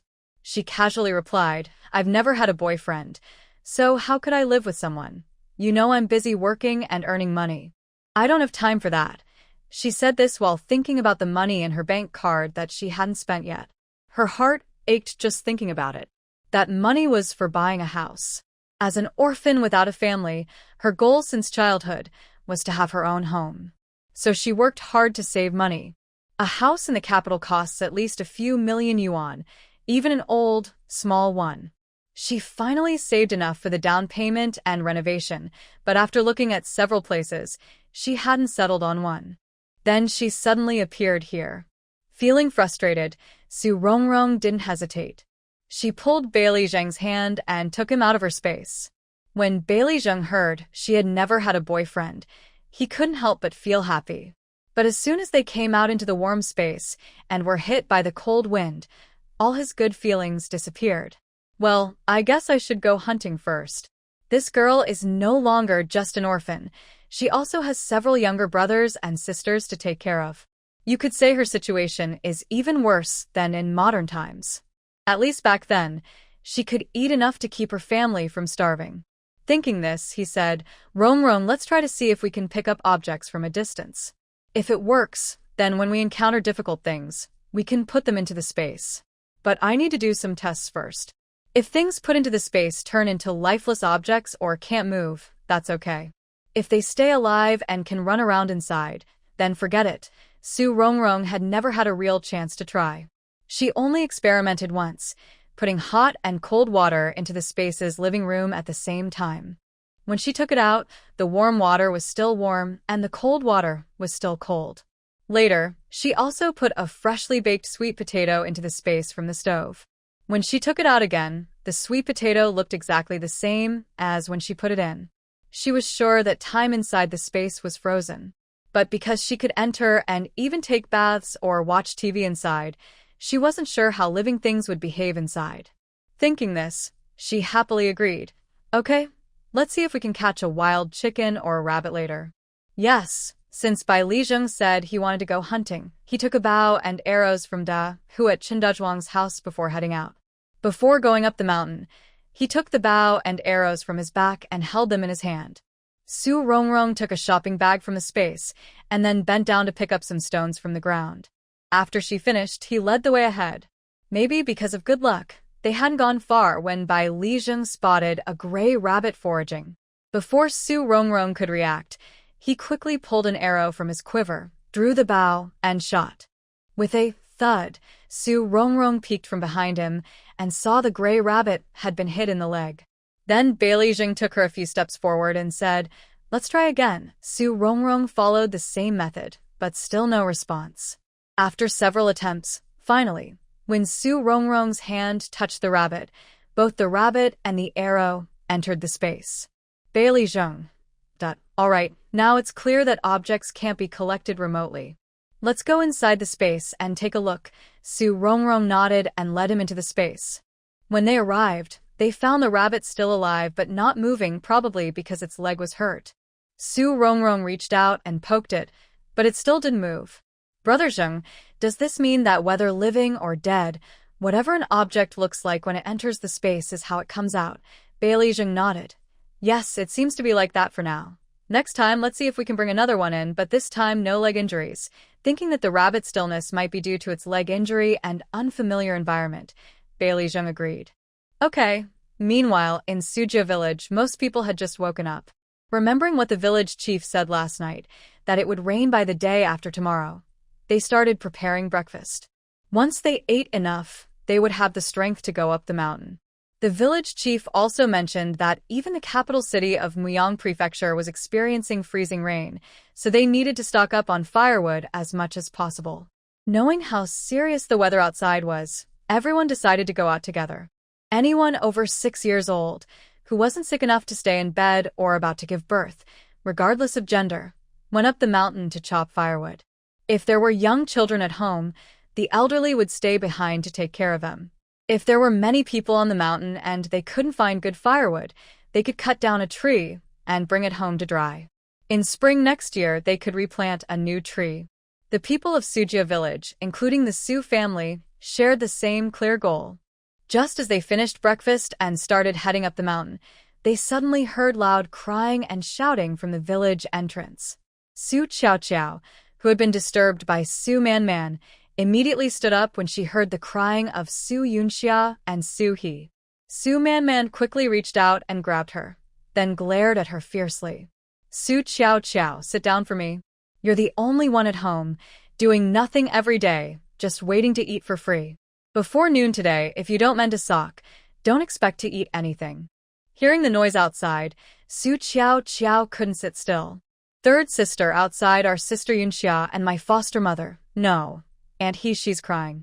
I'll go see what's wrong and come back soon. When Su Man Man heard this, she immediately remembered what her eldest sister said earlier that morning.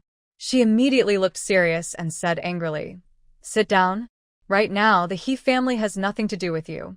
Have you forgotten what happened a few days ago when you were sold as a beauty paper? Talking about beauty paper, Su Qiao Qiao couldn't forget it. But she had never confirmed her contract, so she was suspicious about the whole beauty paper thing. She thought, maybe before, she was just doing ordinary chores, not actually being sold as a beauty paper. Su Man Man, being very clever, saw Su Qiao Qiao's unwilling and tight-lipped expression and knew what she was thinking. Fuming, she reached out and slapped Su Qiao Qiao's back hard, shouting, not giving up, huh? Want to see for yourself? Come on, I'll go with you. Let me tell you, once we get there, you have to listen to me. If you still listen to the He family and get involved with her, then get lost. But before you go, pay me back the 50 taels. If you don't pay back, I'll have Brother Zheng put you in jail. If you don't believe me, we'll see then. Su Qiao Qiao, I tell you, I don't care if you harm yourself. But if it threatens your older brother, I'd rather have our eldest sister remove you from the household register. In that case, your older brother won't have anything to do with you anymore. And our eldest sister, she's a smart and beautiful girl. As long as our brother passes his exam soon, many people will want to marry her. Our eldest sister is so good, her future husband will be even better. You won't be able to share her glory. Su Qiao Qiao didn't expect that just wanting to visit her former foster family would cause her third sister to become so furious. She was very happy with her current life, being well-fed, warm, and not having to do anything. So, after Su Man Man calmly finished speaking with a pretty face, she softly said, third sister, don't be angry. I just want to go and take a look. I'll listen to you, I promise I will. Is that okay? Su Man Man didn't immediately agree but looked at her with a serious gaze. Seeing her hesitate, she finally nodded. Yes, as long as you step out of our house, everything will follow my words. Otherwise, I'll make sure you don't come back. Su Qiao didn't dare to speak, and just kept nodding. Su Man looked at her for a while, then put down her clothes, hid her hands in her sleeves, and led the way to the door. Su Qiao looked at her torn, short, and thin clothes and suddenly felt a bit sad. She didn't know why, but she felt uncomfortable inside. Just before Su Man left the house, Su Jinhong, who was working on making a heated bed, called her back. Man, wait a moment. Su Man turned around and saw her older brother struggling to lift his hand to undo her clothes, which made her a little confused. Big brother, what are you doing? It's cold outside. If you go out like this, you'll definitely catch a cold. I'm at home, so I won't get cold. I'll take off my clothes first and give them to you. Su Man shook her head. No, I'm not cold. I'll stuff some straw into my clothes later.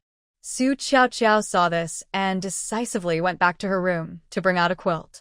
Third sister, I'm cold too.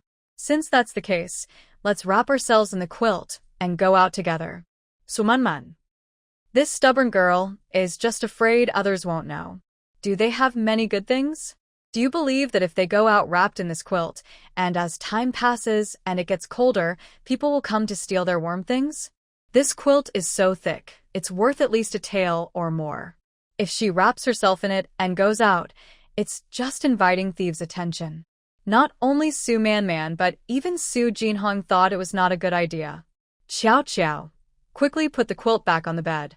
If you're cold, stay at home and don't go out. Big brother will go and see what's going on for you. Good. Su Jinhong saw her agree and then looked at Su Man. Man, you stay at home and watch these. Big brother will go out and take a look.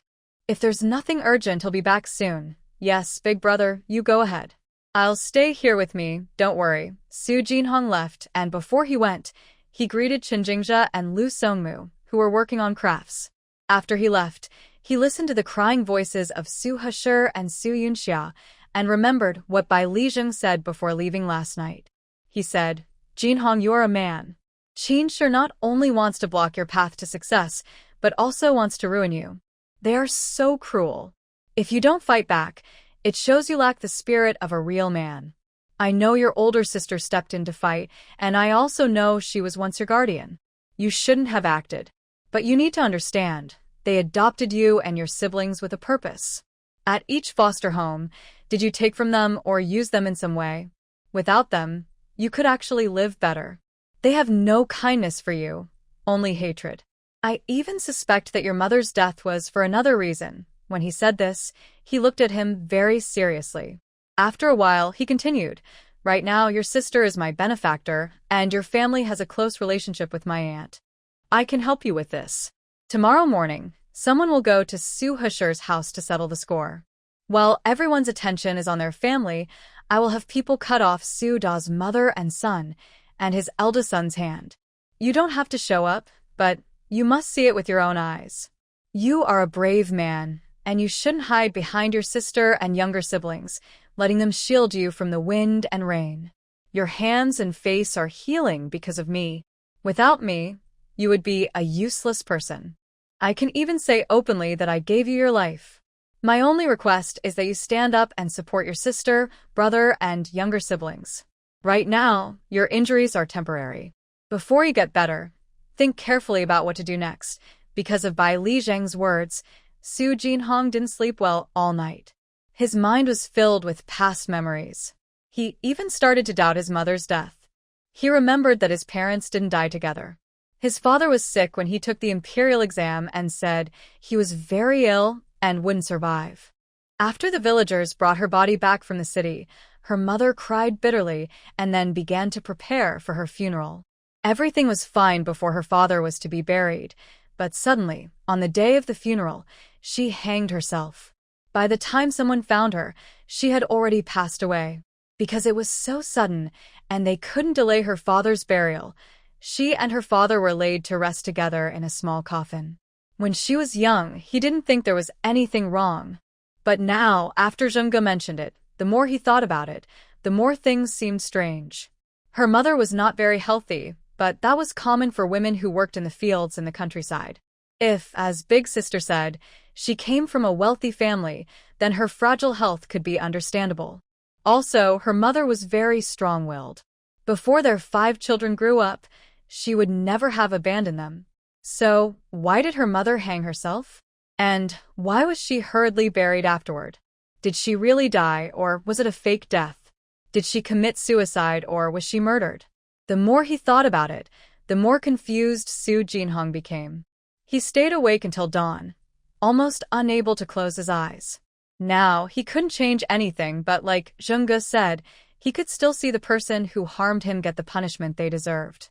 So, when the villagers gradually went to Su He's house, he also went along to join in.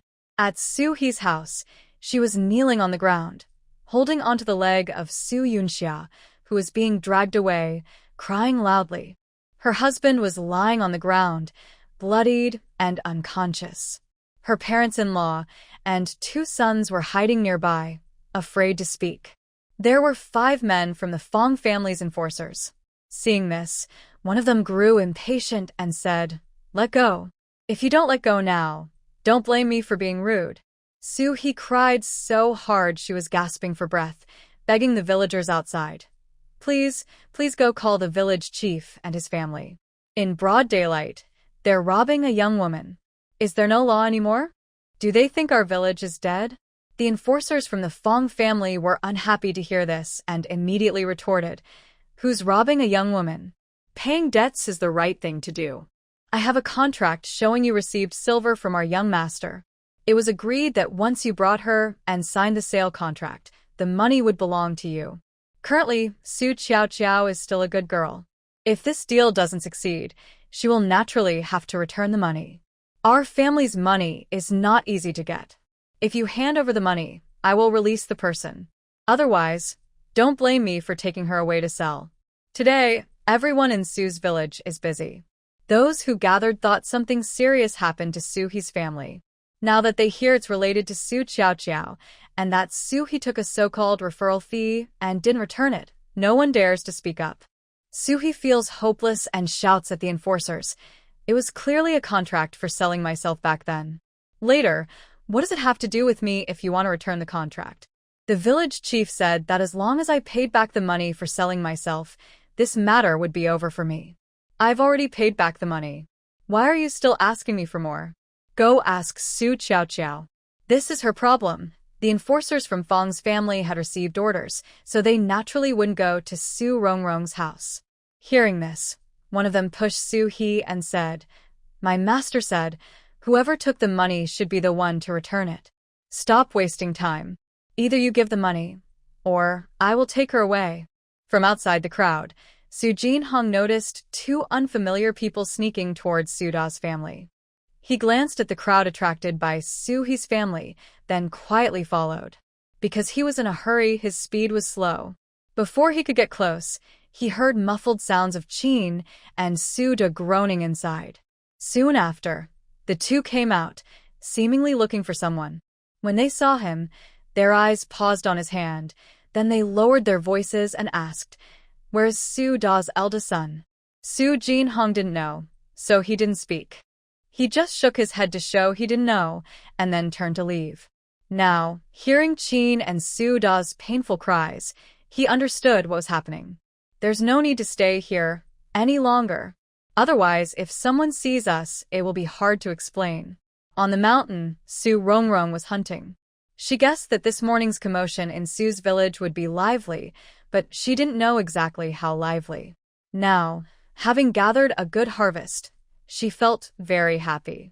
She was holding a wild chicken with its wings tied. She caught it herself by hitting it with stones.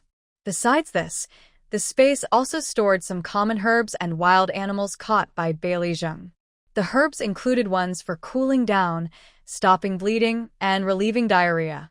As for the wild animals, besides the initial gray-furred rabbit, there was a wild chicken, 2 mixed-breed rabbits, and an unknown bird. Her space experiment was also successful.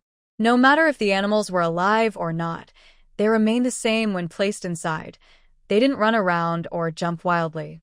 With this confirmed, Su Rongrong felt much better. If she happened to encounter a fierce beast, she wouldn't be afraid. As long as she wasn't scared of death, She could just step forward and quickly put the animal into her space. Actually, not only her, but Bailey Zheng also let out a deep breath of relief the moment his space experiment succeeded. Because of this, when they went up the mountain, they felt more confident and bold. After shooting another bird, Bailey Zheng turned to Su Rongrong and asked, "Rongrong, should we hunt a big one to bring back, or just head back soon?" "I think it might rain this afternoon." Since they had come out, Su Rongrong naturally wanted to get a good harvest. Hearing this, she stored the bird in her space, then looked up at the sky. She saw that the originally gloomy sky had now turned a dull gray. The clouds were so thick it looked like they might fall at any moment.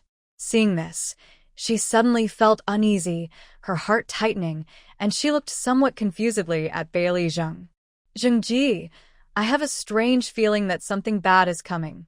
Bailey Zheng reached out, touching her head through her down jacket hood, and said, "Don't worry, everything will be fine. Your home is in good shape now. Your house is the best in the village. You have enough food, a heated brick bed, and firewood. Not only that, you also have blankets and cotton. This cold winter, we will surely get through it safely.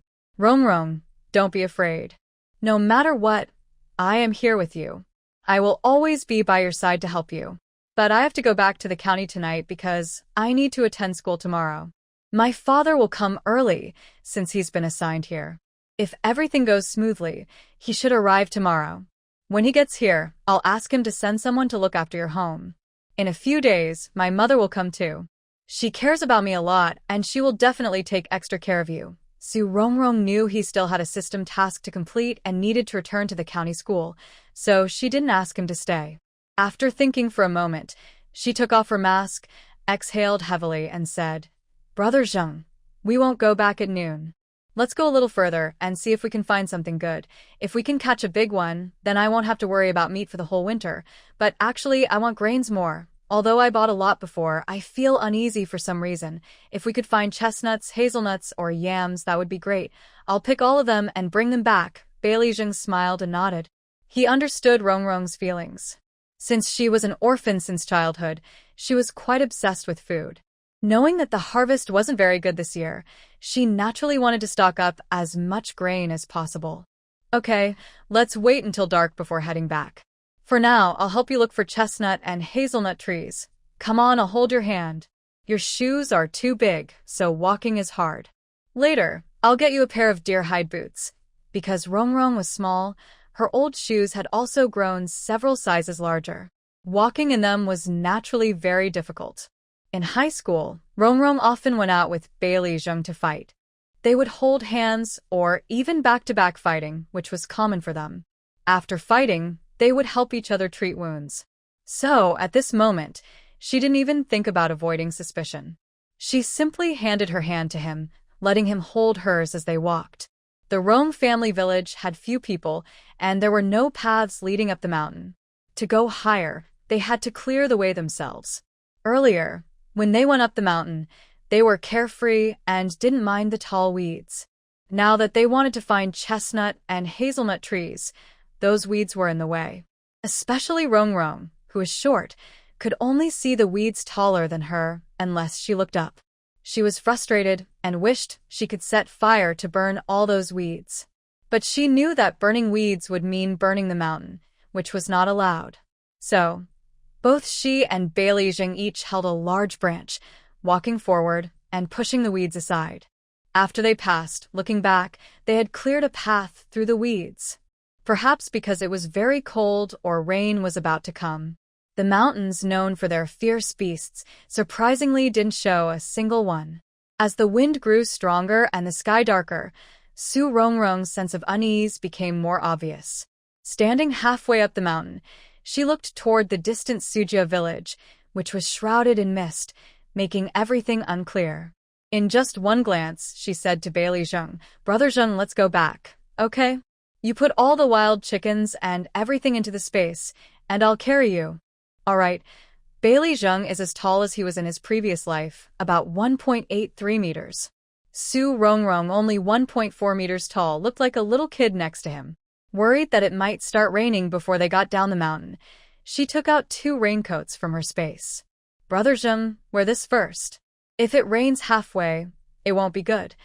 Bailey Zheng glanced at the dark blue raincoat in her hand, recalling that she had bought him a small electric scooter during their first year of college. He wondered if she had bought these raincoats during some store sale, buying more at once. Thinking this, he asked while putting it on, "Did you buy these from some store you worked at a low price?" Su Rongrong also put on her raincoat, but because she was very short, half of it dragged on the ground. She wasn't upset. Bailey Zheng was carrying her, so she didn't have to walk or worry about falling. Once Bailey Zheng crouched down, she leaned on his back and replied, "No, I bought them during the Double 11 sale at a certain online store. The store rarely has sales, and I thought the prices were good, so I bought a few more. Besides this dark blue one, I also have a light blue. Initially, I wanted to buy 10 in total, but the seller said if I bought 10, I'd get a better discount. In a moment of impulse, I thought, if I don't take advantage of the deal, I'm missing out. So, I bought 20. When the raincoats arrived, I regretted it a bit and wanted to return some. But then I thought, since I can't afford a car, these 20 will eventually come in handy. Do you want me to get a few for you?" Bailey Zheng nodded. "Yes, my father plans to go to the countryside for an inspection. On a rainy day, wearing a raincoat would be more convenient than a poncho." Su Rongrong thought for a moment and said, "I can give you 10 items to take to your father. You should think carefully about what to say. Anyway, you have a large marketplace, and if there's a chance, you can also get things from there." Bailey Zheng walked down the mountain quickly. Hearing this, he replied, "Yes, I know what to say. I won't let anyone suspect you." Su Rongrong didn't speak. Bailey Zheng continued, "Actually, our Great K Kingdom has trade relations with some overseas countries. The big city shops sell things that aren't available in our kingdom. But those items are rare and expensive, so most common people don't know about them. Even if they do, they can't afford to buy." When Su Rongrong heard this, her eyes suddenly brightened and she asked, "Brother Zheng, I have some used makeup in my space. Aren't those powder boxes just glass mirrors for touch-ups? After using the powder, I don't know why I can't bear to throw away the empty boxes. Do you think you could help me sell these glass mirrors?" Bailey Zheng thought carefully and nodded confidently. "Sure, I think they can be sold, and for a good price. But how much they can sell for and who to sell to, I think it's better to ask my mother when the time comes." "Rongrong, does that sound good? If you're in a hurry for money now, I can give you some first. When next year's harvest is better and travel is easier, I'll ask my mother to help sell everything." Su Rongrong, now free of her debt of over 100 taels, wasn't short of money. Her family had enough to eat and wear, and she had savings for Jinghong's schooling next year. Hearing this, she said, "All right, let's wait until next year. I don't have any urgent expenses right now. But Brother Zheng, since our Great K Kingdom has trade with overseas countries, could you bring me some good things from the marketplace later? If someone asks, we can say they were bought from overseas traders. Now, disasters are everywhere, and I don't know what next year will bring. My family's land in Sujia village isn't small. I want to rent some out, and I have other plans for the rest. I remember reading in ancient history books that the watermelon in ancient times was different from modern ones, almost like a winter melon with a lot of holes. If you can buy me some watermelon seeds from the big market, I plan to plant 2 acres of land next year. If there are no watermelon seeds, just bring me 2 watermelons. I don't want seedless ones. Later, we can eat the flesh and keep the seeds to see if I can grow new plants. Also, check if there are any old corn seeds. I want to try planting those too. Modern corn has been improved over generations, so the yield per acre should be higher than in this era. If the corn in Lanxia County becomes high yield, we can promote it throughout the whole county.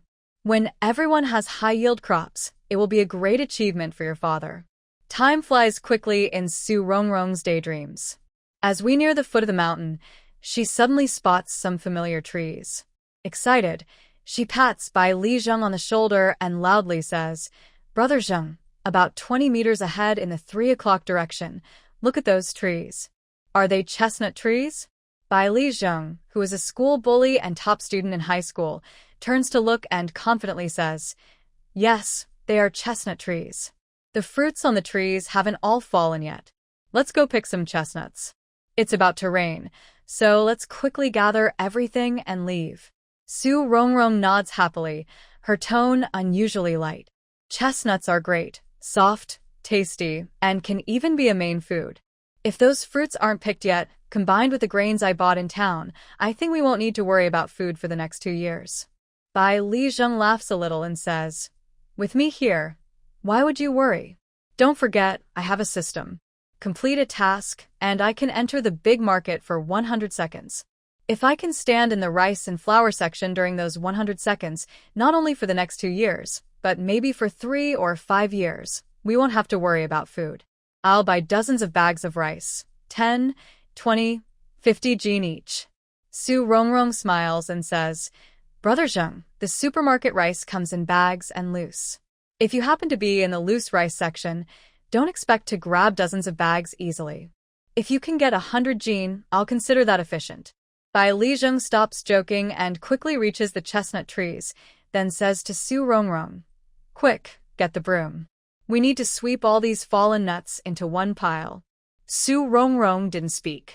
Instead, she quickly took out the broom she used for cleaning and handed it to Bai Lijeng.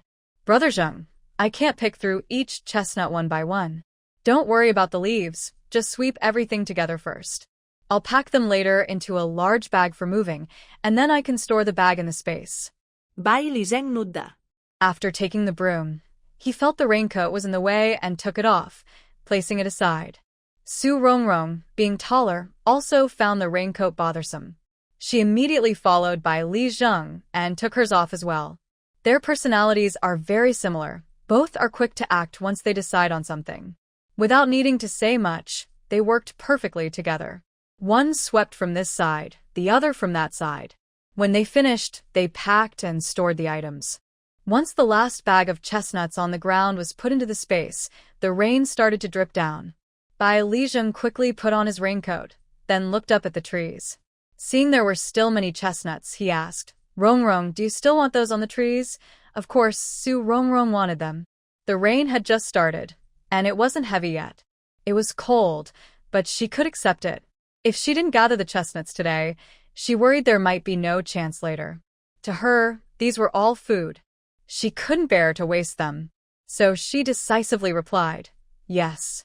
Brother Zheng, I'll trouble you. She then took out a bone-chopping knife from the space. Just cut the branches quickly this way. Bai Lijeng took the knife and climbed up the tree, starting to cut. He didn't cut all the branches, only those with many chestnuts. Standing under the tree, Su Rongrong kept collecting any fallen branches into her space. Soon, the chestnut trees were almost cleared by Bai Lijeng. Meanwhile, the rain was falling harder and harder. It was so heavy that it was hard to keep your eyes open outside the trees. Brother Zheng, let's stop now. Let's go quickly. Bai Lijeng's hands had gone numb from the cold. Hearing this, he didn't hesitate and jumped down from the tree.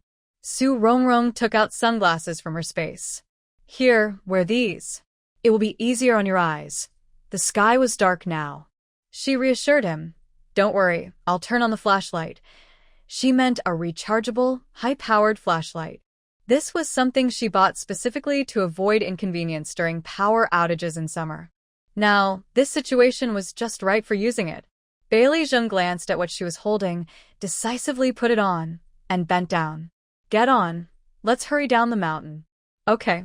Su Rongrong obediently leaned on his back, then turned on her flashlight to light the way ahead, allowing him to carry her down the mountain. At this moment, Bai Lijeng's mind was suddenly filled with a cold, mechanical voice. Please assist host Su Rongrong in defeating the wild boar and knocking out the female lead, Su Xiang. Task complete. Reward 1 month of life. 100 seconds of shopping at the Bai family supermarket. This is a mandatory task and must be completed. Failure results in the host's life being reset to 0. Su Rongrong never expected that. While lying on Bai Lijeng's back, she would hear the system's task announcement. Hearing the task, she froze with fear. Could there really be wild boars at this time? And knocking out Su Xiang? Where did that come from? Could it be that Su Xiang was hiding somewhere, spying on them? Thinking this, her eyes started to look around cautiously. Bai Lijeng also immediately sensed something was wrong with Su Rongrong and asked, Rongrong, did you hear that? Su Rongrong didn't think there was anything to hide and nodded immediately. Bailey Zheng was a bit surprised, but thought it was normal. He had already entered Rongrong's space, so it was natural for her to hear the system's voice. While staying alert, he didn't put her down. As they approached the foot of the mountain, suddenly, distant screams echoed sharply. The screams seemed to be coming toward them. Bailey Zheng quickly found a tall grass patch higher than Rongrong's, put her down, and whispered, "Rongrong, it's probably Su Xiang who encountered the wild boar, and unfortunately, she's coming this way. I'll first knock out Su Xiang, then try to shoot the wild boar. If that doesn't work, I'll need your help later." Su Rongrong nodded. "Okay, Brother Zheng, knock out Su Xiang first." Today, Su Xiang was forced by her family to go up the mountain to help chop firewood, and she was reluctant. In the past, she would never have been asked to do this. Since Su Rongrong left her family, no one has gone to chop firewood at home. The stored firewood has been used up more and more. The weather is very strange. The village chief says it will rain soon, or maybe freezing rain. To get through the winters safely, the whole family went out. She originally didn't want to come, but her father said if she didn't go up the mountain, she wouldn't be allowed to eat or make charcoal when it's cold. To make things easier for herself, she had to accept this.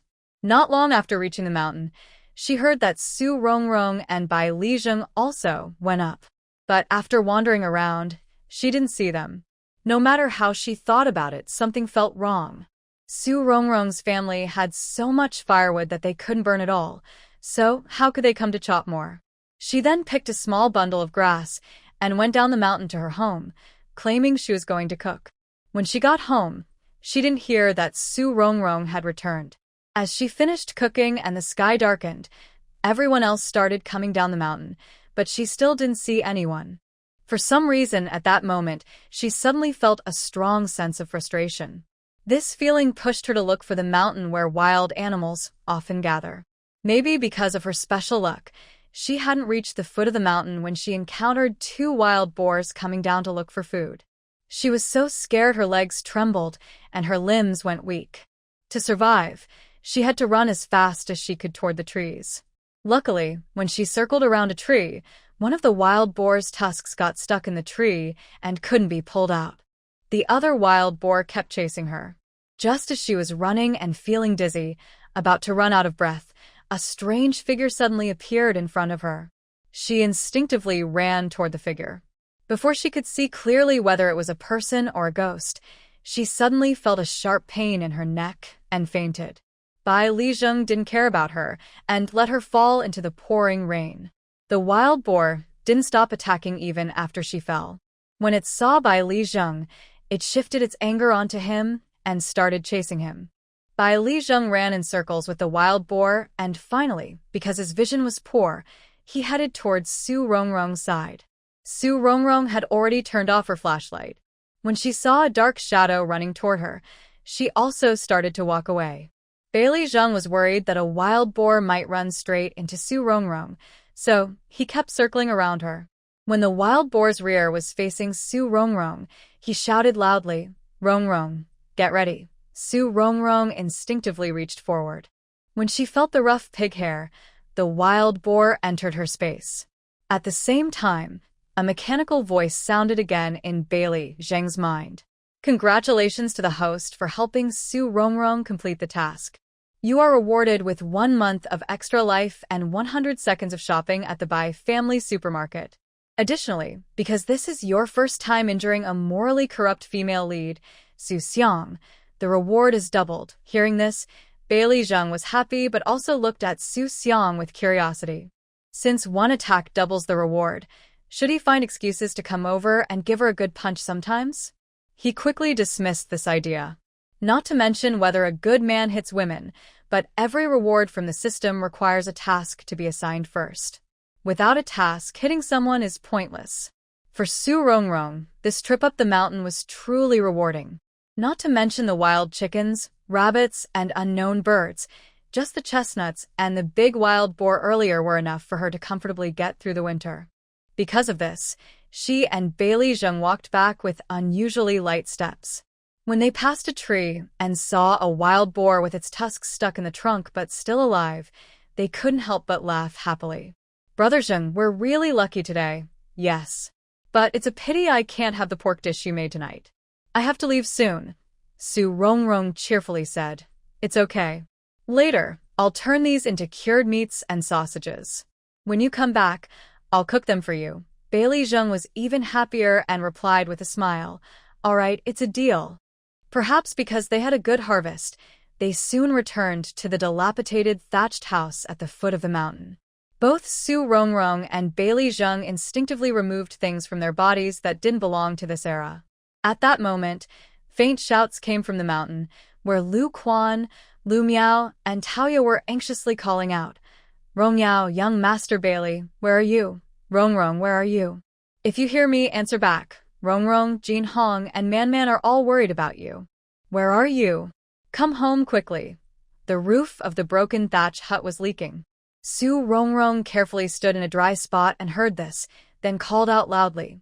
Peach, meow meow, I'm here, at the thatch house at the foot of the mountain. She quickly took things from inside the space and brought them outside. There were wild chickens, rabbits, and some unknown birds she had hunted with by Li Zheng, as well as broken branches from chestnut trees. Of course, she also took out a smaller wild boar.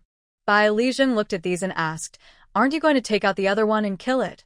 Su Rongrong nodded. Yes, I took them all out at once, but it's too obvious. She then frowned and said, It's better not to take out the wild chickens and rabbits. I'll handle them myself later. Let's just keep one wild boar and these chestnut branches. The small wild boar was the one with the tusk stuck in the tree earlier. Before Su Rongrong put it into the space, Bai Li Zheng shot several arrows at it with his bow and arrow. Just barely alive, it was taken into the space by Su Rongrong. Now released, it wasn't fully dead, but had no fighting ability left.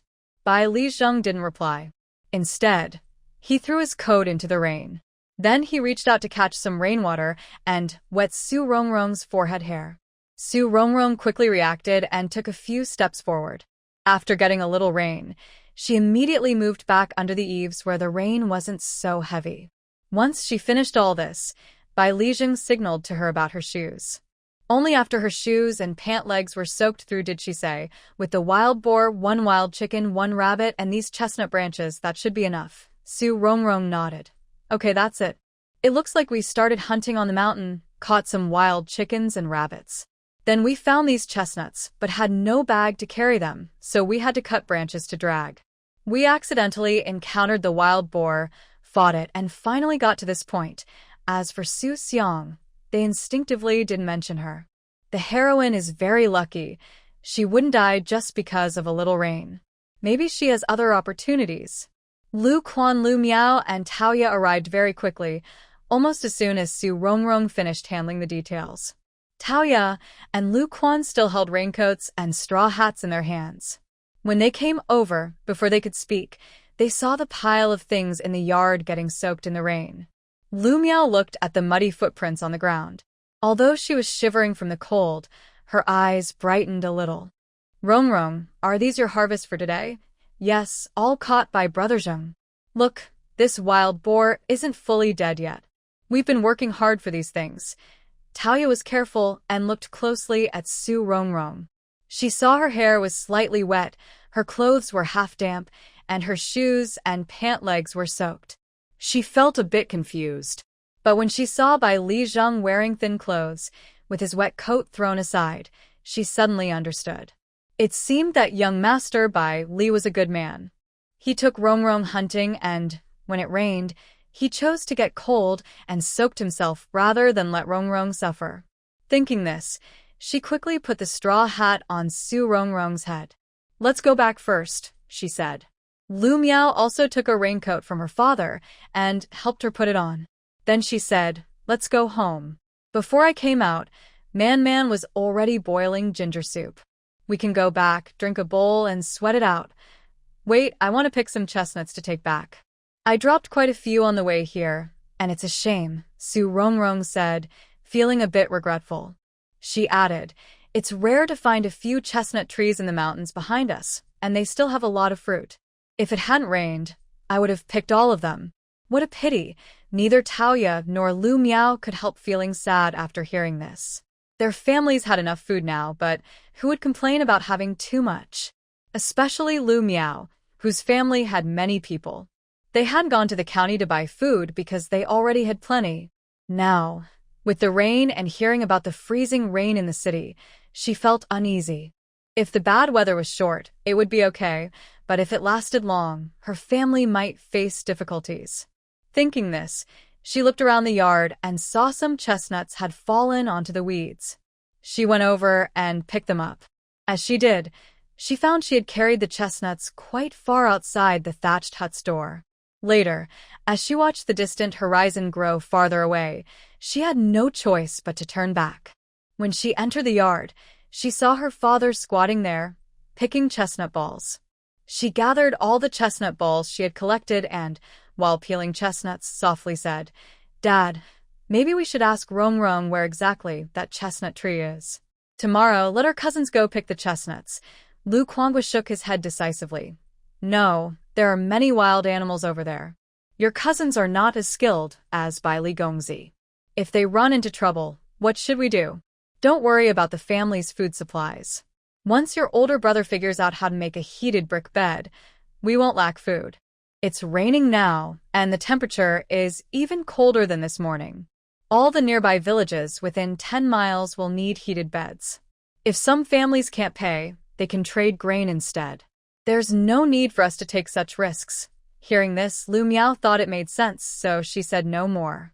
When everyone returned, a big tiger appeared among the crowd. He was wearing a raincoat, carrying a wild boar on his shoulder, walking at the front. Bai Li Zheng was holding a wild chicken and rabbit with a basket on his back. The basket was filled with the chestnuts everyone had just picked. Even the branches of the chestnut trees weren't discarded. People dragged them back, one by one. They planned to dry these and use them as firewood. Su Man Man was already waiting at home, anxious and worried. Even though Fong Fong had just returned and told her they found someone and that her older sister was safe, she still felt uneasy because she hadn't seen her with her own eyes. At this moment, she had to admit that her older sister was the backbone of the family, not her older brother. In fact, not only her, but Su Jinhong as well. Since her older sister hadn't returned yet, he couldn't settle down to read. Instead, he stood at the door, looking outside with a book in hand. When he saw a blurry group of people approaching from afar, he turned and called toward the kitchen, "Man Man, Chow Chow, they're back. Is the hot water ready?" When Taoya returned, she said that Zheng Ge had caught a wild boar. She also mentioned that this morning, when Zheng Ge took their older sister hunting, he said everything they caught today belonged to her.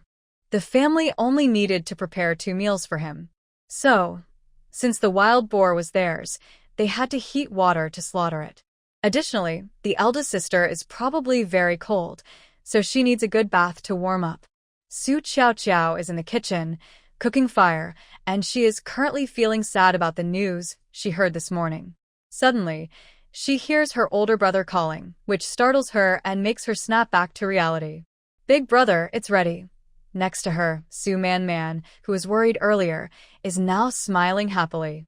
She is about to go out to greet people, but before leaving, she warns Su Chow Chow. "Sister is coming back and bringing many things. Put away that sad face of yours. It's bad for others to see. Remember, you are our sister and have nothing to do with the Su He family. Earlier, I told you that you were sold to be a beauty paper, but you still hold on to hope. So all those things you told us before were just to fool us, right? Su Chow Chow, I warn you, if you want to stay in this house, you must straighten your position. If I find out you are not loyal to the family, don't blame me for driving you away. Of course, before I do that, you need to pay back the 50 taels of silver you owe." Su Man Man doesn't care what Su Chow Chow thinks. After saying this, she hurriedly leaves.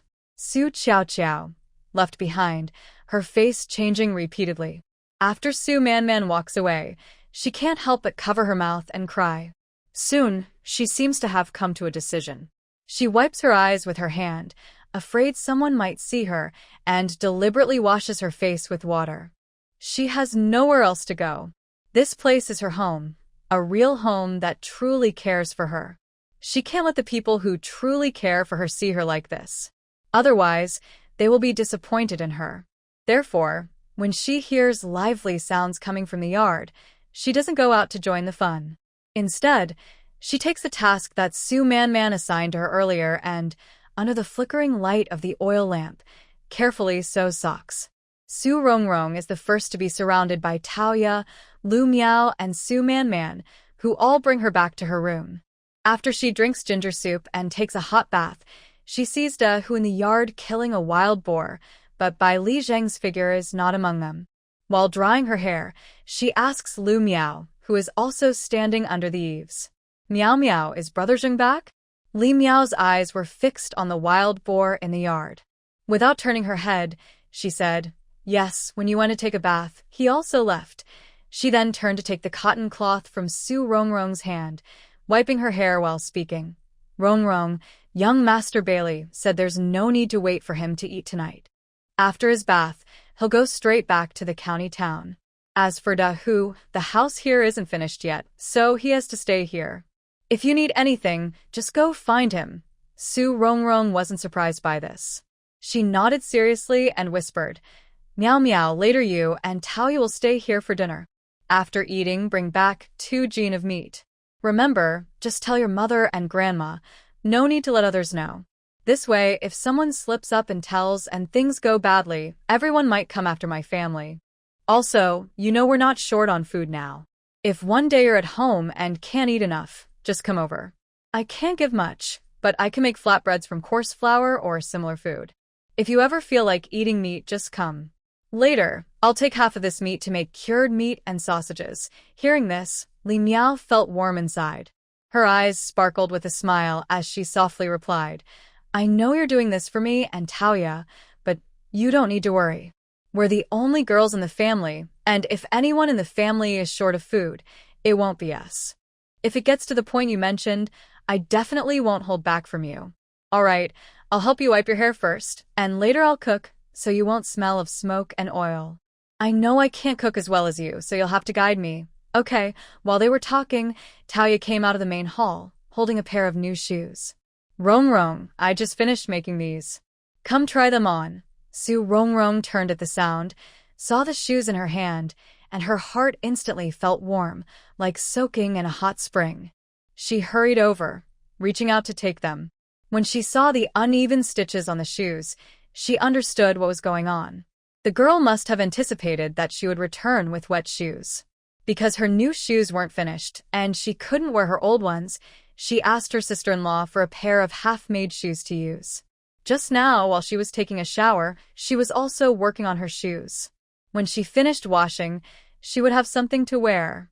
Thinking this, she sincerely said, "Taoya, thank you." Taoya smiled and gently tapped her forehead. "Silly girl, we're good sisters. No need to be so polite." Lu Miao, still drying Su Rongrong's hair, heard this and replied, "Exactly. We're sisters, so there's no need for such formalities. All right, be good. I'll dry your hair first. My grandma always says, don't think that being young means you can ignore wet hair. When you're older, you'll regret it if you get a headache." In the yard, Dai Dazhuang, wearing a big straw hat, was squatting near the well washing water. When he heard the laughter from under the eaves, he turned to look. Seeing his older sister trying on new shoes and Lu Miao helping her dry her hair, a quick flash of envy appeared in his eyes. Since he could remember, the thing he envied most about his older sister was having 2 true friends who cared for her. As for him, not just him, even his older brother and Su Qiao didn't have many friends. Even if they did, their feelings weren't as close as those between his sister, Taoya, Lu Miao, and their friends. But he thought maybe it's because his older sister is also very kind that she made such good friends. Su Rongrong didn't notice the envy in Su Man's eyes. After she finished her shoes, she said to Su Man, Zheng said he wants to take the brine water back to the county town. You should put all the things at home into jars. Zheng said he's going back to the county, but he's coming for a meal. We don't know if he's already gone back. You should send the stuff over to check." Da Hu, who is cutting wild boar meat, wanted to say something after hearing this, but after thinking, he didn't speak and focused on his work. As for Su Man, she instinctively glanced at the meat in the yard, then said nothing and got up to go to the kitchen. When she came out holding a jar, she saw Lu Miao, already dressed in a raincoat and wearing a straw hat, reaching out to take what she was holding. "You're small and weak. In this heavy rain, the road is slippery and hard to walk. I'll go deliver it. I can tell my mother about this. I will have dinner at your house tonight." Seeing this, Su Rongrong took 2 pieces of meat from the pile that Da Hu had already cut. She handed 1 piece to Lu Miao and said, "Take this home and ask your mother to cook it for tonight's meal." Then she gave the other piece to Taoya, saying, "You also take one." Taoya, who had wanted to stay and help, saw this and didn't hesitate. She picked up the meat and followed Lu Miao out, hiding the meat in her raincoat, so no one would see. Right now, besides Da Hu, there was no one else in the yard. Su Man said, "Big sister, I'm glad you let me stay this morning." That fool Su Qiao heard Su, he's crying and couldn't sit still. She wanted to go out. Later, my older brother went out and came back to tell her she was sold by Su He. She's really just a pretty face. Su He even took money from the Fong family to sell her, 6 taels of silver. Now, they came to get that money back, saying the deal didn't go through. When that silly girl found out, she still wouldn't give up. After everyone returned in the afternoon, she went out to ask around. Finally, she learned the news was true, and she came back looking very down. Now, maybe she's finally understood or just got scolded by me earlier. She doesn't dare to come out and is just sitting in the kitchen sewing socks. Su Rongrong was not surprised by this outcome and nodded, saying, "Yes. I knew our family couldn't do without Man. With you here, Jin Hong and I are very at ease." She then looked at Su Man's proud little face and said seriously, Man, big sister and your older brother said that once we're better off, I will give you some silver every month. This money is for future family expenses. That means when it comes to social visits, meals, and everything else, you will be the one in charge." Hearing this, Su Man immediately straightened her small body. Does this mean her big sister will take care of the family from now on? Like the lady of a wealthy household? Outwardly, she has her older brother and sister. Inside, she's the one who makes the decisions? Thinking of this, a bright smile appeared on Su Man's face. "Big sister, don't worry. I will definitely not let you down." Su Rongrong suddenly realized that Su Jin Hong was not here, so she asked, "Where's your eldest brother? Did he go to read in his room?" Su Man smirked and said impatiently, "No. He went with the village chief." She then couldn't help but curse, "Big sister, you don't know how disgusting Su Da's family is." Today, I don't know what happened, but Su Da, his mother, and his son's hands were all broken by someone. Not only that, Su Da's sons, when they were on the mountain, were knocked out for no reason, and their faces were also scratched.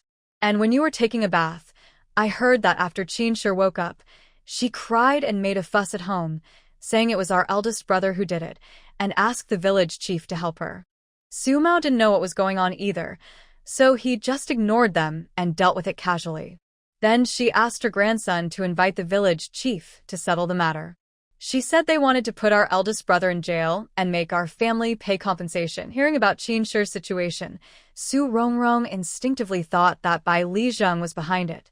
She understood everything but didn't say anything, while Su Man continued to express her dissatisfaction. Everyone in the village knows what kind of person our eldest brother is. He's just a weak scholar. If he really had that kind of ability, why would he end up with his face scratched and his hand broken? But Qin wouldn't give up. She kept insisting on confronting our brother, and then he went. I don't know what the situation is now, but I believe in our brother and in the village chief to clear his name. Su Rongrong looked at the nearly dismembered wild boar in the yard, about to say she would go check the situation. But before she could speak, she saw Da, who neatly placed the meat into a bamboo basket. Then he carried 2 large bamboo baskets back under the eaves. He said, "Miss Rongrong, the wild boar has been prepared for you. Tonight, you don't need to cook for me. I have to go back and send Grandpa to the city." Hearing this, Su Rongrong immediately understood that Bai Lizheng was not leaving yet, so she replied, "Okay." After Da Hu left, she quickly put on her thick winter shoes over her cotton shoes. Then she said to Su Man, "Man, since Brother Zheng and who won't be home for dinner tonight, Let's just eat with the four of us plus Meow Meow and Taoya. We can eat anytime. First, please slowly move the meat back to the kitchen. Big sister, go out and see what's going on. Although your older brother won't be bullied, his hand isn't fully healed yet. If he gets bumped or hurt, it would be bad. Su Man realizes that in this family, Big Sister is the main support. But for the future, she still places her hope in Su Jinhong. When she hears he might be deliberately hurt, she gets very scared. Okay then, Big Sister, you go ahead. I'll take care of the meat later. Cleaning the meat is impossible right now. She has to wait for her big sister to return to see how to handle it. But since she can't clean meat, she can still deal with the water. She washed some earlier, but many pieces are still unwashed. Today, using cold water really makes her hands freeze. She doesn't know how long the rain will last or what the weather will be like later. If it stays cold like this, she's worried the well water might freeze, making it hard to get drinking water.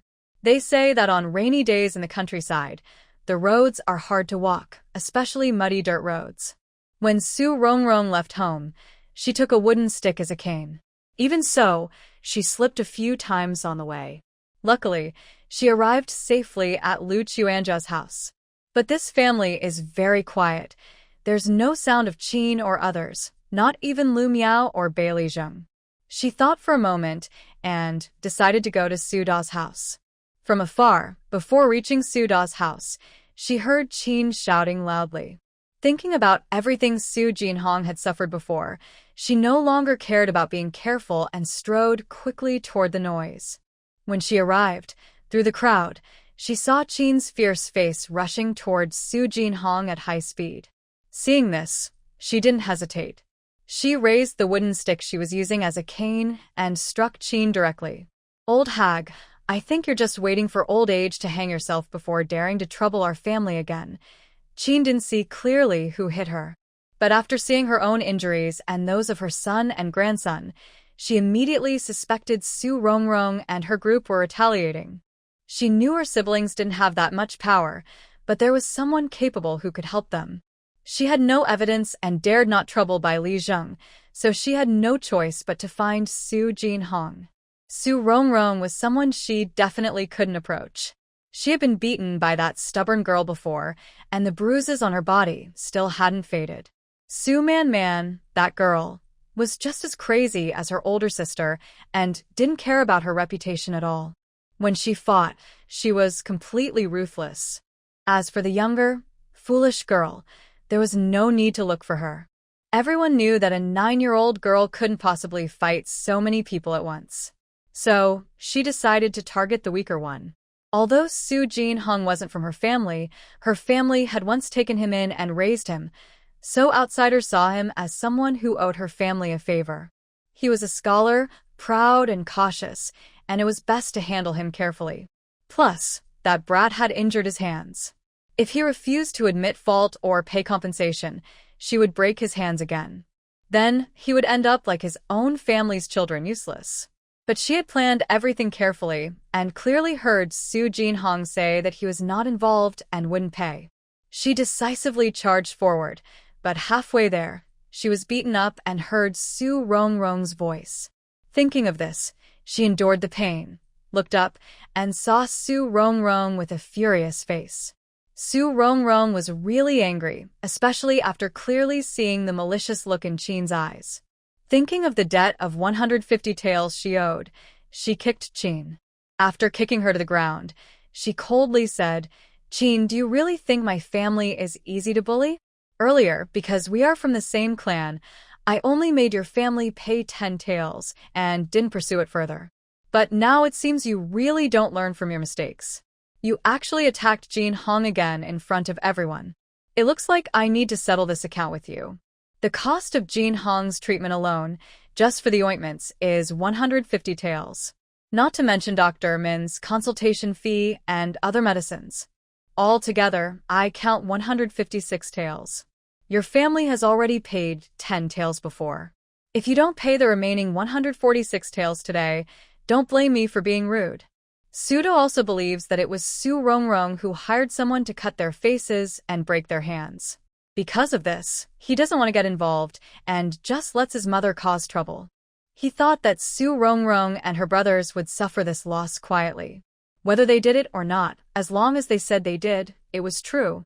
As for money, he probably can't pay much, but food and firewood are still possible.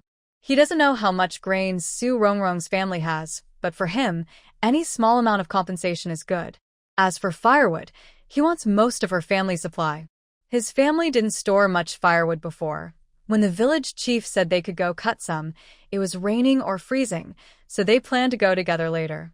But before he could leave, he and his mother were injured first. And the few sons who had finally gone up the mountain to cut firewood didn't bring any back before trouble happened. Now his family has little firewood, and everyone is in a bad state. They definitely need treatment, and they can pay for it. But it was already raining that day, and they wouldn't have enough firewood for many days, which made him worried. So, his real goal was to get firewood. Firewood can be sold for money and used as currency. But he didn't expect to even get a chance to ask for it, and then Su Rongrong, this troublemaker, showed up. If she had just come quietly, that would be fine, but she not only hit people but also demanded over 100 taels in compensation. Forget over 100 taels. Now, asking him for 20 taels is harder than killing him. When he adopted Su Jinhong, the clan gave him the silver from Su Jinhong's family. But in recent years, he had to prepare for his son's wedding. Before the bride moved in, they had to renovate the house, give betrothal gifts, and hold banquets. So all that silver was used up. Last time, he managed to pay 10 taels as compensation, but he had to dip into his savings. Thinking of this, Su signaled to his mother and then quietly retreated to his room. As long as his mother fainted, no one would cause trouble or respond, and this matter would be over. He couldn't let Su Rongrong, this troublemaker, actually kill someone. If she did, she would be a murderer and go to jail. Mrs. Qin was already old. She hadn't fully recovered from being hit by Su Rongrong before, and this morning, her hand was broken, and her face was scratched. Although she wasn't seriously injured, she was very frightened. When Su Rongrong suddenly kicked her again, she spat out a mouthful of blood as she fell to the ground. When she looked up at Su Rongrong again, her eyes were full of fear. Without even checking her son's expression, she fainted, her eyes rolling back. Some villagers nearby thought Su Rongrong was too harsh. They didn't understand respecting the elderly and caring for children. They thought she was too ruthless. In the future, they decided to stay away from her to avoid trouble for themselves. Others thought Su Rongrong did the right thing and felt satisfied. After all, she had many younger siblings, and as the eldest sister, she had to be strong. If she wasn't tough, she wouldn't survive in this village. Anyone could come and bully her family. Although she had the support of Lord Bai Li, she knew she couldn't rely on him forever. Liu Lian, who had wanted to stop Qin's mother, saw Su Rongrong hit someone and stayed silent, pretending he didn't see anything. When Qin's mother fainted and the Su family didn't come out, Liu Lian finally spoke. "Rong girl, it's getting darker outside, and it's getting colder.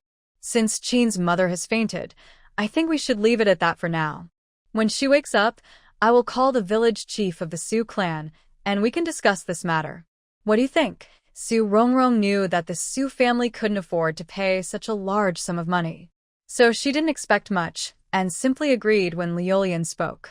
"I hit Qin's mother today because she tried to attack Jin Hong first. This is self-defense, so even if she dies, I am justified. I wasn't planning to make this public, but since the village chief has spoken, I'll give you some face. But if they do this again, don't blame me for settling old scores along with new ones. Jin Hong and I are doing well, but we're not pushovers. Anyone who dares to bully my family will have to pay a heavy price, even if I have to risk my life. As long as I am alive, I will fight back with everything I have. If you don't believe me, just wait and see." Originally worried, Bai Li Zheng, who hadn't gone far, had already planned to intervene when Qin's mother tried to attack someone. But when he saw Su Rongrong arrive, he quickly hid the stone in his sleeve. When he saw Qin faint, he knew the matter could end here, so he turned to leave. When he reached outside the village, Dahu was already waiting there.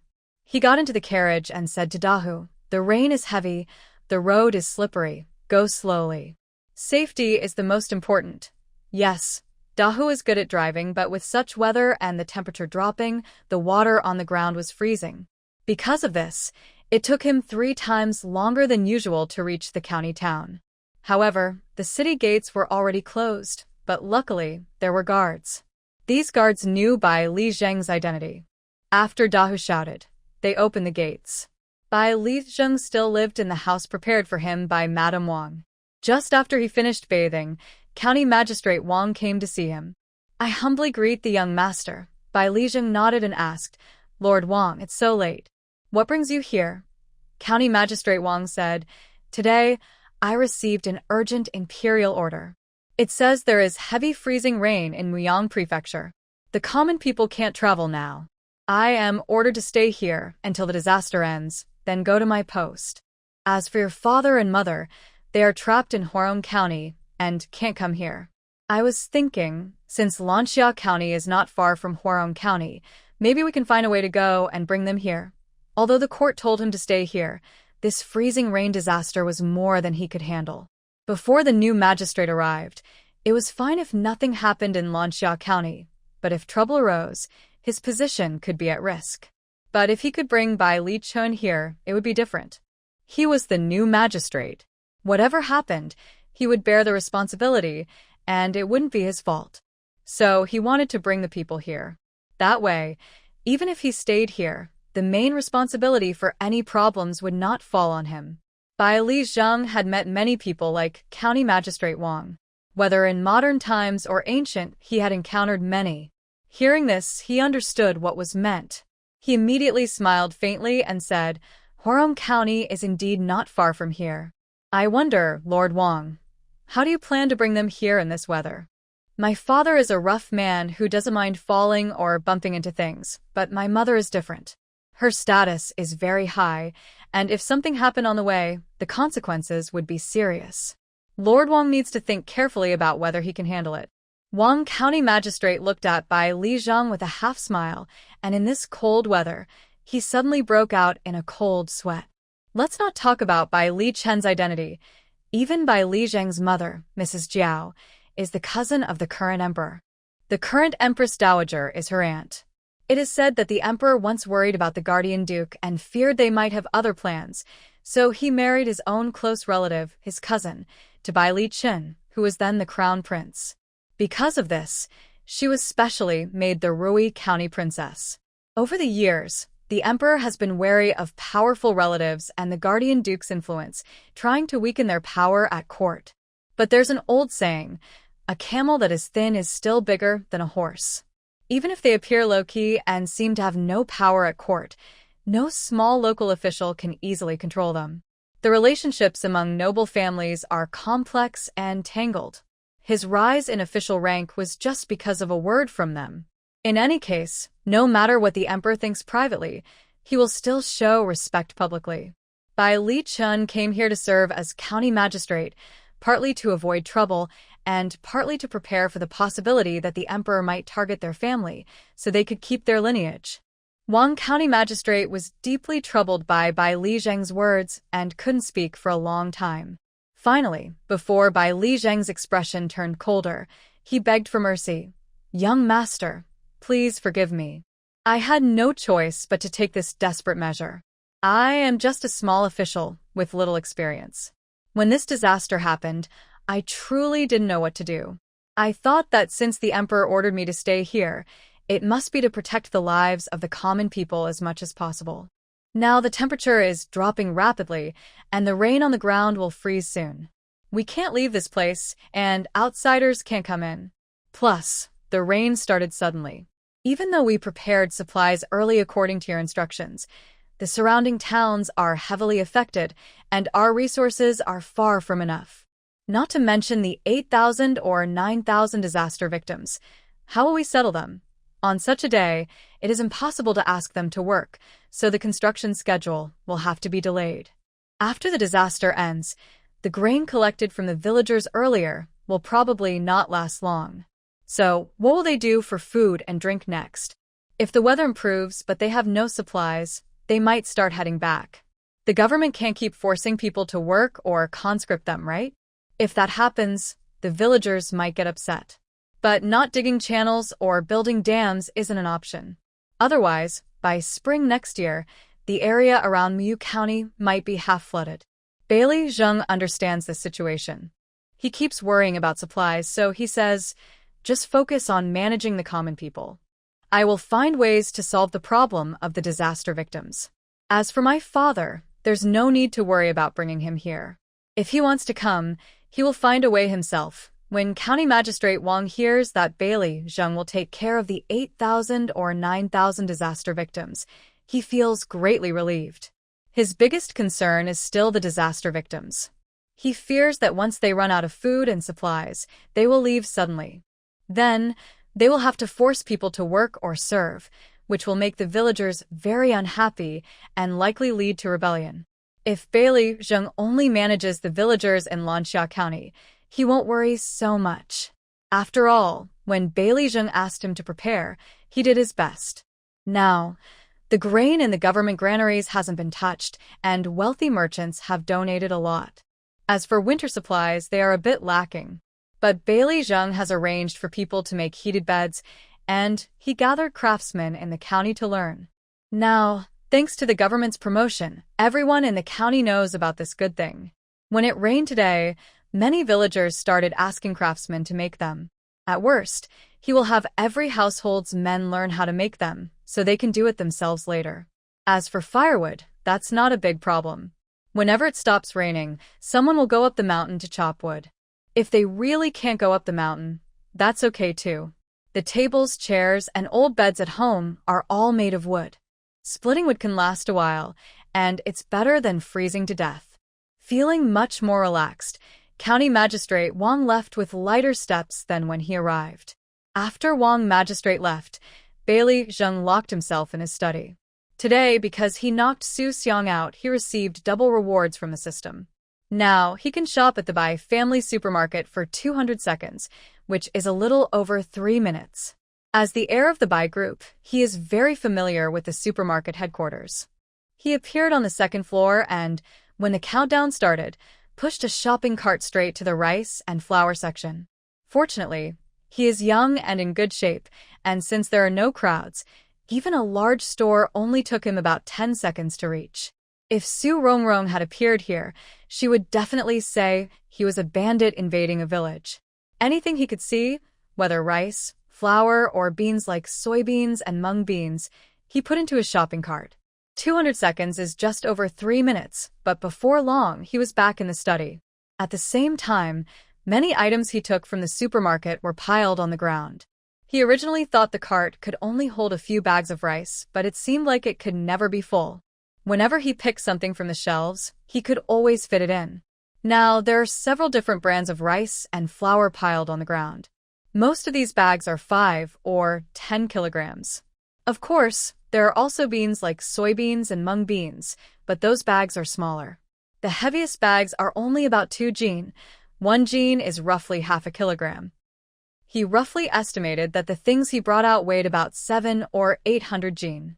Thinking about giving such good rice and flour to the disaster victims didn't seem right. He also remembered that Su Rongrong, because of lack of money, bought coarse grains, coarse flour, and sweet potatoes, so he started writing a letter. After finishing, he blew on the ink to dry it, then folded it and put it into an envelope. Since these rice and flour in the study couldn't be seen by others, he planned to stay here tonight. So when he called Da Hu, he walked outside the study. Da Gao. Because the rain was heavy and the roads had frozen, Da Hu didn't return home that night. When he heard his master's voice, he quickly appeared at the door of the study. Master, I have something to discuss with Miss Rongrong. When you go back tomorrow morning, bring her here. Oh, and give her this letter. After she reads it, she'll know what to do. The letter was already sealed. Bai Li Zheng wrote it in simple Chinese characters, occasionally mixing in some English words, so it wouldn't be easily read by others. The next day, after Su Rongrong took the letter from Da Hu, she only glanced at it briefly and immediately understood its meaning. Da Hu, I need to tidy up a bit. Wait for me. If you have something to do, go ahead. When you're free, come back and pick me up. Okay, go ahead. I'll come find you in half an hour. Who really wanted to talk to Lu Quan about the house? Right now, his family's house was under construction because many workers had been hired. The foundation and walls were finished, but the house was only half built, and the roof was not yet started. His family's original plan was to wait a few more days before it rained. They had hired more workers and planned to work overtime to finish the roof tiles. They might not complete all the roofing, but the main house would definitely be done. But now, since it rained early, they had to stop work. Once the rain stopped, they would continue. So, he needed to talk to the village chief to prevent some people from risking their lives just to make money. After Dahu left, Su Rongrong took a key from her sleeve pocket and went to the cellar. All the food she bought was stored there. She only had one key, which was with her.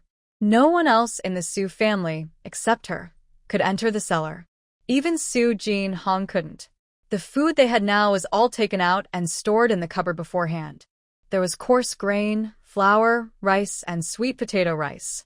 Each type weighed about 50 jin, enough for her family to eat for a while. She took out so much mainly because of the bad weather. She was worried that opening the cellar too often would increase moisture and cause the food to spoil. But today, she had no choice. At this time, Zhengge wouldn't let his parents come over. County Magistrate Wang couldn't handle the situation alone, and if he didn't take charge of the disaster victims, problems would surely arise. The big marketplace had better quality rice and flour than what was available now, and they couldn't let everyone see it. So, she could only use the coarse grains, flour, and sweet potato rice she bought to exchange for better supplies. If they can still go to the big market later, he will take it again. She needs to think of a way to exchange with Miao Miao's family and Taoya's family. Both families have plenty of grain, but she must be careful with her words when she makes the exchange. Thinking this way, Su Rongrong didn't put all the coarse grains and flour into her space. She still needs to mix some of these at home, so the three children don't get the wrong idea that life is easy. However, she thought she should find a chance to go up the mountain and see if she can bring back the remaining chestnuts. If she finds kudzu root, yam, or similar things, that would be even better. These are all grains, and if there's enough, she can add some cabbage and radishes later. That should be enough to feed the disaster victims. Today is even colder than yesterday. Before leaving, Su Rongrong looked at Su Jin Hong and the others and said, "Jin Hong, man, Chow Chow, Brother Zheng needs to see Big Sister. I have to go to the county town. Stay at home, and try not to go out if you can. Man, watch the stove carefully. Burn for another 2 or 3 hours. When Miao Miao's family brings the straw mats, lay them out. They should be ready to use." She hesitated and looked at Su Jin Hong, saying, "Jin Hong, our family's fire bed is big enough for 5 or 6 people to sleep comfortably. If you don't mind, the 4 siblings can share one room. The bed is warm at both ends, so you can sleep wherever you like. When Big Sister comes back, she'll get some ropes and 3 pieces of cloth to divide the bed into sections. Although we're not short on firewood, with the current weather, Big Sister thinks it's better to save some. Okay, I'll follow Big Sister's lead." "I don't mind at all." Su Jin Hong understands the family situation and knows how big the fire bed is. Actually, his sister said that 5 or 6 people sleeping on it would be considered polite. The siblings are smaller than their actual ages. With the current size of the fire bed, they could sleep sideways and fit at least 7 or 8 people. Since it needs firewood to keep it burning, she wants to save as much as possible. So, there's no need to insist on having his own room and bed just to avoid awkwardness. Moreover, Big Sister said she would use a cloth curtain to divide the space. According to Big Sister, the divided bed is a separate space, which provides some privacy. Therefore, he has no problem with it. When Su Rongrong heard Su Jin Hong agree, she smiled and said, "All right, it's settled then. Later, I'll make 3 pieces of cloth to divide the bed into 2 spaces. Whoever wants to change clothes or sleep can just pull the curtain. As for going to the bathroom, just go to the room next door. It might be cold later, but it's better than going to the outhouse, and there's no need to worry about awkwardness inside the bedroom. However, in her opinion, the other bed in the house would also need to be heated later. Miao Miao and Taoya's families don't have beds, and on such a cold day, she couldn't bear to let her little sisters sleep cold at night. So, if there's a chance later, she plans to let her two little sisters come and stay. As for Bailey Zheng, his house isn't finished yet, and the village chief's family wouldn't set up a bed for him alone. When he returns from the county school break, she will let him share a room with Da Hu and Jin Hong. Because Su Jin Hong agreed, and Su Man Man and Su Qiao Qiao had no objections, Su Rong Rong made these arrangements and then left. When she went out, it was already early in the day, but she was shivering from the cold. It was still raining outside, and the north wind was blowing fiercely. The strongest gusts felt at least level 7 or 8. There was nothing she could do, so she had to go back inside, crawl into the space, and find 2 slightly thicker knitted sweaters to wear under her cotton-padded jacket. Then she put on a pair of tight-fitting pencil pants inside her cotton trousers before coming out. Even so, once outside, the cold wind made her tremble non-stop. She didn't know the exact temperature now, but seeing the rain freeze quickly on the ground, she knew it must be below 10 degrees Celsius.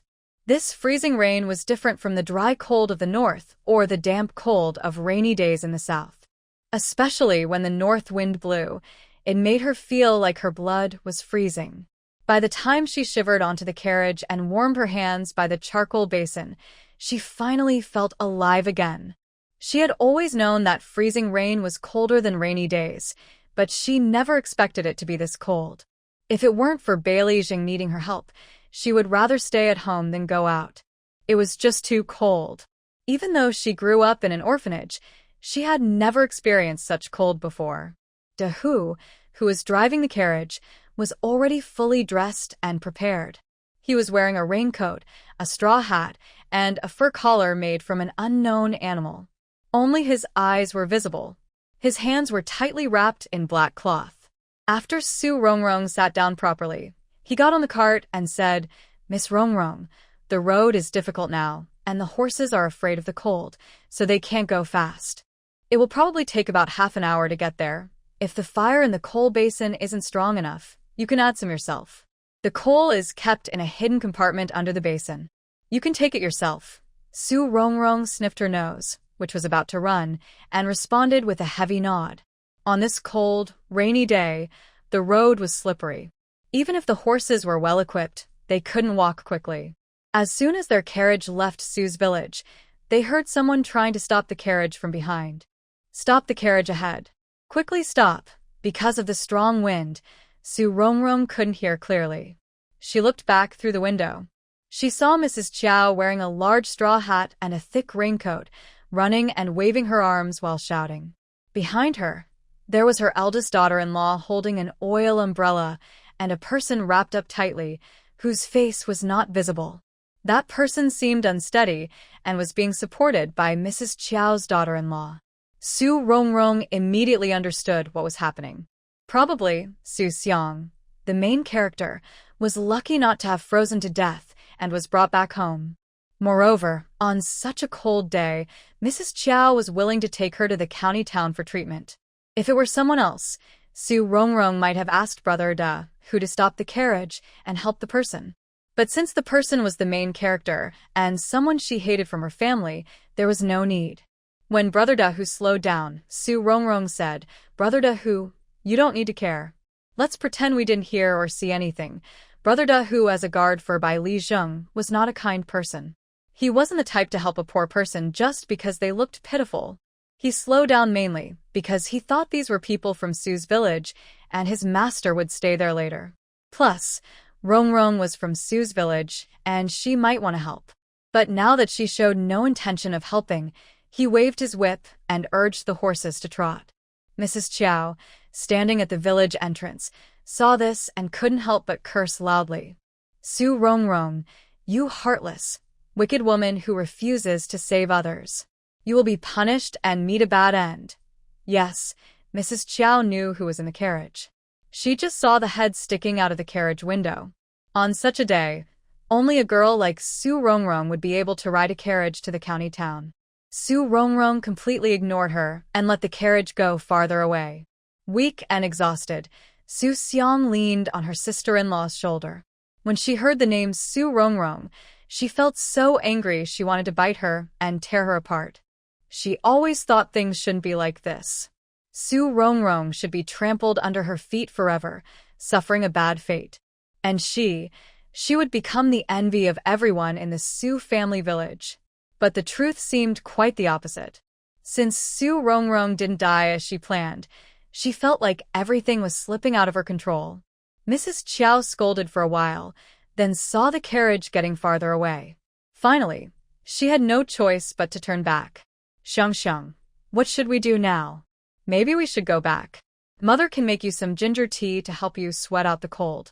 On such a day, without a carriage, they couldn't go anywhere. Just walking from their home to the village entrance, she almost fell 3 times. She was getting old and couldn't afford to fall. Plus, she was still hurt from the beating Su Rongrong gave her and hadn't fully recovered. If she fell again and broke her limbs, she might have to stay in bed all winter. Su Xiang was also worried about the weather. Her mother insisted on taking her to the county town.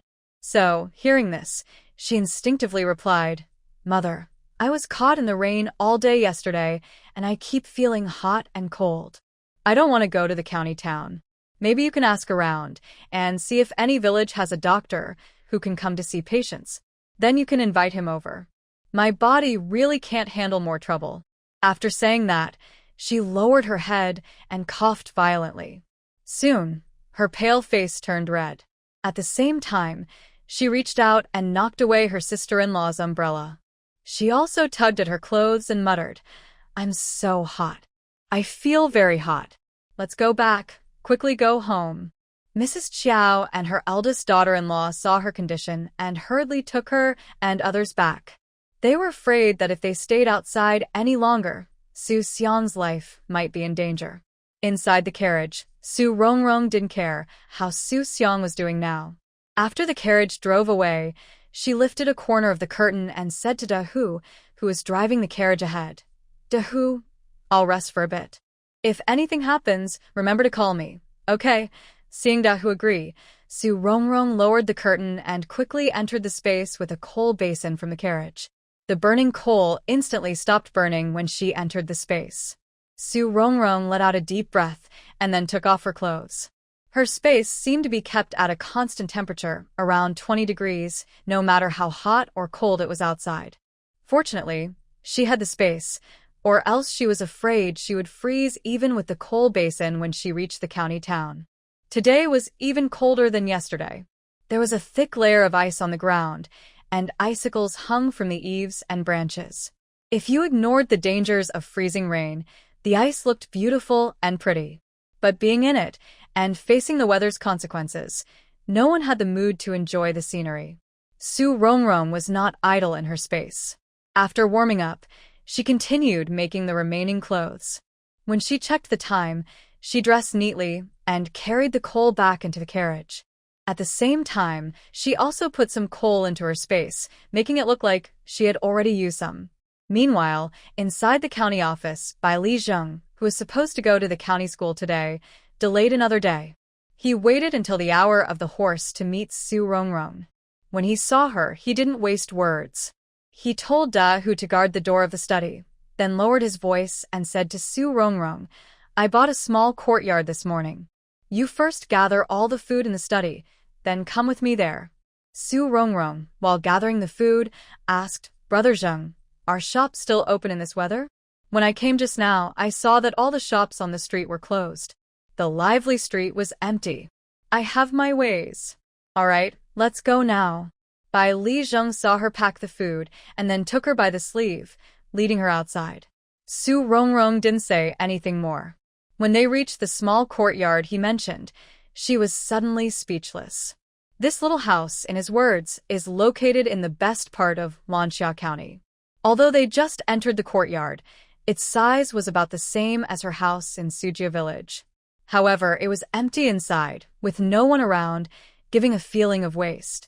Bai Li Zheng led her to a cellar-like place and said, "Rongrong, put the grain here, Su Rongrong quickly took out all the coarse grains she brought from home and asked, Brother Zheng, my coarse grains and flour are not as expensive as your good rice and flour. But right now, we only care about quantity, not quality. My supplies add up to quite a lot. Not to mention, just the sweet potato rice is over 1,000 jin. So, I want to exchange them 1-to-1. You still owe me over 1,000 jin of rice. Is that okay? Bailey Jing chuckled and gently tapped her forehead. I won't trick anyone, especially not you. Whatever way you want exchange, we'll do it that way. But not now. I'll wait until I've sorted out the food shortage for the disaster victims. Right now, I have no tasks, so I can't go to the big market. I plan to go to the county school tomorrow, have the mountain master give a test, and try to get some more supplies. Later, I want to find a chance to go out and exchange the good rice and flour I got from the market. I might need your help then. Su Rongrong nodded and said, Okay, just tell me in advance when you plan to go. And Brother Zheng, with so many disaster victims, if you take over and the disaster isn't over yet and the food runs out, how long do you plan to support them? There are about 8,000 to 9,000 people. Even if they drink thin porridge, at 3 ounces of rice per person per day, that's nearly 3,000 jin. In a month, that's about 80,000 to 90,000 jin of rice, which is about 4 to 5 tons. Can you really supply that much? Bailey Jing looked helpless. I have to, even if I can't, I still have to try. It was your idea to begin with. If we stop managing and those disaster victims leave, the villagers will still have to do forced labor. Did you think about what the consequences would be? Those villagers give rice and warm clothes, but in the end, they still have to do forced labor. If this happened to you, would you be willing? Have you thought about what might happen to you then? Su Rongrong fell silent. Her original intention was good, but she didn't expect the freezing rain disaster. So when Bai Lizheng spoke, she didn't know how to answer. Bai Lizheng continued, If that's true, the final result will be that the common people who once appreciated you will end up hating you. From then on, you'll be like a rat in the street. Everyone will want to catch you. Rongrong, I don't want to see that happen, so no matter what, we must find a way to fix this. He added, I've told you about my family situation before, and you should know.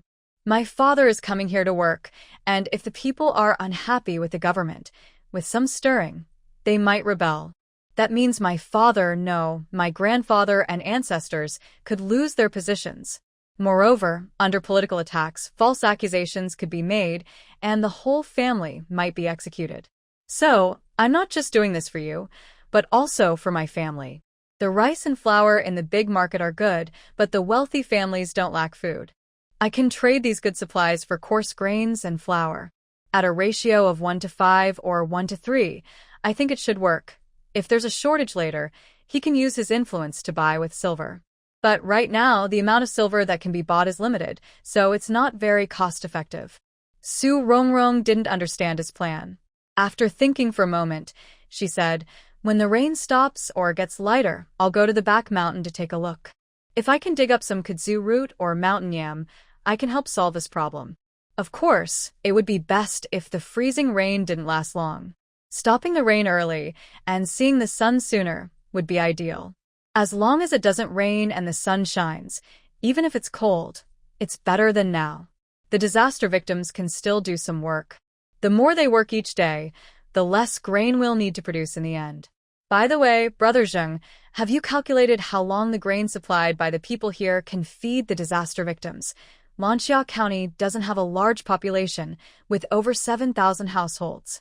Exclude those with official titles, those who paid with silver, and those engaged in trade who aren't registered locally. Also, exclude some elderly, weak, sick, and disabled who can't do forced labor. In the end, about 6,000 households are considered good. But not every household will contribute. Some families are already unable to get enough food or stay warm. They would rather go out to work than share their grain. And I believe there are quite a few such families. In the end, only about 4,000 households can afford to give grain. Each family gives 1 shur, which is about 100 jin, totaling over 40 million jin. However, because the harvest was rushed, some grain still had shells, and some was mixed with dirt by dishonest people. The officials, when they finally found out, didn't pay much attention, unlike when they collected taxes on farmland. It's like turning a blind eye, they didn't care much. So, the amount of usable grain is less than expected. With diluted food, they can get by with about 80,000 to 90,000 jin a month. 40 million jin would only last about 5 months. And the new year is in over 2 months. Plus, January and February are very cold, a tough time for the common people. Those families don't know if they will return home. This adds up to less than 5 months in total. When Su Rongrong heard this, she was silent for a moment. No wonder Brother Zheng was so worried. People can't eat porridge every day. They need some dry food now and then. Especially during the winter solstice, New Year's Eve, and the first few days of a new year, they should have some solid food. But eating dry food means they need about 8,000 to 9,000 jin daily. Thinking about it, she couldn't help but feel a headache coming on. Now she feels there's no other hope, only praying that heaven will see reason and shorten this disaster. If the freezing rain stops in 10 or 15 days, when the ice melts, the victims can go back to work. Even if the ground is hard and difficult to dig, as long as everyone works together, they can still manage to dig a little. With a day, 2 days, or 10 days of effort, progress shouldn't be far off. Bailey Zheng saw her silent and smiled, saying, "Things aren't too bad yet. The reason I prepared these supplies was just in case of the worst. If the worst comes, that's all there is. What can I not handle? Let's go back to Madame Wang's small courtyard. It's late now, and the road is difficult to travel at night. We'll stay there tonight, and tomorrow, who will take you back? Do you still have the wild boar meat from yesterday?" "Yesterday, I left in a hurry and didn't have a warm meal." Su Rongrong shook her head. "No, it's cold today, and there isn't much food." Man, Qiao Qiao, and Jin Hong all stared at me. I didn't have a chance to make a move. "If you want to eat, isn't there still a pig? Just take it out and kill it." Bailey Zheng thought for a moment and nodded. "All right, let's go. When we get back, we'll kill this wild boar. Besides today's meal, leave me about 10 jin of meat. I'll ask Dahu to send some to the mountain master at the county school." "Okay. I'll take it out first, then you call Dahu to carry it. Otherwise, if a wild boar suddenly appears later, not only would the Wang family's servants wonder, but Dahu might also be confused." Bailey Zheng nodded. "Yes, also take out everything you want me to handle for you." In Su Rongrong's space, there was a basket and some common village cloth sacks. Hearing this, she took out the already packed down quilt, down jacket, raincoat, extra-large umbrella, and winter slippers. Bailey Zheng looked and asked, "Is there anything else? Like masks for wind protection or seasonings for cooking?" Su Rongrong thought for a moment and took out a disposable medical mask, then said, "Let's skip the seasonings. Those are in bottles or bags, not easy to take out. All right, I'll go call Dahu." Dahu was at the gate of the house, guarding the two of them. When he heard his master's call, he entered the house. Seeing the things on the ground and focusing on the wild boar, he was stunned. "Sir, are there still people bringing wild boars to sell today?" Bailey Zheng looked unbothered. "Exactly, because it's today we need to sell it. In the past, wild boar meat was tougher than domestic pork and sold for little. Do you know how much I spent on this one? Let's go. After we carry it back, Rongrong will prepare a pig dish for us. Anyway, after I go to the county school tomorrow, Madame Wang's courtyard won't need to cook for me. We only need to give 10 jin of meat to the mountain master, and the rest you can send back to Rongrong tomorrow." Then he suddenly looked at Su Rongrong. "Rongrong, it's getting colder, and Dahu has been staying at Lu Quan's house. That's not a good idea. Currently, you and your siblings are young, and your family has plenty of firewood. There are always careless people in Sujia village. Usually they are lazy. When the family has little firewood and the mountain is hard to access, they tend to steal. It might be better to let Dahu stay at your house, so he can share a room with Jin Hong." He also said, "Of course, Dahu will eat and drink at your place. I will settle his food expenses directly with silver. What do you think? For Dahu, it doesn't matter where he lives. But he also knows that Rongrong is a noble guest of his master. His master probably wants him to protect Rongrong and her family." Thinking of this, he added, "Miss Rongrong, I have some skills. During my stay at your house, I will try to help you earn some extra income. Not to mention, I heard you haven't finished harvesting the chestnut trees with the master. I can go pick them when the rain is light. I will also go hunting. Whatever I catch, as long as I have enough to eat, the rest will go to your family. Rong Rong had already planned to let Bai Li Zhang and his servants stay at her house. She didn't expect it to happen so soon. When she heard this, she didn't hesitate and immediately said, "All right, then who can stay at my house?" That day, Rong Rong prepared dinner early. Since only 3 people were eating, and both men liked meat, she made all meat dishes. A big bowl of braised pork, a big bowl of salted vegetable and pork, and a big bowl of stir-fried liver. The only vegetable dish was radish and pork rib soup, which was somewhat proper. After dinner, Bai Li Zheng carried about 10 pounds of wild boar meat, dressed in the raincoat Rong Rong had prepared, and went out openly. Rong Rong washed up early and locked herself in her room, actually going into her space to sleep. It was cold, and she didn't want to move. Even though the Wang family's house had well-sealed windows and doors, and a charcoal fire was burning in a basin, it wasn't enough. It was too cold.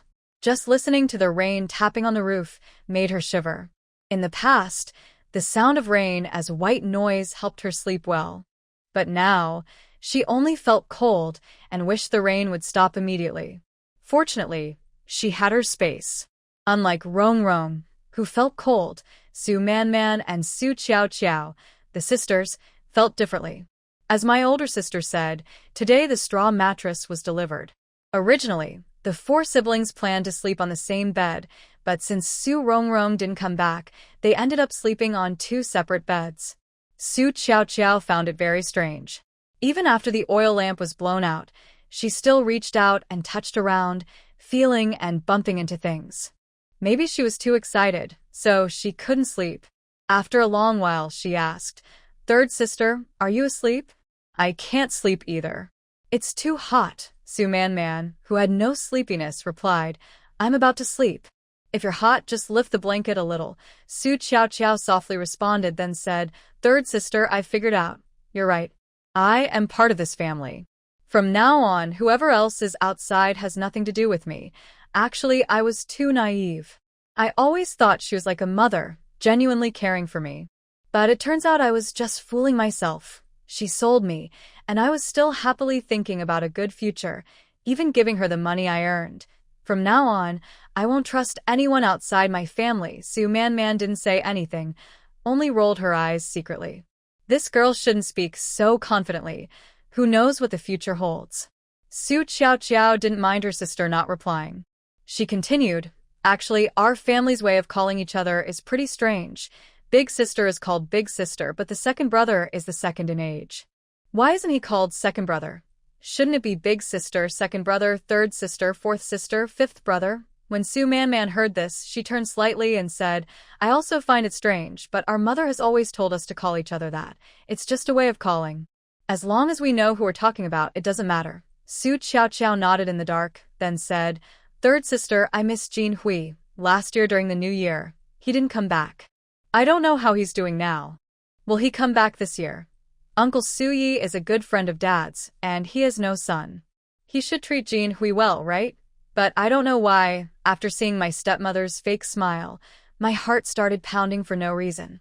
I'm really afraid Jin Hui is just like me. Looks okay on the outside but is actually struggling and doesn't realize it."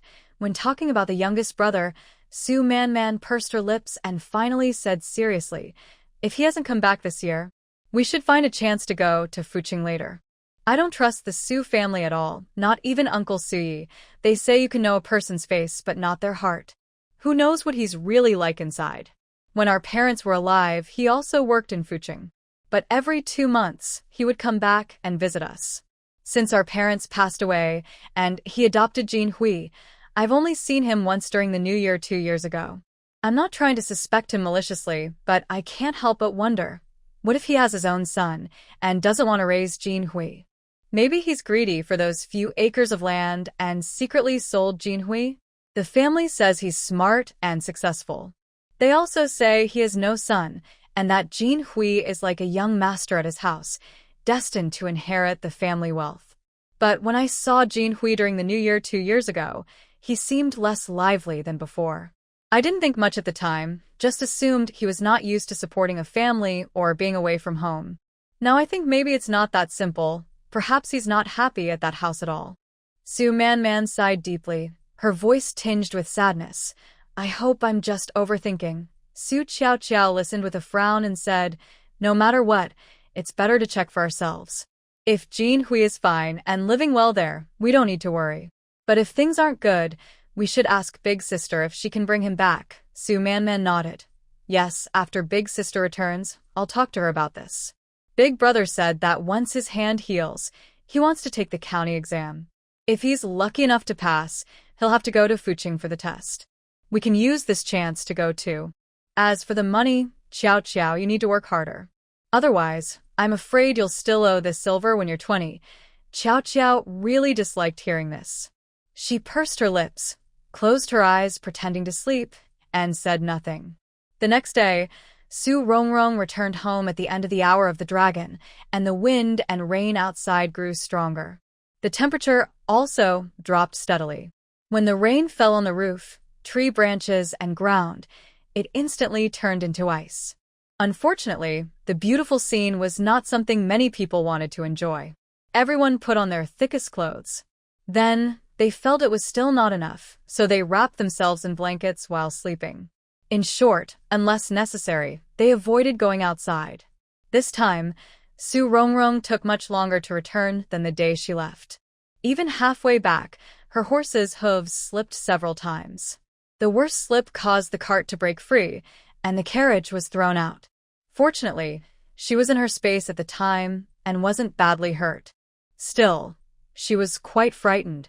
After hearing the loud shout from Da Hu, she came out. But when she did, she saw the carriage tumbling and rolling. She managed to get into her space before she fainted from the shock. Once the carriage stopped, she came out of her space. The inside of the carriage was a mess. She quickly brought out the charcoal basin, deliberately knocking over the blankets and other items inside to avoid them. When she arrived home, it was late evening. At this hour, it was still light outside. But the gloomy sky made the light dim, and the heavy rain made it even darker. It looked like after sunset in early autumn, around 8 o'clock. Su Rongrong didn't have time to greet Su Man Man at the door and hurried into her room. Da Hu, because there was no stable or grass for the horses, had to take them to the village chief's house to keep company with the cows. Since there was a heated brick bed in the house, which was burning brightly, Su Rongrong felt completely thawed and alive again once she entered her room. After drinking a cup of hot water, she let out a deep breath. Su Jinhong was also in this room. To save firewood, he didn't burn the brick bed during the day. Seeing Su Rongrong, he asked, Big Sister, has Zhengge gone to the county school? With this weather, does the county school not have a holiday? Su Rongrong took a bowl of hot water from Su Qiao Qiao, drank it, and then replied, Zhengge said he's going. The head of the county school is well informed. Once the plans for the heated brick bed came out, they knew immediately and quickly arranged for craftsmen to set it up. It is said that in the past 5 or 6 people shared one room, but now 10 people do. Also, the teacher no longer goes to the school. Every day, he stays in the heated room to teach everyone. Su Jinhong listened with envy in his eyes, then looked at his still bandaged hands. It will be soon. When his hands heal, he should be able to attend the county school too. A couple of years ago, he had to leave the county school, and his teacher was still there, which was a pity. If he can go back this time, his teacher will probably be very happy. After Su Man Man helped Su Ruru open the door, her attention was on the things her older sister brought back. She pointed at the raincoat and asked, Big Sister, what kind of clothes are these? I've never seen this style or this fabric before. When I saw you come in, I was worried you might get wet, so I used a cloth to wipe your hair, but it turned out to be unnecessary. Su Qiao Qiao also curiously touched the down jacket and asked, Big Sister, what about this one? It looks puffy, but when I touch it, it feels light. It doesn't seem like a cotton coat. Su Rur simply laid out the things she brought and explained, Brother Zheng said that in some coastal cities of the Great Kingdom, they trade with people across the sea. We buy things we don't have, and in return, sell things they don't have. This fluffy silver-white coat is called a down jacket. When the north wind blows, it's warmer than a cotton coat and blocks the wind well. And this dark blue one is called a raincoat, similar to our rain cloaks, used to block wind and rain. But it's not as heavy as a rain cloak, so it's a bit inconvenient to move around in. Also, these shoes are called snow boots. They're imported from overseas, very expensive, but filled with fur, so they're very comfortable. They only have this size, and Brother Zheng wanted to buy them, so he did. I think I'm still too small now to wear them, but when I grow taller and my feet get bigger, I'll be able to wear them. And these are deer leather boots I'm wearing. Brother Xie bought them because he felt sorry for me, worried that my cloth shoes would get soaked outside and I'd catch a cold. Since they were bought especially for me, they're a little bigger than my feet. I think I'll still be able to wear them next year. And this is a mask. The so-called mask is something that covers the mouth and nose. It can block the wind and keep the face warm. It also helps reduce the chance of catching illnesses. For example, if someone has a cold and you get close, you might catch their germs. Wearing a mask at this time can help lower that risk. Now, after hearing her older sister speak, I think it might be true. Brother Zheng treats everyone equally. But since the older sister is the oldest child and currently the head of the family, I have more contact with her. Basically, the benefits they receive come from what Brother Zheng provides to the 4 siblings. Su Rongrong doesn't care how Su Manman feels. After saying that Bai Li Zheng doesn't just take special care of her, she gently pats her own forehead. Oh, I think I've frozen my brain. Yesterday, Brother Zheng bought a wild boar in the county town. After killing it yesterday, he kept a little for himself, and the rest I brought back. As soon as I got off the car, I just wanted to go back to my room, so I forgot everything. Man, do we still have radish and pork soup at home? If yes, go serve bowls of noodles for me and Brother Dahu. I need to visit Meow Meow's house. Su Man remembered the wild boar they got the day before yesterday. They hadn't eaten much of it, and now there's another one. She was so happy she couldn't help but say, "Older sister, yes, we have soup. As you said, we all need to drink more. So this morning I cooked some. At noon, we'll eat flatbread with pork rib soup. Alright, you go ahead. I'll go prepare noodles for you and Brother Dahu, because the wild boar meat was not officially processed, Su Rongrong didn't store it in the pantry." When she quickly put on her clothes and hurried out with an umbrella, she saw Dahu, Lu Miao, and Taoya coming over. Dahu was carrying 2 baskets of meat on his shoulders. Seeing her, he asked, "Rongrong, should I put this meat in the kitchen?" "Good. Man is already making noodles. Brother Dahu, go to Jin Hong's room to warm up. Once the soup and noodles are ready, I'll call you." Although Dahu was experienced, that day he had been driving back and spent a long time outside, so he was naturally cold. Hearing Su Rongrong, he didn't complain and simply nodded and left.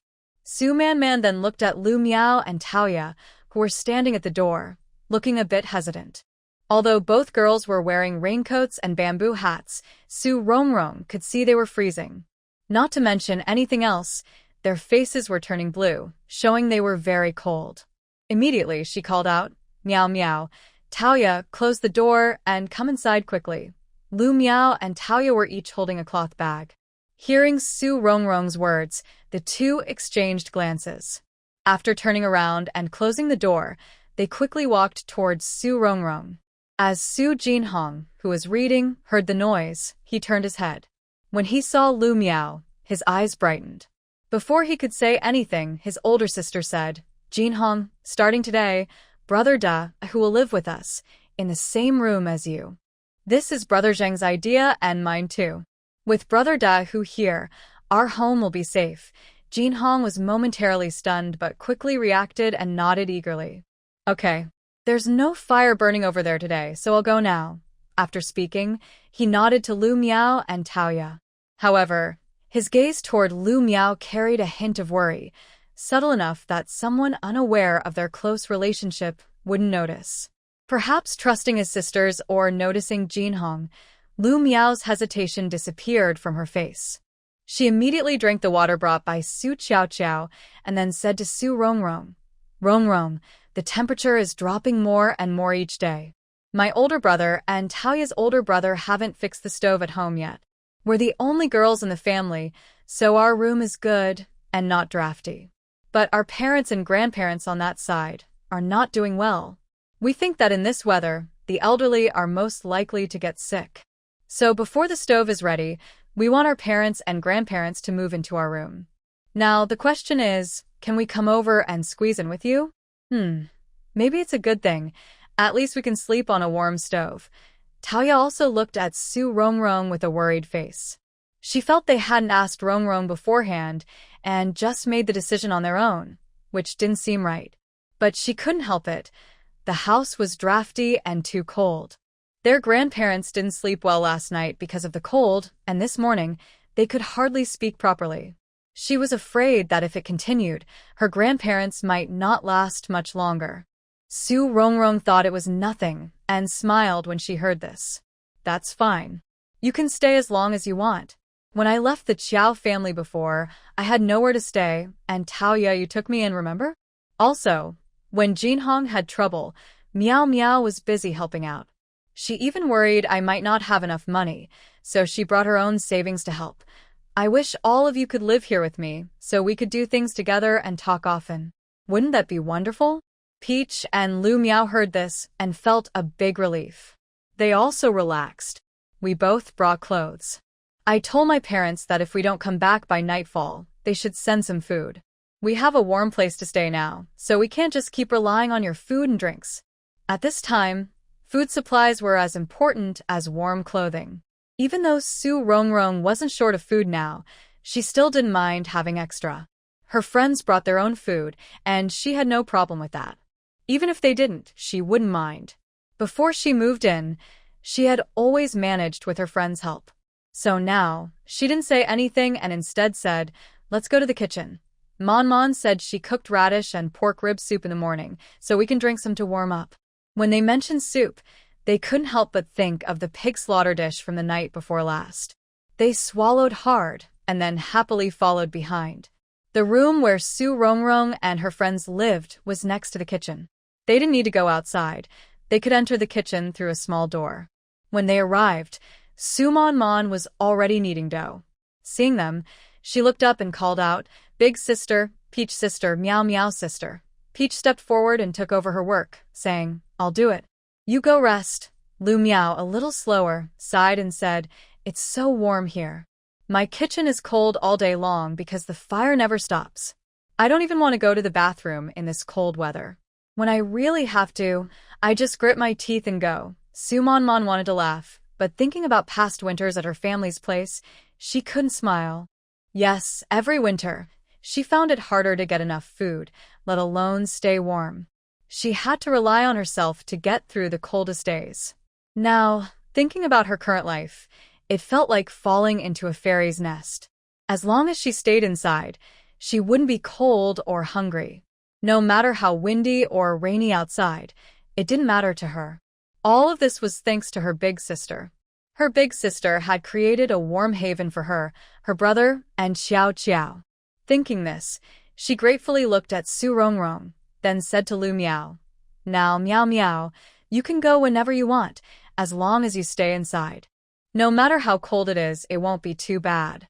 My family's bed is heated with fire inside the house. If you want to cook sweet potatoes, you can do it any time. You don't even need to go to the kitchen to boil hot water. Just fill the kettle with water, lift the straw mat, place it on the bed, and it will be ready soon." It's simple and saves effort. While they were talking, Su Rongrong had already lifted the lid of the iron pot with stew. Seeing that most of the pot was filled with soup, she quickly took 7 bowls. She poured half a bowl of soup into each bowl, then added a small piece of meat and 3 or 4 pieces of radish. The meat wasn't from the bones but was specially added by Su Man. However, this girl was frugal, and the meat pieces were only slightly larger than her thumb. And it was pure lean meat, which people nowadays didn't think highly of. "Here, everyone, have a sip of soup to warm up." After speaking, she didn't wait for it to cool down and drank directly. After half a bowl, she went to the door and called outside, "Brother Da Hu, Jin Hong, and Xiao Qiao, come over and have some soup." When she heard a reply of "okay" from outside, she went to Peach's side, took the dough from her hand, and continued kneading. "Peach, you should have some too." Peach didn't refuse and simply picked up a bowl from the stove, went to Lu Miao's side, and drank while looking outside. That night, 5 people rarely slept on the heated bed in Su Rongrong's house. Originally, Su Qiao Qiao and Su Man Man, who could each have their own quilt, shared one again. The extra quilt was given to Peach and Lu Miao. They listened to the tapping sounds from the roof and the howling north wind outside, feeling comfortable and couldn't help sighing. But Lu Miao and Peach still worried about their own home and couldn't sleep well. After a while, Lu Miao turned over, facing Su Rongrong's position, and quietly asked, "Rongrong, Peach, are you two asleep?" Su Rongrong, who had been frightened after returning from the county town and was very tired, had gone to sleep early. But Peach couldn't fall asleep. Hearing this, she softly replied, "No." Li Miao felt warm all over, but her heart was very cold. After hearing that Taoya hadn't slept, she simply turned over to face her. "Taoya, I feel like the wind tonight is stronger than yesterday. Is it just my imagination, or is it really like this? The rain is getting heavier, so I won't say much about that, but the wind is still so strong. I'm really worried something might happen. Do you think, tonight, how many people might freeze to death?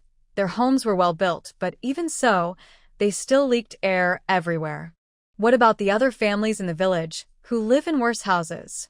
Taoya pursed her lips and stayed silent for a while before saying, "The wind tonight is definitely stronger than last night. My parents told me they've never experienced such cold weather before. I don't know how many people might die, but I do know that if everyone puts on all the clothes they have and all the family members squeeze into one house, sealing all the gaps in doors and windows with cloth or straw, it will help a lot. Also, every family in the village has some leftover charcoal from past cooking. If they light a fire in the stove and people stay close without cold wind coming in, I think it will be much better." Li Miao thought about her own family and felt it was unrealistic for so many people to squeeze into a small house. 2 houses might be just enough. Her older brother started building a bed yesterday afternoon, but she didn't know how things were at home now. She hoped it would be finished soon so they could get the beds ready, and then also help Taoya's family. Thinking this, she felt annoyed and decided to forget about these worries for now. Then she changed the subject and said, "Rongrong's family hung a cloth at the door of the stoveroom to block the wind. I think that's not only a luxury, but also ineffective. Although the cloth is made from old clothes of Jin Hong and Man Man, once washed and cut, it can be used to make shoe covers. In my opinion, there's no need to hang a curtain at the door. Just using straw mats would be better. Taoya, I think starting tomorrow, we should help her make a straw curtain. Since we're living here anyway, we can ask Rongrong how much straw is left. If there's enough, we can make it. If not, forget it. In this weather, it's not just about asking villagers for help or paying money. I think it might be very difficult. Yes, there's no point worrying about these now. Let's sleep. I want to know everything I need to understand by tomorrow morning." Originally, the 2 of them thought they wouldn't be able to sleep, but after putting their worries aside, they fell asleep quickly. When they woke up again, it was already bright outside. Su Qiao Qiao saw that they were awake and smiled, pointing to the middle of the heated bed, saying, "Peach sister, Meow sister, wake up and wash up before eating. Big sister said that starting today, we will all eat on the heated bed." This small table was brought early in the morning by Brother Zheng. Also, the rain outside has lessened a bit, but the wind has stopped. Big sister was worried about the chestnuts still on the mountain, so she went out with Brother Dahu. Lu Miao and Peach sister had just woken up, and their minds were still a little slow. When they heard this, they immediately widened their eyes. The wind has stopped, and the rain has eased. Rongrong went out to pick chestnuts on the mountain. After saying this, they didn't bother to put on their clothes and hurried to the door. Su Qiao Qiao, with a smile, said, "Yes, the wind has stopped, and the rain has eased a little." When Big Sister went out, she dressed warmly. She wore a down jacket, a mask, a raincoat, and deerskin boots so she won't get cold. Before leaving, Big Sister also said that if she's lucky today and manages to catch a wild chicken, we can have chestnut chicken tonight. Su Qiao Qiao hasn't tasted the chestnut chicken yet.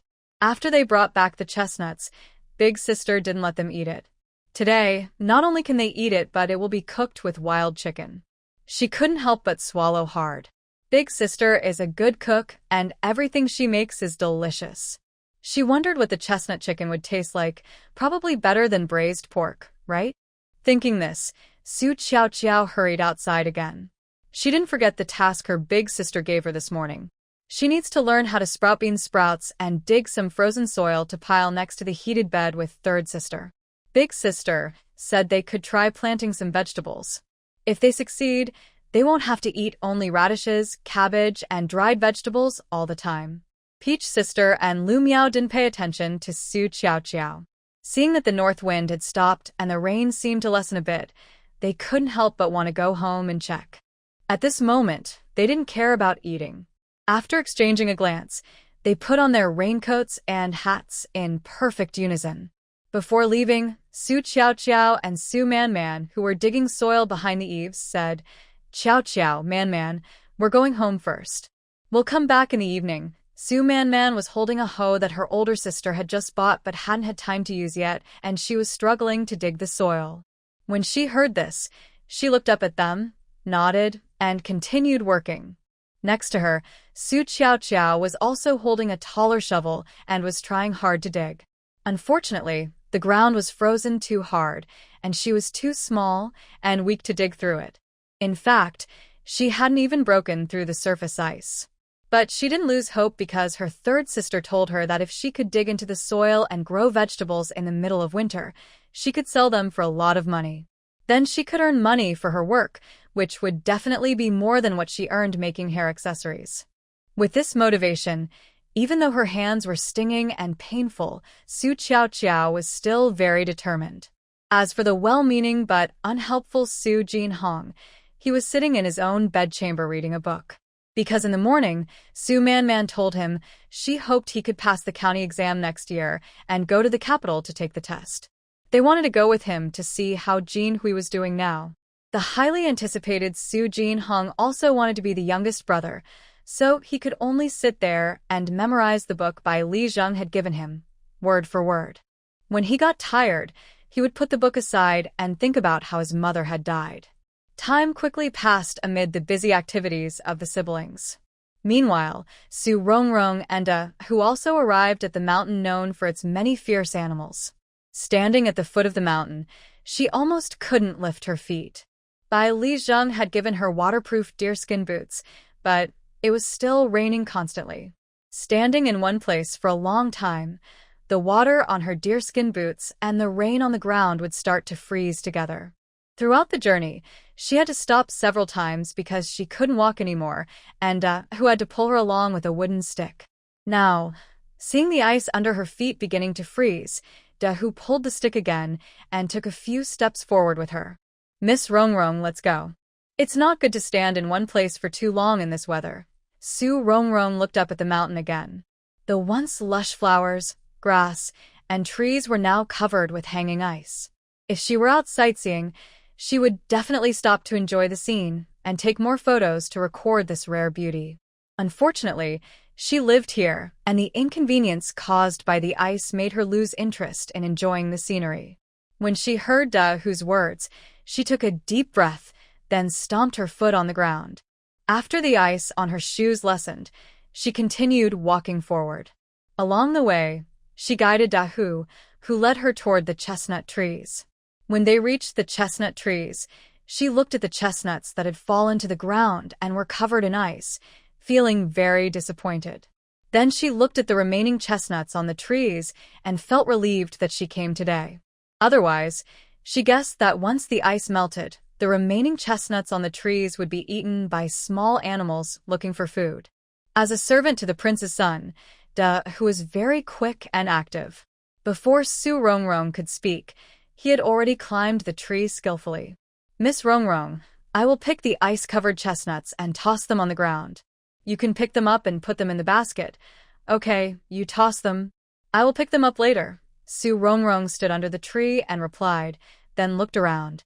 She wanted to see if she could catch a wild chicken to bring back. Although her family didn't lack meat now since she was out, she naturally hoped to gather as much as possible. Wild chickens don't hibernate in winter. They need to find food every day. But she also knew that the best time was early morning when it was just getting light. Now, it was a bit late. Still, she held on to hope, thinking, what if? What if she encountered a foraging wild chicken, or found its nest? On a freezing rainy day like this, wild chickens are easiest to catch.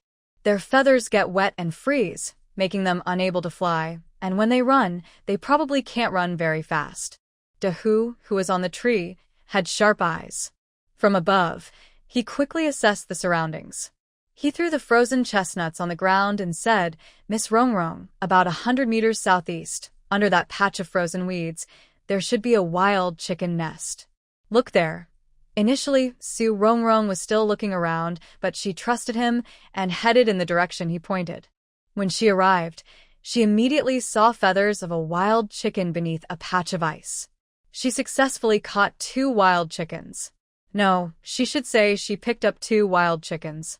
Both were in poor condition, their feathers wet and frozen into ice.